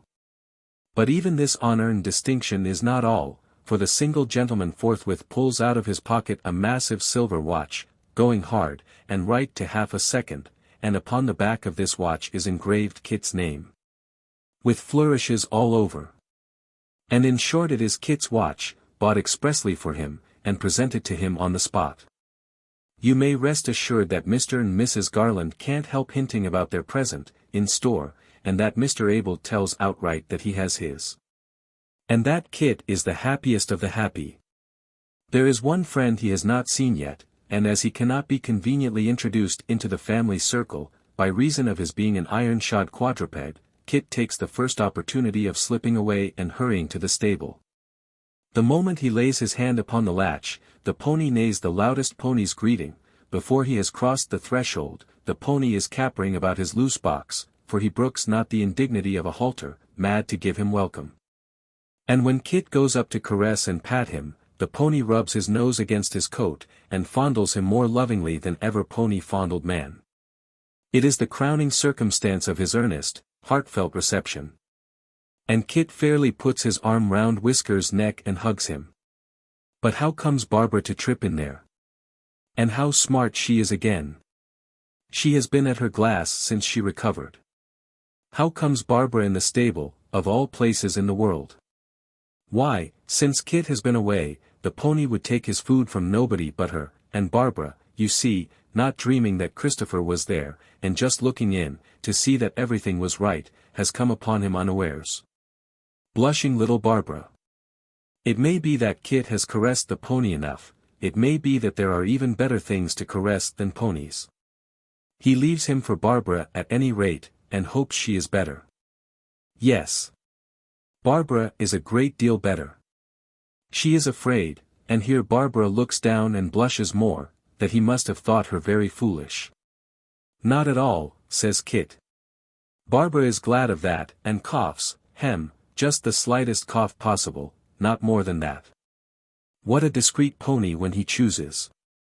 He is as quiet now as if he were of marble. He has a very knowing look, but that he always has. We have hardly had time to shake hands, Barbara, says Kit. Barbara gives him hers. Why, she is trembling now. Foolish, fluttering Barbara. Arm's length? The length of an arm is not much. Barbara's was not a long arm, by any means, and besides, she didn't hold it out straight, but bent a little. Kit was so near her when they shook hands, that he could see a small tiny tear, yet trembling on an eyelash. It was natural that he should look at it, unknown to Barbara. It was natural that Barbara should raise her eyes unconsciously, and find him out. Was it natural that at that instant, without any previous impulse or design, Kit should kiss Barbara? He did it, whether or no. Barbara said, for shame, but let him do it too, twice. He might have done it thrice, but the pony kicked up his heels and shook his head, as if he were suddenly taken with convulsions of delight, and Barbara being frightened, ran away, not straight to where her mother and Kit's mother were, though. Lest they should see how red her cheeks were, and should ask her why. Sly little Barbara. When the first transports of the whole party had subsided, and Kit and his mother, and Barbara and her mother, with little Jacob and the baby to boot, had had their suppers together, which there was no hurrying over. For they were going to stop there all night, Mr. Garland called Kit to him, and taking him into a room where they could be alone, told him that he had something yet to say, which would surprise him greatly. Kit looked so anxious and turned so pale on hearing this, that the old gentleman hastened to add, he would be agreeably surprised, and asked him if he would be ready next morning for a journey. For a journey, sir, cried Kit. In company with me and my friend in the next room. Can you guess its purpose? Kit turned paler yet, and shook his head. Oh yes. I think you do already, said his master. Try. Kit murmured something rather rambling and unintelligible, but he plainly pronounced the words, Miss Nell, 3 or 4 times, shaking his head while he did so, as if he would add that there was no hope of that. But Mr. Garland, instead of saying, try again, as Kit had made sure he would, told him very seriously, that he had guessed right. The place of their retreat is indeed discovered, he said, at last. And that is our journey's end. Kit faltered out such questions as, where was it, and how had it been found, and how long since, and was she well and happy? Happy she is, beyond all doubt, said Mr. Garland. And well, I trust she will be soon. She has been weak and ailing, as I learn, but she was better when I heard this morning, and they were full of hope. Sit you down, and you shall hear the rest." Scarcely venturing to draw his breath, Kit did as he was told. Mr. Garland then related to him, how he had a brother, of whom he would remember to have heard him speak, and whose picture, taken when he was a young man, hung in the best room, and how this brother lived a long way off, in a country place, with an old clergyman who had been his early friend.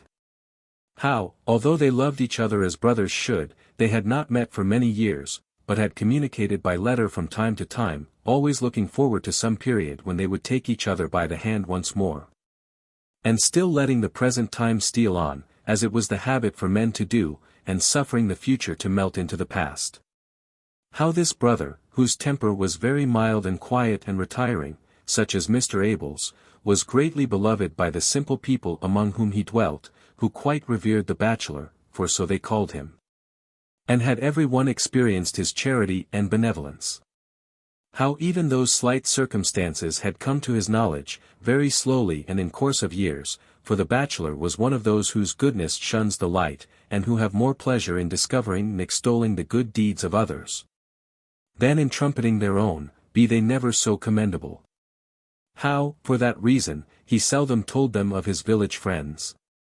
But how, for all that, his mind had become so full of two among them, a child and an old man, to whom he had been very kind, that, in a letter received a few days before, he had dwelt upon them from first to last, and had told such a tale of their wandering, and mutual love, that few could read it without being moved to tears.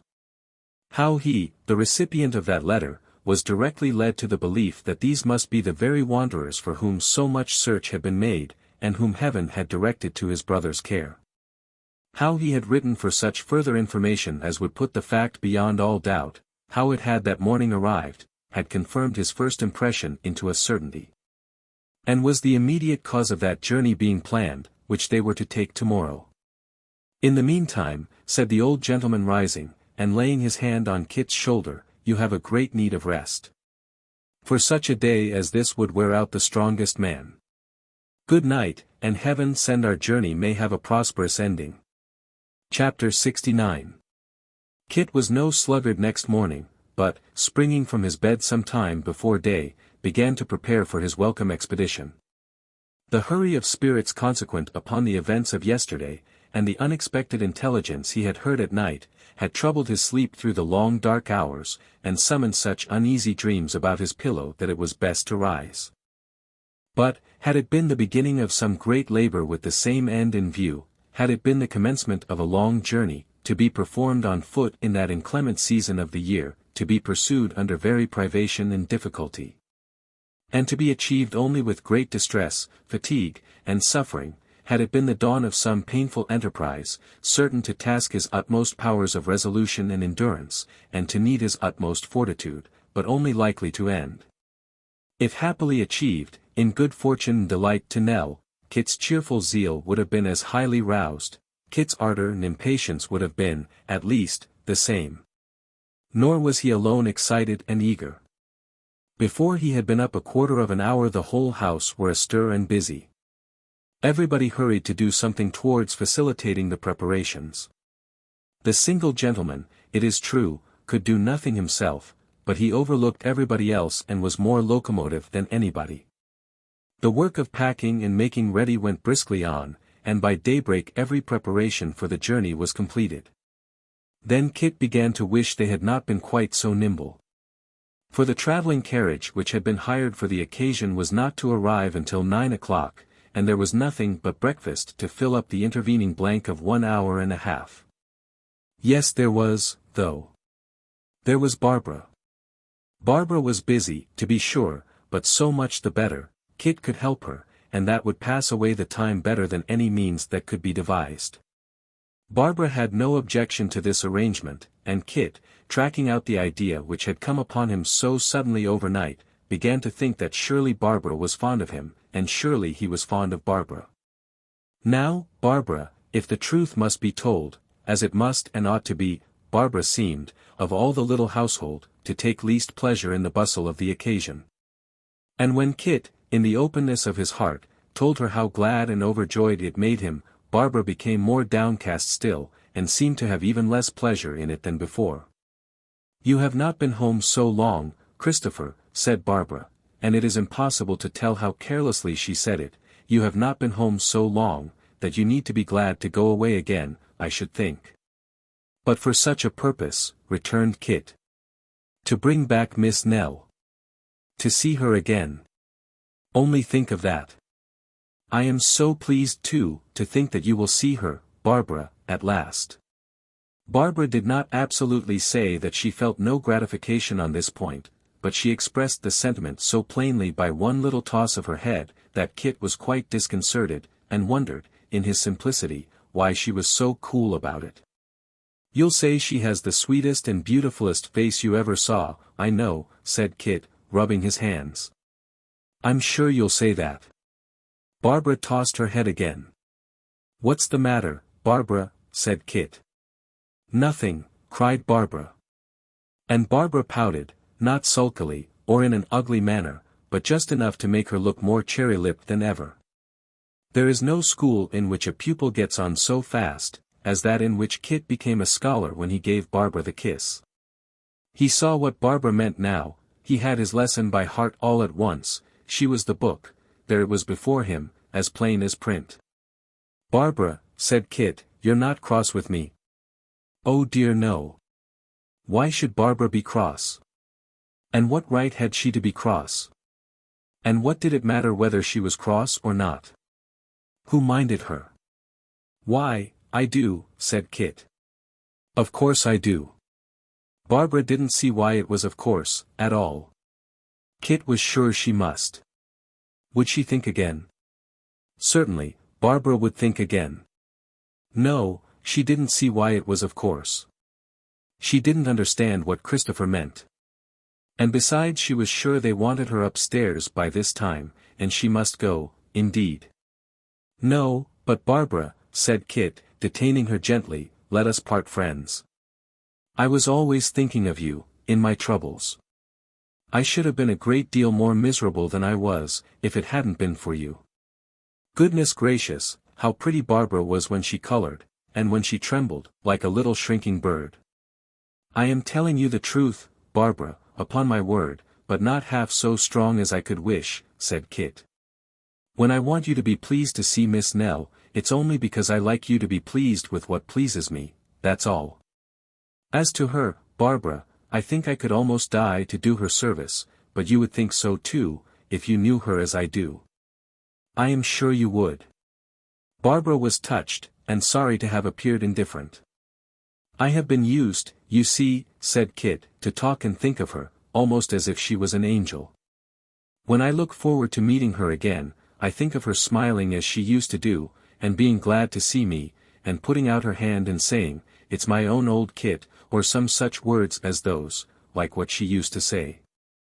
I think of seeing her happy, and with friends about her, and brought up as she deserves, and as she ought to be.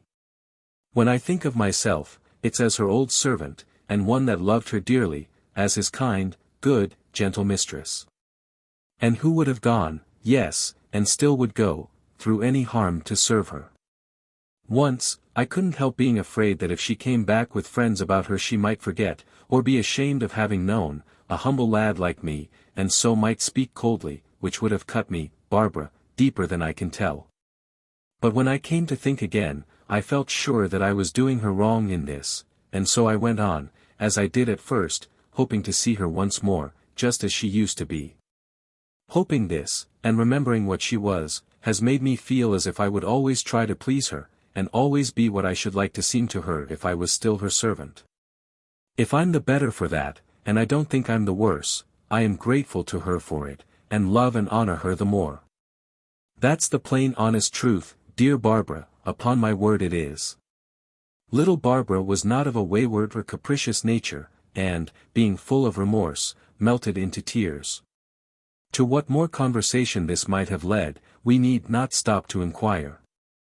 For the wheels of the carriage were heard at that moment, and, being followed by a smart ring at the garden gate, caused the bustle in the house, which had laid dormant for a short time, to burst again into tenfold life and vigor. Simultaneously with the travelling equipage, arrived Mr. Chuckster in a hackney cab, with certain papers and supplies of money for the single gentleman, into whose hands he delivered them. This duty discharged, he subsided into the bosom of the family, and, entertaining himself with a strolling or peripatetic breakfast, watched, with genteel indifference, the process of loading the carriage. "Snobbis in this, I see, sir," he said to Mr. Abel Garland. "I thought he wasn't in the last trip because it was expected that his presence wouldn't be acceptable to the ancient buffalo." "To whom, sir?" demanded Mr. Abel. "To the old gentleman," returned Mr. Chuckster, slightly abashed. "Our client prefers to take him now," said Mr. Abel, drily. "There is no longer any need for that precaution, as my father's relationship to a gentleman in whom the objects of his search have full confidence, will be a sufficient guarantee for the friendly nature of their errand." "Ah!" thought Mr. Chuckster, looking out of window, "anybody but me. Snobby before me, of course. He didn't happen to take that particular £5 note, but I have not the smallest doubt that he's always up to something of that sort. I always said it, long before this came out. Devilish pretty girl that. 'Pon my soul, an amazing little creature." Barbara was the subject of Mr. Chuckster's commendations. And as she was lingering near the carriage, all being now ready for its departure, that gentleman was suddenly seized with a strong interest in the proceedings, which impelled him to swagger down the garden, and take up his position at a convenient ogling distance. Having had great experience of the sex, and being perfectly acquainted with all those little artifices which find the readiest road to their hearts, Mr. Chuckster, on taking his ground, planted one hand on his hip, and with the other adjusted his flowing hair. This is a favorite attitude in the polite circles, and, accompanied with a graceful whistling, has been known to do immense execution. Such, however, is the difference between town and country, that nobody took the smallest notice of this insinuating figure. The wretches being wholly engaged in bidding the travellers farewell, in kissing hands to each other, waving handkerchiefs, and the like tame and vulgar practices. For now the single gentleman and Mr. Garland were in the carriage, and the postboy was in the saddle, and Kit, well wrapped and muffled up, was in the rumble behind. And Mrs. Garland was there, and Mr. Abel was there, and Kit's mother was there, and little Jacob was there, and Barbara's mother was visible in remote perspective, nursing the ever-wakeful baby. And all were nodding, beckoning, curtsying, or crying out, "Good-bye," with all the energy they could express. In another minute, the carriage was out of sight. And Mr. Chuckster remained alone on the spot where it had lately been, with a vision of Kit standing up in the rumble waving his hand to Barbara. And of Barbara in the full light and lustre of his eyes, Chuckster's, Chuckster the successful, on whom ladies of quality had looked with favour from phaetons in the parks on Sundays, waving hers to Kit. How Mr. Chuckster, entranced by this monstrous fact, stood for some time rooted to the earth, protesting within himself that Kit was the prince of felonious characters, and very emperor or great mogul of snobs. And how he clearly traced this revolting circumstance back to that old villainy of the shilling, are matters foreign to our purpose, which is to track the rolling wheels, and bear the travellers company on their cold, bleak journey. It was a bitter day. A keen wind was blowing, and rushed against them fiercely, bleaching the hard ground, shaking the white frost from the trees and hedges, and whirling it away like dust. But little cared Kit for weather. There was a freedom and freshness in the wind, as it came howling by, which, let it cut never so sharp, was welcome. As it swept on with its cloud of frost, bearing down the dry twigs and boughs and withered leaves, and carrying them away pell-mell, it seemed as though some general sympathy had got abroad, and everything was in a hurry, like themselves. The harder the gusts, the better progress they appeared to make. It was a good thing to go struggling and fighting forward, vanquishing them one by one, to watch them driving up, gathering strength and fury as they came along. To bend for a moment, as they whistled past, and then to look back and see them speed away, their hoarse noise dying in the distance, and the stout trees cowering down before them. All day long, it blew without cessation. The night was clear and starlit, but the wind had not fallen, and the cold was piercing.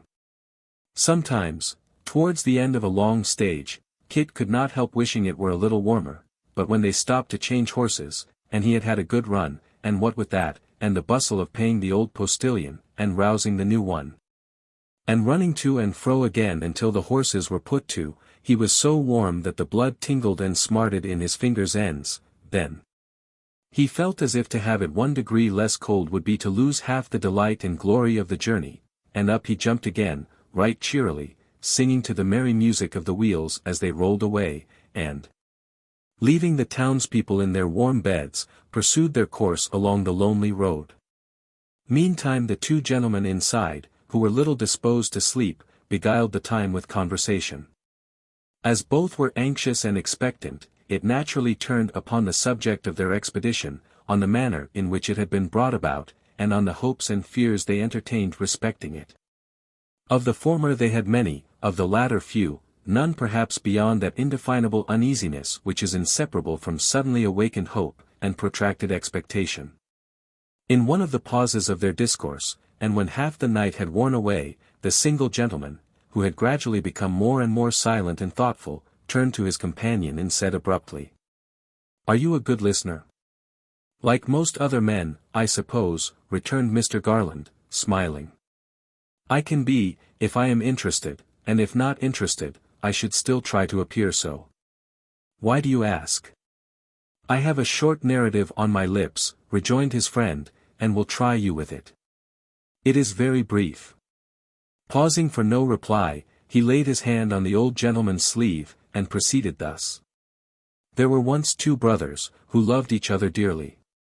There was a disparity in their ages, some 12 years. I am not sure but they may insensibly have loved each other the better for that reason. Wide as the interval between them was, however, they became rivals too soon. The deepest and strongest affection of both their hearts settled upon one object. The youngest, there were reasons for his being sensitive and watchful, was the first to find this out. I will not tell you what misery he underwent, what agony of soul he knew, how great his mental struggle was. He had been a sickly child.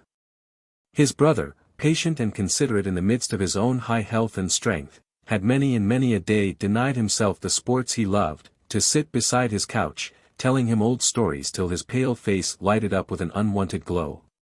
To carry him in his arms to some green spot, where he could tend the poor pensive boy as he looked upon the bright summer day, and saw all nature healthy but himself, to be, in any way, his fond and faithful nurse. I may not dwell on all he did, to make the poor, weak creature love him, or my tale would have no end. But when the time of trial came, the younger brother's heart was full of those old days. Heaven strengthened it to repay the sacrifices of inconsiderate youth by one of thoughtful manhood. He left his brother to be happy. The truth never passed his lips, and he quitted the country, hoping to die abroad. The elder brother married her. She was in heaven before long, and left him with an infant daughter. If you have seen the picture gallery of any one old family, you will remember how the same face and figure, often the fairest and slightest of them all, come upon you in different generations. And how you trace the same sweet girl through a long line of portraits, never growing old or changing, the good angel of the race, abiding by them in all reverses, redeeming all their sins. In this daughter the mother lived again. You may judge with what devotion he who lost that mother almost in the winning, clung to this girl, her breathing image. She grew to womanhood, and gave her heart to one who could not know its worth. Well, her fond father could not see her pine and droop. He might be more deserving than he thought him. He surely might become so, with a wife like her. He joined their hands, and they were married. Through all the misery that followed this union, through all the cold neglect and undeserved reproach, through all the poverty he brought upon her, through all the struggles of their daily life, too mean and pitiful to tell, but dreadful to endure, she toiled on, in the deep devotion of her spirit, and in her better nature, as only women can. Her means and substance wasted. Her father nearly beggared by her husband's hand, and the hourly witness, for they lived now under one roof, of her ill usage and unhappiness, she never, but for him, bewailed her fate. Patient, and upheld by strong affection to the last, she died a widow of some 3 weeks' date, leaving to her father's care 2 orphans, one a son of 10 or 12 years old. The other a girl, such another infant child, the same in helplessness, in age, in form, in feature, as she had been herself when her young mother died. The elder brother, grandfather to these 2 children, was now a broken man. Crushed and borne down, less by the weight of years than by the heavy hand of sorrow. With the wreck of his possessions, he began to trade, in pictures first, and then in curious ancient things. He had entertained a fondness for such matters from a boy, and the tastes he had cultivated were now to yield him an anxious and precarious subsistence. The boy grew like his father in mind and person. The girl so like her mother, that when the old man had her on his knee, and looked into her mild blue eyes, he felt as if awakening from a wretched dream, and his daughter were a little child again. The wayward boy soon spurned the shelter of his roof, and sought associates more congenial to his taste. The old man and the child dwelt alone together. It was then, when the love of 2 dead people who had been nearest and dearest to his heart, was all transferred to this slight creature. When her face, constantly before him, reminded him, from hour to hour, of the too early change he had seen in such another, of all the sufferings he had watched and known, and all his child had undergone. When the young man's profligate and hardened course drained him of money as his father's had, and even sometimes occasioned them temporary privation and distress. It was then that there began to beset him, and to be ever in his mind, a gloomy dread of poverty and want. He had no thought for himself in this. His fear was for the child. It was a spectre in his house, and haunted him night and day. The younger brother had been a traveler in many countries, and had made his pilgrimage through life alone. His voluntary banishment had been misconstrued, and he had borne, not without pain, reproach and slight for doing that which had wrung his heart, and cast a mournful shadow on his path. Apart from this, communication between him and the elder was difficult, and uncertain, and often failed.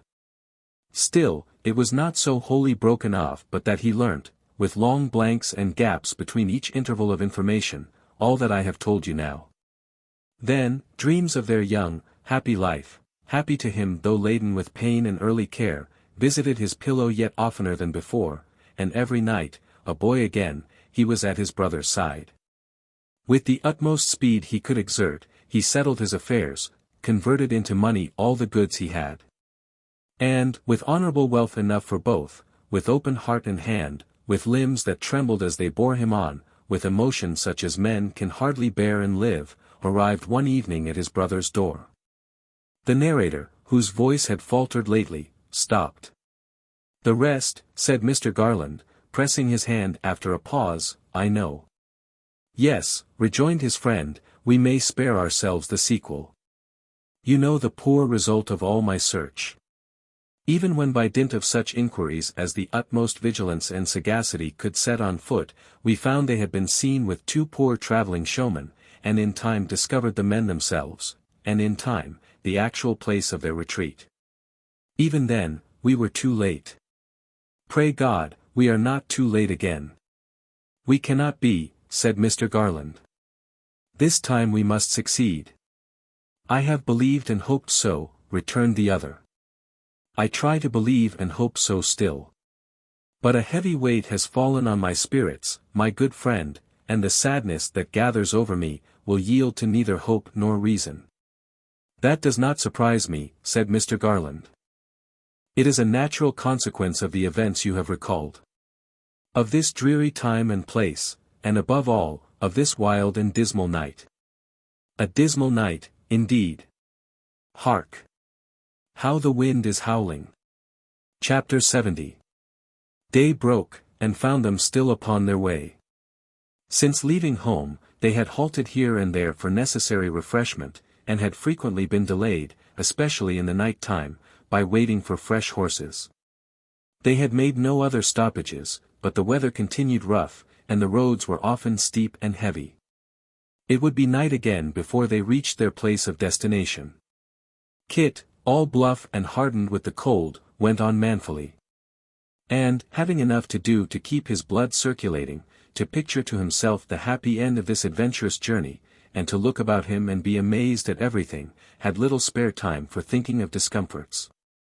Though his impatience, and that of his fellow travelers, rapidly increased as the day waned, the hours did not stand still. The short daylight of winter soon faded away, and it was dark again when they had yet many miles to travel. As it grew dusk, the wind fell, its distant moanings were more low and mournful. And, as it came creeping up the road, and rattling covertly among the dry brambles on either hand, it seemed like some great phantom for whom the way was narrow, whose garments rustled as it stalked along. By degrees it lulled and died away, and then it came on to snow. The flakes fell fast and thick, soon covering the ground some inches deep, and spreading abroad a solemn stillness. The rolling wheels were noiseless, and the sharp ring and clatter of the horses' hoofs became a dull, muffled tramp. The life of their progress seemed to be slowly hushed, and something deathlike to usurp its place. Shading his eyes from the falling snow, which froze upon their lashes and obscured his sight, Kit often tried to catch the earliest glimpse of twinkling lights, denoting their approach to some not distant town. He could descry objects enough at such times, but none correctly. Now, a tall church spire appeared in view, which presently became a tree, a barn, a shadow on the ground, thrown on it by their own bright lamps. Now, there were horsemen, foot passengers, carriages, going on before, or meeting them in narrow ways, which, when they were close upon them, turned to shadows too. A wall, a ruin, a sturdy gable end, would rise up in the road. And, when they were plunging headlong at it, would be the road itself. Strange turnings too, bridges, and sheets of water, appeared to start up here and there, making the way doubtful and uncertain. And yet they were on the same bare road, and these things, like the others, as they were passed, turned into dim illusions. He descended slowly from his seat, for his limbs were numbed, when they arrived at a lone posting house, and inquired how far they had to go to reach their journey's end. It was a late hour in such byplaces, and the people were abed. But a voice answered from an upper window, 10 miles. The 10 minutes that ensued appeared an hour, but at the end of that time, a shivering figure led out the horses they required, and after another brief delay they were again in motion. It was a cross-country road, full, after the first 3 or 4 miles, of holes and cart ruts, which, being covered by the snow, were so many pitfalls to the trembling horses, and obliged them to keep a foot-pace. As it was next to impossible for men so much agitated as they were by this time, to sit still and move so slowly, all 3 got out and plodded on behind the carriage. The distance seemed interminable, and the walk was most laborious. As each was thinking within himself that the driver must have lost his way, a church bell, close at hand, struck the hour of midnight, and the carriage stopped. It had moved softly enough, but when it ceased to crunch the snow, the silence was as startling as if some great noise had been replaced by perfect stillness. "This is the place, gentlemen," said the driver, dismounting from his horse, and knocking at the door of a little inn. "Hullo! Past 12 o'clock is the dead of night here." The knocking was loud and long, but it failed to rouse the drowsy inmates. All continued dark and silent as before. They fell back a little, and looked up at the windows, which were mere black patches in the whitened house front. No light appeared. The house might have been deserted, or the sleepers dead, for any air of life it had about it. They spoke together with a strange inconsistency, in whispers, unwilling to disturb again the dreary echoes they had just now raised. "Let us go on," said the younger brother, "and leave this good fellow to wake them, if he can. I cannot rest until I know that we are not too late. Let us go on, in the name of heaven." They did so, leaving the postilion to order such accommodation as the house afforded, and to renew his knocking. Kit accompanied them with a little bundle, which he had hung in the carriage when they left home, and had not forgotten since, the bird in his old cage, just as she had left him. She would be glad to see her bird, he knew. The road wound gently downward. As they proceeded, they lost sight of the church whose clock they had heard, and of the small village clustering round it. The knocking, which was now renewed, and which in that stillness they could plainly hear, troubled them. They wished the man would forbear, or that they had told him not to break the silence until they returned. The old church tower, clad in a ghostly garb of pure cold white, again rose up before them, and a few moments brought them close beside it. A venerable building, grey, even in the midst of the hoary landscape. An ancient sundial on the belfry wall was nearly hidden by the snowdrift, and scarcely to be known for what it was. Time itself seemed to have grown dull and old, as if no day were ever to displace the melancholy night. A wicket gate was close at hand, but there was more than one path across the churchyard to which it led, and, uncertain which to take, they came to a stand again. The village street, if street that could be called, which was an irregular cluster of poor cottages of many heights and ages, some with their fronts, some with their backs, and some with gable ends towards the road, with here and there a signpost, or a shed encroaching on the path, was close at hand. There was a faint light in a chamber window not far off, and Kit ran towards that house to ask their way. His first shout was answered by an old man within, who presently appeared at the casement, wrapping some garment round his throat as a protection from the cold, and demanded who was abroad at that unseasonable hour, wanting him. "'Tis hard weather this," he grumbled, "and not a night to call me up in. My trade is not of that kind that I need be roused from bed. The business on which folks want me, will keep cold, especially at this season. What do you want?" "I would not have roused you, if I had known you were old and ill," said Kit. "Old," repeated the other peevishly. "How do you know I am old?" "Not so old as you think, friend, perhaps. As to being ill, you will find many young people in worse case than I am. More's the pity that it should be so, not that I should be strong and hearty for my years, I mean, but that they should be weak and tender. I ask your pardon though," said the old man, "if I spoke rather rough at first. My eyes are not good at night. That's neither age nor illness, they never were, and I didn't see you were a stranger." "I am sorry to call you from your bed," said Kit, "but those gentlemen you may see by the churchyard gate, are strangers too, who have just arrived from a long journey, and seek the parsonage house. You can direct us?"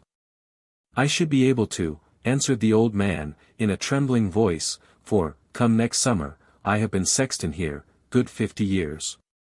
The right-hand path, friend, is the road. There is no ill news for our good gentleman, I hope." Kit thanked him, and made him a hasty answer in the negative. He was turning back, when his attention was caught by the voice of a child. Looking up, he saw a very little creature at a neighboring window. "What is that?" cried the child, earnestly. "Has my dream come true? Pray speak to me, whoever that is, awake and up." "Poor boy," said the sexton, before Kit could answer, "how goes it, darling? Has my dream come true?" exclaimed the child again, in a voice so fervent that it might have thrilled to the heart of any listener. "But no, that can never be. How could it be, oh? How could it?" "I guess his meaning," said the sexton. "To bed again, poor boy."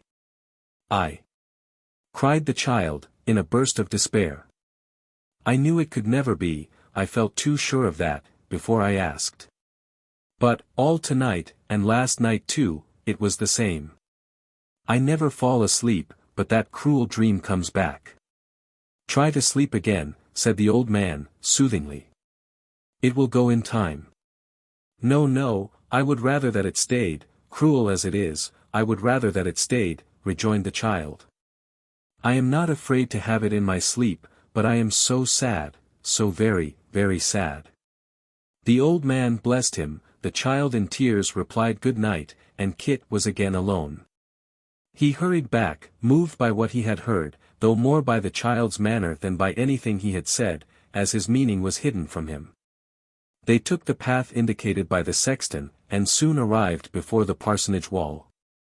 Turning round to look about them when they had got thus far, they saw, among some ruined buildings at a distance, one single solitary light. It shone from what appeared to be an old oriel window, and being surrounded by the deep shadows of overhanging walls, sparkled like a star.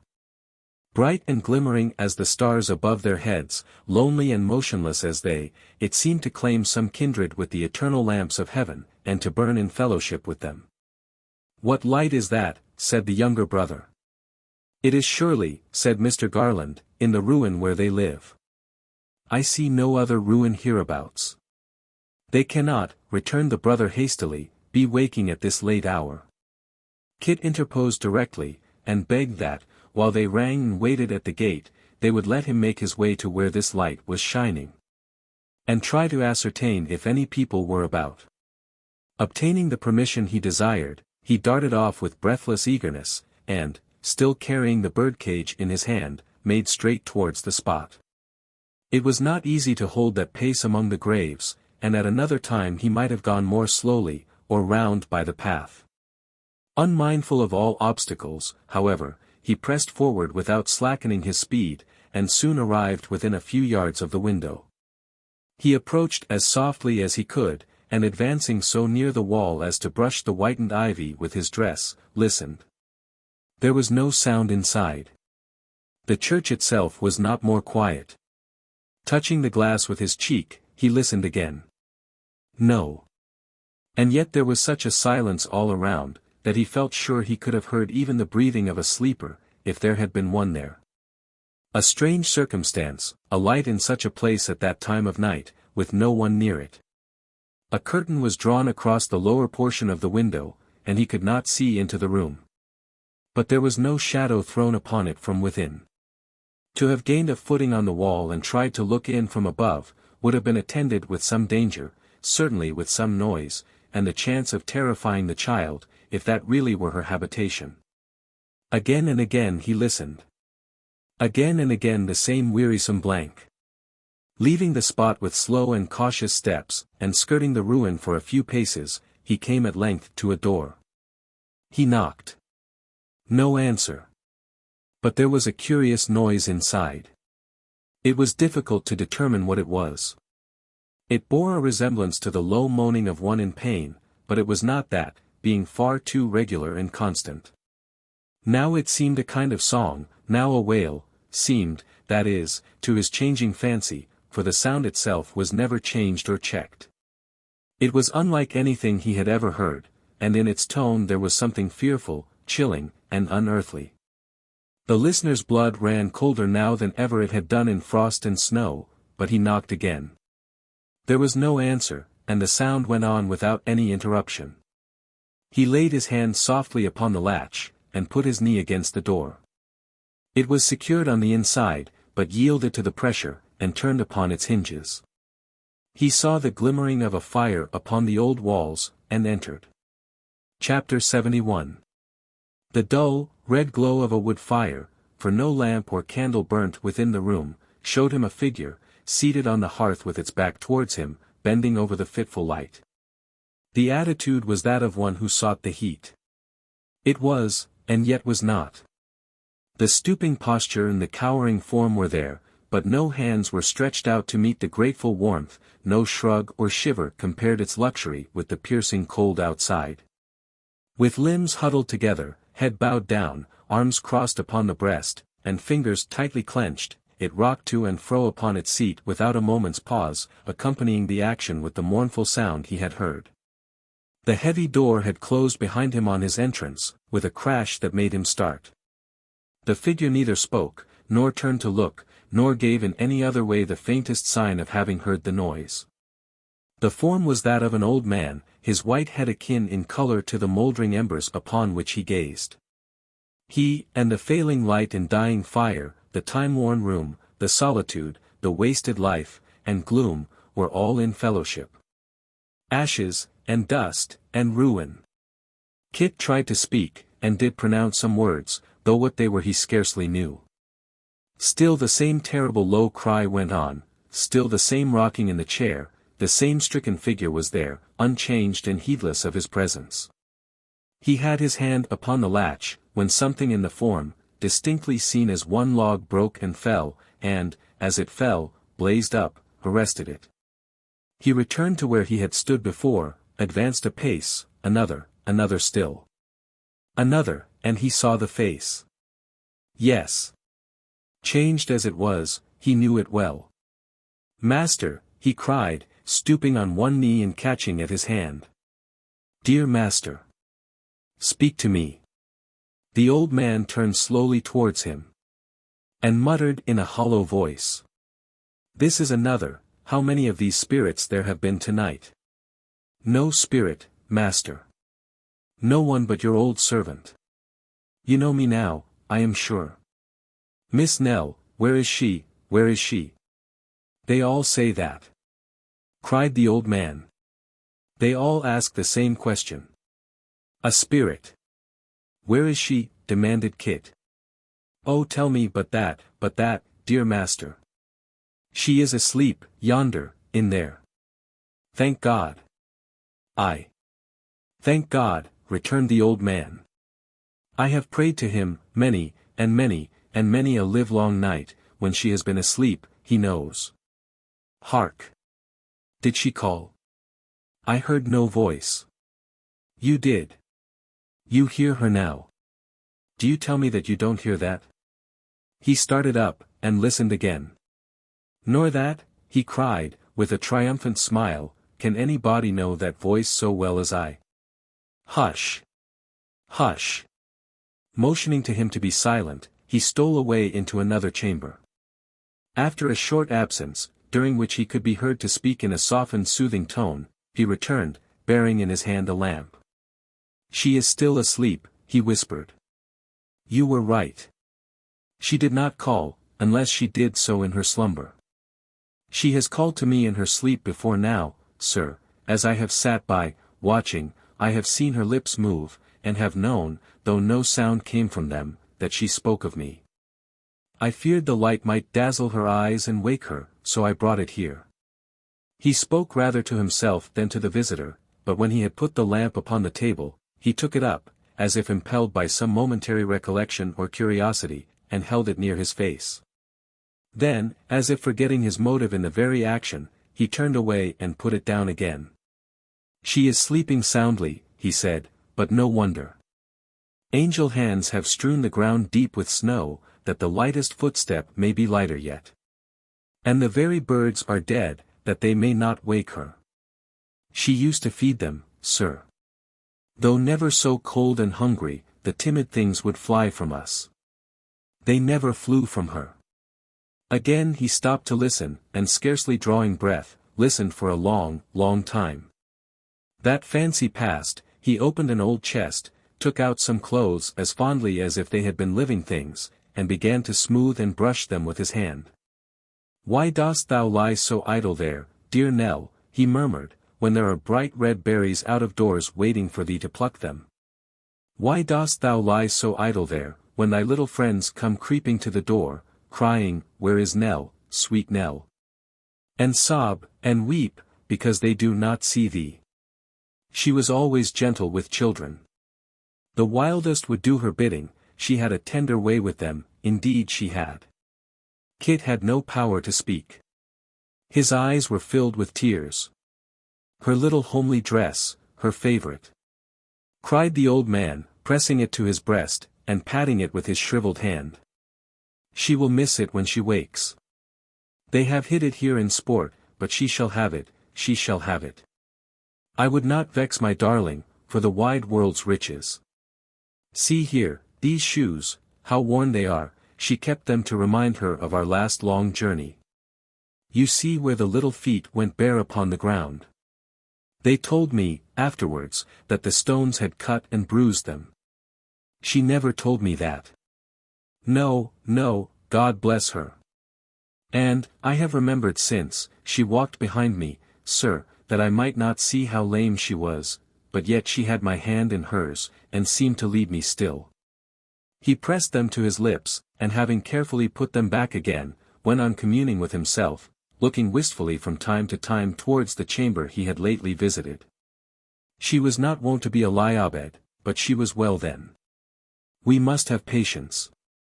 When she is well again, she will rise early, as she used to do, and ramble abroad in the healthy morning time. I often tried to track the way she had gone, but her small footstep left no print upon the dewy ground, to guide me. Who is that? Shut the door. Quick, have we not enough to do to drive away that marble cold, and keep her warm? The door was indeed opened, for the entrance of Mr. Garland and his friend, accompanied by 2 other persons. These were the schoolmaster, and the bachelor. The former held a light in his hand. He had, it seemed, but gone to his own cottage to replenish the exhausted lamp, at the moment when Kit came up and found the old man alone.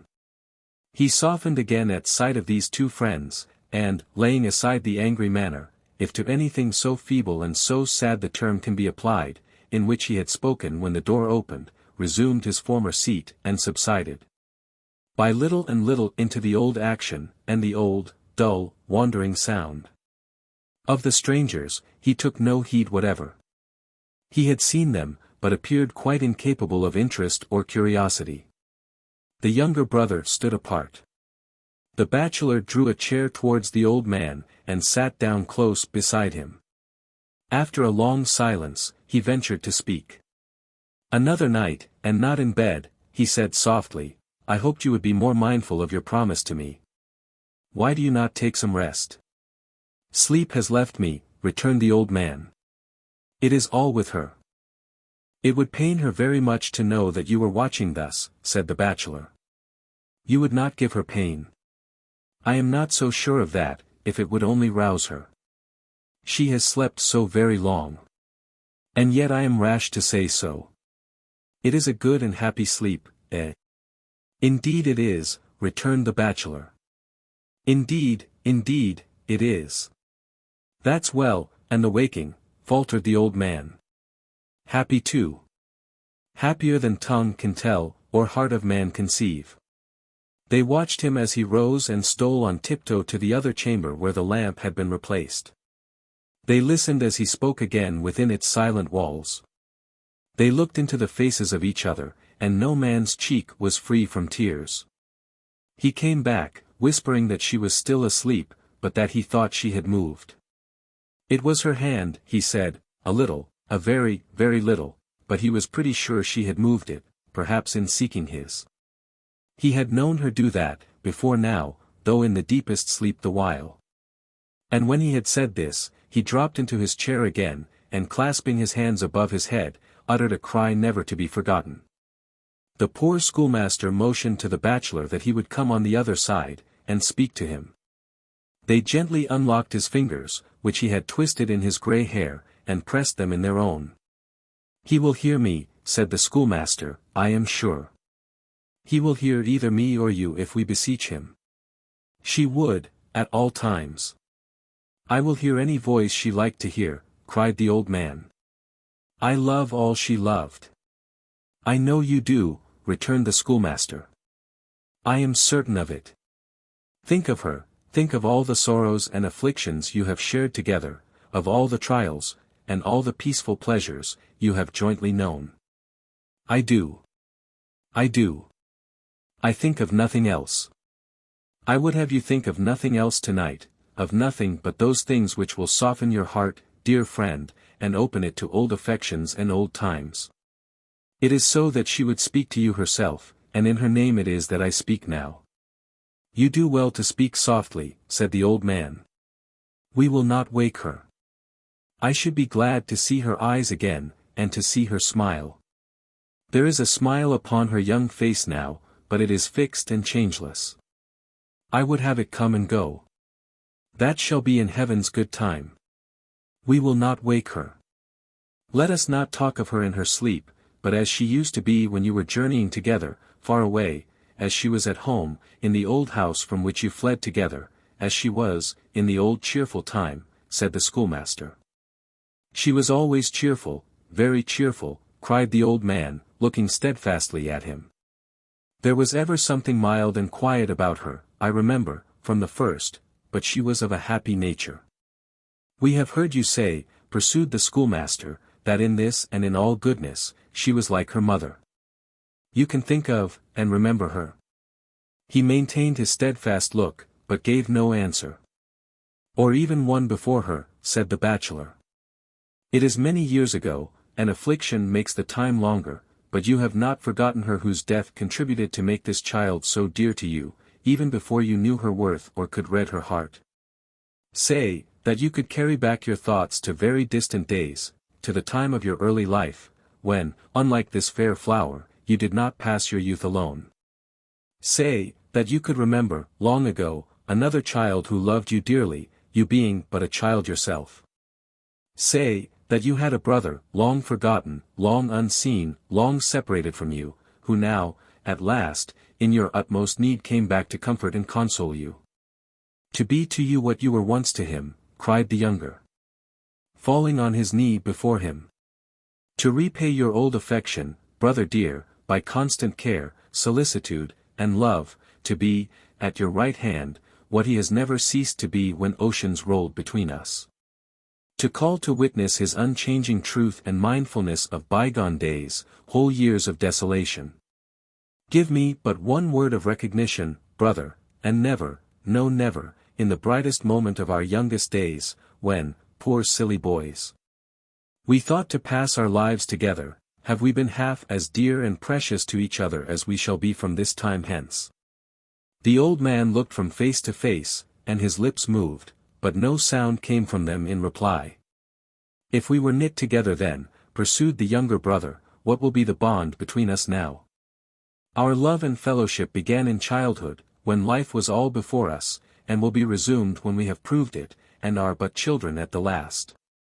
As many restless spirits, who have hunted fortune, fame, or pleasure through the world, retire in their decline to where they first drew breath, vainly seeking to be children once again before they die, so we, less fortunate than they in early life, but happier in its closing scenes, will set up our rest again among our boyish haunts, and going home with no hope realized, that had its growth in manhood, carrying back nothing that we brought away, but our old yearnings to each other, saving no fragment from the wreck of life, but that which first endeared it, may be, indeed, but children as at first. And even, he added in an altered voice, even if what I dread to name has come to pass, even if that be so, or is to be, which heaven forbid and spare us. Still, dear brother, we are not apart, and have that comfort in our great affliction. By little and little, the old man had drawn back towards the inner chamber, while these words were spoken. He pointed there, as he replied, with trembling lips. You plot among you to wean my heart from her. You never will do that, never while I have life. I have no relative or friend but her, I never had, I never will have. She is all in all to me. It is too late to part us now. Waving them off with his hand, and calling softly to her as he went, he stole into the room. They who were left behind, drew close together, and after a few whispered words, not unbroken by emotion, or easily uttered, followed him. They moved so gently, that their footsteps made no noise, but there were sobs from among the group, and sounds of grief and mourning. For she was dead. There, upon her little bed, she lay at rest. The solemn stillness was no marvel now. She was dead. No sleep so beautiful and calm, so free from trace of pain, so fair to look upon. She seemed a creature fresh from the hand of God, and waiting for the breath of life, not one who had lived and suffered death. Her couch was dressed with here and there some winter berries and green leaves, gathered in a spot she had been used to favor. When I die, put near me something that has loved the light, and had the sky above it always. Those were her words. She was dead. Dear, gentle, patient, noble Nell was dead. Her little bird, a poor slight thing the pressure of a finger would have crushed, was stirring nimbly in its cage, and the strong heart of its child mistress was mute and motionless forever. Where were the traces of her early cares, her sufferings, and fatigues? All gone. Sorrow was dead indeed in her, but peace and perfect happiness were born, imaged in her tranquil beauty and profound repose. And still her former self lay there, unaltered in this change. Yes. The old fireside had smiled upon that same sweet face, it had passed, like a dream, through haunts of misery and care.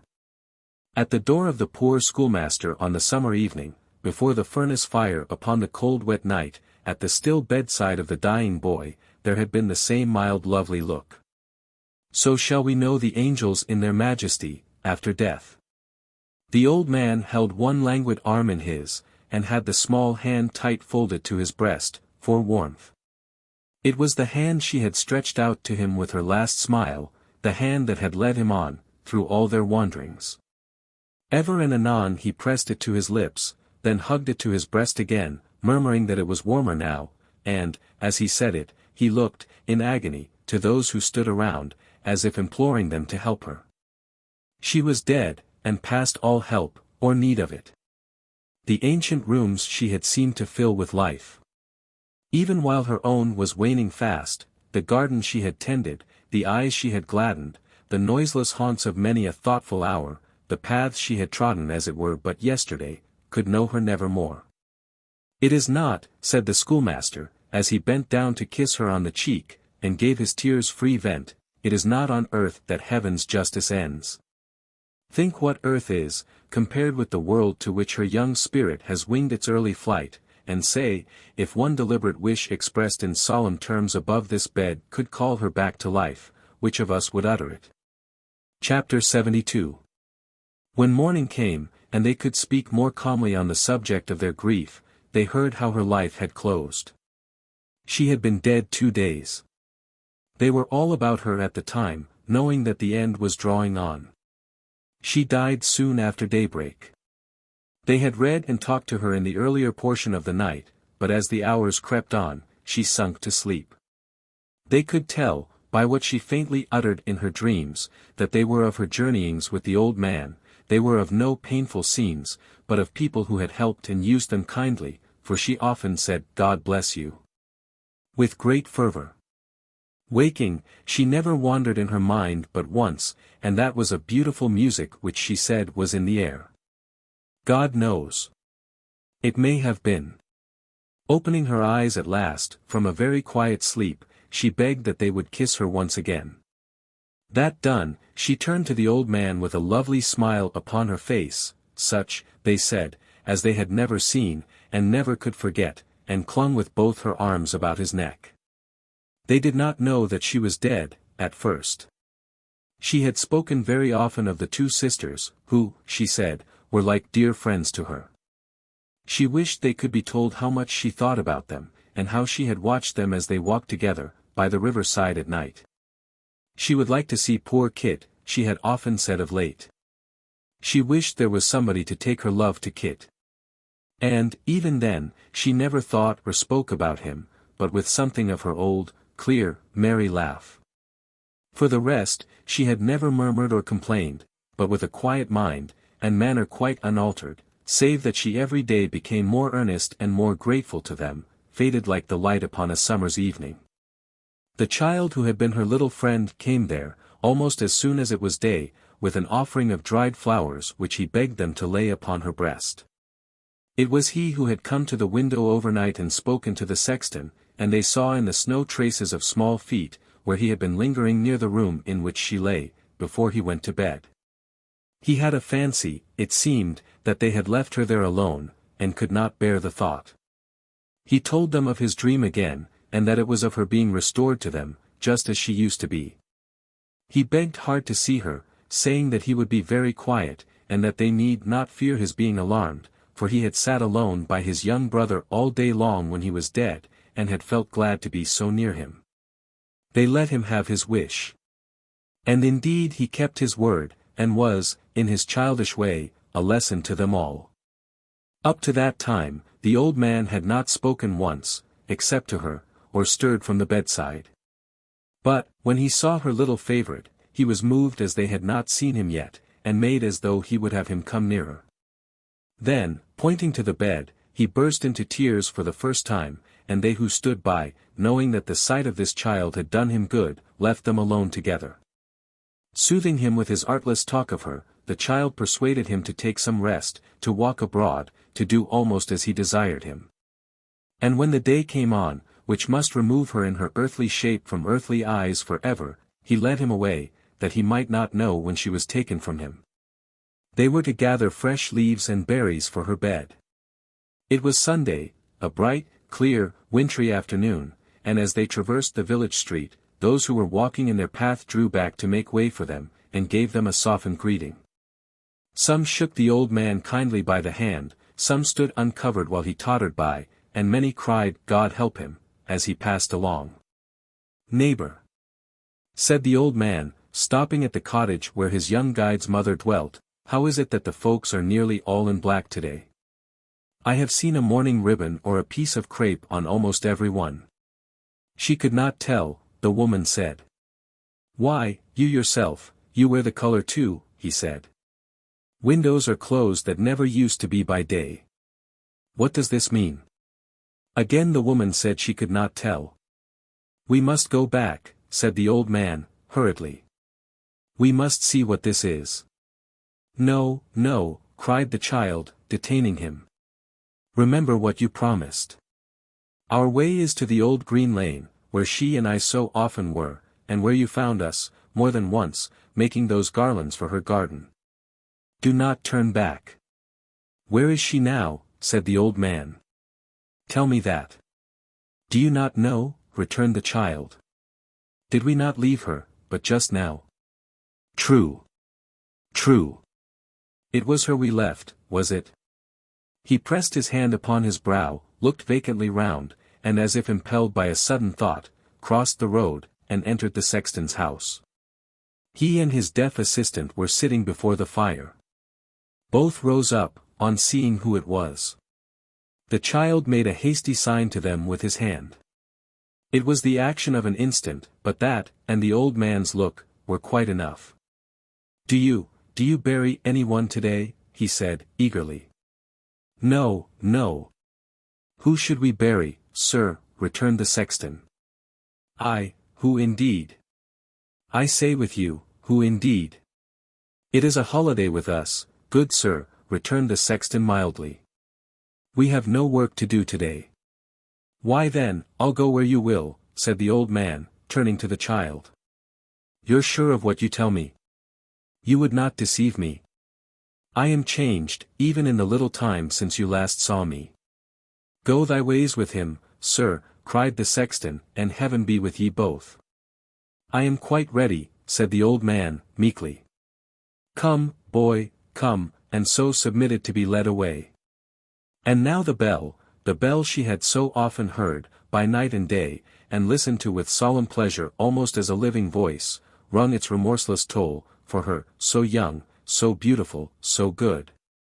Decrepit age, and vigorous life, and blooming youth, and helpless infancy, poured forth, on crutches, in the pride of strength and health, in the full blush of promise, in the mere dawn of life, to gather round her tomb. Old men were there, whose eyes were dim and senses failing, grandmothers, who might have died 10 years ago, and still been old, the deaf, the blind, the lame, the palsied, the living dead in many shapes and forms. To see the closing of that early grave. What was the death it would shut in, to that which still could crawl and creep above it? Along the crowded path they bore her now, pure as the newly fallen snow that covered it, whose day on earth had been as fleeting. Under the porch, where she had sat when heaven in its mercy brought her to that peaceful spot, she passed again, and the old church received her in its quiet shade. They carried her to one old nook, where she had many a time sat musing, and laid their burden softly on the pavement. The light streamed on it through the colored window, a window, where the boughs of trees were ever rustling in the summer, and where the birds sang sweetly all day long. With every breath of air that stirred among those branches in the sunshine, some trembling, changing light, would fall upon her grave. Earth to earth, ashes to ashes, dust to dust. Many a young hand dropped in its little wreath, many a stifled sob was heard. Some, and they were not a few, knelt down. All were sincere and truthful in their sorrow. The service done, the mourners stood apart, and the villagers closed round to look into the grave before the pavement stone should be replaced. One called to mind how he had seen her sitting on that very spot, and how her book had fallen on her lap, and she was gazing with a pensive face upon the sky. Another told, how he had wondered much that one so delicate as she, should be so bold. How she had never feared to enter the church alone at night, but had loved to linger there when all was quiet, and even to climb the tower stair, with no more light than that of the moon rays stealing through the loopholes in the thick old wall. A whisper went about among the oldest, that she had seen and talked with angels, and when they called to mind how she had looked, and spoken, and her early death, some thought it might be so, indeed. Thus, coming to the grave in little knots, and glancing down, and giving place to others, and falling off in whispering groups of 3 or 4, the church was cleared in time, of all but the sexton and the mourning friends. They saw the vault covered, and the stone fixed down. Then, when the dusk of evening had come on, and not a sound disturbed the sacred stillness of the place, when the bright moon poured in her light on tomb and monument, on pillar, wall, and arch, and most of all, it seemed to them, upon her quiet grave, in that calm time, when outward things and inward thoughts teem with assurances of immortality, and worldly hopes and fears are humbled in the dust before them, then, with tranquil and submissive hearts they turned away, and left the child with God. Oh! It is hard to take to heart the lesson that such deaths will teach, but let no man reject it, for it is one that all must learn, and is a mighty, universal truth. When death strikes down the innocent and young, for every fragile form from which he lets the panting spirit free, 100 virtues rise, in shapes of mercy, charity, and love, to walk the world, and bless it. Of every tear that sorrowing mortals shed on such green graves, some good is born, some gentler nature comes. In the destroyer's steps there spring up bright creations that defy his power, and his dark path becomes a way of light to heaven. It was late when the old man came home. The boy had led him to his own dwelling, under some pretense, on their way back, and, rendered drowsy by his long ramble and late want of rest, he had sunk into a deep sleep by the fireside. He was perfectly exhausted, and they were careful not to rouse him. The slumber held him a long time, and when he at length awoke the moon was shining. The younger brother, uneasy at his protracted absence, was watching at the door for his coming, when he appeared in the pathway with his little guide. He advanced to meet them, and tenderly obliging the old man to lean upon his arm, conducted him with slow and trembling steps towards the house. He repaired to her chamber, straight. Not finding what he had left there, he returned with distracted looks to the room in which they were assembled. From that, he rushed into the schoolmaster's cottage, calling her name. They followed close upon him, and when he had vainly searched it, brought him home. With such persuasive words as pity and affection could suggest, they prevailed upon him to sit among them and hear what they should tell him. Then endeavoring by every little artifice to prepare his mind for what must come, and dwelling with many fervent words upon the happy lot to which she had been removed, they told him, at last, the truth. The moment it had passed their lips, he fell down among them like a murdered man. For many hours, they had little hope of his surviving, but grief is strong, and he recovered. If there be any who have never known the blank that follows death, the weary void, the sense of desolation that will come upon the strongest minds. When something familiar and beloved is missed at every turn, the connection between inanimate and senseless things, and the object of recollection. When every household god becomes a monument and every room a grave, if there be any who have not known this, and proved it by their own experience, they can never faintly guess how, for many days, the old man pined and moped away the time, and wandered here and there as seeking something, and had no comfort. Whatever power of thought or memory he retained, was all bound up in her. He never understood, or seemed to care to understand, about his brother. To every endearment and attention he continued listless. If they spoke to him on this, or any other theme, save one, he would hear them patiently for a while, then turn away, and go on seeking as before. On that one theme, which was in his and all their minds, it was impossible to touch. Dead. He could not hear or bear the word. The slightest hint of it would throw him into a paroxysm, like that he had had when it was first spoken. In what hope he lived, no man could tell. But that he had some hope of finding her again, some faint and shadowy hope, deferred from day to day, and making him from day to day more sick and sore at heart, was plain to all. They bethought them of a removal from the scene of this last sorrow. of trying whether change of place would rouse or cheer him. His brother sought the advice of those who were accounted skillful in such matters, and they came and saw him. Some of the number stayed upon the spot, conversed with him when he would converse, and watched him as he wandered up and down, alone and silent. Move him where they might, they said, he would ever seek to get back there. His mind would run upon that spot. If they confined him closely, and kept a strict guard upon him, they might hold him prisoner, but if he could by any means escape, he would surely wander back to that place, or die upon the road. The boy, to whom he had submitted at first, had no longer any influence with him. At times he would suffer the child to walk by his side, or would even take such notice of his presence as giving him his hand, or would stop to kiss his cheek, or pat him on the head. At other times, he would entreat him, not unkindly, to be gone, and would not brook him near. But, whether alone, or with this pliant friend, or with those who would have given him, at any cost or sacrifice, some consolation or some peace of mind, if happily the means could have been devised. He was at all times the same, with no love or care for anything in life, a broken-hearted man. At length, they found, one day, that he had risen early, and, with his knapsack on his back, his staff in hand, her own straw hat, and little basket full of such things as she had been used to carry, was gone. As they were making ready to pursue him far and wide, a frightened schoolboy came who had seen him, but a moment before, sitting in the church, upon her grave, he said. They hastened there, and going softly to the door, espied him in the attitude of one who waited patiently. They did not disturb him then, but kept a watch upon him all that day.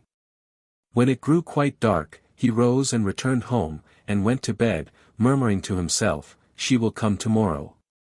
Upon the morrow he was there again from sunrise until night.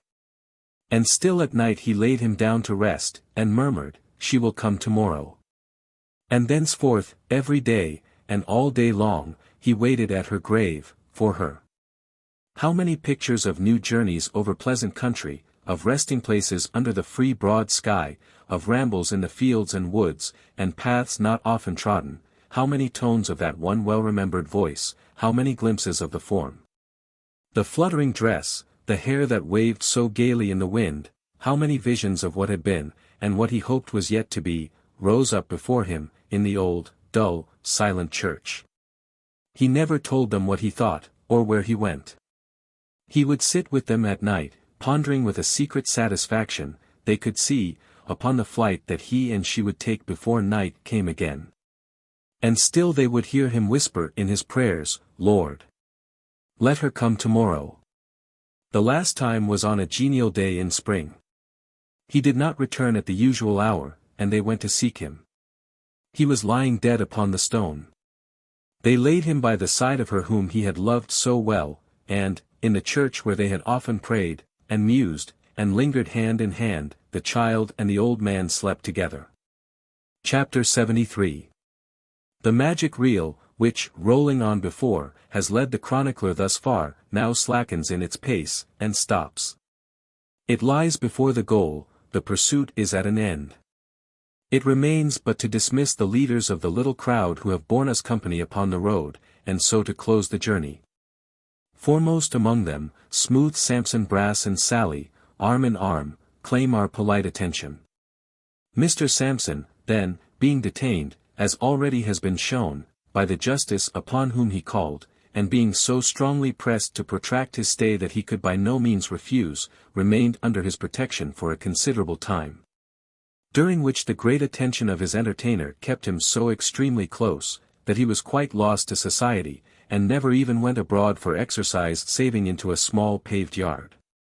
So well, indeed, was his modest and retiring temper understood by those with whom he had to deal, and so jealous were they of his absence, that they required a kind of friendly bond to be entered into by two substantial housekeepers, in the sum of £1,500 apiece, before they would suffer him to quit their hospitable roof, doubting, it appeared, that he would return, if once let loose, on any other terms. Mr. Brass, struck with the humour of this jest, and carrying out its spirit to the utmost, sought from his wide connection a pair of friends whose joint possessions fell some halfpence short of 15 pence. and proffered them as bail, for that was the merry word agreed upon both sides. These gentlemen being rejected after 24 hours' pleasantry, Mr. Brass consented to remain, and did remain. Until a club of choice spirits called a grand jury, who were in the joke, summoned him to a trial before 12 other wags for perjury and fraud, who in their turn found him guilty with a most facetious joy, nay. The very populace entered into the whim, and when Mr. Brass was moving in a hackney coach towards the building where these wags assembled, saluted him with rotten eggs and carcasses of kittens, and feigned to wish to tear him into shreds. Which greatly increased the comicality of the thing, and made him relish it the more, no doubt. To work this sportive vein still further, Mr. Brass, by his counsel, moved an arrest of judgment that he had been led to criminate himself, by assurances of safety and promises of pardon. And claimed the leniency which the law extends to such confiding natures as are thus deluded. After solemn argument, this point, with others of a technical nature, whose humorous extravagance it would be difficult to exaggerate, was referred to the judges for their decision, Samson being meantime removed to his former quarters. Finally, some of the points were given in Samson's favor, and some against him. And the upshot was, that, instead of being desired to travel for a time in foreign parts, he was permitted to grace the mother country under certain insignificant restrictions. These were, that he should, for a term of years, reside in a spacious mansion where several other gentlemen were lodged and boarded at the public charge, who went clad in a sober uniform of grey turned up with yellow, had their hair cut extremely short, and chiefly lived on gruel and light soup. It was also required of him that he should partake of their exercise of constantly ascending an endless flight of stairs. And, lest his legs, unused to such exertion, should be weakened by it, that he should wear upon one ankle an amulet or charm of iron. These conditions being arranged, he was removed one evening to his new abode, and enjoyed, in common with 9 other gentlemen, and 2 ladies, the privilege of being taken to his place of retirement in one of royalty's own carriages. Over and above these trifling penalties, his name was erased and blotted out from the roll of attorneys. Which erasure has been always held in these latter times to be a great degradation and reproach, and to imply the commission of some amazing villainy, as indeed it would seem to be the case. When so many worthless names remain among its better records, unmolested. Of Sally Brass, conflicting rumors went abroad. Some said with confidence that she had gone down to the docks in male attire, and had become a female sailor. Others darkly whispered that she had enlisted as a private in the 2nd Regiment of Foot Guards, and had been seen in uniform, and on duty, to wit, leaning on her musket and looking out of a sentry-box in St. James's Park, one evening. There were many such whispers as these in circulation.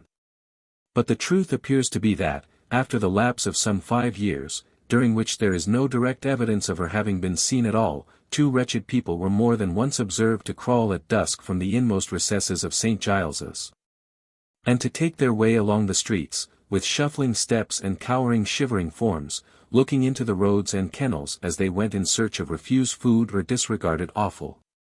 These forms were never beheld but in those nights of cold and gloom, when the terrible spectres, who lie at all other times in the obscene hiding-places of London, in archways, dark vaults and cellars, venture to creep into the streets. The embodied spirits of disease, and vice, and famine. It was whispered by those who should have known, that these were Samson and his sister Sally. And to this day, it is said, they sometimes pass, on bad nights, in the same loathsome guise, close at the elbow of the shrinking passenger. The body of Quilp being found, though not until some days had elapsed, an inquest was held on it near the spot where it had been washed ashore. The general supposition was that he had committed suicide, and, this appearing to be favored by all the circumstances of his death, the verdict was to that effect. He was left to be buried with a stake through his heart in the center of 4 lonely roads. It was rumored afterwards that this horrible and barbarous ceremony had been dispensed with, and that the remains had been secretly given up to Tom Scott. But even here, opinion was divided, for some said Tom dug them up at midnight, and carried them to a place indicated to him by the widow. It is probable that both these stories may have had their origin in the simple fact of Tom's shedding tears upon the inquest, which he certainly did, extraordinary as it may appear. He manifested, besides, a strong desire to assault the jury. And being restrained and conducted out of court, darkened its only window by standing on his head upon the sill, until he was dexterously tilted upon his feet again by a cautious beadle. Being cast upon the world by his master's death, he determined to go through it upon his head and hands, and accordingly began to tumble for his bread. Finding, however, his English birth an insurmountable obstacle to his advancement in this pursuit, notwithstanding that his art was in high repute and favor, he assumed the name of an Italian image lad, with whom he had become acquainted. And afterwards tumbled with extraordinary success, and to overflowing audiences. Little Mrs. Quilp never quite forgave herself the one deceit that lay so heavy on her conscience, and never spoke or thought of it but with bitter tears. Her husband had no relations, and she was rich. He had made no will, or she would probably have been poor. Having married the first time at her mother's instigation, she consulted in her second choice nobody but herself. It fell upon a smart young fellow enough. And as he made it a preliminary condition that Mrs. Jinowan should be thenceforth an out-pensioner, they lived together after marriage with no more than the average amount of quarrelling, and led a merry life upon the dead dwarf's money. Mr. and Mrs. Garland, and Mr. Abel, went out as usual, except that there was a change in their household, as will be seen presently, and in due time the latter went into partnership with his friend the notary, on which occasion there was a dinner, and a ball, and great extent of dissipation. Unto this ball there happened to be invited the most bashful young lady that was ever seen, with whom Mr. Abel happened to fall in love. How it happened, or how they found it out, or which of them first communicated the discovery to the other, nobody knows. But certain it is that in course of time they were married, and equally certain it is that they were the happiest of the happy. And no less certain it is that they deserved to be so. And it is pleasant to write down that they reared a family. Because any propagation of goodness and benevolence is no small addition to the aristocracy of nature, and no small subject of rejoicing for mankind at large. The pony preserved his character for independence and principle down to the last moment of his life, which was an unusually long one, and caused him to be looked upon, indeed, as the very old par of ponies. He often went to and fro with the little phaeton between Mr. Garland's and his son's, and, as the old people and the young were frequently together, had a stable of his own at the new establishment, into which he would walk of himself with surprising dignity. He condescended to play with the children, as they grew old enough to cultivate his friendship, and would run up and down the little paddock with them like a dog. But though he relaxed so far, and allowed them such small freedoms as caresses, or even to look at his shoes or hang on by his tail, he never permitted any one among them to mount his back or drive him. Thus showing that even their familiarity must have its limits, and that there were points between them far too serious for trifling. He was not unsusceptible of warm attachments in his later life, for when the good bachelor came to live with Mr. Garland upon the clergyman's decease, he conceived a great friendship for him, and amiably submitted to be driven by his hands without the least resistance. He did no work for 2 or 3 years before he died, but lived in clover, and his last act, like a choleric old gentleman, was to kick his doctor. Mr. Swiveller, recovering very slowly from his illness, and entering into the receipt of his annuity, bought for the Marchioness a handsome stock of clothes, and put her to school forthwith, in redemption of the vow he had made upon his fevered bed. After casting about for some time for a name which should be worthy of her, he decided in favor of Sophronia Sphnx, as being euphonious and genteel, and furthermore indicative of mystery. Under this title the Marchioness repaired, in tears, to the school of his selection, from which, as she soon distanced all competitors, she was removed before the lapse of many quarters to one of a higher grade. It is but bare justice to Mr. Swiveller to say, that, although the expenses of her education kept him in straitened circumstances for half a dozen years, he never slackened in his zeal, and always held himself sufficiently repaid by the accounts he heard, with great gravity, of her advancement, on his monthly visits to the governess, who looked upon him as a literary gentleman of eccentric habits, and of a most prodigious talent in quotation. In a word, Mr. Swiveller kept the Marchioness at this establishment until she was, at a moderate guess, full 19 years of age, good-looking, clever, and good-humoured, when he began to consider seriously what was to be done next. On one of his periodical visits, while he was revolving this question in his mind, the Marchioness came down to him, alone, looking more smiling and more fresh than ever. Then, it occurred to him, but not for the first time, that if she would marry him, how comfortable they might be. So Richard asked her, whatever she said, it wasn't no, and they were married in good earnest that day week. Which gave Mr. Swiveller frequent occasion to remark at divers subsequent periods that there had been a young lady saving up for him after all. A little cottage at Hampstead being to let, which had in its garden a smoking-box, the envy of the civilized world, they agreed to become its tenants, and, when the honeymoon was over, entered upon its occupation. To this retreat Mr. Chuckster repaired regularly every Sunday to spend the day, usually beginning with breakfast, and here he was the great purveyor of general news and fashionable intelligence. For some years he continued a deadly foe to Kit, protesting that he had a better opinion of him when he was supposed to have stolen the £5 note, than when he was shown to be perfectly free of the crime. Inasmuch as his guilt would have had in it something daring and bold, whereas his innocence was but another proof of a sneaking and crafty disposition. By slow degrees, however, he was reconciled to him in the end. And even went so far as to honour him with his patronage, as one who had in some measure reformed, and was therefore to be forgiven. But he never forgot or pardoned that circumstance of the shilling. Holding that if he had come back to get another he would have done well enough, but that his returning to work out the former gift was a stain upon his moral character which no penitence or contrition could ever wash away. Mr. Swiveller, having always been in some measure of a philosophic and reflective turn, grew immensely contemplative, at times, in the smoking-box. And was accustomed at such periods to debate in his own mind the mysterious question of Sophronia's parentage. Sophronia herself supposed she was an orphan, but Mr. Swiveller, putting various slight circumstances together, often thought Miss Brass must know better than that. And, having heard from his wife of her strange interview with Quilp, entertained sundry misgivings whether that person, in his lifetime, might not also have been able to solve the riddle, had he chosen. These speculations, however, gave him no uneasiness, for Sophronia was ever a most cheerful, affectionate, and provident wife to him. And Dick, excepting for an occasional outbreak with Mr. Chuckster, which she had the good sense rather to encourage than oppose, was to her an attached and domesticated husband. And they played many 100,000 games of cribbage together. And let it be added, to Dick's honour, that, though we have called her Sophronia, he called her the Marchioness from first to last. And that upon every anniversary of the day on which he found her in his sick room, Mr. Chuckster came to dinner, and there was great glorification.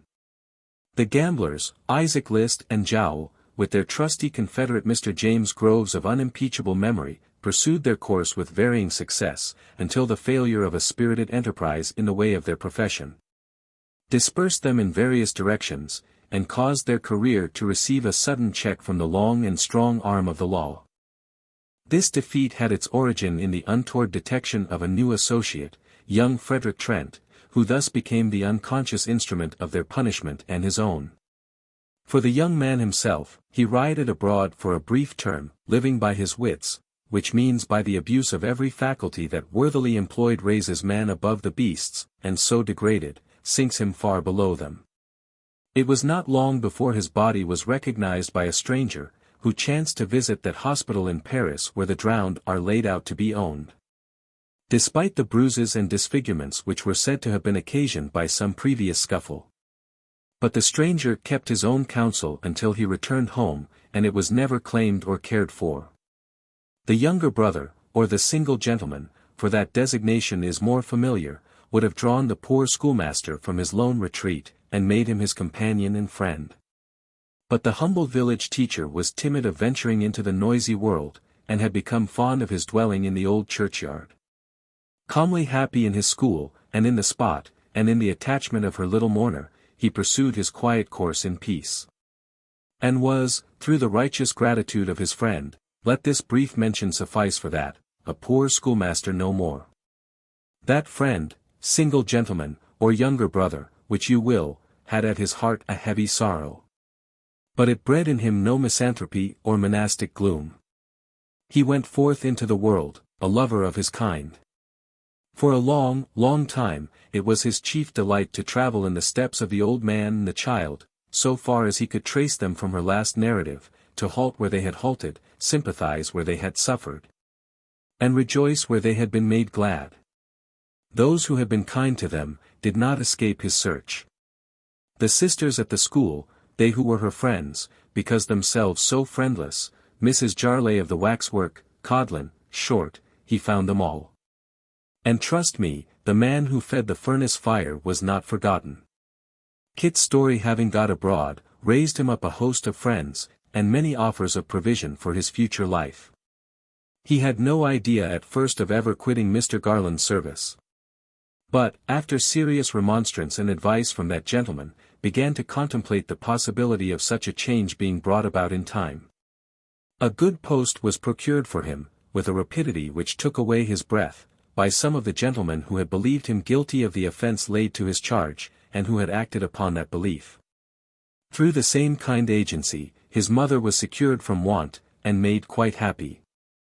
Thus, as Kit often said, his great misfortune turned out to be the source of all his subsequent prosperity. Did Kit live a single man all his days, or did he marry? Of course he married, and who should be his wife but Barbara?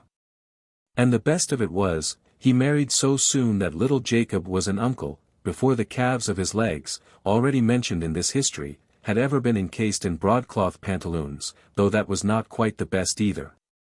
For of necessity the baby was an uncle too.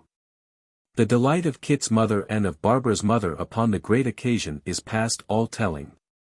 Finding they agreed so well on that, and on all other subjects, they took up their abode together, and were a most harmonious pair of friends from that time forth. And hadn't Astley's cause to bless itself for their all going together once a quarter, to the pit, and didn't Kit's mother always say, when they painted the outside, that Kit's last treat had helped to that?